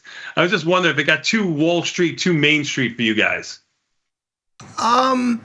No, but I think that has helped dull some of the bigger volatility. I mean, you still have to keep in mind that the implied volatility relative to realized is still higher since the launch of the ETF. So implied volatility has not gone anywhere in the space. And these 8 to 10K ranges, they seem like a lot when you look at the numbers and the percentage moves on a day-to-day basis, but it's still within line. I mean, we have Ryan on every week and we talk about the weekly expected ranges of, the biggest crypto markets. We look at Bitcoin and Solana and Doge and Ethereum and some of the other ones too. But it's not like this is this isn't like outside of what is implied by the markets. So it is what it is. It's, It's interesting. You brought up a nice fact there that the volatility really hasn't contracted since the ETFs were launched. That was the whole thing that, when the ETFs were launched, there'd be so many other ways to trade it, so many more space to trade it. So then maybe volatility would contract in there, and it really hasn't. Yeah. I mean, 10% move in Bitcoin in a week, it still has plenty of volatility for sure. Gun to your head, you buy Bitcoin here, you sell Bitcoin here? God, that's a good question. What's our time frame? As a trade? Next month. I told you, I think the Trump news was a buy the rumor, sell the news type event. So I think you probably get, some sort of bounce in the next couple of days, and then I think it's like a short-term sell. Mm-hmm. That's how I would play it. But 70%, 80% implied volatility. So it's pricing in big moves in both directions. How about oil? You got anything in oil these days? 74.25, down $1.20 today. Oil has not had an uptick in the last couple of days. What do you think about oil? Before I get to that, I wanted to just give an obligatory while bat. They rallied them 10. Sorry, I just had to. I had to. You talk about the even the S&Ps, and wow, you usually don't see the Nasdaq. If it's down 37 when we come on the show, it usually doesn't then become only down 3. See that? No, it's usually up 35. It goes from down 35 to up 35. You have 100 points in the Nasdaq. It's all the same percentage. It's your 10 points in the E-minis is 120 in the Nasdaq. So it all moves the same. It's the same difference. We're doing our best, Tom Sosnoff here. Oh my God, I can't believe it. All 4 indices are green now. Oh my God. Can you believe that? You usually don't see that on a day like today. A shock. But I had some short delta in oil. It's been a good trade. We've traded between 70 and 80 for the better part of what feels like a year. And I think that continues. Like I'm not an oil trader, so I don't have any macro view on this, but just from how it's been trading, those have been spots to kind of lean long or short. I've done that. It's been a great trade. You could do it via iron condors. If you want to use oil futures, you can use the futures options, get as small as you like. I like to use the micro crude contract / MCL. It's a 100 barrel notional value. So it trades like any other stock that, the multiplier is 100. So it's easy to trade. It goes up $1. That's $100 per contract, goes down $1. It's $100 per contract, of course. But that's how I've been looking at it. I don't have, I don't try to pretend to know anything about the macro side of oil, but when I watch it trade, that's how I trade it. Yeah, I always forget about MCL. I think it's like, like you said, it's like 100 shares of stock as opposed to 1,000 shares of stock in / CL. You can get a little bit, you can get cute in there. You can sell futures, sell put kind of thing. You know what I mean? Like it doesn't use a lot. I mean, everything uses buying power, but relative to / CL, it doesn't use a lot of buying power, 1/10 the size or so. So, yeah, you make a good point. I always forget about MCL, and I just took a look at the market to see what they were like in there, and they're pretty good. I mean, 10 cents, 6 cents, 8 cents, 4 cents, not bad markets in / MCL options. Yeah, the options. I don't know how the market making works with these. I believe it has some sort of tie-in with the larger futures, like they just bundle them all together in terms of like the market making firms. So a lot of the options that you see in the micros, if you go to the round numbers, 70 instead of 71, 80 instead of 79, those are where the liquidity is centered in the micros. And I think those are your best bets. I know it's, makes it become more selective. But, when you're hovered around those, and that's for when you're looking at like the micro E-minis and the micro NASDAQ, which are not liquid at all. I'm completely honest with those. They're just not that tradable. But if you are going to trade them, go to those round-ish numbers. Yeah, they have a little more volume, not a ton, son. There's not a ton of open interest or volume in there now that I look at them, because you just brought it up. Good point. But they're going to trade in tandem with the larger options, because that's a small hedge. Like, they're never going to get out of line with the /CL options too. Like, No, it's all going to be it's all going to be the same. But that's why I think like market makers just scoop them all up together. Yep. As their book. But anyway, not liquid to trade, unfortunately. No. And as we I guess zoom into the close here with that $10 move, E-mini S&Ps are up almost 30, looking like they're going to close near their highs. NASDAQ up 26, looks like it's going to close near its highs. Got about a minute and a half before the day is over. Russell is going to close near its highs. Will this be a new closing high for the E-mini S&Ps? For SPX, it will. Yeah, for SPX, it will be. For E-mini S&Ps, it will not be. But for SPX, it definitely will be. Yeah, for sure. Yeah. Volatility in by 27 cents, trading near its lows. Before we say goodbye, can we please just take a look at Fast Market real quick? Yes. I forgot Fast Market, tastylive.com/Fast Market. Submit your trades, get them in. We do need your trades, so please submit them. It's a pretty easy thing to fill out, just 3 or 4 lines. We don't spam you with anything, so please fill that out. Fast Market, go to tastylive.com/Fast Market. Let us know what you think you want us to trade, and we'll do that tomorrow. I have a feeling Sosnoff will be on the show tomorrow morning. He'll just be from home in his PJs. I was going to say, and with these trades, make them kind of simple. He's going to have brain fog. He's going to be really, really testy. It's going to be, he's not going to get a good night's sleep and all those things. So please don't try to mess him up too much. No Johnny trade or Nicky Bat type, crab trades or diagonal spreads. He's not going to be able to do them, like short puts and stuff that are at lows, call spreads and stuff that's high.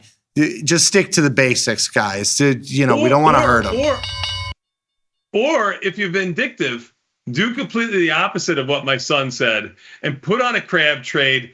Do a diagonal trade that's a little bit wider, $10, $15 wide. Put on some 30, 40 delta trades. It's not your money. It's his money. I mean, why not? Little known fact, by the way, Sosnoff is a nightgown kind of guy. Not a lot of those out there. Yeah, not a flimsy one, but like a flannel kind of nightgown kind of thing. Like, like you see like the guy that holds like the candle as he walks with that older. That's the way he likes to be free. Yeah, I don't know if that's better or worse than you as like a silk robe. I think they're both equally as bad. Well, we'll let you vote maybe on Twitter. We're going to take a quick 90-second break and come back. We got more Tasty Live after this with the Overtime Boys next. Peace. Thanks, son.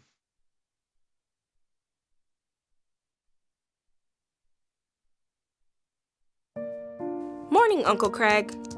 I really appreciate all the investment advice you bestowed upon me this holiday season.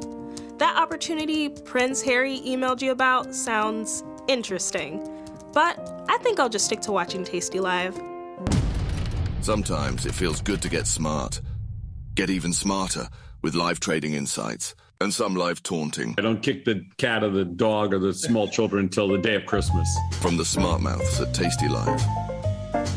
If you missed the live show, here's our cherry on top weekly recap. I will pay for the first bar mitzvah that has eggplant parmesan as the primary dish. Can you throw weddings in? I'm done with bar mitzvahs. If you throw weddings, right? If you throw weddings in. Hold on. Cancel the Cincinnati. You're in show now. All right, we got it. If I got married again, I would have eggplant parmesan as my dinner. If I get married again, how stupid are you? Not if I get married again. If I was exactly getting what married. you said. Don't cut that out, Beth, for him. If I got married again, I would have eggplant parmesan as my dinner. Got the need for speed? No problem! At Tasty Trade, you can turn smart ideas into real trades with just a few clicks. Wow, that's fast. Tasty Trade, make your move. This is Chicago. We invented the skyscraper, the Italian beef, and the standardized options market. SIBO is not only the birthplace of options, it's also where Liz and Jenny got their start. In an industry first, two female former floor traders broadcast live from the floor. Hear the sounds of live market action and feel the electricity as they present real-time trade ideas and research-backed market studies live from the SIBO's SPX pit. Watch Liz and Jenny live from the SIBO, only on Tasty Live.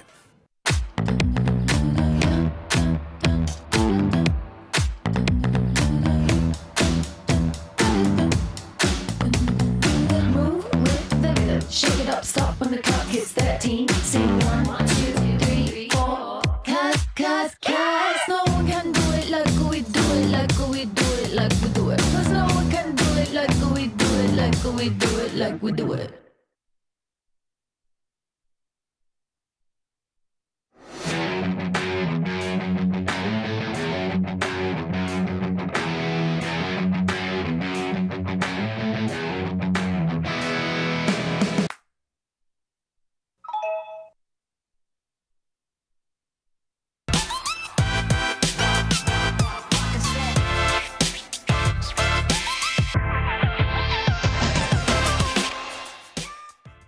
Can we get much higher? So high. It is Thursday, January 23rd, 2025. It is overtime. I'm your host, Chris Vecchio, here in New York. Ilya Spivak in San Francisco. Dylan Radigan, I think, on a safari in Africa. We're here for the next hour as we get ready to wrap up this futures trading day. If you're joining us on the platform or on the website, come over to YouTube. Tell us what you're trading, what you think of this market action. If you're already on YouTube, come over to the website or the platform. See what we're all about, tastylive.com.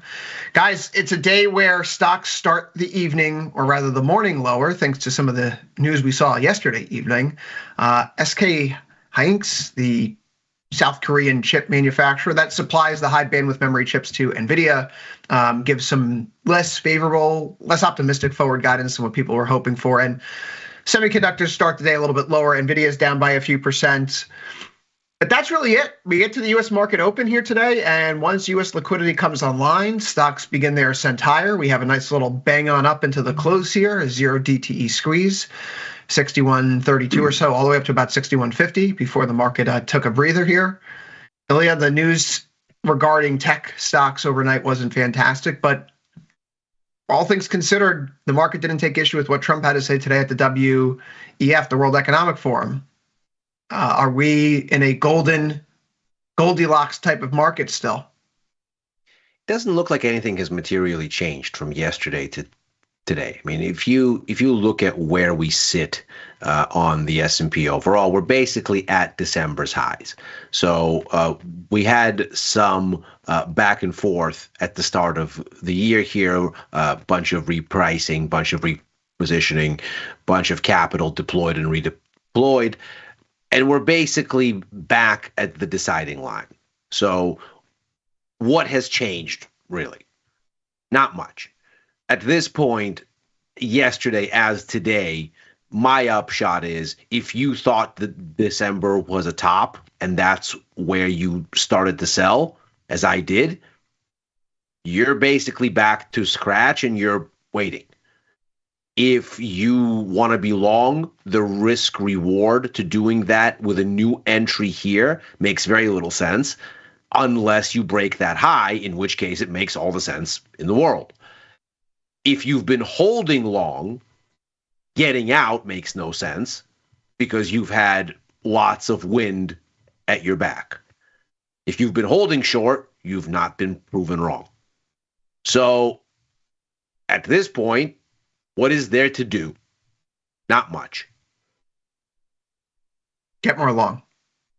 Dylan, what are your I thoughts? think on that's, I this mean, I know market it all action? sounds like a joke, but I think the thing that is left to do is to become more deeply invested in the glorious abundance that is about to yield unto thee and ye until inflation comes to take it away from you.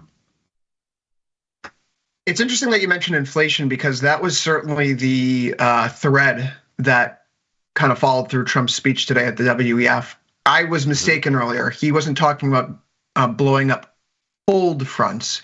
He was talking about blowing up coal, which I still don't understand in the context of the general commentary he was making, but we're all relearning to speak Trump again.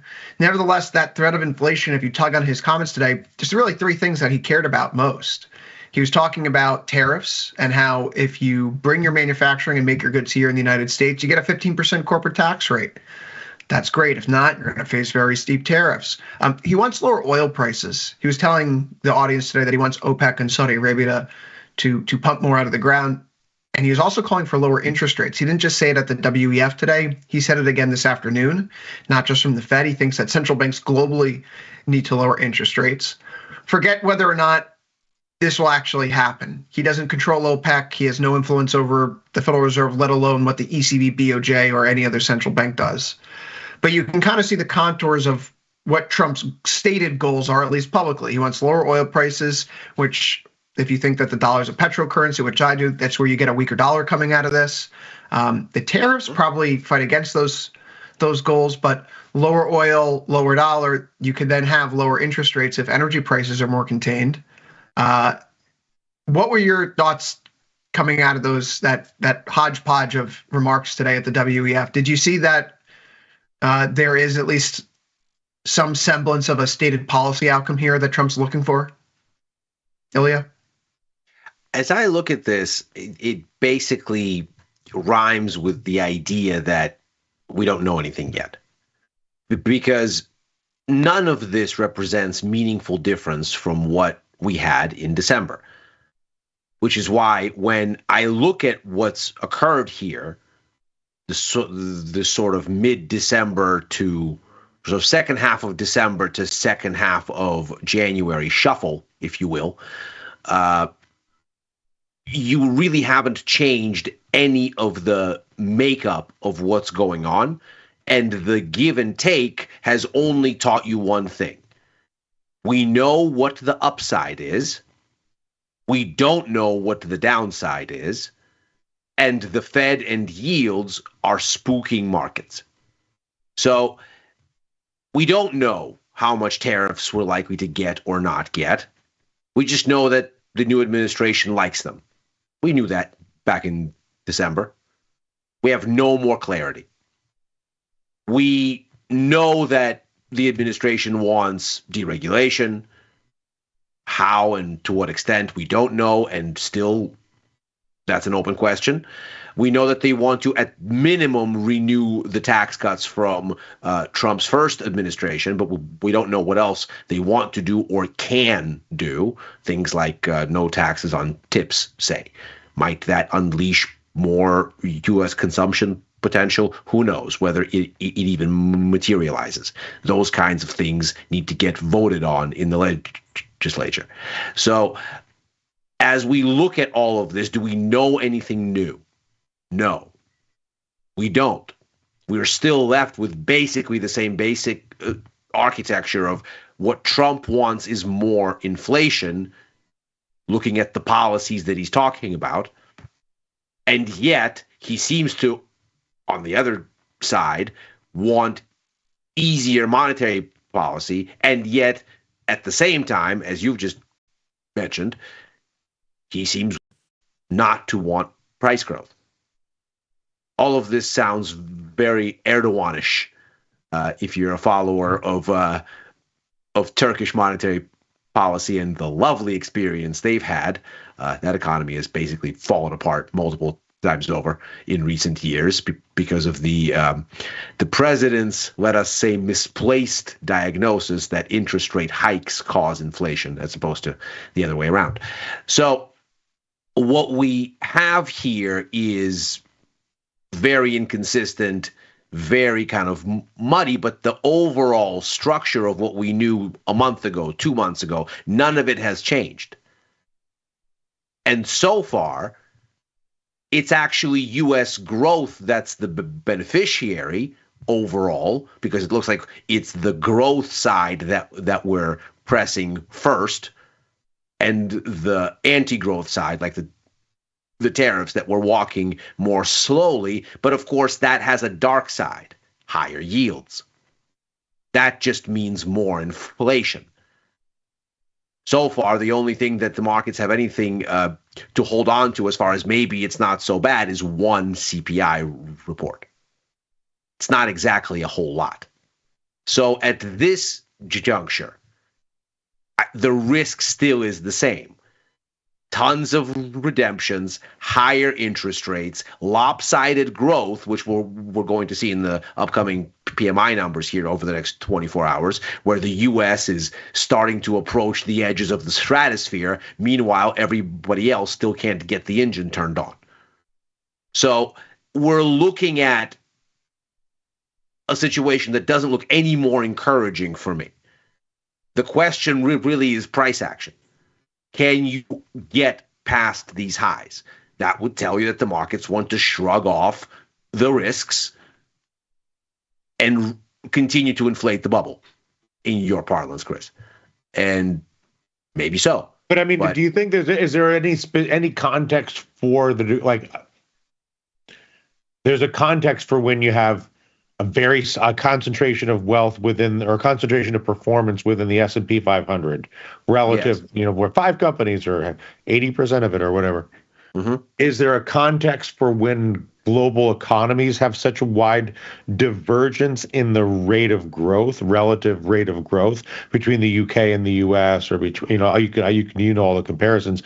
I mean, my point is, I guess, is there any insight in that, in the spread in those relative growth rates, or is it just a notable anecdote at this point? I think it's very, very telling, because when this kind of thing happens, you start to have a single point of failure. And we had this kind of a thing in slow motion, as it were, in, let's call it 2006, 2008, where obviously the crisis started in the U.S., but the global reckoning was delayed by a year and a half, because growth was still okay in the Eurozone, growth was still okay in China, and things managed to hold up until, of course, the problems in the world's largest economy ultimately had the contagious effect that they were always going to have. Right now, if the U.S. were to misstep, there isn't that buffer. Moreover, we have had one of the most expansive rate hike campaigns in history. Certainly on par with the only other comparable episode in the history of modern finance since the 1970s, which was, of course, the Volcker disinflation. So we're looking at a very kind of dangerous set of circumstances here. There's a big refinancing cliff for governments and corporates, unlike last year. Rates on those amortizations 3, 4, 5 times higher than when those loans were incurred. And if only the U.S. continues to perform as strong as it is, that just means higher borrowing costs on everyone. Because when rates go up in the U.S., they go up globally. And while the U.S. is in fact growing very strongly and could grow their way to refinancing, everywhere else the story is not that. So this kind of a lopsided situation is, I can't think of another episode, let's say from 1970s onward, where it was this collection of catalysts together. Can you, Chris?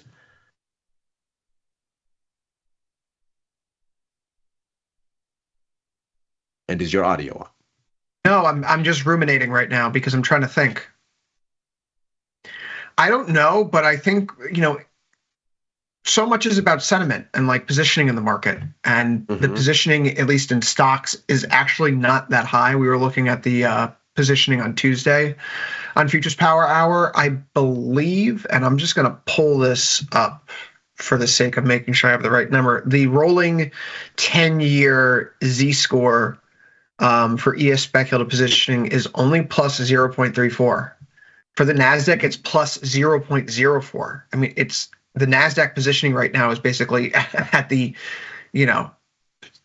basically on the screws. It's not extreme whatsoever. The most extreme positioning right now on the board is ZB with a Z-score of plus 1.26. But I think if you have a market that has been nervous and people have had a lot of capital on the sidelines and been waiting to see if taxes are going to change or regulations change, we could be in the, late innings.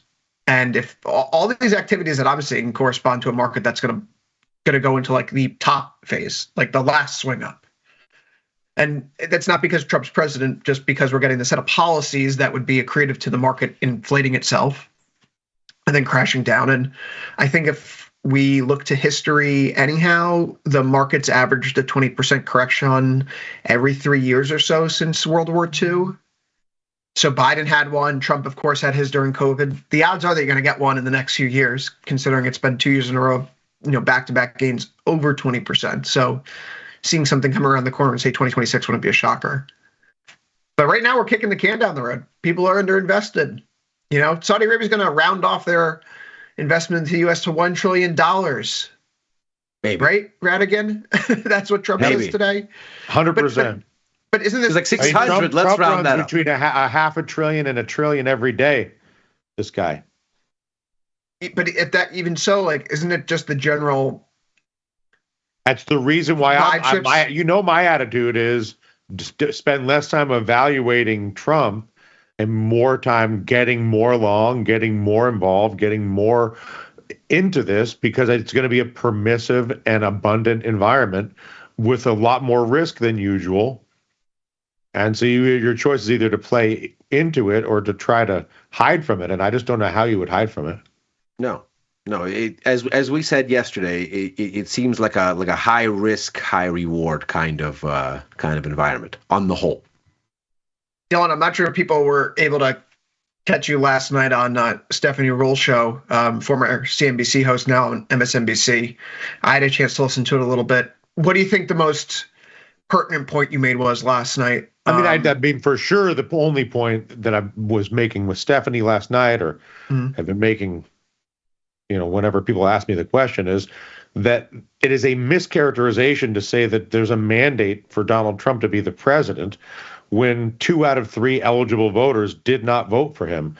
The largest voting constituency in the United States is no voters. I think I said this on this show in the past couple of days. So I'm being redundant. I think my point is that people misperceive or mischaracterize the situation to make it seem as though the majority of the country is in support of Biden or Trump or whoever, when it's factually incorrect, and they throw away the no voter as too bad, you lose, whatever, all the sort of dismissals, which may well be perfectly valid as a dismissal, but it does not mean that those votes also do not represent people who refuse to engage in support of either candidate and feel a lack of support, that they represent a human sentiment that is not in support of the president. Maybe it's in support of the president, who knows, but it didn't vote for that presidential candidate. And I just think that if you integrated the no voter as a no confidence vote into the narrative of the news cycle, that you would not be, you would, instead of saying, why does everybody love this person, a Democrat or a Republican, you'd be saying, how much longer are we going to tolerate both of these failing political parties when the vast majority of us don't want either of these organizations responsible for selecting our leadership? I'm looking in the comments and I'm seeing a lot of people saying there's not really a difference between the two parties. Both parties like spending, and they're, when Democrats can preserve themselves. Yeah, they're like in their self-interest, like a corporation. Well, I mean, that's the whole. That's once you understand that a political party's sole purpose is to gain power, and you start with that North Star, then it's like, oh, yeah. But the partisanship here, it's not about cutting the spending. The spending is remaining, as some people in the chat are noting. It's just going to different sources. Both parties are addicted to the deficit spending, and that's clearly not changing here up front in the early days. Even the signaling around the tax cuts, will we get a resuscitation of the state and local tax deduction? It's a very thin majority, so you're going to have to cut deals and give people in swing districts pork to make it happen. And of course, the thing expires anyway. As we heard pointed out over the past 24 hours, if you don't extend the tax cuts, you get all of SALT back. There's not even a negotiation because the thing expires. So you're going to have to bring something back to get a deal, or else no deal brings everything back and the deficit is aggravated even further. Which means I'm getting a tax cut, baby. That's all that matters. Those of us here in high state and local tax areas, San Francisco, will certainly welcome some sort of a compromise on this. I mean, I think the question I would ask myself, and certainly to you, Ilya and Chris, is, are you surprised at the relatively benign, like that CPI? That inflation is not more present. No. You're not surprised? I'm not surprised.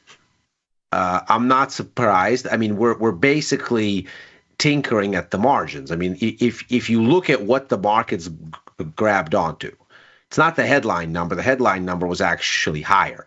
It actually went up to 2.9%. What people got so enthused about was the slightly lower core number, and that the slightly lower core number came for the right reasons. The issue at the headline was energy, and the Fed can't do anything about that. And if crude oil continues to behave the way it's more recently behaving, that is, if it continues to fall, as I hope it does, I am short after all, then you get a situation where as long as the headline keeps doing what it's doing, then the Fed is going to get to where it wants to go eventually. The problem is that 3.2% core is not exactly a low number. No, what's really interesting, though, and I think this is worth discussing, a little thing went under the radar here. I'm going to talk about this here first. This is the appetizer. Last year, the Federal Reserve Bank of Richmond started talking about how there was this new gauge of rents in the country called the New Tenant Rent Index, which was being maintained at that point by the Bureau of Labor Statistics. I point that out because this chart from Augur Infinity has the New Tenant Rent Index with a 9-month lead overlaid with CPI rent. We know that CPI and OER, there's that big lag problem where there's the stickiness in shelter inflation.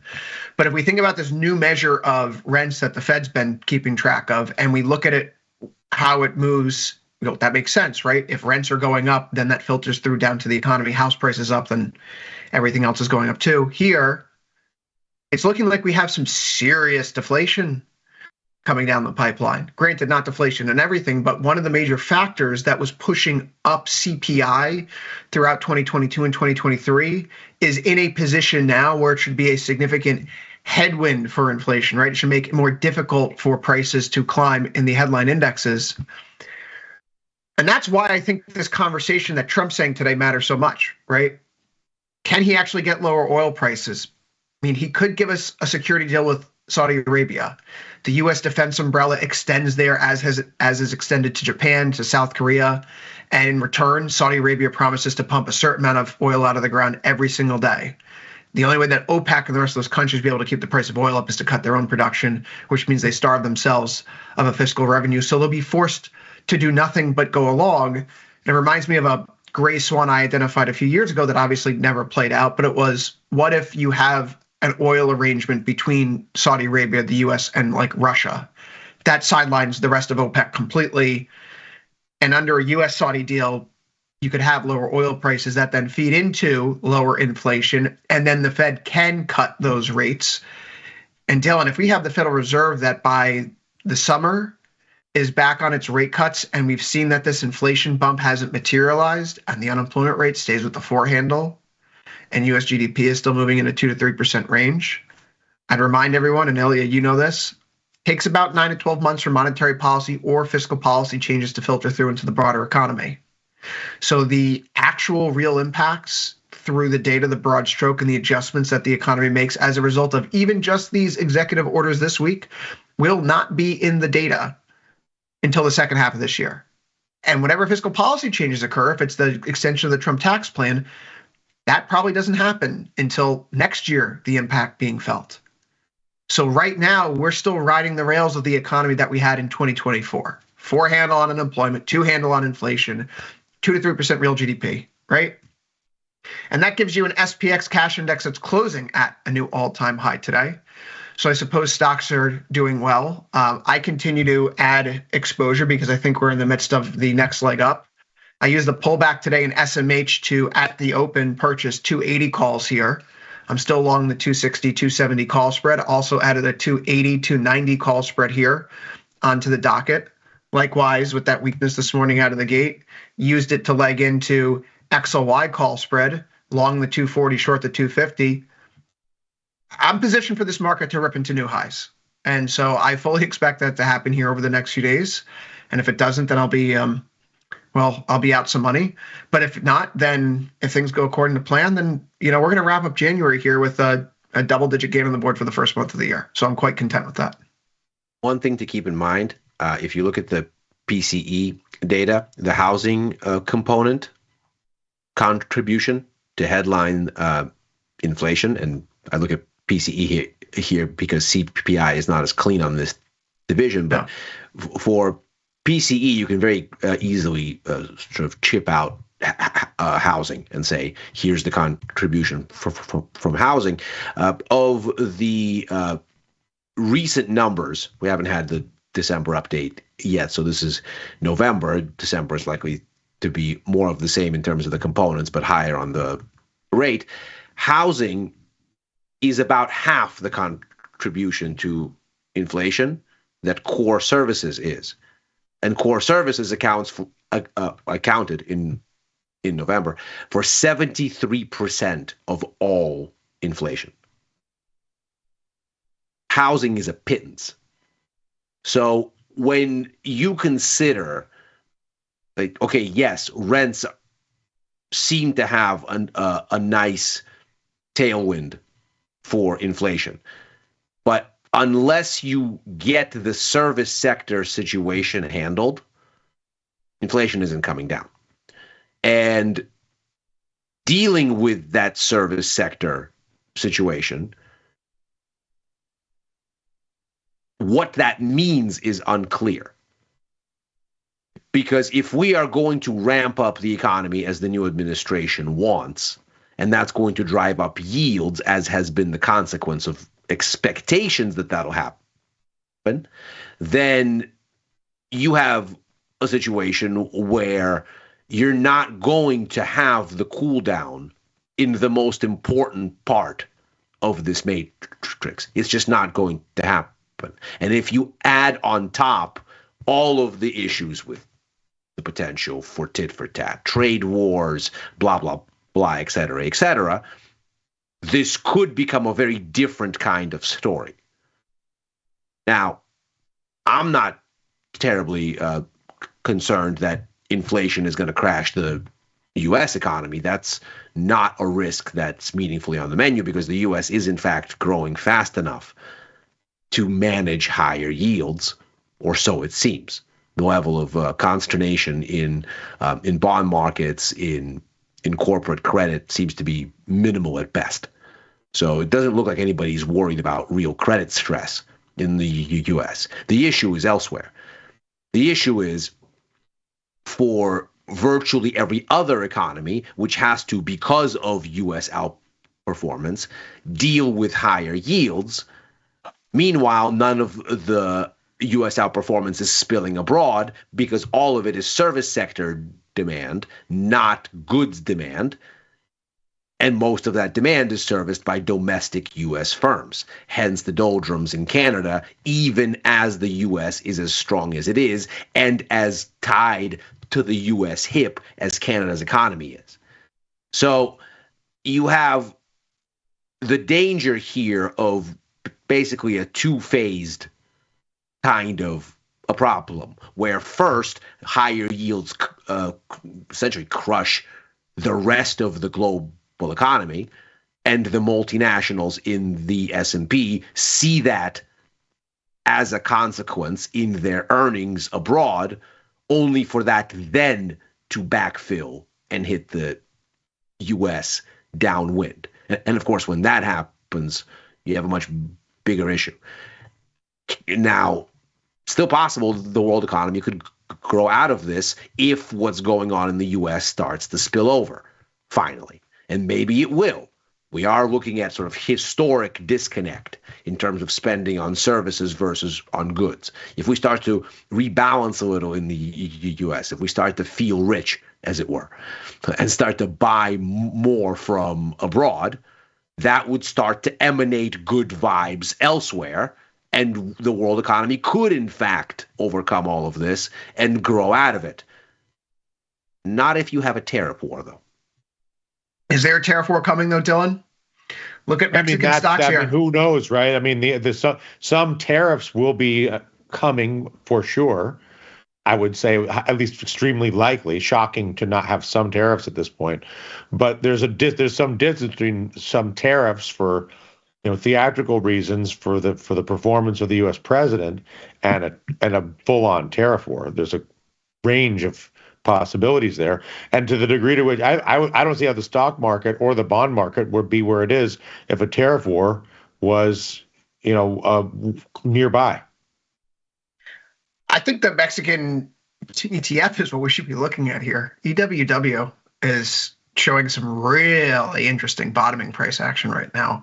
The lows that we had in November and December, which we cleared out going into the end of last year, the start of this one, we've rebounded through. Ilya, you like those horizontal lines? That looks like support and then turn resistance. We'll call it 48.5, 49. I'm watching this one very closely.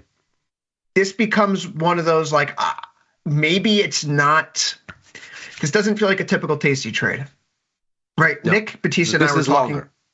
Yeah, Nick Batista and I yesterday were talking about trade setups in ASML, and he was thinking, I would prefer to go like leap type of strategy here, go out 6, 9, 12 months, look at like the $900 calls, just not timing this, but it looks like it's rounding out into a bottom. And so if it's now or in a month, at least I have that upside exposure. It feels like that's the way that we should be playing Mexican stocks because it's only a 38. I made this mistake with iClean, the ICLN, yeah. Yeah, I should have had more duration. That makes sense. I should have had more. I should have had a lot more duration there. So obviously, I was talking about shorting it as soon as Trump became elected and the clean energy ETF gapped down. I did short it. It has worked very well, but it could have been much more capital efficient and cost much less money to manage were I to put like a year of duration in there from the jump. 148 days to expiration, long 55, short 60, call spread in EWW. $62 of buying power. Max also $62 against a max profit of $438. Yeah, that's excellent risk reward. You can dial up that size a little. That's going into the queue for tomorrow morning. That's a review and send. That needs to go into the queue for tomorrow morning. I think Donald Trump is bluffing on everything. I'm listening to him talk about what he wants to accomplish. He is clearly twisting arms right now. This is not my cup of tea. This is the snippet right here. We clip this for YouTube upload later. And this is also to remind me when he does something really dumb. It's like, well, maybe he wasn't just saying those things. Either way, that's the thing. The risk to reward here right now, I think, is fantastic. The bet effectively is that we're going to return to where we were right after the election. We traded at $54 at the high on November 7th here. There is a long runway, Dylan. And as we were talking about this last week. So sticking to the pre-inauguration expectations, every day that goes by without the big tariffs, the market is going to take the threat of a significant sweeping tariff war less and less seriously. And we're going to understand that it's more of a negotiating tool than an attempt to just remake the global economy in Trump's image. I find this really compelling right now. Today's a little bit of a rejection, but we still trade higher. We're back above the entirety of the EMA cloud right now. If the dollar's topping. So what? Let's assume that the whole tariff thing is rhetorical. It's not just rhetorical, but it's mostly rhetorical. Mostly rhetorical. That it is rhetorical with some performative implementations. You think Mexico is the biggest opportunity? You think the reason Mexico's chart looks the way it does is because of fear of that tariff war? Absolutely. Do you think the Canadian? So what about the Canadian dollar? And by the same logic. Well, that's what the Canadian dollars is a really interesting chart too. Kind of looks like EWW, doesn't it? That's what I'm saying. Just trying to break a downtrend that's been in place over the past 7 months. Already. Yeah, if the dollar's topping, and that's really the story here, then you have to then work recursively backwards from, well, the dollar wouldn't be going down if the tariff war is raging. So the tariff war must not be raging. Right. Very simple. Just regress against that belief, right? That's our model that we're going to work with. Moreover, if the tariff war isn't raging and Canada has gotten rid of its unpopular leadership and is on course to install leadership that we'll see if it's better or not, but at least is more animating. It'll be new, which is it'll be new. It'll be animating of animal spirits until proven otherwise. Yeah. And so would you rather own the Canadian dollar or the Mexican index or both? We don't have to make that decision, Dylan. Let's just put put together the basket, right? We're just getting short the tariff war right here, right? And that's what's going on. I mean, so far I have the Canadian dollar. Mexican ETF is very shortly behind it. I'm not quite ready to load it in there as Chris has. I want to see it maybe have another day on the upside tomorrow. Are you ready to be short the tariff war conceptually? I think the tariff war conceptually was always likely to be less onerous than kind of the absolute worst fears. And I'm surprised the market has given it as much concern as it has. That doesn't mean there's not going to be a tariff war. It, I think, means that we have less of a reactive thing here, because ultimately it is a negotiating tactic. And I think the markets were essentially expecting Smoot-Hawley Part 2 at the start here, and I don't think that's the level of concern. That doesn't mean that there's not concern. It just means that the pricing of things is probably out of whack. Just gaming this out, Trump has signaled that he wants to go to China. Do we think that Trump does the trade war, does the 25% across the bow tariff before he sits down with Xi Jinping? There's a chance, but that probably sets that meeting off on bad footing, right? If you're really going in there saying, like, listen, we don't want to do the tariffs, but we're going to do them unless we can come to some sort of arrangement, you try to hammer out that arrangement first, do you not? I would think so. Right? I would think so. I mean, I think that slowing the TikTok ban maybe tells you something about this. Like, that's part of it. If the plan was to basically go to China having already kicked some stuff over and said, wouldn't it be terrible if I kicked more stuff over? Let's have a deal. That's one way of doing it. The more benign way of doing it is to send the nice bill collector first and say, listen, I don't want to have to start kicking stuff over.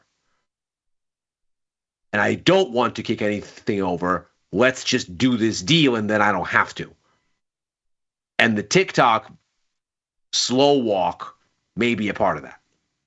It might be that we're just not in a place where we're going to start kicking stuff over unless and until. There may be a short-term window where the market just says, okay, these problems aren't really problems. I'm not short the trade war, Dylan, like it's coming.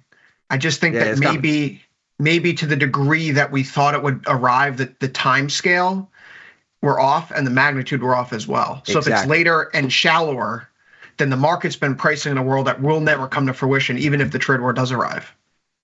And I would think from a negotiating standpoint, if Trump's going to go to China, he's doing it either well after a first layer of tariffs have been put into place, so he can say, see, we've tried this. We've done 3 or 6 months with this new trade regime. Everyone's suffering, right? Your economy's slowing down. Our goods are more expensive. Clearly, we need to fix the trade arrangement. Or he does it well before any change in tariffs go into place, so he can say, listen, I don't want to have to do this. But you don't put the tariffs on and then walk over there and say, see, look what I just did. There's no body of evidence to suggest that they were even effective, so why would China start negotiating at that point? I'm not expecting a Nixon in China moment, as it were, but the fact that that is there and there is this TikTok extension for 90 days makes me think that the near-term balance of risk, this tariff is the wall of worry right now for the market. At the end of the day, that's the number one thing dividing us between just the SPX cash index perhaps moving up to all-time highs and the NASDAQ and others beginning to follow suit. Ilya, I got to give you props here. As a bear, you nailed the move in the Russell. You got out on January 13th. Yeah. Which was pretty fortuitous timing. Granted, when you and I ran away, yeah. When you and I were talking as it turns out at the right time. But the perfect time, because when we look to the continuous contract and we go to the 200 SMA here, you could see that that was the day that we touched the 200 SMA, a 200 SMA that when we've touched it previous times, it's marked the low for the market over the past year.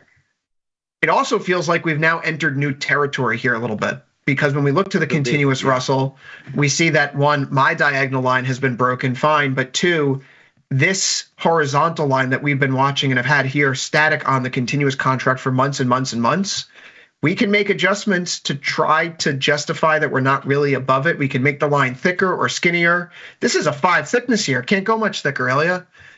It looks like we're really trying to break out now in small caps. It does. No, it does. It does. Dylan, if small caps are doing it, then why not 2,500 Russell as well? Let's put those calls on the board. You're saying that's on the Trump super boom? Short term. Or that's all. Yeah. Just that's just look at party KRE. time. That's just a beneficiary of party time.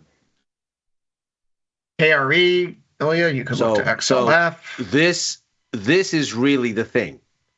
You look at KRE and you go, okay, well, bonds have pulled up a little, yields have become a little less worse. Makes sense what the Russell's doing. The question, as ever, is will bonds continue doing it? Now, I'm long, so I think yes.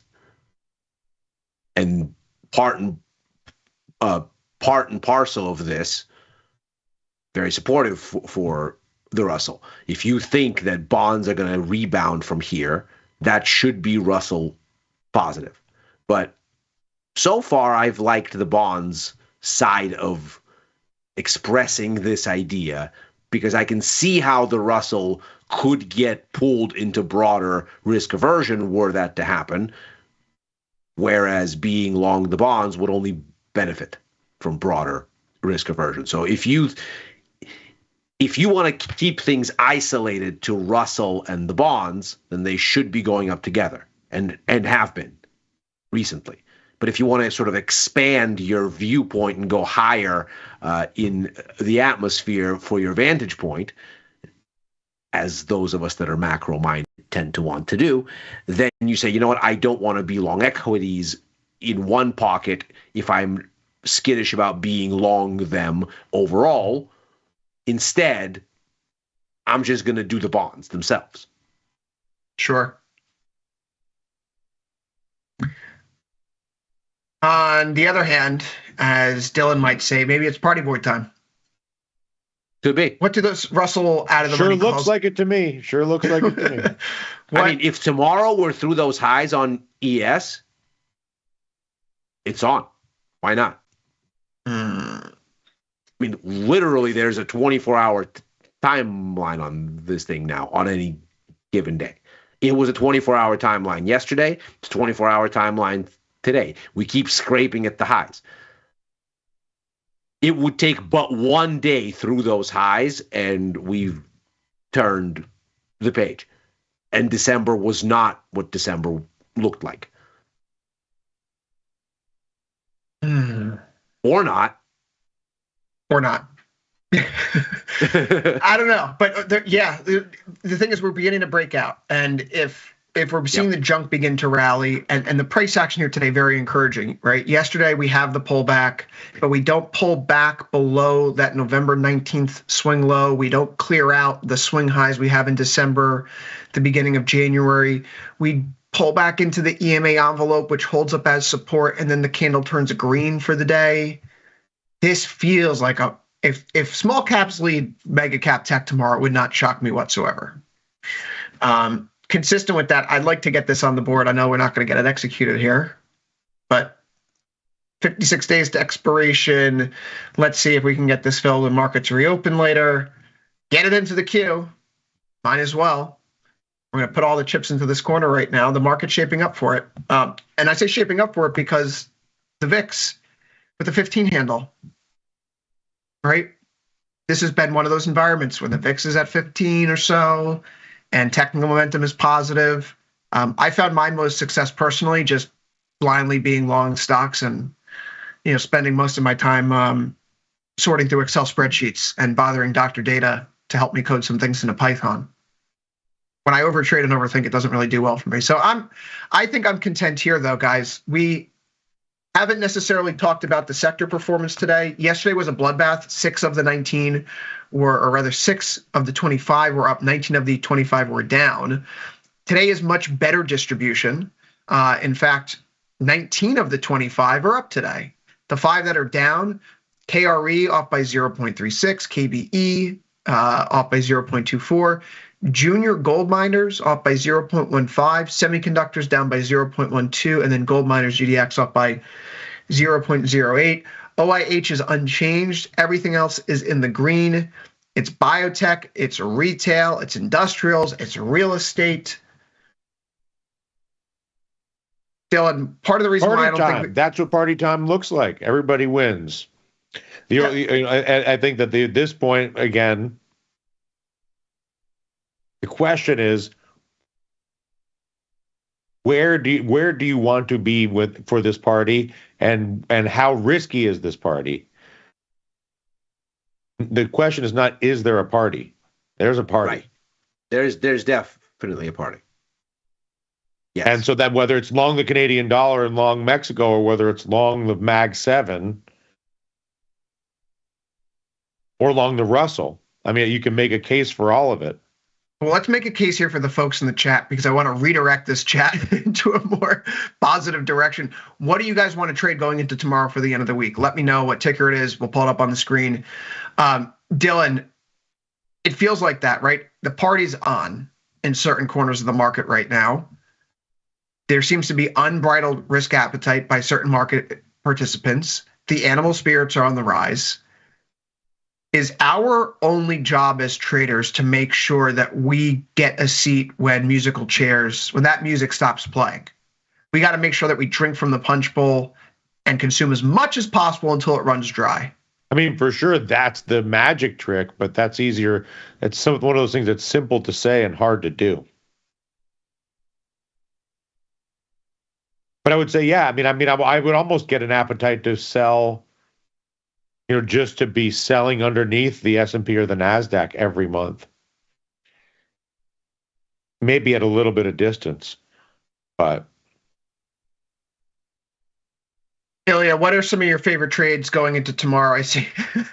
Mm-hmm. Yeah, apparently Brondo coin is one of the requests for a ticker. We're going to, that might be more positive direction than what I've seen here recently. Okay. Ilya, we have the Bank of Japan tonight. Yes. Is this perhaps the tail risk catalyst that we're going to have a BOJ hike? We're going to get something that disrupts the market, broadly speaking? The market is widely expecting this hike. I talked a lot about this in excruciating detail, no doubt, for anyone that was watching on Macro Money yesterday. The market absolutely expects this hike. There's no news there. The question is what the BOJ does with their signaling thereafter. Right now, there's one more hike expected this year for a total of 50 basis points this year. Now, what's interesting about all of this is from the Bank of Japan's perspective, their only real issues are imported. All of their inflation are food and energy. Largely, these are a problem because the yen has been getting shellacked, and so its purchasing power has been eviscerated in recent months, which has made inflation worse. Their biggest mission is the affordability crisis in Japan, and the BOJ would love to get the yen stronger to help with that. But of course, the yen is a creature of global yields because of carry dynamics, and so is a creature of the Fed. So what the BOJ doesn't want to do is fight the Fed, which puts the BOJ squarely within the blast radius of the Trump administration's policies, because if they're inflationary and force the Fed to be more hawkish, well, good luck, Bank of Japan. You're going to deal with higher rates in the U.S. and a weaker yen, which will complicate your mission.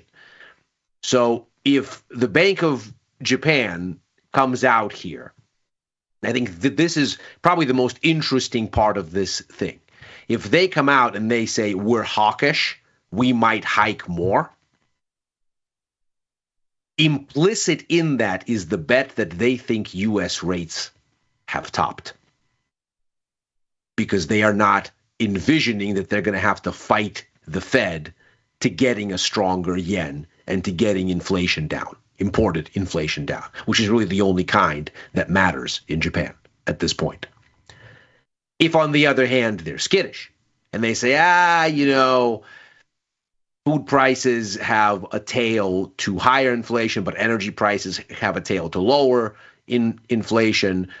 Japanese CPI tends to lag global food and energy costs by about 7 months, and the tail there is conflicting. So we have time. We probably don't have a huge risk. Inflation is probably not running away on us. Let's wait until wage setting, and let's see what the Trump administration does for the next 2-3 months. That tells you they're not sure. And if they're not sure, never mind the impact on the yen, it would probably weaken a touch. The larger issue is that there's greater uncertainty more broadly and more widely, and so the bond market has implications there. If the BOJ is hawkish, very possible that they're essentially calling the bottom on the bond market. On the U.S. bond market. On the U.S. bond. Well, the only one that matters, really. Mm-hmm. Because of the ubiquity of the U.S. dollar, it is the U.S. rate structure that determines the direction of rates everywhere around the world. How is it that in the Eurozone rates are surging when they're cutting rates? Because they're not the ones that are in charge. Interesting. Before we go out the door here, I did get a question in for people who, or someone was asking, I forget who it was in the chat, I can't find the question again, but they asked specifically, I want to somehow leverage long upside in SPY while limiting my risk for the incoming correction over the next year. What should I do?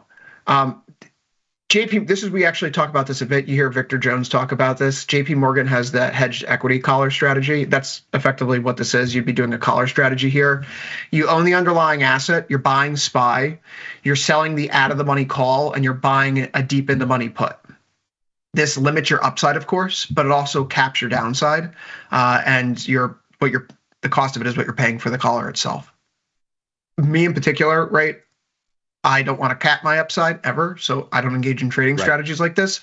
But there is a way to go about doing it. JP Morgan, you could actually just buy the hedged equity collar ETF, I believe. I don't have the ticker in front of me. It's like GPHLQ or something. But either way, though, you could construct this yourself. So if you had the SPY shares, if you had your 100, 1,000, 10,000 SPY shares, whatever your holdings are, you could set up the appropriate buying the in-the-money puts and selling the out-of-money calls to collar effectively. Teach their own, though.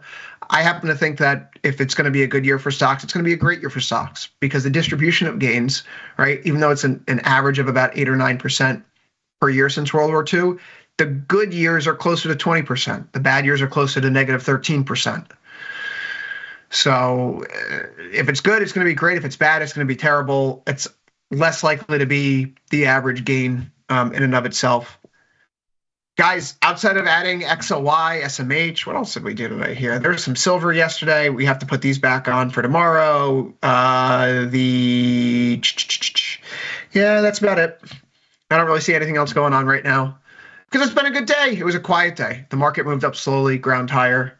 Ilya, you are more than welcome to come aboard as we reach for the S&P 7,000 stars. If it breaks, it breaks. And if it doesn't break, then my puts make money. Dylan, final word here before we go. I'm buying me some Mexico. I like the short tariff war. And Canada, I'm not going to get involved. But I like that Mexican ETF. I'm sort of the opposite of Ilya. It's a tariff tiff, not a tariff war. Mm-hmm. With that, overtime is out of time. We'll be back on Monday because this is Thursday, so we're done for the week here.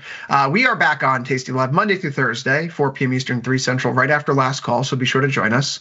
For Ilya Spivak and Dylan Radigan, I've been Chris Vecchio. Good luck trading. Ilya and I will see you tomorrow for Futures Power Hour, but you're also going to see Ilya next because he's here on Tasty for Macro Money after the break. See you there, folks.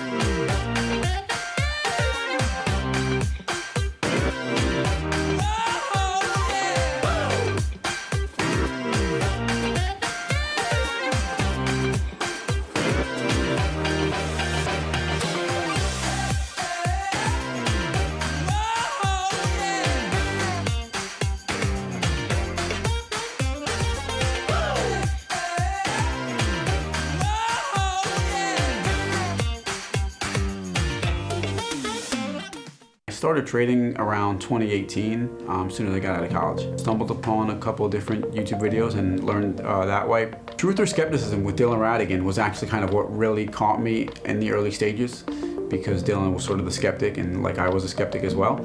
And Tom was able to sort of convince him and that was kind of my favorite show from the beginning. The fundamental principle that present fear of future uncertainty is fundamentally overpriced. In other words, volatility and selling volatility is the key to getting a statistical advantage in financial markets is the biggest takeaway. And that's kind of just the overarching principle I follow.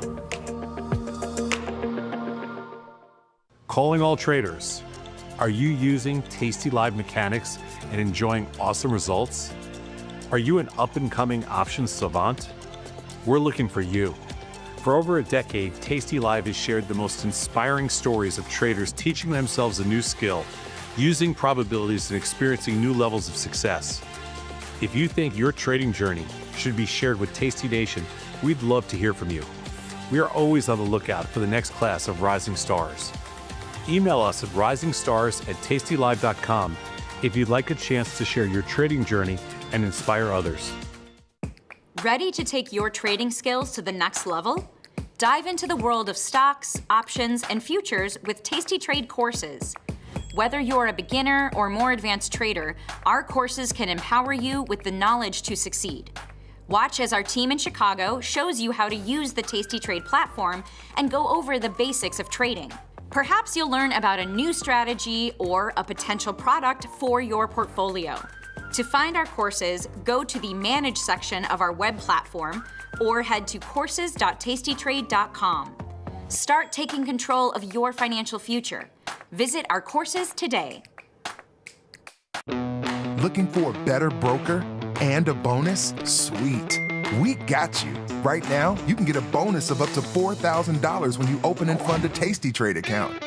Plus, low rates, smart tech with the analysis tools you need, and award-winning support. So, get a broker who's actually got your back.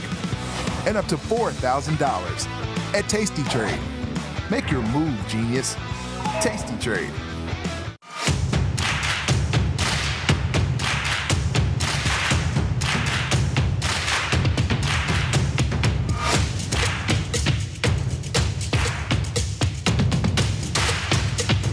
How we respond to the most difficult situations is ultimately how we learn to build on our successes.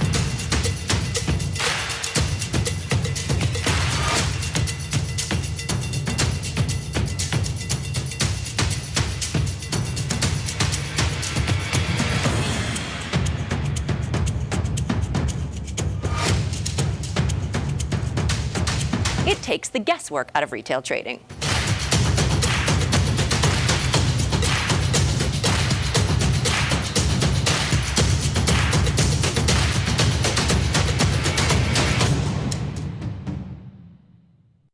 Just for a minute, let's forget about your favorite stocks. Just for 1 second, let's leave specific strategies on the shelf. Let's talk about what really matters.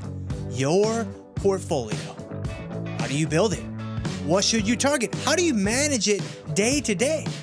The answers to these questions and more are inside our newest crash course. So I'll see you there. Forbes called us best online for options trading. With stockbrokers.com, we're #1 for options and futures trading. So what else can we say other than boom? Trade like a trader. Tasty Trade. Make your move. You can get up to $4,000 when you open and fund a new account with Tasty Trade. That's 4,000 buckaroos, 4,000 bills, or clams, 4,000 in dough or cheddar, not the cheesy kind. 4 large, 4K, 4 grand, which is no small thing.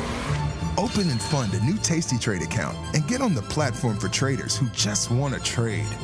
And did we mention a bonus of up to 4,000 smackaroos? Tasty Trade. Make your move.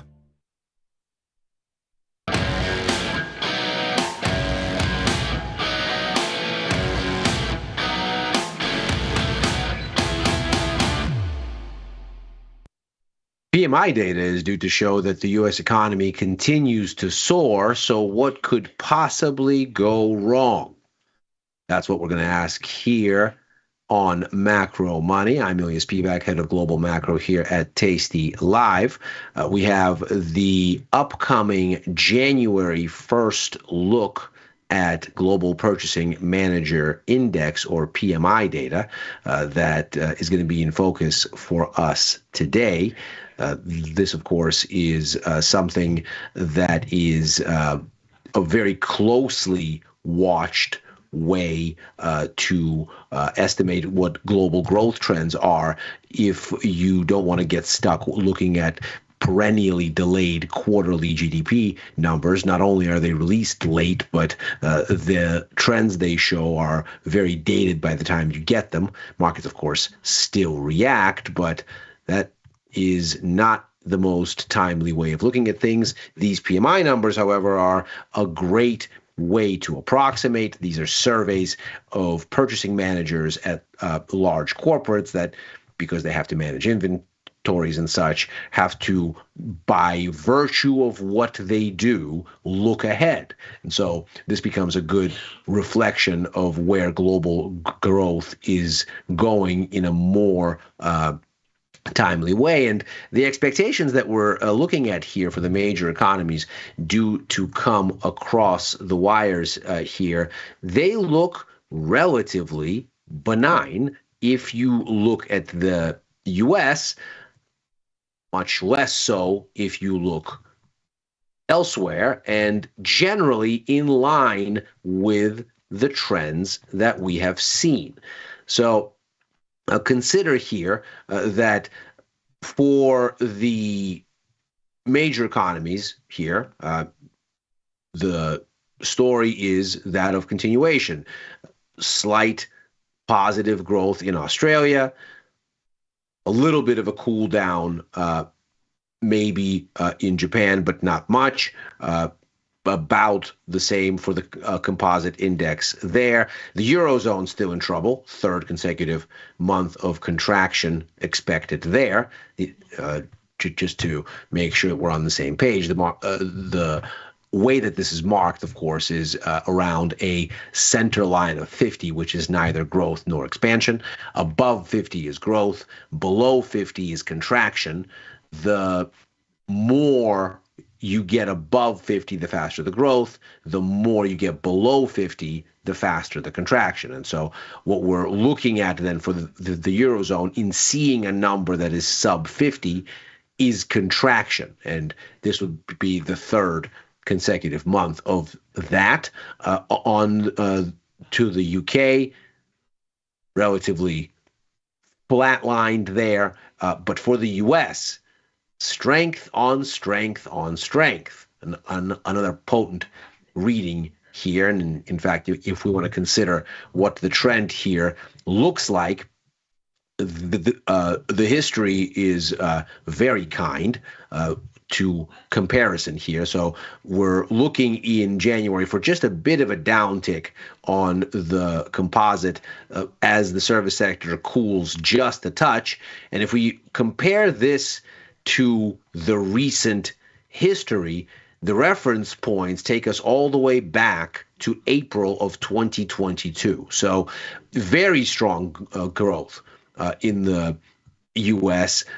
Here around this area that's relatively sort of elevated in the comeback from COVID story, of course, already on the way down from those heady catch-up levels as the economy was reopened and started to surge forward as things turned back on, but still very much at the high end of what has become the sort of post-COVID normal.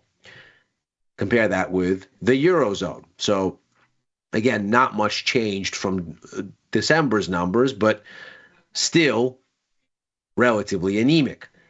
And extending this sort of slide from middle of 2024 that is now giving us the worst performance, if this comes out essentially as expected, the worst 3 months here since basically here, the beginning of 2024, the slowest 3-month run in a year.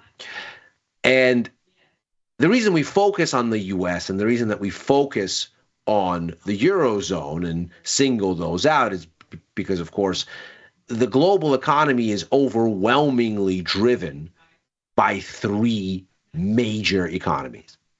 The US is a little bit over a quarter. China is at 17%. The Eurozone is at 15%. And these 3 economies between them are 58% of global GDP. Moreover, the remaining 42% are mainly vendors that depend on buying from the larger 3 to have demand of their own. So think all of the economies of Central, Eastern Europe, Nordic Europe, when you're thinking of the Eurozone, think Canada, Mexico, when you're thinking of the US, think Australia, New Zealand, most of Southeast Asia, a lot of the commodity producers in South America when you think of China, and of course the commodity producers in Africa as well. So the impact that these 3 economies have is, in fact, even greater than their share of GDP suggests. And so the overall global pie really rests on these 3 pillars. And as we just saw, what these PMI numbers are going to show us that once again, the U.S. stands alone, whereas the situation in the Eurozone is looking anemic. Now, we're not going to get updated numbers from China until next week, but we can see here that the situation there has basically struggled for liftoff since the country exited zero COVID restrictions in late 2022 going into 2023. We saw a bit of a rise in the service sector side of things as those that were in lockdown were let out. But since then, we can see within just a few months, the situation anchored back, this is the 50 line right here, to essentially hugging neutral. And that's if you look at the comparable S&P Global PMIs, which is what we have here, that's done in conjunction with Caixin, or the official ones that come out of China's government statisticians, the NBS as well as the CFLP, the purchasing and logistics arm.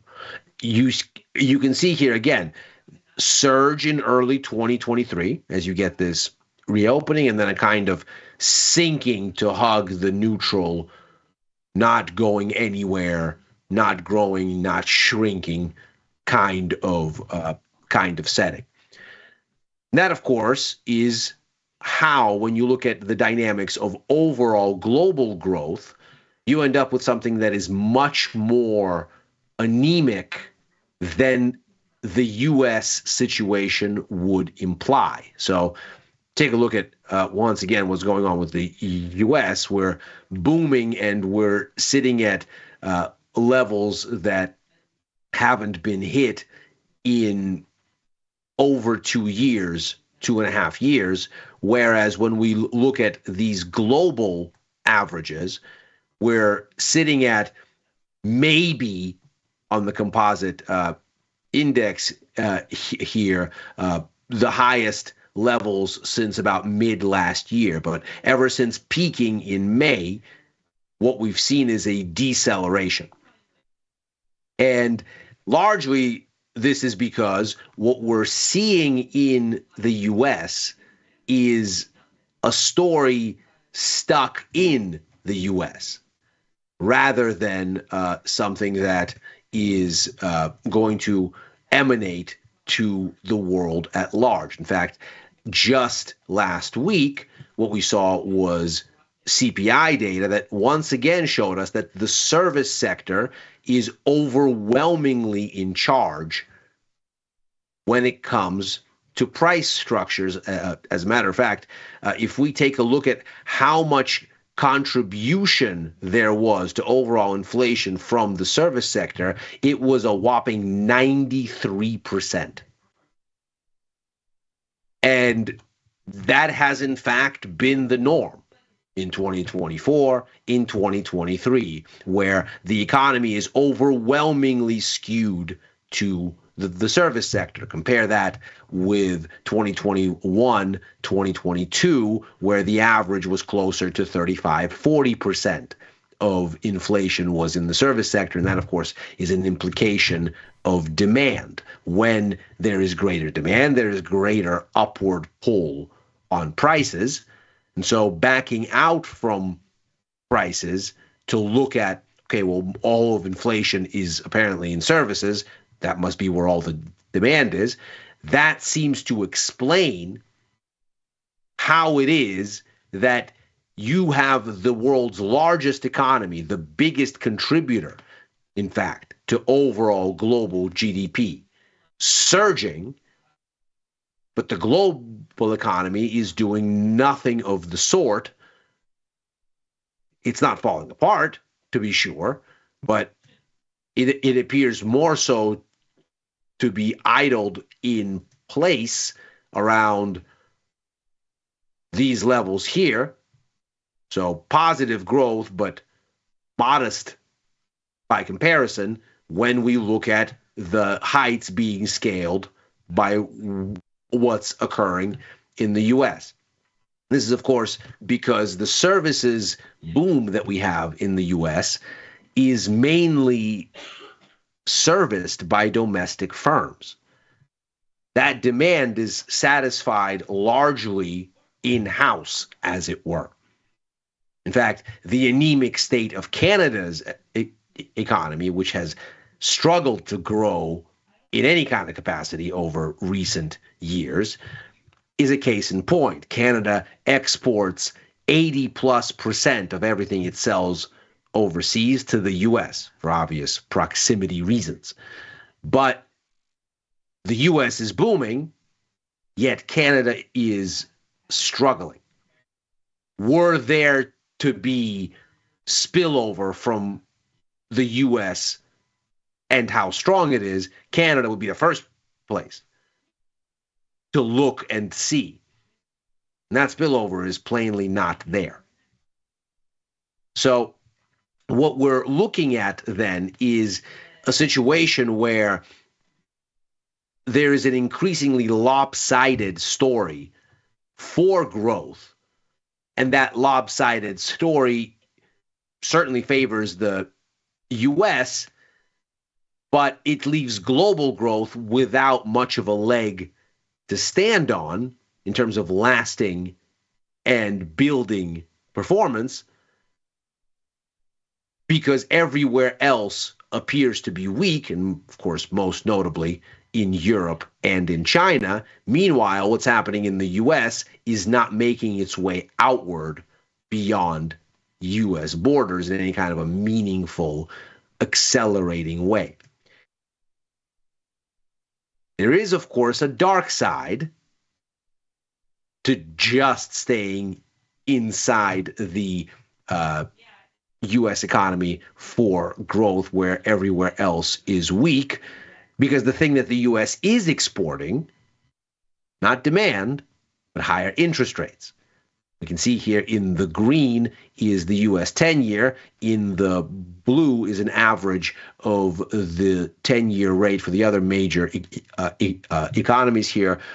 Germany as a stand-in for the Eurozone, the UK, the Australian dollar, and Japan. These are the world's most traded currencies. And so these are the debt instruments that we're benchmarking for the global story. And what we find here is, while the Eurozone is seeing rate cuts, Japan is seeing rate hikes, but they're only very modest, and the UK is cutting rates, Australia is standing still, not exactly the world's greatest impetus there for higher rates, and they are surging nevertheless. And that's not just through this global hiking cycle, that's here and now.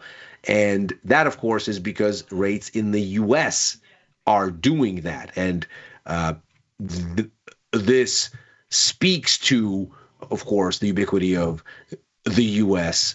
dollar and its wide use in global commerce. So when the market takes a more hawkish view of the Fed, as they have in recent months, reckoning that essentially the strong U.S. economy will mean the Fed is not going to be in a position to cut rates as much as markets thought, or even as the Fed thought, that emanates out because the cost of borrowing dollars, because of the dollar's ubiquity, becomes the cost of borrowing for global business in general. So you're left with a situation where all the U.S. is doing for the global economy with its outperformance is introducing higher borrowing costs. And that, of course, is more digestible for the U.S. economy, which is growing quickly, and less digestible for the rest of the global economy, which isn't. And that comes at a time when stress is already rising on the credit structure globally. We can see here from the latest Global Debt Monitor report, this was published late December from the Institute of International Finance, we find here that there is a big redemption cliff, both for mature markets and even more so for emerging markets in the coming year. Moreover, the situation is going to be amplified unlike any other time in history because, as we've pointed out before, since the 1970s, which is essentially the birth of the modern financial system that occurs with the decoupling of the dollar from gold, every tightening cycle has seen corporates pay more in interest rate expense, except this one. So as we get 12 months into the beginning of, or from the beginning and into a rate hike cycle, in every other instance, there has been more interest to pay. Not this time, though, because corporates accumulated huge amounts of cheap money loans at essentially zero rates or close to it during COVID. Well, that's typically a 5-year kind of loan, and that would mean that it's going to be rolling over this year. So the disparity in rates for all of these outsized redemptions should be quite large for quite a lot of this debt. And if the U.S. continues to outperform as much as it has been outperforming, well, then we're looking at a situation where the story is all the more difficult because that outperformance is creating higher rates, just as the rest of the global economy that isn't the U.S. is having an increasingly hard time with growth and would not appreciate borrowing costs that are higher. And so what we end up with then is the lopsided nature of the pie becoming a major concern for global credit and for financial stability. In fact, the IIF in its report is pointedly warning that liquidity risk is increasingly a concern as things move forward. And that's what makes this PMI data such a big deal. Consider here the Citigroup Economic Surprise Index, which is showing us that for the Eurozone, the tendency for economic data has been to increasingly underperform relative to forecasts, whereas for the US, it has been pointed in the polar opposite direction. So if what we're going to look at here is surprise risk on the upside for the US and surprise risk on the downside for the Eurozone, if we're going to essentially, looking back at these overall numbers, end up with greater weakness here,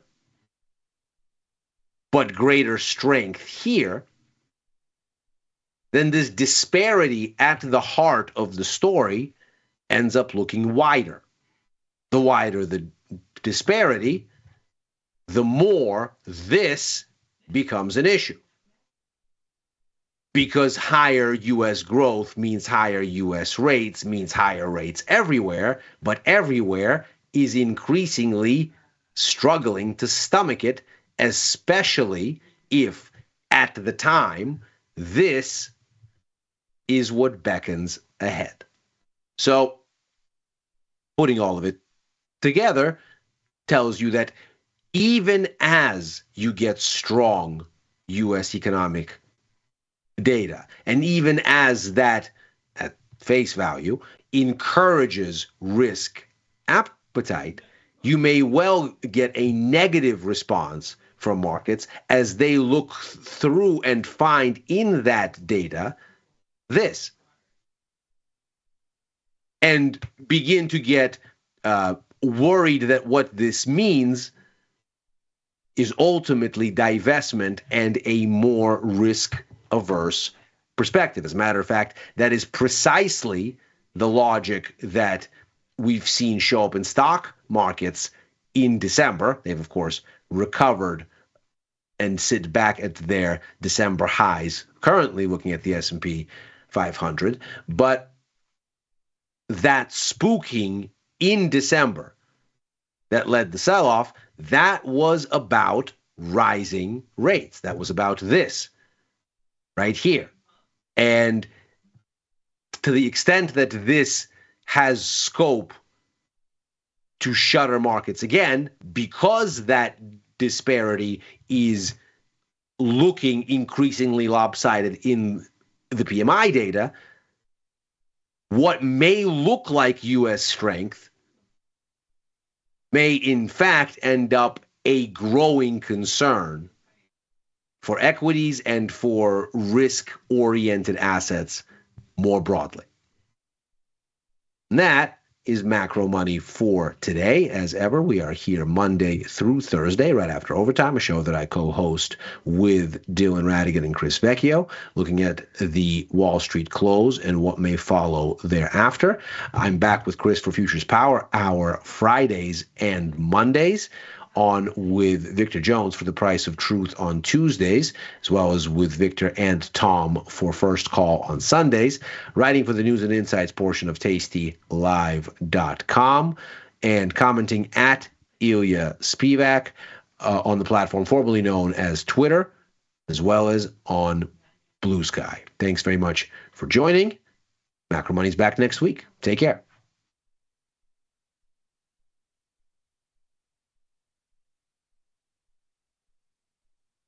You can get up to $4,000 when you open and fund a new account with tastytrade. That's 4,000 buckaroos, 4,000 bills, or clams, 4,000 in dough or cheddar, not the cheesy kind. 4 large, 4K, 4 grand, which is no small thing. Open and fund a new tastytrade account and get on the platform for traders who just want to trade. And did we mention a bonus of up to 4,000 smackaroos? tastytrade. Make your move. Forbes called us best online for options trading. Investopedia, best for options trading, period. With stockbrokers.com, we're number 1 for options and futures trading. The Motley Fool really likes us. And so does Business Insider. So what else can we say other than, boom, trade like a trader. tastytrade. Make your move.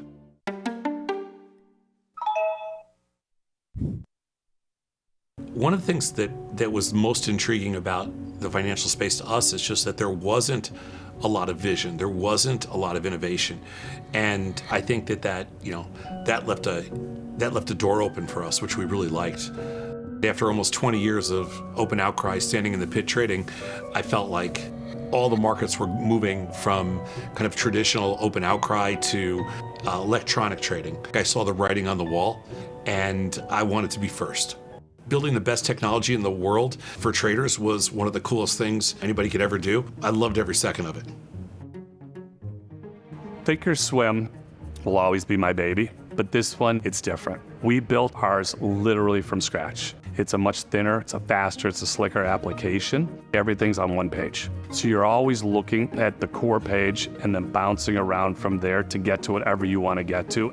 Most of our competitors have legacy technology, and some of them are multiple firms. Their technology has just been rolled up into a single platform. That's not the best way to build a platform. We built ours literally from scratch. It's from the ground up, so we were able to design it in the way that we wanted to design it, with the flexibility that we wanted. And obviously beyond that, we do have, in my mind, the greatest customer service in the industry. You want to reach out to me, you want to talk to JJ, it doesn't make a difference who you want to talk to. We're always available, and not only are we available, we look forward to your questions. We're here to support whatever you're looking to do. So you can trade stocks, you can trade options, futures options, crypto. We're agnostic to product. We have the tools that you need to be a successful trader. Beat the opening bell. Get trade ideas and market insights before the open. From the creator, Tom Sosnoff, and our chief market strategist, Tom Preston. Every weekday. Sign up at tastylive.com/newsletters.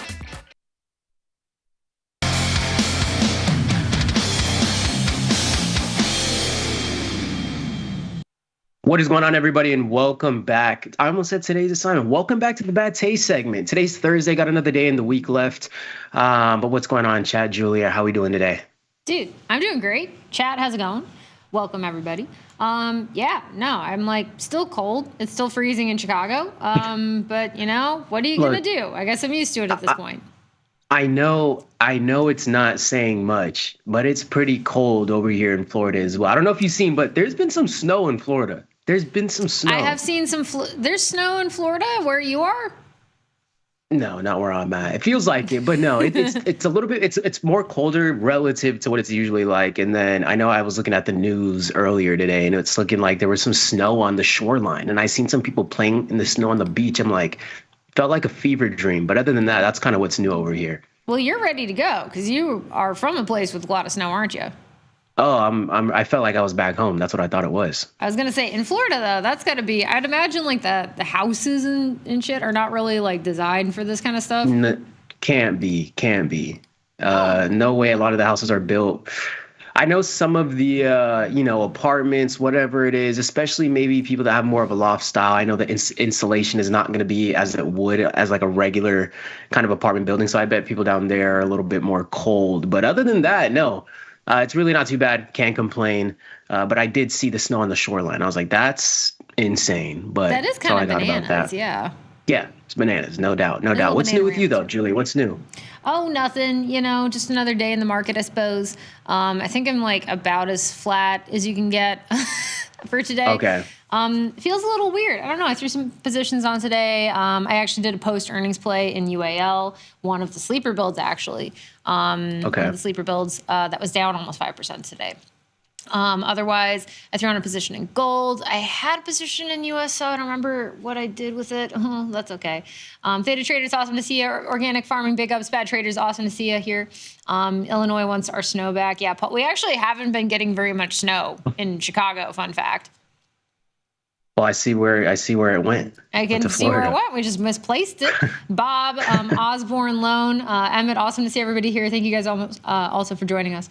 But yeah, feel free to shout out what you guys have been looking at today. But we've had some like kind of big movers actually.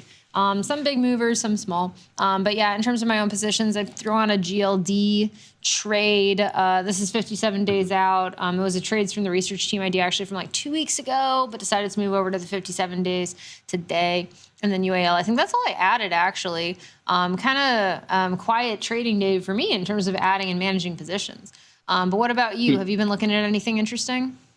Yeah, I mean, it's been a little bit quiet on my end as well. But I mean, I've been looking at oil, the micros on oil, traded some options on the futures on there, put that one on last night before the bell, sold a strangle. The buying power is just really, cheap, if you will, when it comes down to selling undefined risk strategies in the options on the futures. So kind of been dipping my toes in there a little bit. And then simultaneously or right after each other, I then put on one in the micro NASDAQ as well. So I got a strangle going on in both of those, a little bit more neutral on oil and then skewed to the downside a little bit on NASDAQ. So I know this morning I was looking at the price action this morning and I thought my thing was frozen for a while. I kept rebooting things, doing that, but we really weren't moving too much. I know we moved a little bit out of the gate, but there really wasn't too much price volatility at least. But the strangles that I have on was able to capitalize on a little bit of that today. I've been trying to be patient and not take these off early, but we got some strangles on, and that's pretty much what's new in the portfolio, just really experimenting with those options on the futures. So I've never really done that. So I'm going to be managing it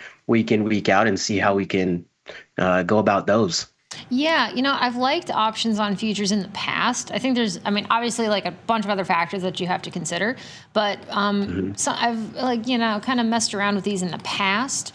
I do like with the futures options that you do have that capital efficiency is an additional factor from that span margining, which is nice. And one thing that I like actually about these types of products, and again, you have to be pretty careful with them. I always go defined risk with these personally.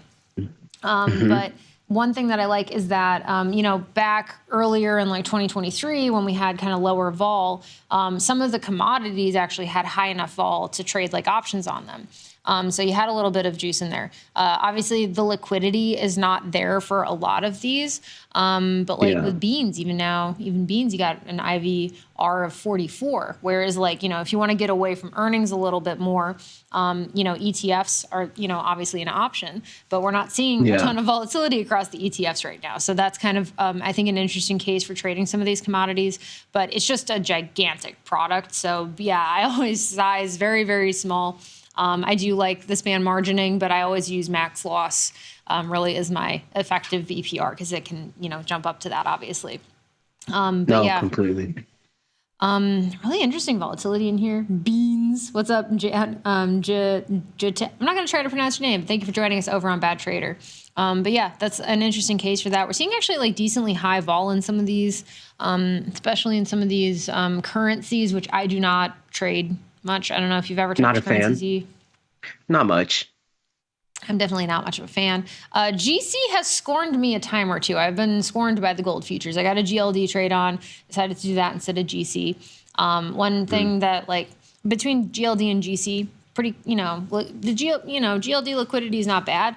But for the baby trades, because the fees are a little bit higher on futures options, sometimes I'll stick with the ETF options if I know it's going to be a small position. I don't know if that's necessarily the right thing, but that's what I do. No, I hear you. I know you kind of mentioned the liquidity on some of the options on those futures. I completely agree. I know primarily, especially with NASDAQ, the liquidity is lacking on that options chain. A lot of the times I'm going over just right to QQQ and kind of trading the ETF like you kind of just mentioned with the gold. So it's kind of one thing I've been doing. But I know you kind of, I noticed you had a lot of, you didn't really have any individual underlines. Is it kind of because upcoming earnings season, kind of paying attention to that? Or I hear you. Hey, Mighty, it's awesome to see you. We got Mighty back over in Bad Trader Chat. Welcome to the party. What's going on, Mighty? The party's been a minute. Yeah, in terms of what I have I have IonQ. That's a single company name, and it's a dumb trade. It's a dumb trade, but we're still holding that.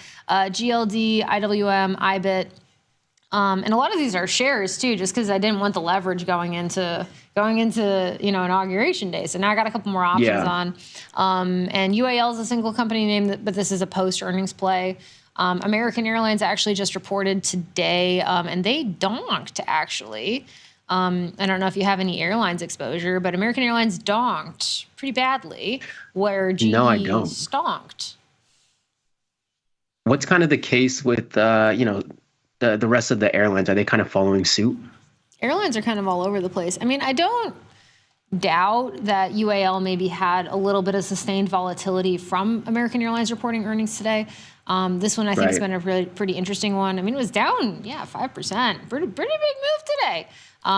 Maybe with the rest of the sector a little bit. But just looking at the long term, man, this has just been obviously, past performance, future results, all those things. We want to take historical performance with a very big grain of salt, but just a very, really just, impressive rally since September, since August, in this name in particular. This one was kind of surprising to me, actually. It was one of the stronger performers in the S&P from a performance perspective, not adjusting for risk. You can kind of see that here. So obviously some volatility in the last couple of days with earnings. But for a post-earnings play, especially again with some of the ETFs having kind of low volatility across the board, that seems like an interesting play. Where did my... Looks like American Airlines. I mean, just in August, we're trading at a low of 910, and we reached a high yesterday of 1911. So, I mean, over 100% gain in something like an airline in just a few months is a crazy move and a sleeper build nonetheless. But I know we were talking United Airlines, but they put in some numbers over the last few months. Oh, yeah, they have. That's for sure. And I was looking this morning because we were on trades from the research team. I'm like, what do I do? Not GLD or GDX. It's a little bit too cheap for some of the stuff that I like to do. I already had a GLD position on from last week, or that I, talked about last week. XLU, I find kind of hard to trade. The spreads in there are rough. EWZ, TLT, I don't like trading bonds. Bonds and I are not on speaking terms. We haven't been for a long time. And then USO was in here as well. Some of that oil volatility, but all things considered, it has actually been in a range, even after this kind of crazy rally. I don't remember exactly what the strikes were. I think it was like 70, 73.90, something like that. But I'm going to revisit that one tomorrow. And the spreads on in here are like not my favorite. It's not the most liquid in the world, but again, for getting, some volatility in a little bit more expensive ETF to avoid some of that earnings exposure, that was the one that kind of made the most sense to me. Down 1.5% today. No, I think I had seen natural gas mentioned in the chat. Is that something you've been keeping an eye on as well? I know it's kind of, I want to say similar to oil, but I know from a visual perspective, it looked like it was following oil a little bit there. Bro, I have my saying with natty gas, which is that you either love it or hate it. It's like tequila. You either love it or hate Based it, off depending of how on how you college went. That's good. And just how you said, bro. Yeah, it doesn't seem like you're too fond of natural gas, Julia. So, just love-hate relationship. Here's the thing. The couple times that I have traded natural gas, and I do not touch this a lot because the volatility in this thing kind of speaks for itself. I don't touch this an awful lot. But when it moves, it really moves. And the few experiences that I've had with natural gas have actually been kind of positive. Obviously, volatility in there. But I've actually, had a good time trading it. But it's very love-hate relationship because you'll just randomly get one of these, crazy moves and crazy jumps. Yeah. And the options on here are actually, you have a decent amount of open interest on some of these options. It's just sizing can be a little bit tricky sometimes. But, just to get some of that natty gas exposure. But yeah, I don't know. Love-hate relationship with natty gas, I've noticed from talking to more and more traders. You know what? Grumpy might be onto something.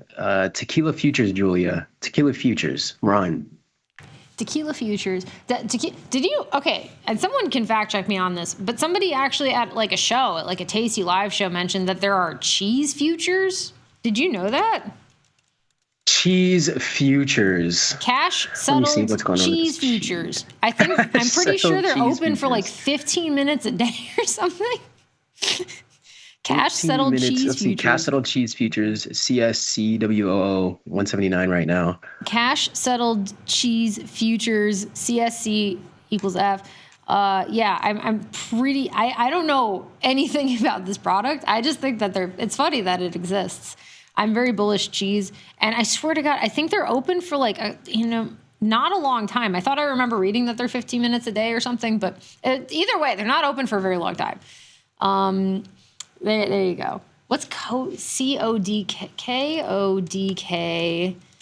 What is this? The camera company that was kind of popping off like a meme coin at one point. I think that was a few years ago, 4 or 5, maybe now years ago. Kodak, Fox. What in the world? What in the world happened in November? Everyone's just taking pictures. Zoom out a little bit on Kodak. Kodak, I could have swore was the one that. Was this a meme? I don't want to say meme stock. I believe it. Yeah, there we go. Yeah, what happened in June of 21? Yeah, about 4 years ago now. I know what happened there. What was it related to? You know what? What? I could have sworn, someone could fact check me on that, but for whatever reason, I think Trump was saying something about Kodak around that time, and it turned it into some type of small cap meme, whatever, for the day. And I know it was kind of just going crazy, if my memory serves me correctly, but I believe there was some type of outside influence when it came down to Kodak. Meme stocks wants to know about Kodak. Has 1.4 billion in cash with a market cap. What happened to Kodak? Why did I miss this essential piece of history? It reminds me of Hertz, like the Hertz company. Yeah, it's like Hertz it started popping off like a meme, and it's like these legitimate companies are this down bad or in a phase right now to where they're being moved as if it's like another GameStop or AMC. So it's always crazy to see. Maybe that's why whoever's spamming it in chat is spamming it in chat. I don't know.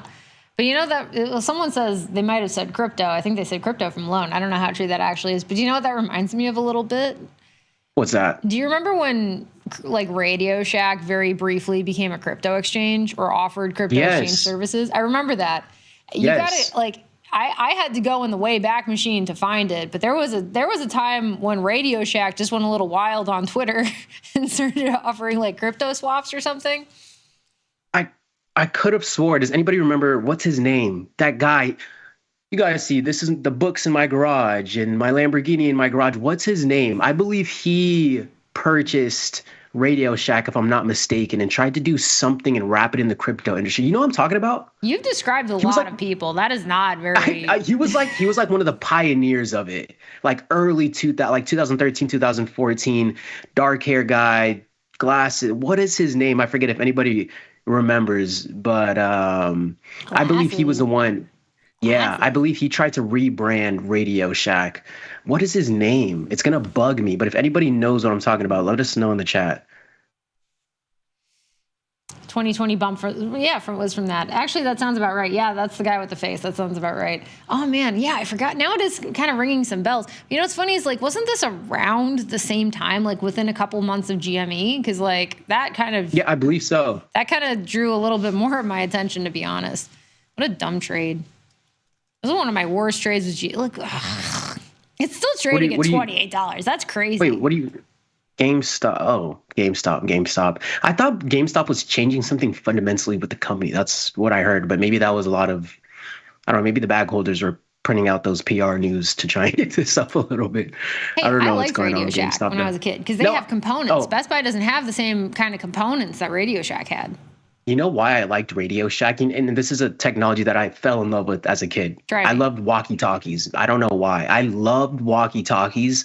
It was so fascinating to me, and I still want like a super high-quality walkie-talkie to this day. But that's why I liked Radio Shack, because I remember we would go in there. They had all the walkie-talkies and the different types of technology that they had. I think that's why I like Best Buy, too. I think technology is just really cool. So maybe that's what it is. You know what my favorite one is Micro Center. Micro Center is my happy place. Oh, okay. I did say PC, so I'm gonna let that answer fly. Yeah, I think you got half points for that. No, I went to Micro Center one time. Yeah, if you like PCs, you're into PCs. That is like your Disney World. That's your Disneyland. Lopez. Is it Ty Lopez? Yes, it's Ty Lopez. Yes, Ty Lopez. You got it. Hell yeah. You know what I'm talking about? He was like one of the first guys marketing like that on YouTube. Like, you see all these books. You know what I love more than my Lamborghini? He goes, books. And like that started the pioneer of gurus left and right. I remember Ty Lopez. Man, I can't believe they got that. Yeah, the guy with the face and the cars in 2013. That's crazy, dude. Yeah, the guy with the two eyes, the guy with the hair. Yeah, him. Awesome. I believe he did do something with Radio Shack, but I don't remember how true that is. But I think he had something to do with it. Dude, that's wild. I cannot believe. I remember Ty Lopez too. They did. Yeah. Did Ty Lopez buy Radio Shack? Can someone please fact check this? Yeah, what does he have to do with Radio Shack? What is his? Did he really buy Radio? Crypto doesn't own Radio Shack anymore. He bought Radio Shack in Pier 1. I never knew this. Oh my God, this is lost history. Oh my God, he sells off Radio Shacks and other. That's crazy. Radio Shack is under new ownership again. Executive Chairman Ty Lopez announced that he was selling the company. Yo, that's crazy. I had no idea. That's why Radio Shack went the crypto route? Yeah, because of him. He was trying to rebrand it for whatever reason into the crypto realm. That is crazy. Man, all the pieces, they're all coming together.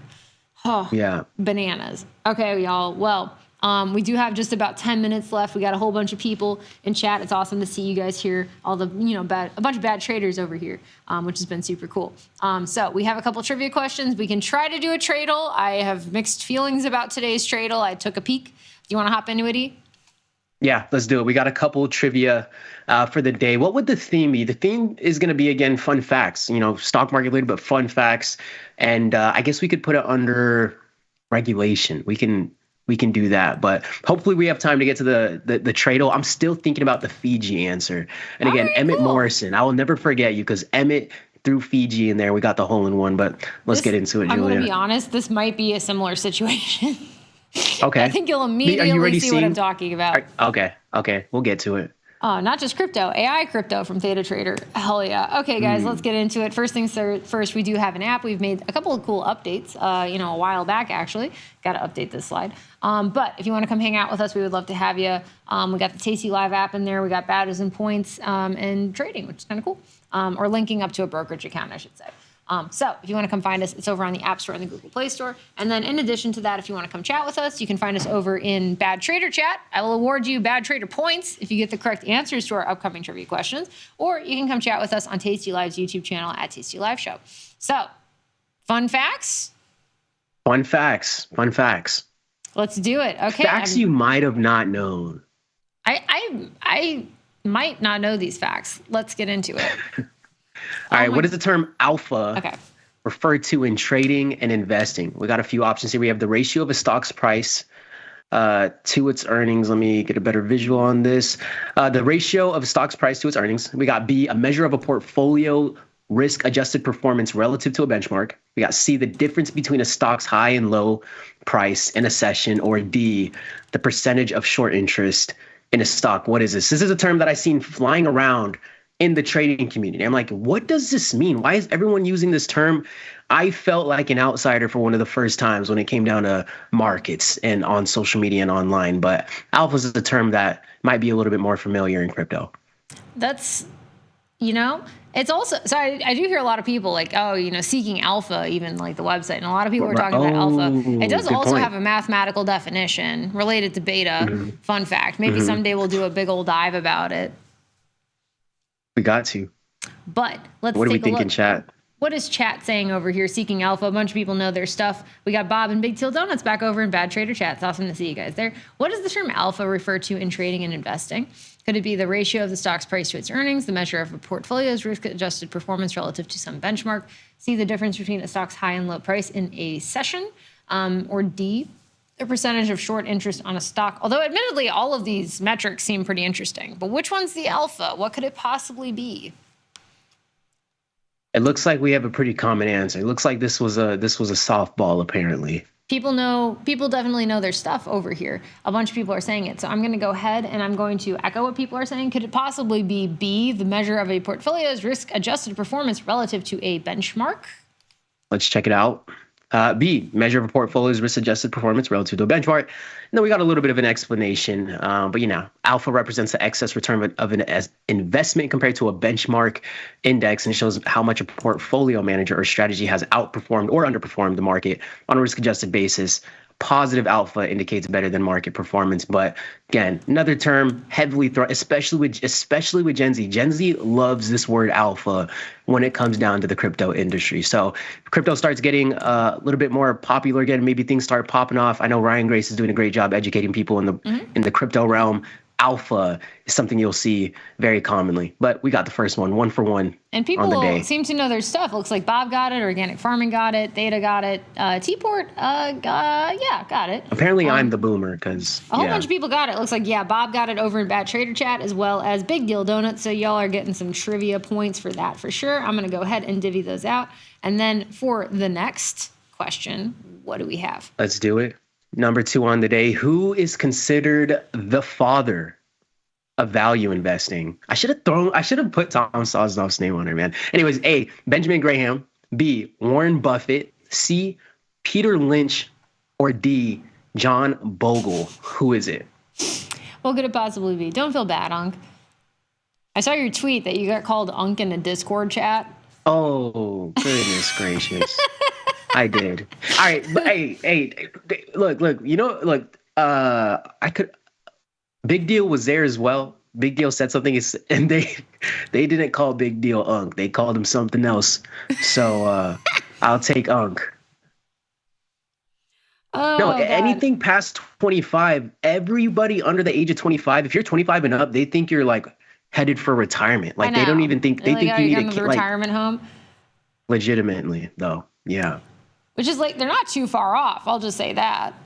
No, they don't understand. I'm like, you guys will be here in any second now. I said the same thing when I was your age, and it literally just like that. So keep on laughing. Keep laughing. Just keep laughing for now. So you're already sounding like an uncle. So there you go. All right, chat. We have a pretty consistent responses over here as well. A bunch of people are saying Benjamin Graham. Warren Buffett was another guess, but he did a different type of investing that right? Doesn't he do fun? No, what does he do? Actually, I don't know what Warren Buffett does. I don't follow most other types of investing, actually. I know what they are. This one I do happen to know. Does Warren? This one I happen to know. And it also seems to resonate with what people are saying over in chat. We got a whole bunch of people in Bad Trader Chat that got it right as well. Could it possibly be A, Benjamin Graham? Could it be Benjamin Graham? I thought we were going to get a lot more Warren Buffs thrown in chat, but we'll take it. Benjamin Graham. Yeah.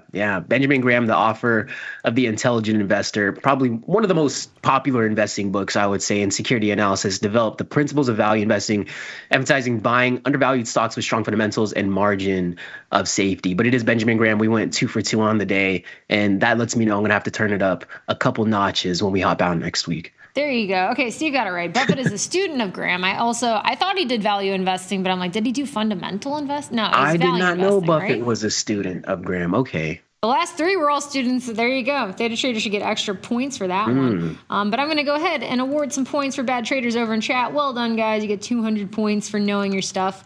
And we got 3 minutes left. Do we want to try to do the Tradle? Let's do it. I think we can get it. Hell yeah. Feeling good.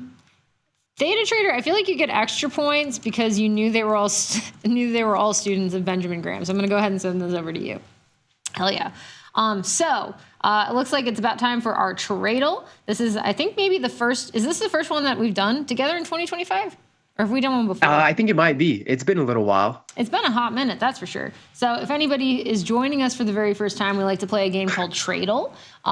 It's similar to Wordle. A little different, though. We're given the export distribution of a country, and we got to figure out what country it is. So this country, 96% of their exports are gold. Okay. The total amount of exports is about $7.5 billion. We got some other stuff in here. We got like raw cotton. We got oily seeds. We got, oh God, that's how much we got. None of that matters, though. Rough wood. We got gold. It's 95% of it is gold. Everything here is made out of gold. Evidently, 96% of their exports are gold, and it amounts to about $7.5 billion in exports. So, I mean, it seems similar to the water Fiji situation. Do we want to try to one-hit this? Let's do it. Julie, what first comes to mind when you see gold? Just 96% gold, what first comes to mind? Okay, so when I see gold, I'm like, it could be Switzerland, because Switzerland does a lot of gold, but that's not 95% of Switzerland. I think Ghana, maybe somewhere in Africa. Right, where they do a lot of South Africa mines. I say we start somewhere. Go ahead.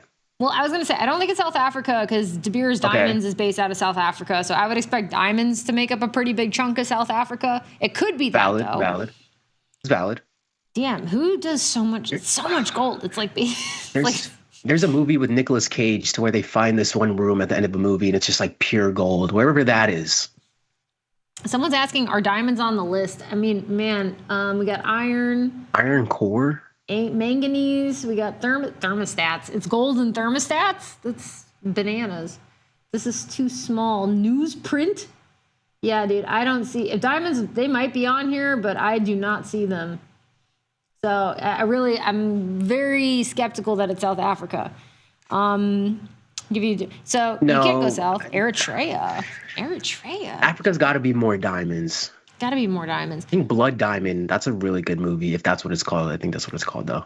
Peru. I would expect alpaca wool to be more of an export if it was Peru. I love alpacas. Okay, so Madagascar, I think of vanilla.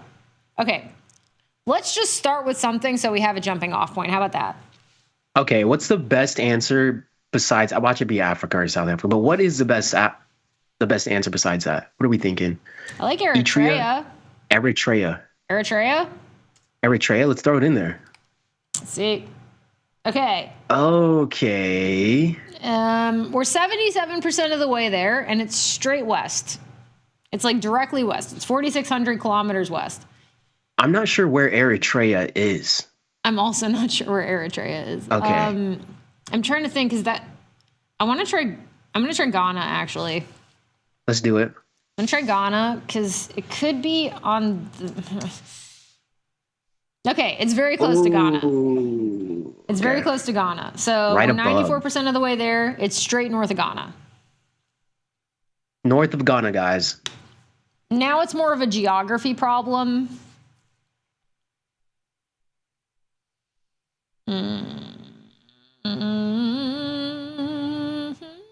It's not Switzerland. Switzerland's a lot farther from Ghana.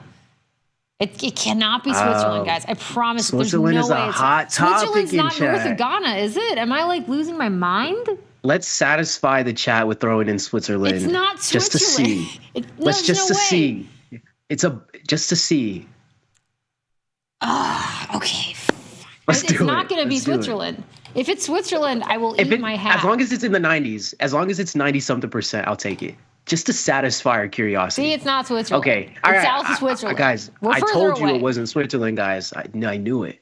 Okay, organic farming. Because see, now I'm trying to remember. Because like Ghana and like the Ivory Coast, they're all kind of, it's a bunch of small countries that are kind of clustered together right on the like the western, northwestern, that kind of dip on the African continent. Oh, I'm going to go nuts. How do you feel about Egypt? Mali? Why do I feel like Mali? I could try Mali. I don't know. We got 3 guesses left, so I guess we got some room. I'm trying to, what about like, okay. North of Ghana. It's north of Ghana. Okay. I thought the Ivory Coast was like east of Ghana. I'm losing my mind. It's one of those, Okay, let's try Mali, because a bunch of people are saying Mali, but you guys also said Switzerland, chat. Mali? Why are you bringing up old stuff, Julia? Why are you bringing up the past? It's Mali. Let's go. Okay. Mali. Didn't know that. That's where the golden geese live. They're all in Mali. 96% of their exports are just gold. That's crazy. Just gold. Yeah. Hey, well, chat, I'm honestly really surprised. I thought we were either going to like one hit it or not get it at all. I think we got it. I mean, if they run out of gold, they're cooked. Because 96% of them is relying on gold. That's crazy. Yeah, but dude. Good to know. Fun fact of the day. Man. I don't know. Yeah. A bunch of people said it. A bunch of people got it right. Looks like Emmett got it. A bunch of people backed the Mali choice. I don't know who got it first, but Bahumbug, that's a great name. I think they might have said Mali first. But we got it right, guys. We did it. We finally got our. I'm just gonna make sure don't need to give out points in Bad Trader. Nope, we're good. Okay. Well, we got it, guys. Well done. Is there anything that you want to leave on? Anything that you want to say? No, that'll be it. That was a fun one as always. Thanks for taking the time to hang out with us, and we'll see you guys again next time. Cool. Awesome. Thank you guys so much for joining us. Thanks for participating over in chat. We will catch you guys later. Good luck trading. Peace.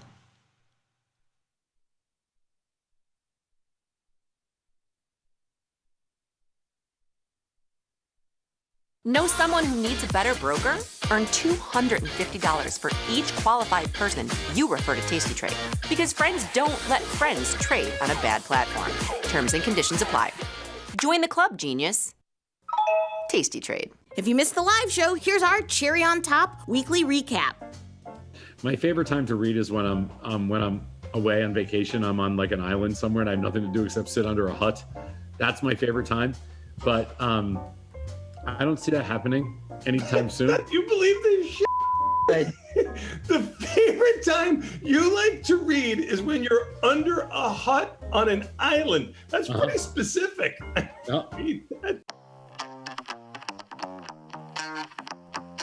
In the world of options, somebody once said, for every gimme, there's a gotcha. It's all about generating positive expectancy in your portfolio. Welcome to Option Trades today. I'm Tony the Bat Batiste, and I've got not one, but 2 trade ideas for you today. Exploring zero DTE. We promised you we would take a look and go.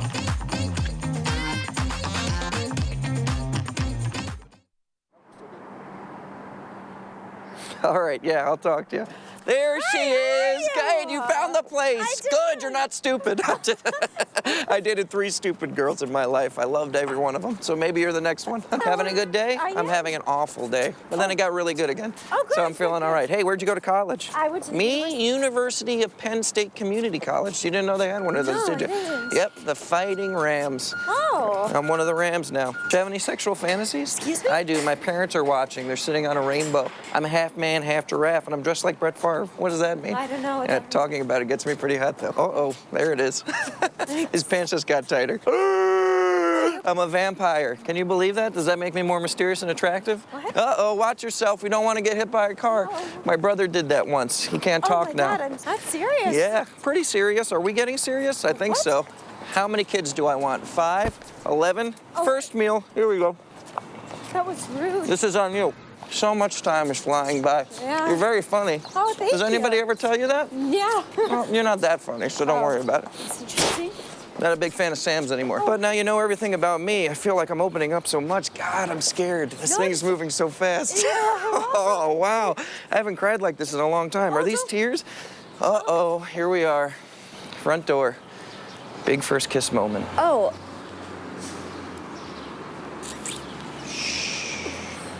This is just moving a little too quick for me. You're a great kid.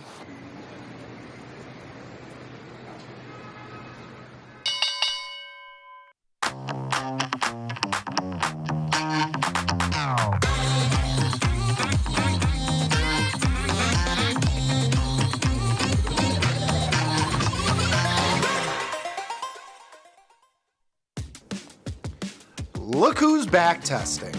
tastytrade now has options back testing for free. Test your trades with over 10 years of data for the most popular symbols. See how your trades would have performed in the past. Look back at profit and loss and take the guess out of guesswork. Oh, did we mention that it's free? Get back testing at tastytrade. Don't screw up. You're the weakest link here. You guys introduce yourselves. I'm Tony Batista. He's Tom Sosnoff. You didn't know that? I don't have any idea why you're watching. I'm Tony Batista. He's Tom Sosnoff. 41, you got it! See that? We knew it. Pretty good. Baseball field. Baseball game. It was a wonderful evening. It was a warm summer day, 1982. It was around 82, 83. I don't know, sometime around there. Yeah, 83. 83, let's say. It was 83. I remember because I was dating somebody else at that time.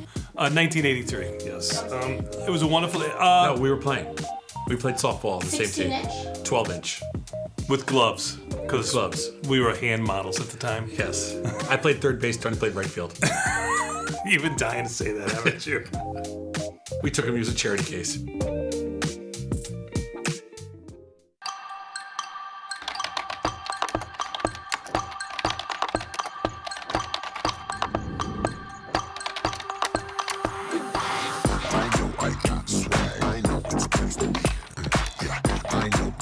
How much does it cost you guys to do simultaneous hair flips?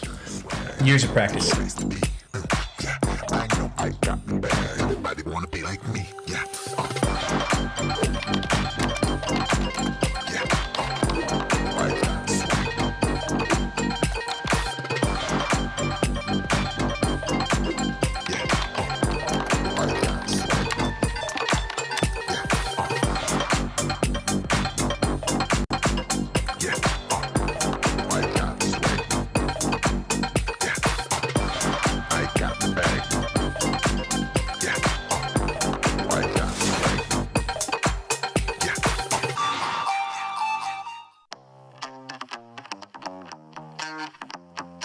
In the world of options, somebody once said, for every gimme, there's a gotcha. It's all about generating positive expectancy in your portfolio. Welcome to Option Trades Today. I'm Tony the Bat Batista, and I've got not one, but two trade ideas for you today. Exploring zero DTE. We promised you we would take a look, and here we go.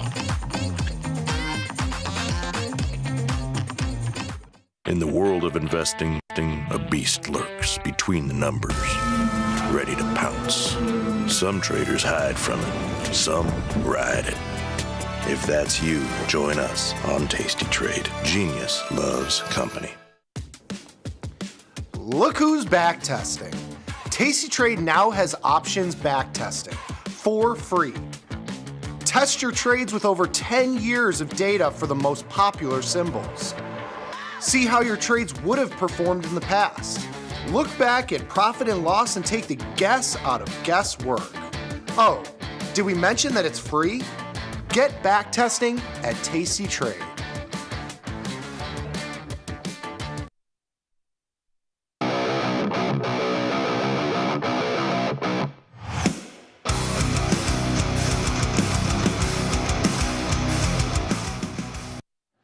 Oh, yeah, it is Thursday, January 23rd, a little bit after 5 p.m. Central Time, the best time. You know what that means? It's time. It's time for Tasty Live's evening show, a little podcast called The Price of Truth. A little podcast called The Price of Truth, the show where we like to explore the incentives that govern our world. And it's sort of interesting that I would call this week the week of incentives. All they're throwing out is a bunch of incentives for us to chew on, incentive structures for us to go through and figure out how does this impact anything, much of which we already knew months ago. But nonetheless, a fairly active news week. But before we get to all that, wham, bam, and thank you, ma'am, we should say what's up to each other. That's how civilized people interact. Let's say what's up to all the people watching on tastylive.com, as well as all of you watching on Tasty Trade desktop and mobile applications. If you don't have both already, go get them. But if you want to be part of the conversation and get your name and comments, both appropriate and otherwise, somewhere on the screen, bing, that just popped up. Did that work? Was that well timed? Probably not. But if you want to be on the screen, there's only one place to do it, and that's on Google YouTube. So head on over to the evil, but soon to be reformed Google YouTube, and jump in the chat. Introduce yourself to some of the finest people, I would say, in this corner of the internet anyway, and be active in the chat. Get your phalanges moving, smash your face on the keyboard, throw it out of a window, do anything that keeps those keys moving and the chat active, because you will spoof Google into putting this show in front of as many people as possible. They don't really know what we're talking about here. I know they got fancy AI algorithms that are parsing my words in real time, trying to figure out, is this person crazy? Is he talking about things that he shouldn't be? And how do we either demonetize this person or make sure that no new people come in and listen? But the more you're active in the chat, the more new people we'll see, and we can save the world one view at a time. Speaking of the people, by, of, and for the people, we should say what's up to the people. Shout out to everybody that's already in the chat, working those phalanges. Lone, Theta, Grumpy Mike, all the regular cast of characters here. Dav. Ben, what's up? Yo to you, Ben. Catan, Aaron. one of the best of their sketches. Victoria, how are you? Great to see you. Chris Connolly, what's up, Tasty Nation? What's up? Back to you. Am I part of Tasty? I never know how does that work? Does Tasty Nation? Can you only be a part of Tasty Nation on the outs, if like externally? Are the internal people part of Tasty Nation as well? Because I want to be in the club. What's that quote though? Any club. I don't want to be a part of any club that will have me. What is that? Groucho Marx? What is that? Catan, how are you? Jason Tatum, Theta, Max Virtuous, Osborne, so many. Look at you guys getting active. V-Dub, Damon, Leroy Jenkins. You guys are nuts. Brian Watson.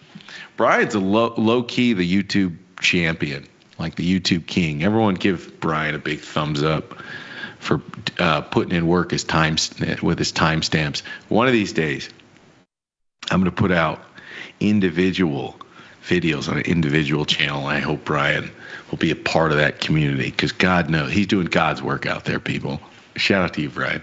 All right. I would love to just finally put him up on the screen. We got to get that timing up, you know? That's my fault, though. I'm late, and the producers are like, God, I hate this person. All right, let's get going. Let's get going. Let's throw that platform up on the screen. Everybody, S&P 500 today up 0.5%. NASDAQ, the laggard, up 1/5%. The Dow Jones up nearly 1%, and the Russell up 0.5%. It's been sort of weird. It's been sort of the market action has been, I want to say sort of weird. Use better adjectives, Victor. It's been hard to track. Meaning there's no real consistent theme on a day-to-day basis. The theme is generally to the upside this week, but there's been no consistent theme. There's no value outperforming growth. There's no large cap growth outperforming value or small cap or mid cap. There's been no real rhyme or reason to asset movement as sort of a theme that's played out this week, at least to my eye. I don't know why I'm so I'm so stuck in a world of pattern recognition. It makes my brain calm down. It makes me feel like I can deal with the randomness of the world if I can find some sort of pattern that repeats over and over. And when I can't, I make note of it to the others. Not that it's necessarily impactful to your trading. The point is, sometimes we'll get these periods where it's like clear that there's a value over growth or large cap over small cap, or let's say Dow Jones outperforming. I don't think there's necessarily been a key theme. Every time we come in here, we talk about a different index, a different major outperforming. So I don't know. Rising tide lifts all boats, I suppose, over the last couple of days. And man, I think we've emphatically broken out of that little channel that we were talking about. Right here, I came on this program and said I like the risk of reward of fading the strength. Good call. Good call. But it didn't work. But the idea, I think, was the logic was okay, right? That if we could get a break here, likely we could see some extreme volatility given the setup. We just didn't see that. I think the markets liked a lot of what they've heard over the last couple of days. I think they liked the lack of volatility, the lack of retaliation here over the last couple of days. I'm not chasing them here. If you are, God bless. But more on that in a little bit. After hours here, they're fading a little bit, but I don't think that's going to mean much. Why? Because VIX cash, we're at 15. What were we yesterday? 1560, something like this. So we've floated down a little bit by a few cents. But VX/VX, so volatility futures are at 1650, are not really doing much. So vol at least doesn't care about this little fade that's happening in the extended hours, the last 18 minutes or so. What a day, my babies. What a day. Bonds 112 and 29 30 seconds. We've come off this little sort of, I swear, bonds moving like 3 points. If they want to rally them, we get like 3 points to the upside, and then that's about it. They look like they've rolled over the last 2 sessions or so. Speaking of bonds, let's take a quick look. My babies. Let's take a quick look at the yield curve here. If this is the first time you're witnessing this, I try to do you guys a solid. I'm a visual person. So I try to do you guys a solid and show the yield curve, which is basically all the maturities in the short term out to the long term maturities, and you just show it visually. So when you look at the platform, and I love the platform, don't get me wrong. First of all, when you're looking at ZT, which is the 2-year, ZF, which is the 5-year, ZN, 10-year, and ZB, which is the 30-year, then there's the Ultra Bond.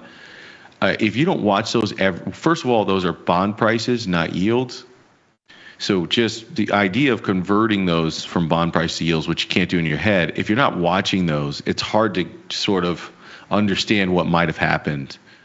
So just first and foremost, converting these to yields, and then secondly, showing them visually, I think helps tell a better story of what's happening with interest rates. So I try to do that early and as often as possible, because I do think interest rates are very important to asset prices. And I think many, I don't know why, but many in the equity space, I mean, you could listen to somebody talk about what they feel, what they think stock prices will do, and interest rates will never even come up, even though it's like a foundation of a capital asset pricing model.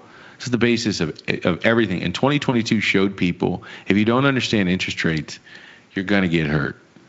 There were so many people that didn't understand when you lift the Fed funds rate off the floor from nothing up to 5%, that has a material impact into how you should think about assets across the board.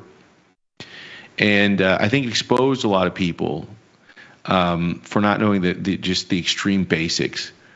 Can you get away with that? Sure, probably. You can just look at a chart, look at technical analysis, listen to some newsletters. Could you get away with it? Probably. But I think at its base level, there's a lot of do-it-yourselfers here, right? Can we buy kombucha at the store? Yeah. Can we make it? Yeah, let's give it a shot. Can we buy pizza from, I don't know. I'm not going to get in that argument with the Chicago and New Yorkers. Can you buy it? Sure. Is it fun to make it every once in a while? Shout out to Tony Batista, who I think just posted him and his wife making a beautiful looking pizza. Yeah. The point is, we got a bunch of do-it-yourselfers here. And we can understand what's happening at the root level of the cost of money, which then have implications into how we think about everything else. Anyways, get off the soapbox here. The red line is what the yield curve looked like when we started this whole silly interest rate cutting back in September. The green line is the second. So in September, we made the first 50 basis point cut. The green line is November when we made a second cut, which was 25 basis points. Blue line was December when we made the third cut of 25 basis points. And the last one is effectively today. And you can see what is happening is the short end of the curve is going down. As the short end of the curve is going down, the long end of the curve is lifting. So what's happening is we're steepening up the yield curve with each one of these cuts, which I think surprises a lot of people. Luckily for us, it didn't necessarily surprise us. You get some things right, you get some things wrong. Vic and Tony's Pizza Shop.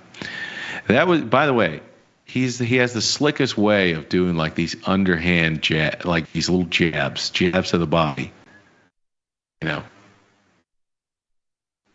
Like that it was a slick little way of saying like you guys should be doing that. You guys shouldn't be in this business. You guys should be over there making pizzas. He's slick. But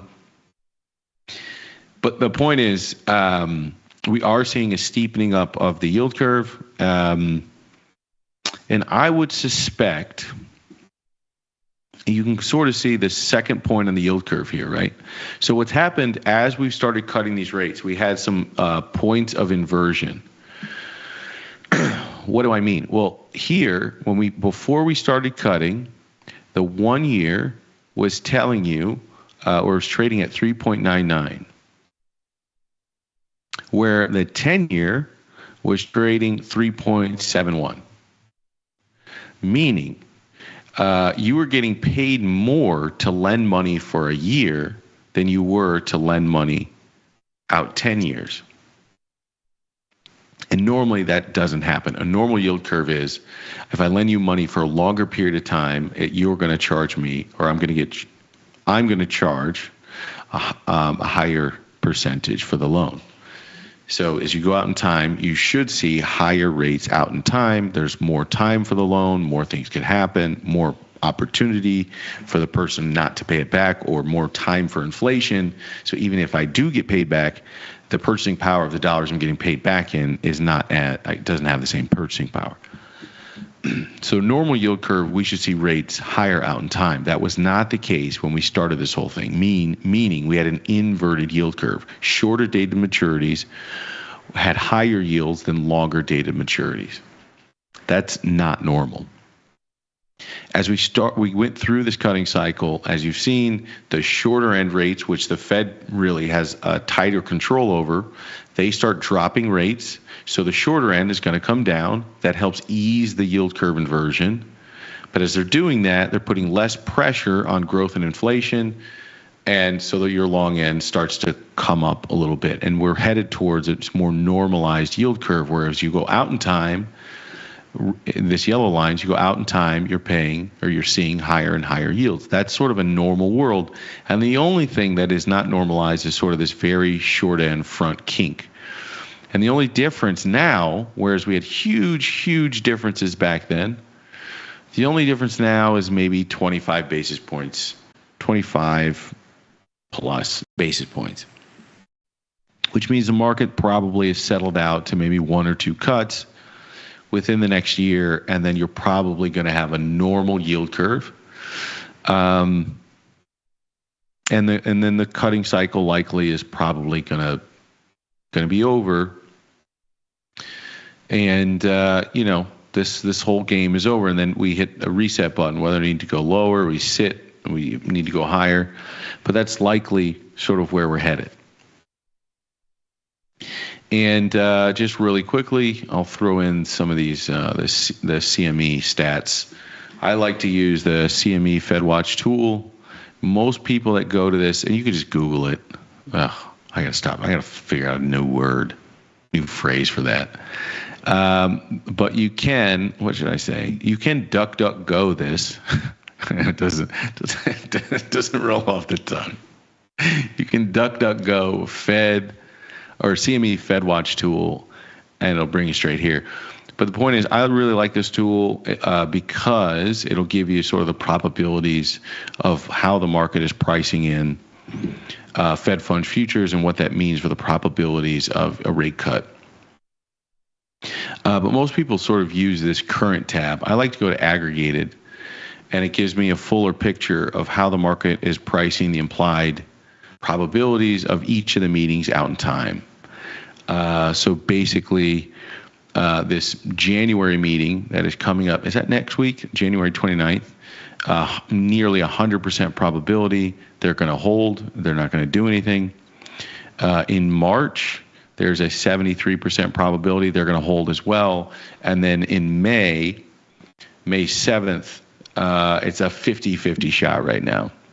So you got a 50-50 shot. And basically, by June of this year, the market has priced another cut.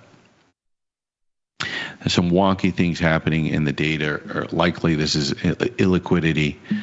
But then you have a pretty decent probability of one additional cut sneaking in here by the end of the year. So somewhere between 1 and 2 cuts for the rest of the year is how to likely think about the current consensus for how or what we're going to see out of the Fed and what we're going to see happen to the short end of the curve. So what happens to the long end of the curve? I think that's really likely going to focus or center around, obviously, growth and inflation. So the Federal Reserve, they own the short end. Growth and inflation and people's expectations of growth and inflation are owned by the long end. So what the Federal Reserve has told people about growth is to expect 2.1% growth in 2025, to expect 2% in 2026, and 1.9% in 2027. And just for context, trend growth would be 2%. Bing that thing, bro. Thank you, Theta. That's probably better. Bing that thing. That is better. I don't know. The thing is, Bing is Bing still a Microsoft product? It is, isn't it? And if so, I can't support it because you're going to end up with the same thing as Google, just with a different set of incentive structures. That's why I sort of like DuckDuckGo a little bit better. But if we made DuckDuckGo as big, we're going to end up with this same problem. Anyways, so trend growth is 2%. So where are we? Well, if we go to the Federal Reserve Bank of Atlanta, they have something called GDP Now, where they crunch the numbers. I don't know. I'm a weirdo. And they basically spit out where we are right now with GDP. It's currently calculating the fourth quarter of 2024. And it has it as, so the GDP Now model estimate for real GDP growth in the fourth quarter of 2024 is 3% on January 17th, unchanged from January 16th after rounding. In other words, and this is again for the fourth quarter, but in 2024 the Fed had growth at 2.5%. It's probably close to what annually we're probably above that. So the point is they likely just slightly underestimated growth in 2024. And at 2.1%, the question should be in everyone's minds, are they underestimating growth in 2025? Or over, I suppose. If you see a recession on the horizon, 2.1% might seem too aggressive. But for the incoming administration who likely is trying to achieve a 3% growth target. They've stated that explicitly as an economic goal. It will likely guide their policies. It might not have the impact into the real economy immediately, but it will probably have an impact into the financial economy. The point is whether or not the Fed is close on their projections and growth. And I don't hear anyone talking about that. I hear everyone talking about like the inflation side of this equation. I don't hear anybody saying, are they way off on their growth targets? And if that's the case, what would that mean for yields? Because really, you take growth and inflation. That's how you come up with your sort of back of the napkin 10-year rate. And I think, in a way, I was listening to some of the things that are coming out of Davos. I have to be careful, but some of that infuriates me. But the fact, Larry Fink said something. He said, I could see the 10-year Treasury yield could hit 5 to 5.5%. That would shock the market, and that would not be a good scenario. I think Jem Carson gave an interview. I didn't get a chance to see the whole thing, but I think he said something in the ballpark of that rates could get to 6% and that stocks could decline 30 to 40%, something like this. It was part of the headline. I was watching some of it, but I have a ton of time. I'll watch the rest. So if I'm taking it out of context, please go watch the interview. He's always worth watching, regardless of the network. So I think it was a good. The point is these 5 to 6% yields are now starting to become part of the market expectation, part of the consensus. And the last thing you got to worry about is whether or not they're right about inflation. They have 2.5% in 2025, 2.2% in 2026, and 2% out in 2027. Some part of me thinks that's probably right in 2025 or close to it. It's probably close to it. And I don't know. You need to see a big downturn, I think, to get us back to 2.2% in 2026. Even though, base effects are going to start to work in inflation's favor here pretty soon, and you're going to hear people squawking about that. I just don't see us getting down to 2.2% next year, but call me crazy. All right, let's keep cruising. The whole point is, okay, Victor, what are you saying? Distill this into something actionable.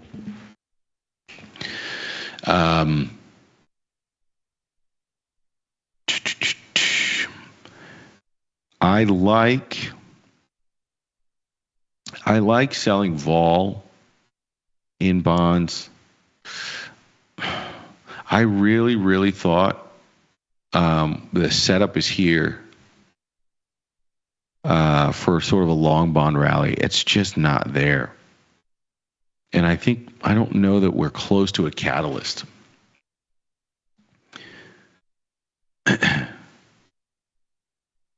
So here's my thing. I've been telling people, I kind of like the long bond position.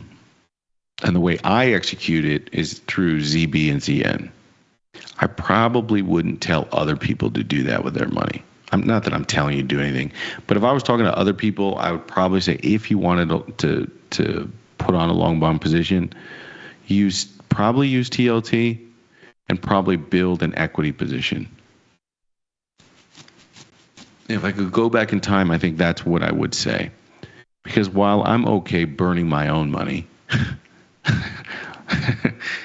on this risk and reward, I don't know that I love the idea of talking to other people about that same idea. I don't know that I have the conviction in it. I think it's going to take some time to play out. And I don't know that we're close. I always thought where I was entering into a long bond position at, let's say, 4.7% in the 10-year, I thought I could be early, and I could be early by 20 to 30 basis points. I thought we could get to 5 easily. At 5, I think your risk is 5.25. The idea that we get to 5.5 or 6, I don't know what has to. Something's got to go horribly wrong in a very quick amount of time. And I didn't see that in the cards for the short term. So I thought my pain was like 50 basis points. I can stay small and withstand that. But I suppose if I take a step back and I think about like the landscape that we're in right now, just the rhetoric coming out of Davos is wild. You know, let me read something to you. Let me read a headline of an article. You're more than welcome to go read this article. Here's an article posted on the World Economic Forum's website. Okay, this is the World Economic Forum's website. Again, they're holding their annual meeting in Davos, Switzerland. The article is titled "Soaring Public Debt is Worrying Experts at Davos 2025. Here's Why Most of Us Didn't See It Coming." I'm going to read that again. Soaring public debt is worrying experts at Davos in 2025. Here's why most of us didn't see it coming. This is insane. This is like the level of insanity it would take to write that article headline and post it on the World Economic Forum. Like the gall, the audacity. These are the world's foremost economic experts. Let's be very clear. Our elected representatives, other than like Nancy Pelosi and her husband who are out there winging in video calls, I don't think many of these people could figure out what we do every day, let alone the complications of sort of national economics and sort of the entire globe's economy, especially as we navigated through these massive crises over the last 10 years, 15 years. So what these elected representatives do is they go to experts in the banking and finance world. They go to these people and they say, what do we do? What is your opinion? And throughout all of this journey of racking up all this post-COVID debt, do you want to know what the Federal Reserve Chairman was saying on TV every day when they were asking him, but what about all this debt? What about, isn't this a problem? Isn't this a problem? Isn't this a problem? And these aren't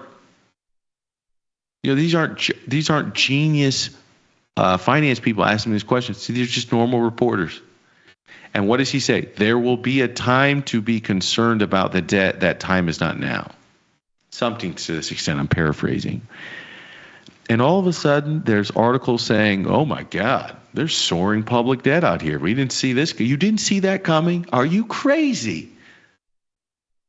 We have this little show on YouTube. And from the very start of this show, one of the only things we've been talking about is the level of public debt, both here in Japan, which had run this experiment for the last couple of decades, and what it did to their society, and every other Western developed nation with a central bank. You mean to tell me you have the audacity to post an article that says, oh my God, would you look at this? Like you're the foremost leading economic experts, and you mean to tell me you just woke up and read the newspaper and go, oh, did you see the national debt? Give me a break. Now that I got that off my chest, here's the point. The point is the supply and demand. I know people go back and forth on this. If you ask Andy Constant, I don't think he thinks that the supply and demand matters much to the yield. I have a hard time getting on board with that concept, but he's a big brain, man. I don't disrespect it. I don't call it wrong. I'm just saying I don't have the knowledge or the intellectual tools to get on board with the idea that supply and demand of debt doesn't impact the yield. And so we're in a time right now where we don't have quantitative easing. which means all of this debt issuance from our government and from all the other governments are searching for a buyer. To be clear, for like the last couple of decades, there's been a buyer, and it was a central bank doing nothing with it, just parking it. And now we're not in that funny money world anymore. We got to go actually find buyers for all of the globes, all of the developed nations that want to keep borrowing. We got to find a buyer, a willing buyer at a willing price. And so to me, I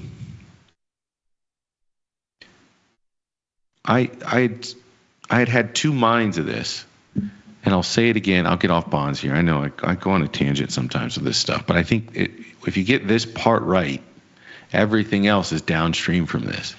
But trying to get everything else right, if you're not even thinking about this, to me is crazy. But to me, I had always saw, and you can check the tape. I said I think we're gonna head to 5% yields in 2025. I just am surprised with the trend in which we're headed there. Maybe I shouldn't be. I just thought just the natural feel of a market usually has more two-way action than this. But that's where you get caught trying to be if you like to trade both with the trend and with the counter trend. I suppose this is a pretty decent example of when trying to touch the oven, you can get your hands burned, or the stove. Being greedy and saying I want to trade the counter trend kind of hasn't paid for me very well. There will come a point, I think, where if we're going to head higher and higher, we're going to find that breaking point. Interest rates are going to find the breaking point for equities if we're not careful. And if we're headed to a world of 5.5%, like even anything above 5%, I think starts to get a little spooky. You're talking Larry Fink saying 5.5%, and Jem Carson, who I trust much more, even though he doesn't control gigantic pools of money, though he does have a decent amount under management. You're talking about potential of 6%. Those should be scary numbers that the equity market is not priced for. But I didn't see us going straight there, man. I thought we'd see some back and forth action. So, anyways, I like the setup here at 110 was great.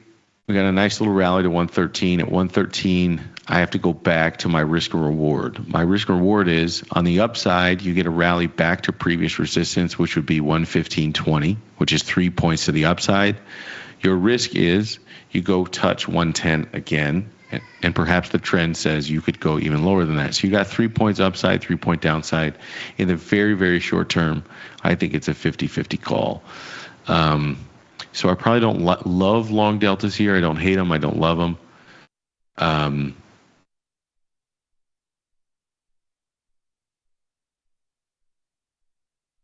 But I do have a little bit of tiny long deltas here. All right, let's keep cruising. What are you guys saying?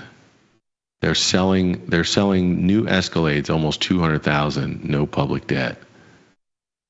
I don't know what people are smoking, honestly, when they're buying these vehicles. No idea what people are smoking. Vince K, at this point, past COVID, I've learned I have a better perspective than any expert out there. We all do. I think that's the right. So I'll pause for a minute. I like the direction you're taking the conversation, Vince. I would say that prior to that event, so the idea of specialization means I get to focus on what I'm doing, and I trust that other people are focused on what they're doing.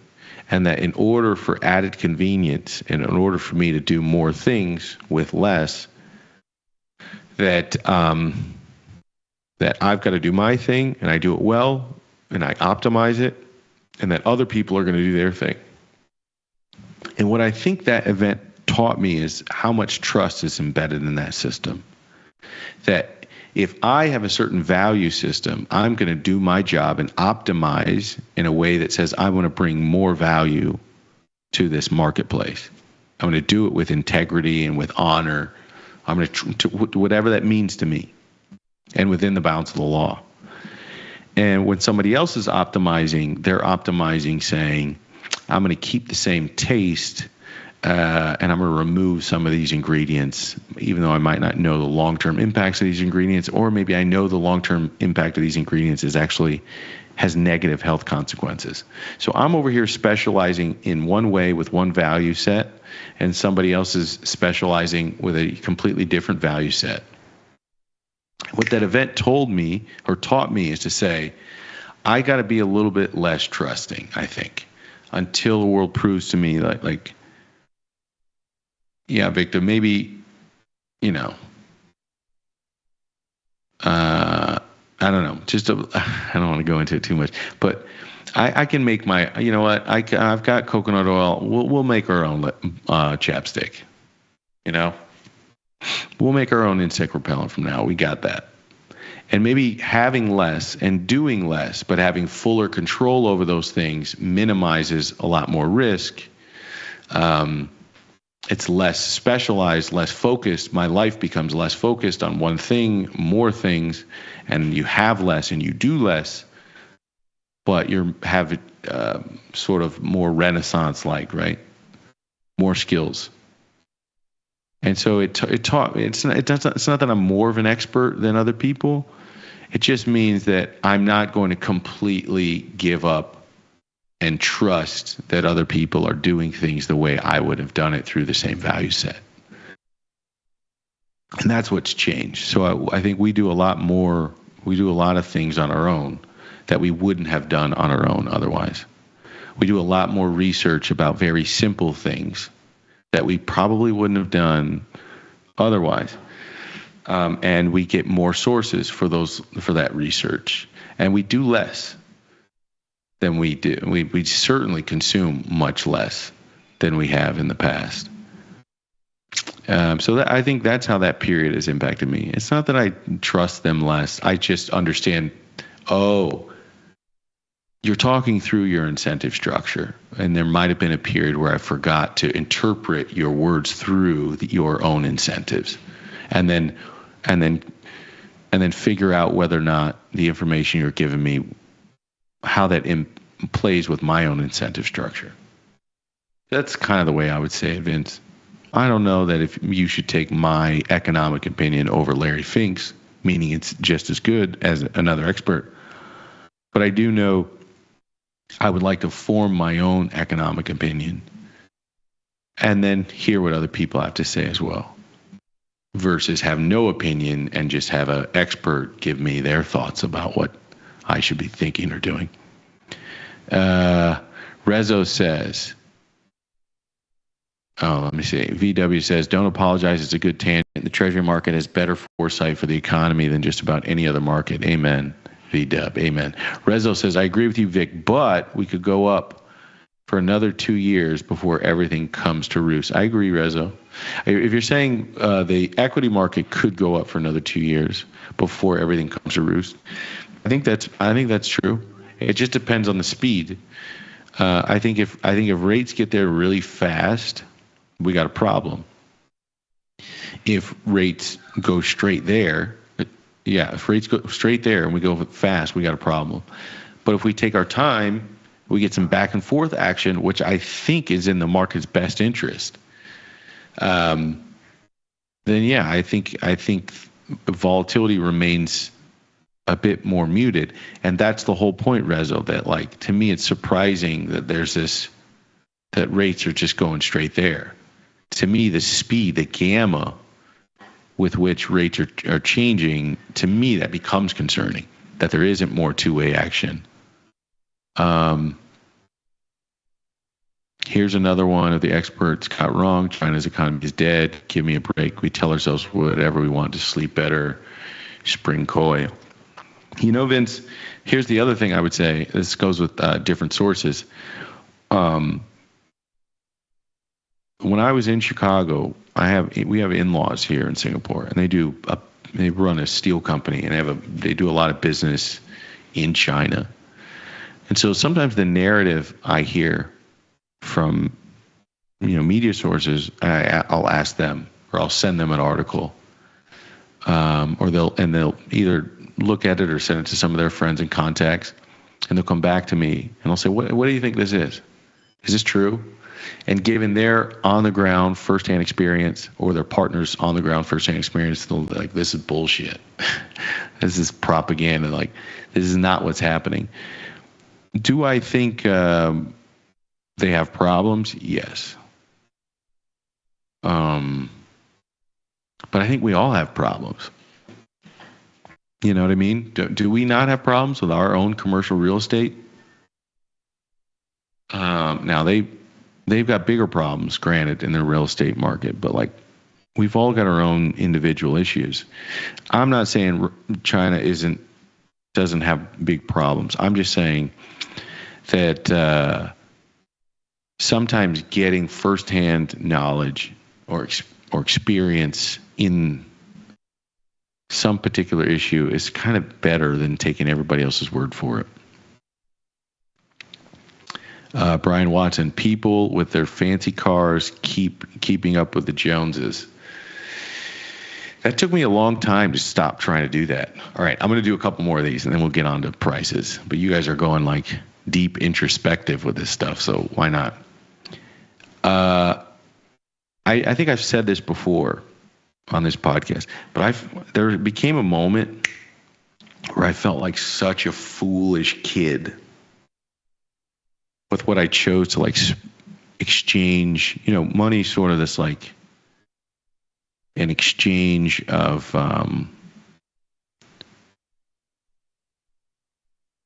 sort of in a way wages for some, but it's how we choose to exchange time in a way, time for pleasure, time for resource, time for convenience.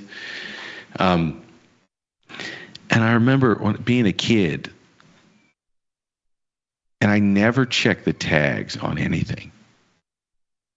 Meaning I cared more about the name that was on a thing, on a pair of underwear, on a pair of jeans, on a pair of shorts, on a t-shirt. I cared more about the little letters that were printed on that thing or sewn in that thing and what the thing was made out of. So you could have gave me, you could have two things. One has no name on it, but it's made of 100% pure organic cotton, something like this, or linen, or whatever, some natural fiber, high quality natural fiber. And then right next to it, you could have a low quality synthetic fiber, but you had a fancy name printed on it. And you could charge me so much more for the low quality fiber with the fancy name on it. And it's so, it's so crazy to me that at some point in time that was programmed into me, that I never checked the tag. I didn't care what the thing was made out of, which is the most important thing when it comes to clothing. When you really think about it, it's like, what is this? Oh, this is a synthetic fiber. It's rayon, so it's basically like wood that's been processed down, with chemicals, and you're going to put it on your body. Or what is this? It's polyester, so it's sort of this synthetic fiber with oil and plastic you're going to put on your body. Or what is this? Oh, it's a natural fiber. Isn't that the thing you care about most? But no, somehow we care about the brand that gets stamped on it. I think so many kids, they grow up and their parents teach them what's important, and then in other cases, maybe your family doesn't have that knowledge. And I grew up caring about these stupid things, and how much money I gave away to people that just stamped a stupid name on it. Anyways, I hope that's one of the things that I'll get to pass on to my kids, that they won't grow up with that. But that keeping up with the fancy cars thing. It's like, how much money you guys paying? How much money you guys paying for these cars? $200,000? What? I mean, these aren't even luxury vehicles, by the way, which I can maybe make a case for. But like, people are just paying 150, 200 grand for a truck. I mean, if you got it, do whatever you want to do with it. But it's just crazy. People are financing this stuff, and they can't afford it. It's insane to me.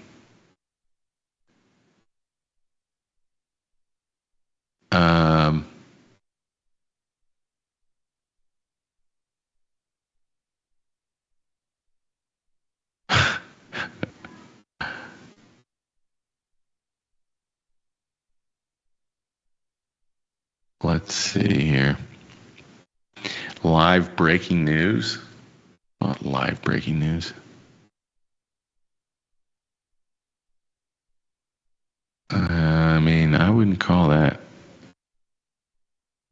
It's not really that crazy, my guy.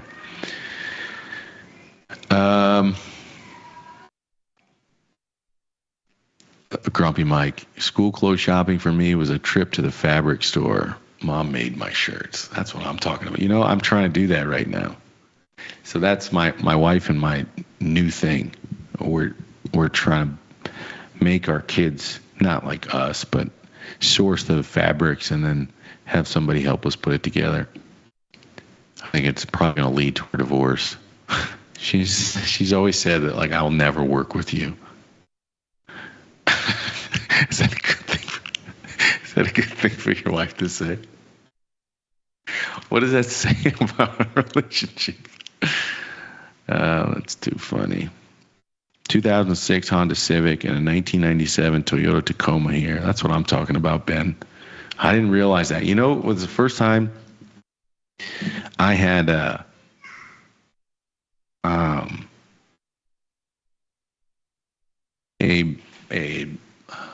business venture at one point in time, and one of the investors in it, they were billionaires, and I saw them driving one time in downtown Chicago. This is the last story. I'll get off onto something else. I saw them driving in downtown Chicago. I pulled up right behind, or it's like we're in the different lanes. We pulled up to a stoplight. Chicago's small, and I could see who it was. I was like, oh, that's such and such. And I looked at their car. I looked at my car. My car wasn't really that expensive, but it was a nice car. And I was like, I think my car is worth more than the car that they're driving. And right away, I felt like a sucker. You know what I mean? It was like, oh no, I made a bad decision. Because you don't get to their level unless you really understand how to measure price versus value. And they found a really good value. And perhaps I had I feel like I got a great deal in my car. But I think there's some part of it, there was a brand affiliation there too. And that I probably paid a premium for that they didn't. And at those levels, they recognize that the brand is it's some family name. And people are paying up to be associated with somebody else's family's name. Which, if you yourself have a billionaire family name, you know how silly that is. So you don't go out there and try to associate yourself with some other billionaire family who you, in many ways, compete against. So you sort of release yourself of this idea of associating yourself with other family names because you yourself are trying to build your own. And I was like, instantly, you're feeling good. It's a sunny day in Chicago, and somebody just poked the balloon. I wanted to trade that car in the same day. All right, let's keep cruising. I'm telling you. Oh, okay. I just can't stop it. I'm hoping that these are kind of all the things I want to tell my son and my daughter. Maybe there's some young kid out there, you know what I mean? Like a 22, 23, 25-year-old kid, 18, and I want to reach through the screen. I want to save you. Don't do the things I did as a young kid. And one of the things I just started doing, I mentioned this to Tom this morning, is I just went and bought 5 black shirts. 5 100% pure cotton shirts. And then maybe, I think, 5 black linen shirts, and then some, I think linen pants or something like that, shorts. I'm wearing the same thing every day. It's the best decision I've ever made. No running to the store, trying to figure out this brand, that brand, putting together stuff. Just buy the same stuff. And it's not even a new thing, you know. It's like what all the tech titans did like 10 years ago. But one, you'll only care about the material. Two, it makes every single day so much easier, faster, and more efficient. And then when all your stuff gets beaten up, you just throw them away or you donate them and you go get 5 more of the new things. Best thing I've ever done. I like cashmere as well. Well, the thing is, Alone, I'm in Singapore, man. So I gotta choose the fabrics based on how cool, breathable, and what they do with moisture. Anyway, sorry, I don't know how this came like a. Let's talk about fabrics for half an hour. But the point is value versus price. That's really the underlying premise here. Is value versus price, and how brand does or does not impact the actual underlying value. That's my point. Anyways, let's keep cruising. That was a long detour. Bitcoin up 1% in your heart, or up 1% on your screen, but down 6,000 in your heart, off that high of 109, right around 109,000. There's a part of me that wants to fade Bitcoin here. There is a part of me that wants to fade Bitcoin, meaning bet against it for the short term. I don't have the stones for that, though. I don't have the stones for that. Let me see what these guys are looking like. I would do it in a limited risk capacity. These aren't that bad. Yeah, they are on a percentage basis.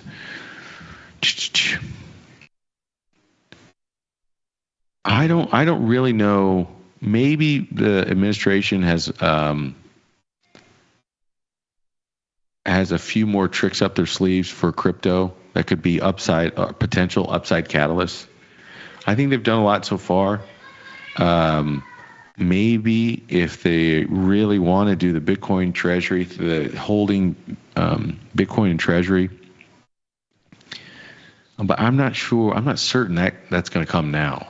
I think you probably do the regulatory stuff now, and then you probably wait until midterms to start talking about the actual treasury or holding Bitcoin in treasury. So I don't think that comes anytime soon. I could be wrong, but I don't think it comes anytime soon. And if it doesn't, what's the next upside catalyst that comes from the government?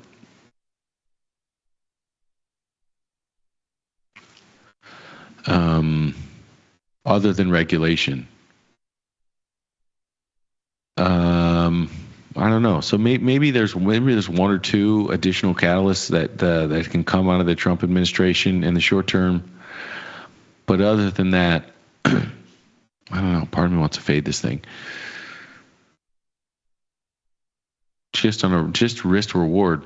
I had always said, like, I thought we were going to get to like 115 or 120 before rolling over. So the thing, I think it rolled. It got under 100,000 a lot quicker than I thought it would, but it recovered relatively quick. So I still think 115, 120 is in the cards, and then who knows? Maybe we'll get some stones and fade it a little bit. Watch Sailor will come out. Didn't he just buy another 11,000 Bitcoin the other day? I lose track of how much Bitcoin this guy's buying on a regular basis. Let's go crude oil for a second. 74.28. We've rolled from 79 each day. Donald Trump comes out. It seems like he is talking this thing lower with additional, energy supply rhetoric coming out of the United States. Made a reference to Saudi Arabia or the Saudis.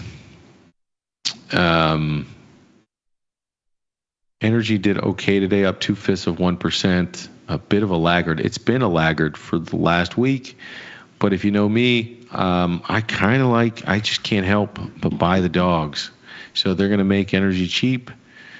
I'm going to scoop some up. Not surprising after this massive run, we've had a little bit of a pullback. To me, I just think if we can get back to 88 and sort of XLE or a lot of these energy names, I'd love to start scooping up some more. You give me energy cheap, I'll buy it, my friends. Let me read a couple yours.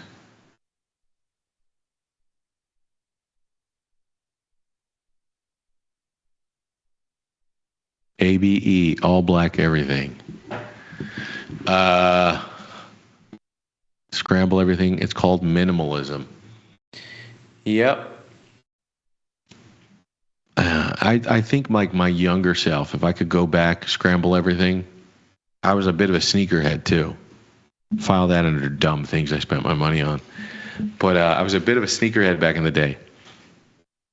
And now I wear this, like these open, like these strap, like these Jesus, I call them the Air Moses. these Teva sandals every day. And I think if I could tell my younger self, like I wear open-toed sandals every day with no socks. Not slides, but like legit sandals. I could go running in them. I think my younger self would like.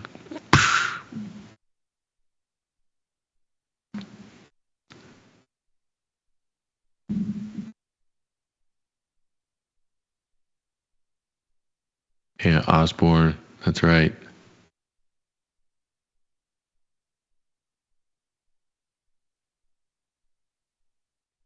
Chris, one of these days I'm going to take you up on that invitation. Come out there to that farm of yours.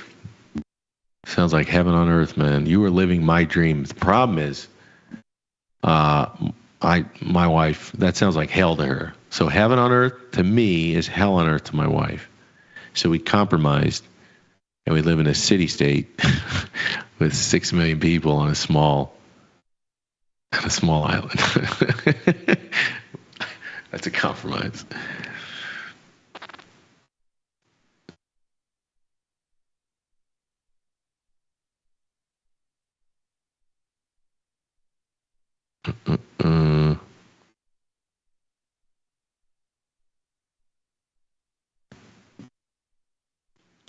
The sector watch. What are you guys asking about? My sector watch list? Yeah, I made it. I don't think there is one. I just made it myself. So there's 11. I use the spiders. Technically, there's a bunch of different fund families you could use.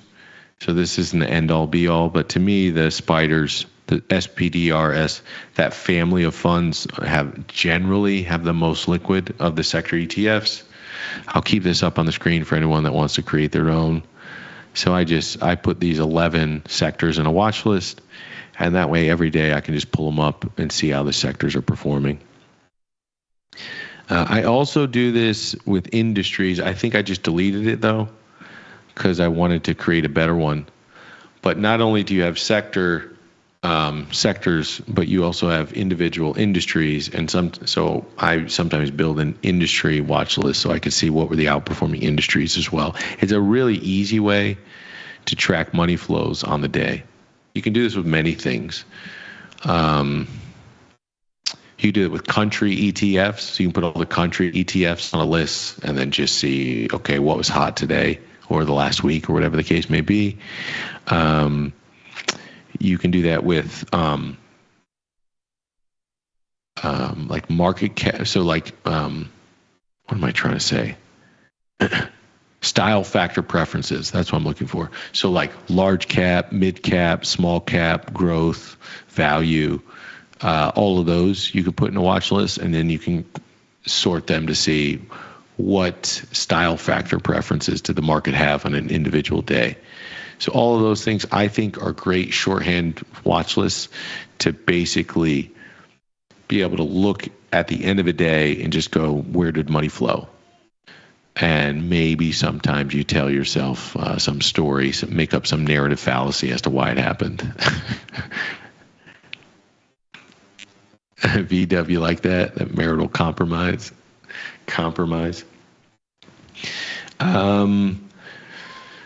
This move in gold's been a little bit brutal because I kind of hoped I have two ways of thinking here. If gold had, I would love to buy more gold. That's the bottom line. But I think it's a little bit too expensive. It's too rich for my blood at $26.50, even though it seems like the Chinese like that price.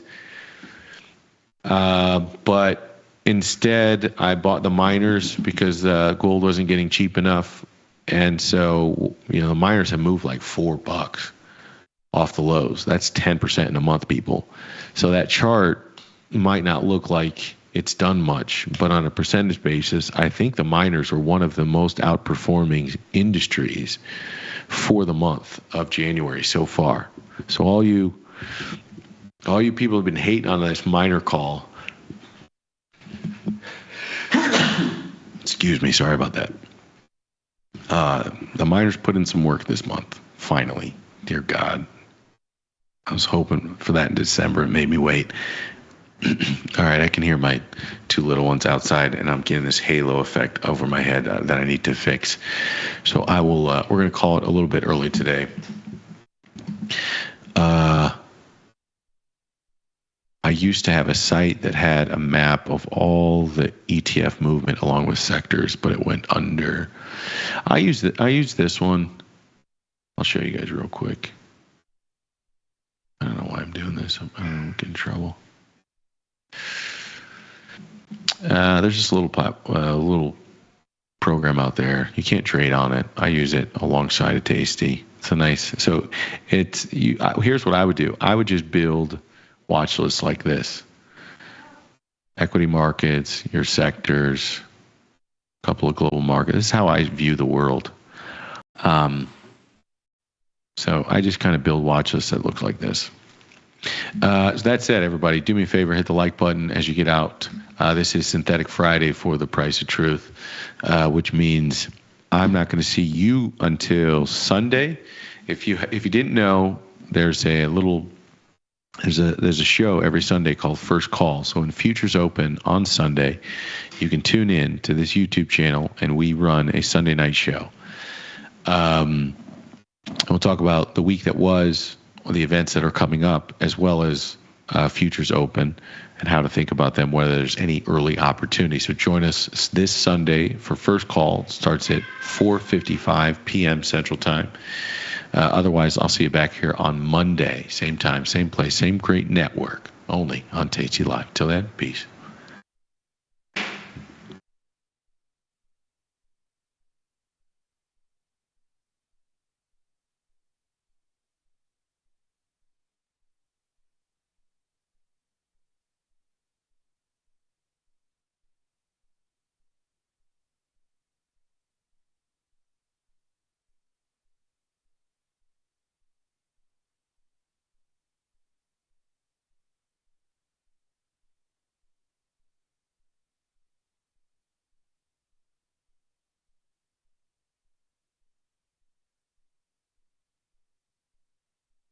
Very good morning to you. It is Thursday, the 23rd of January.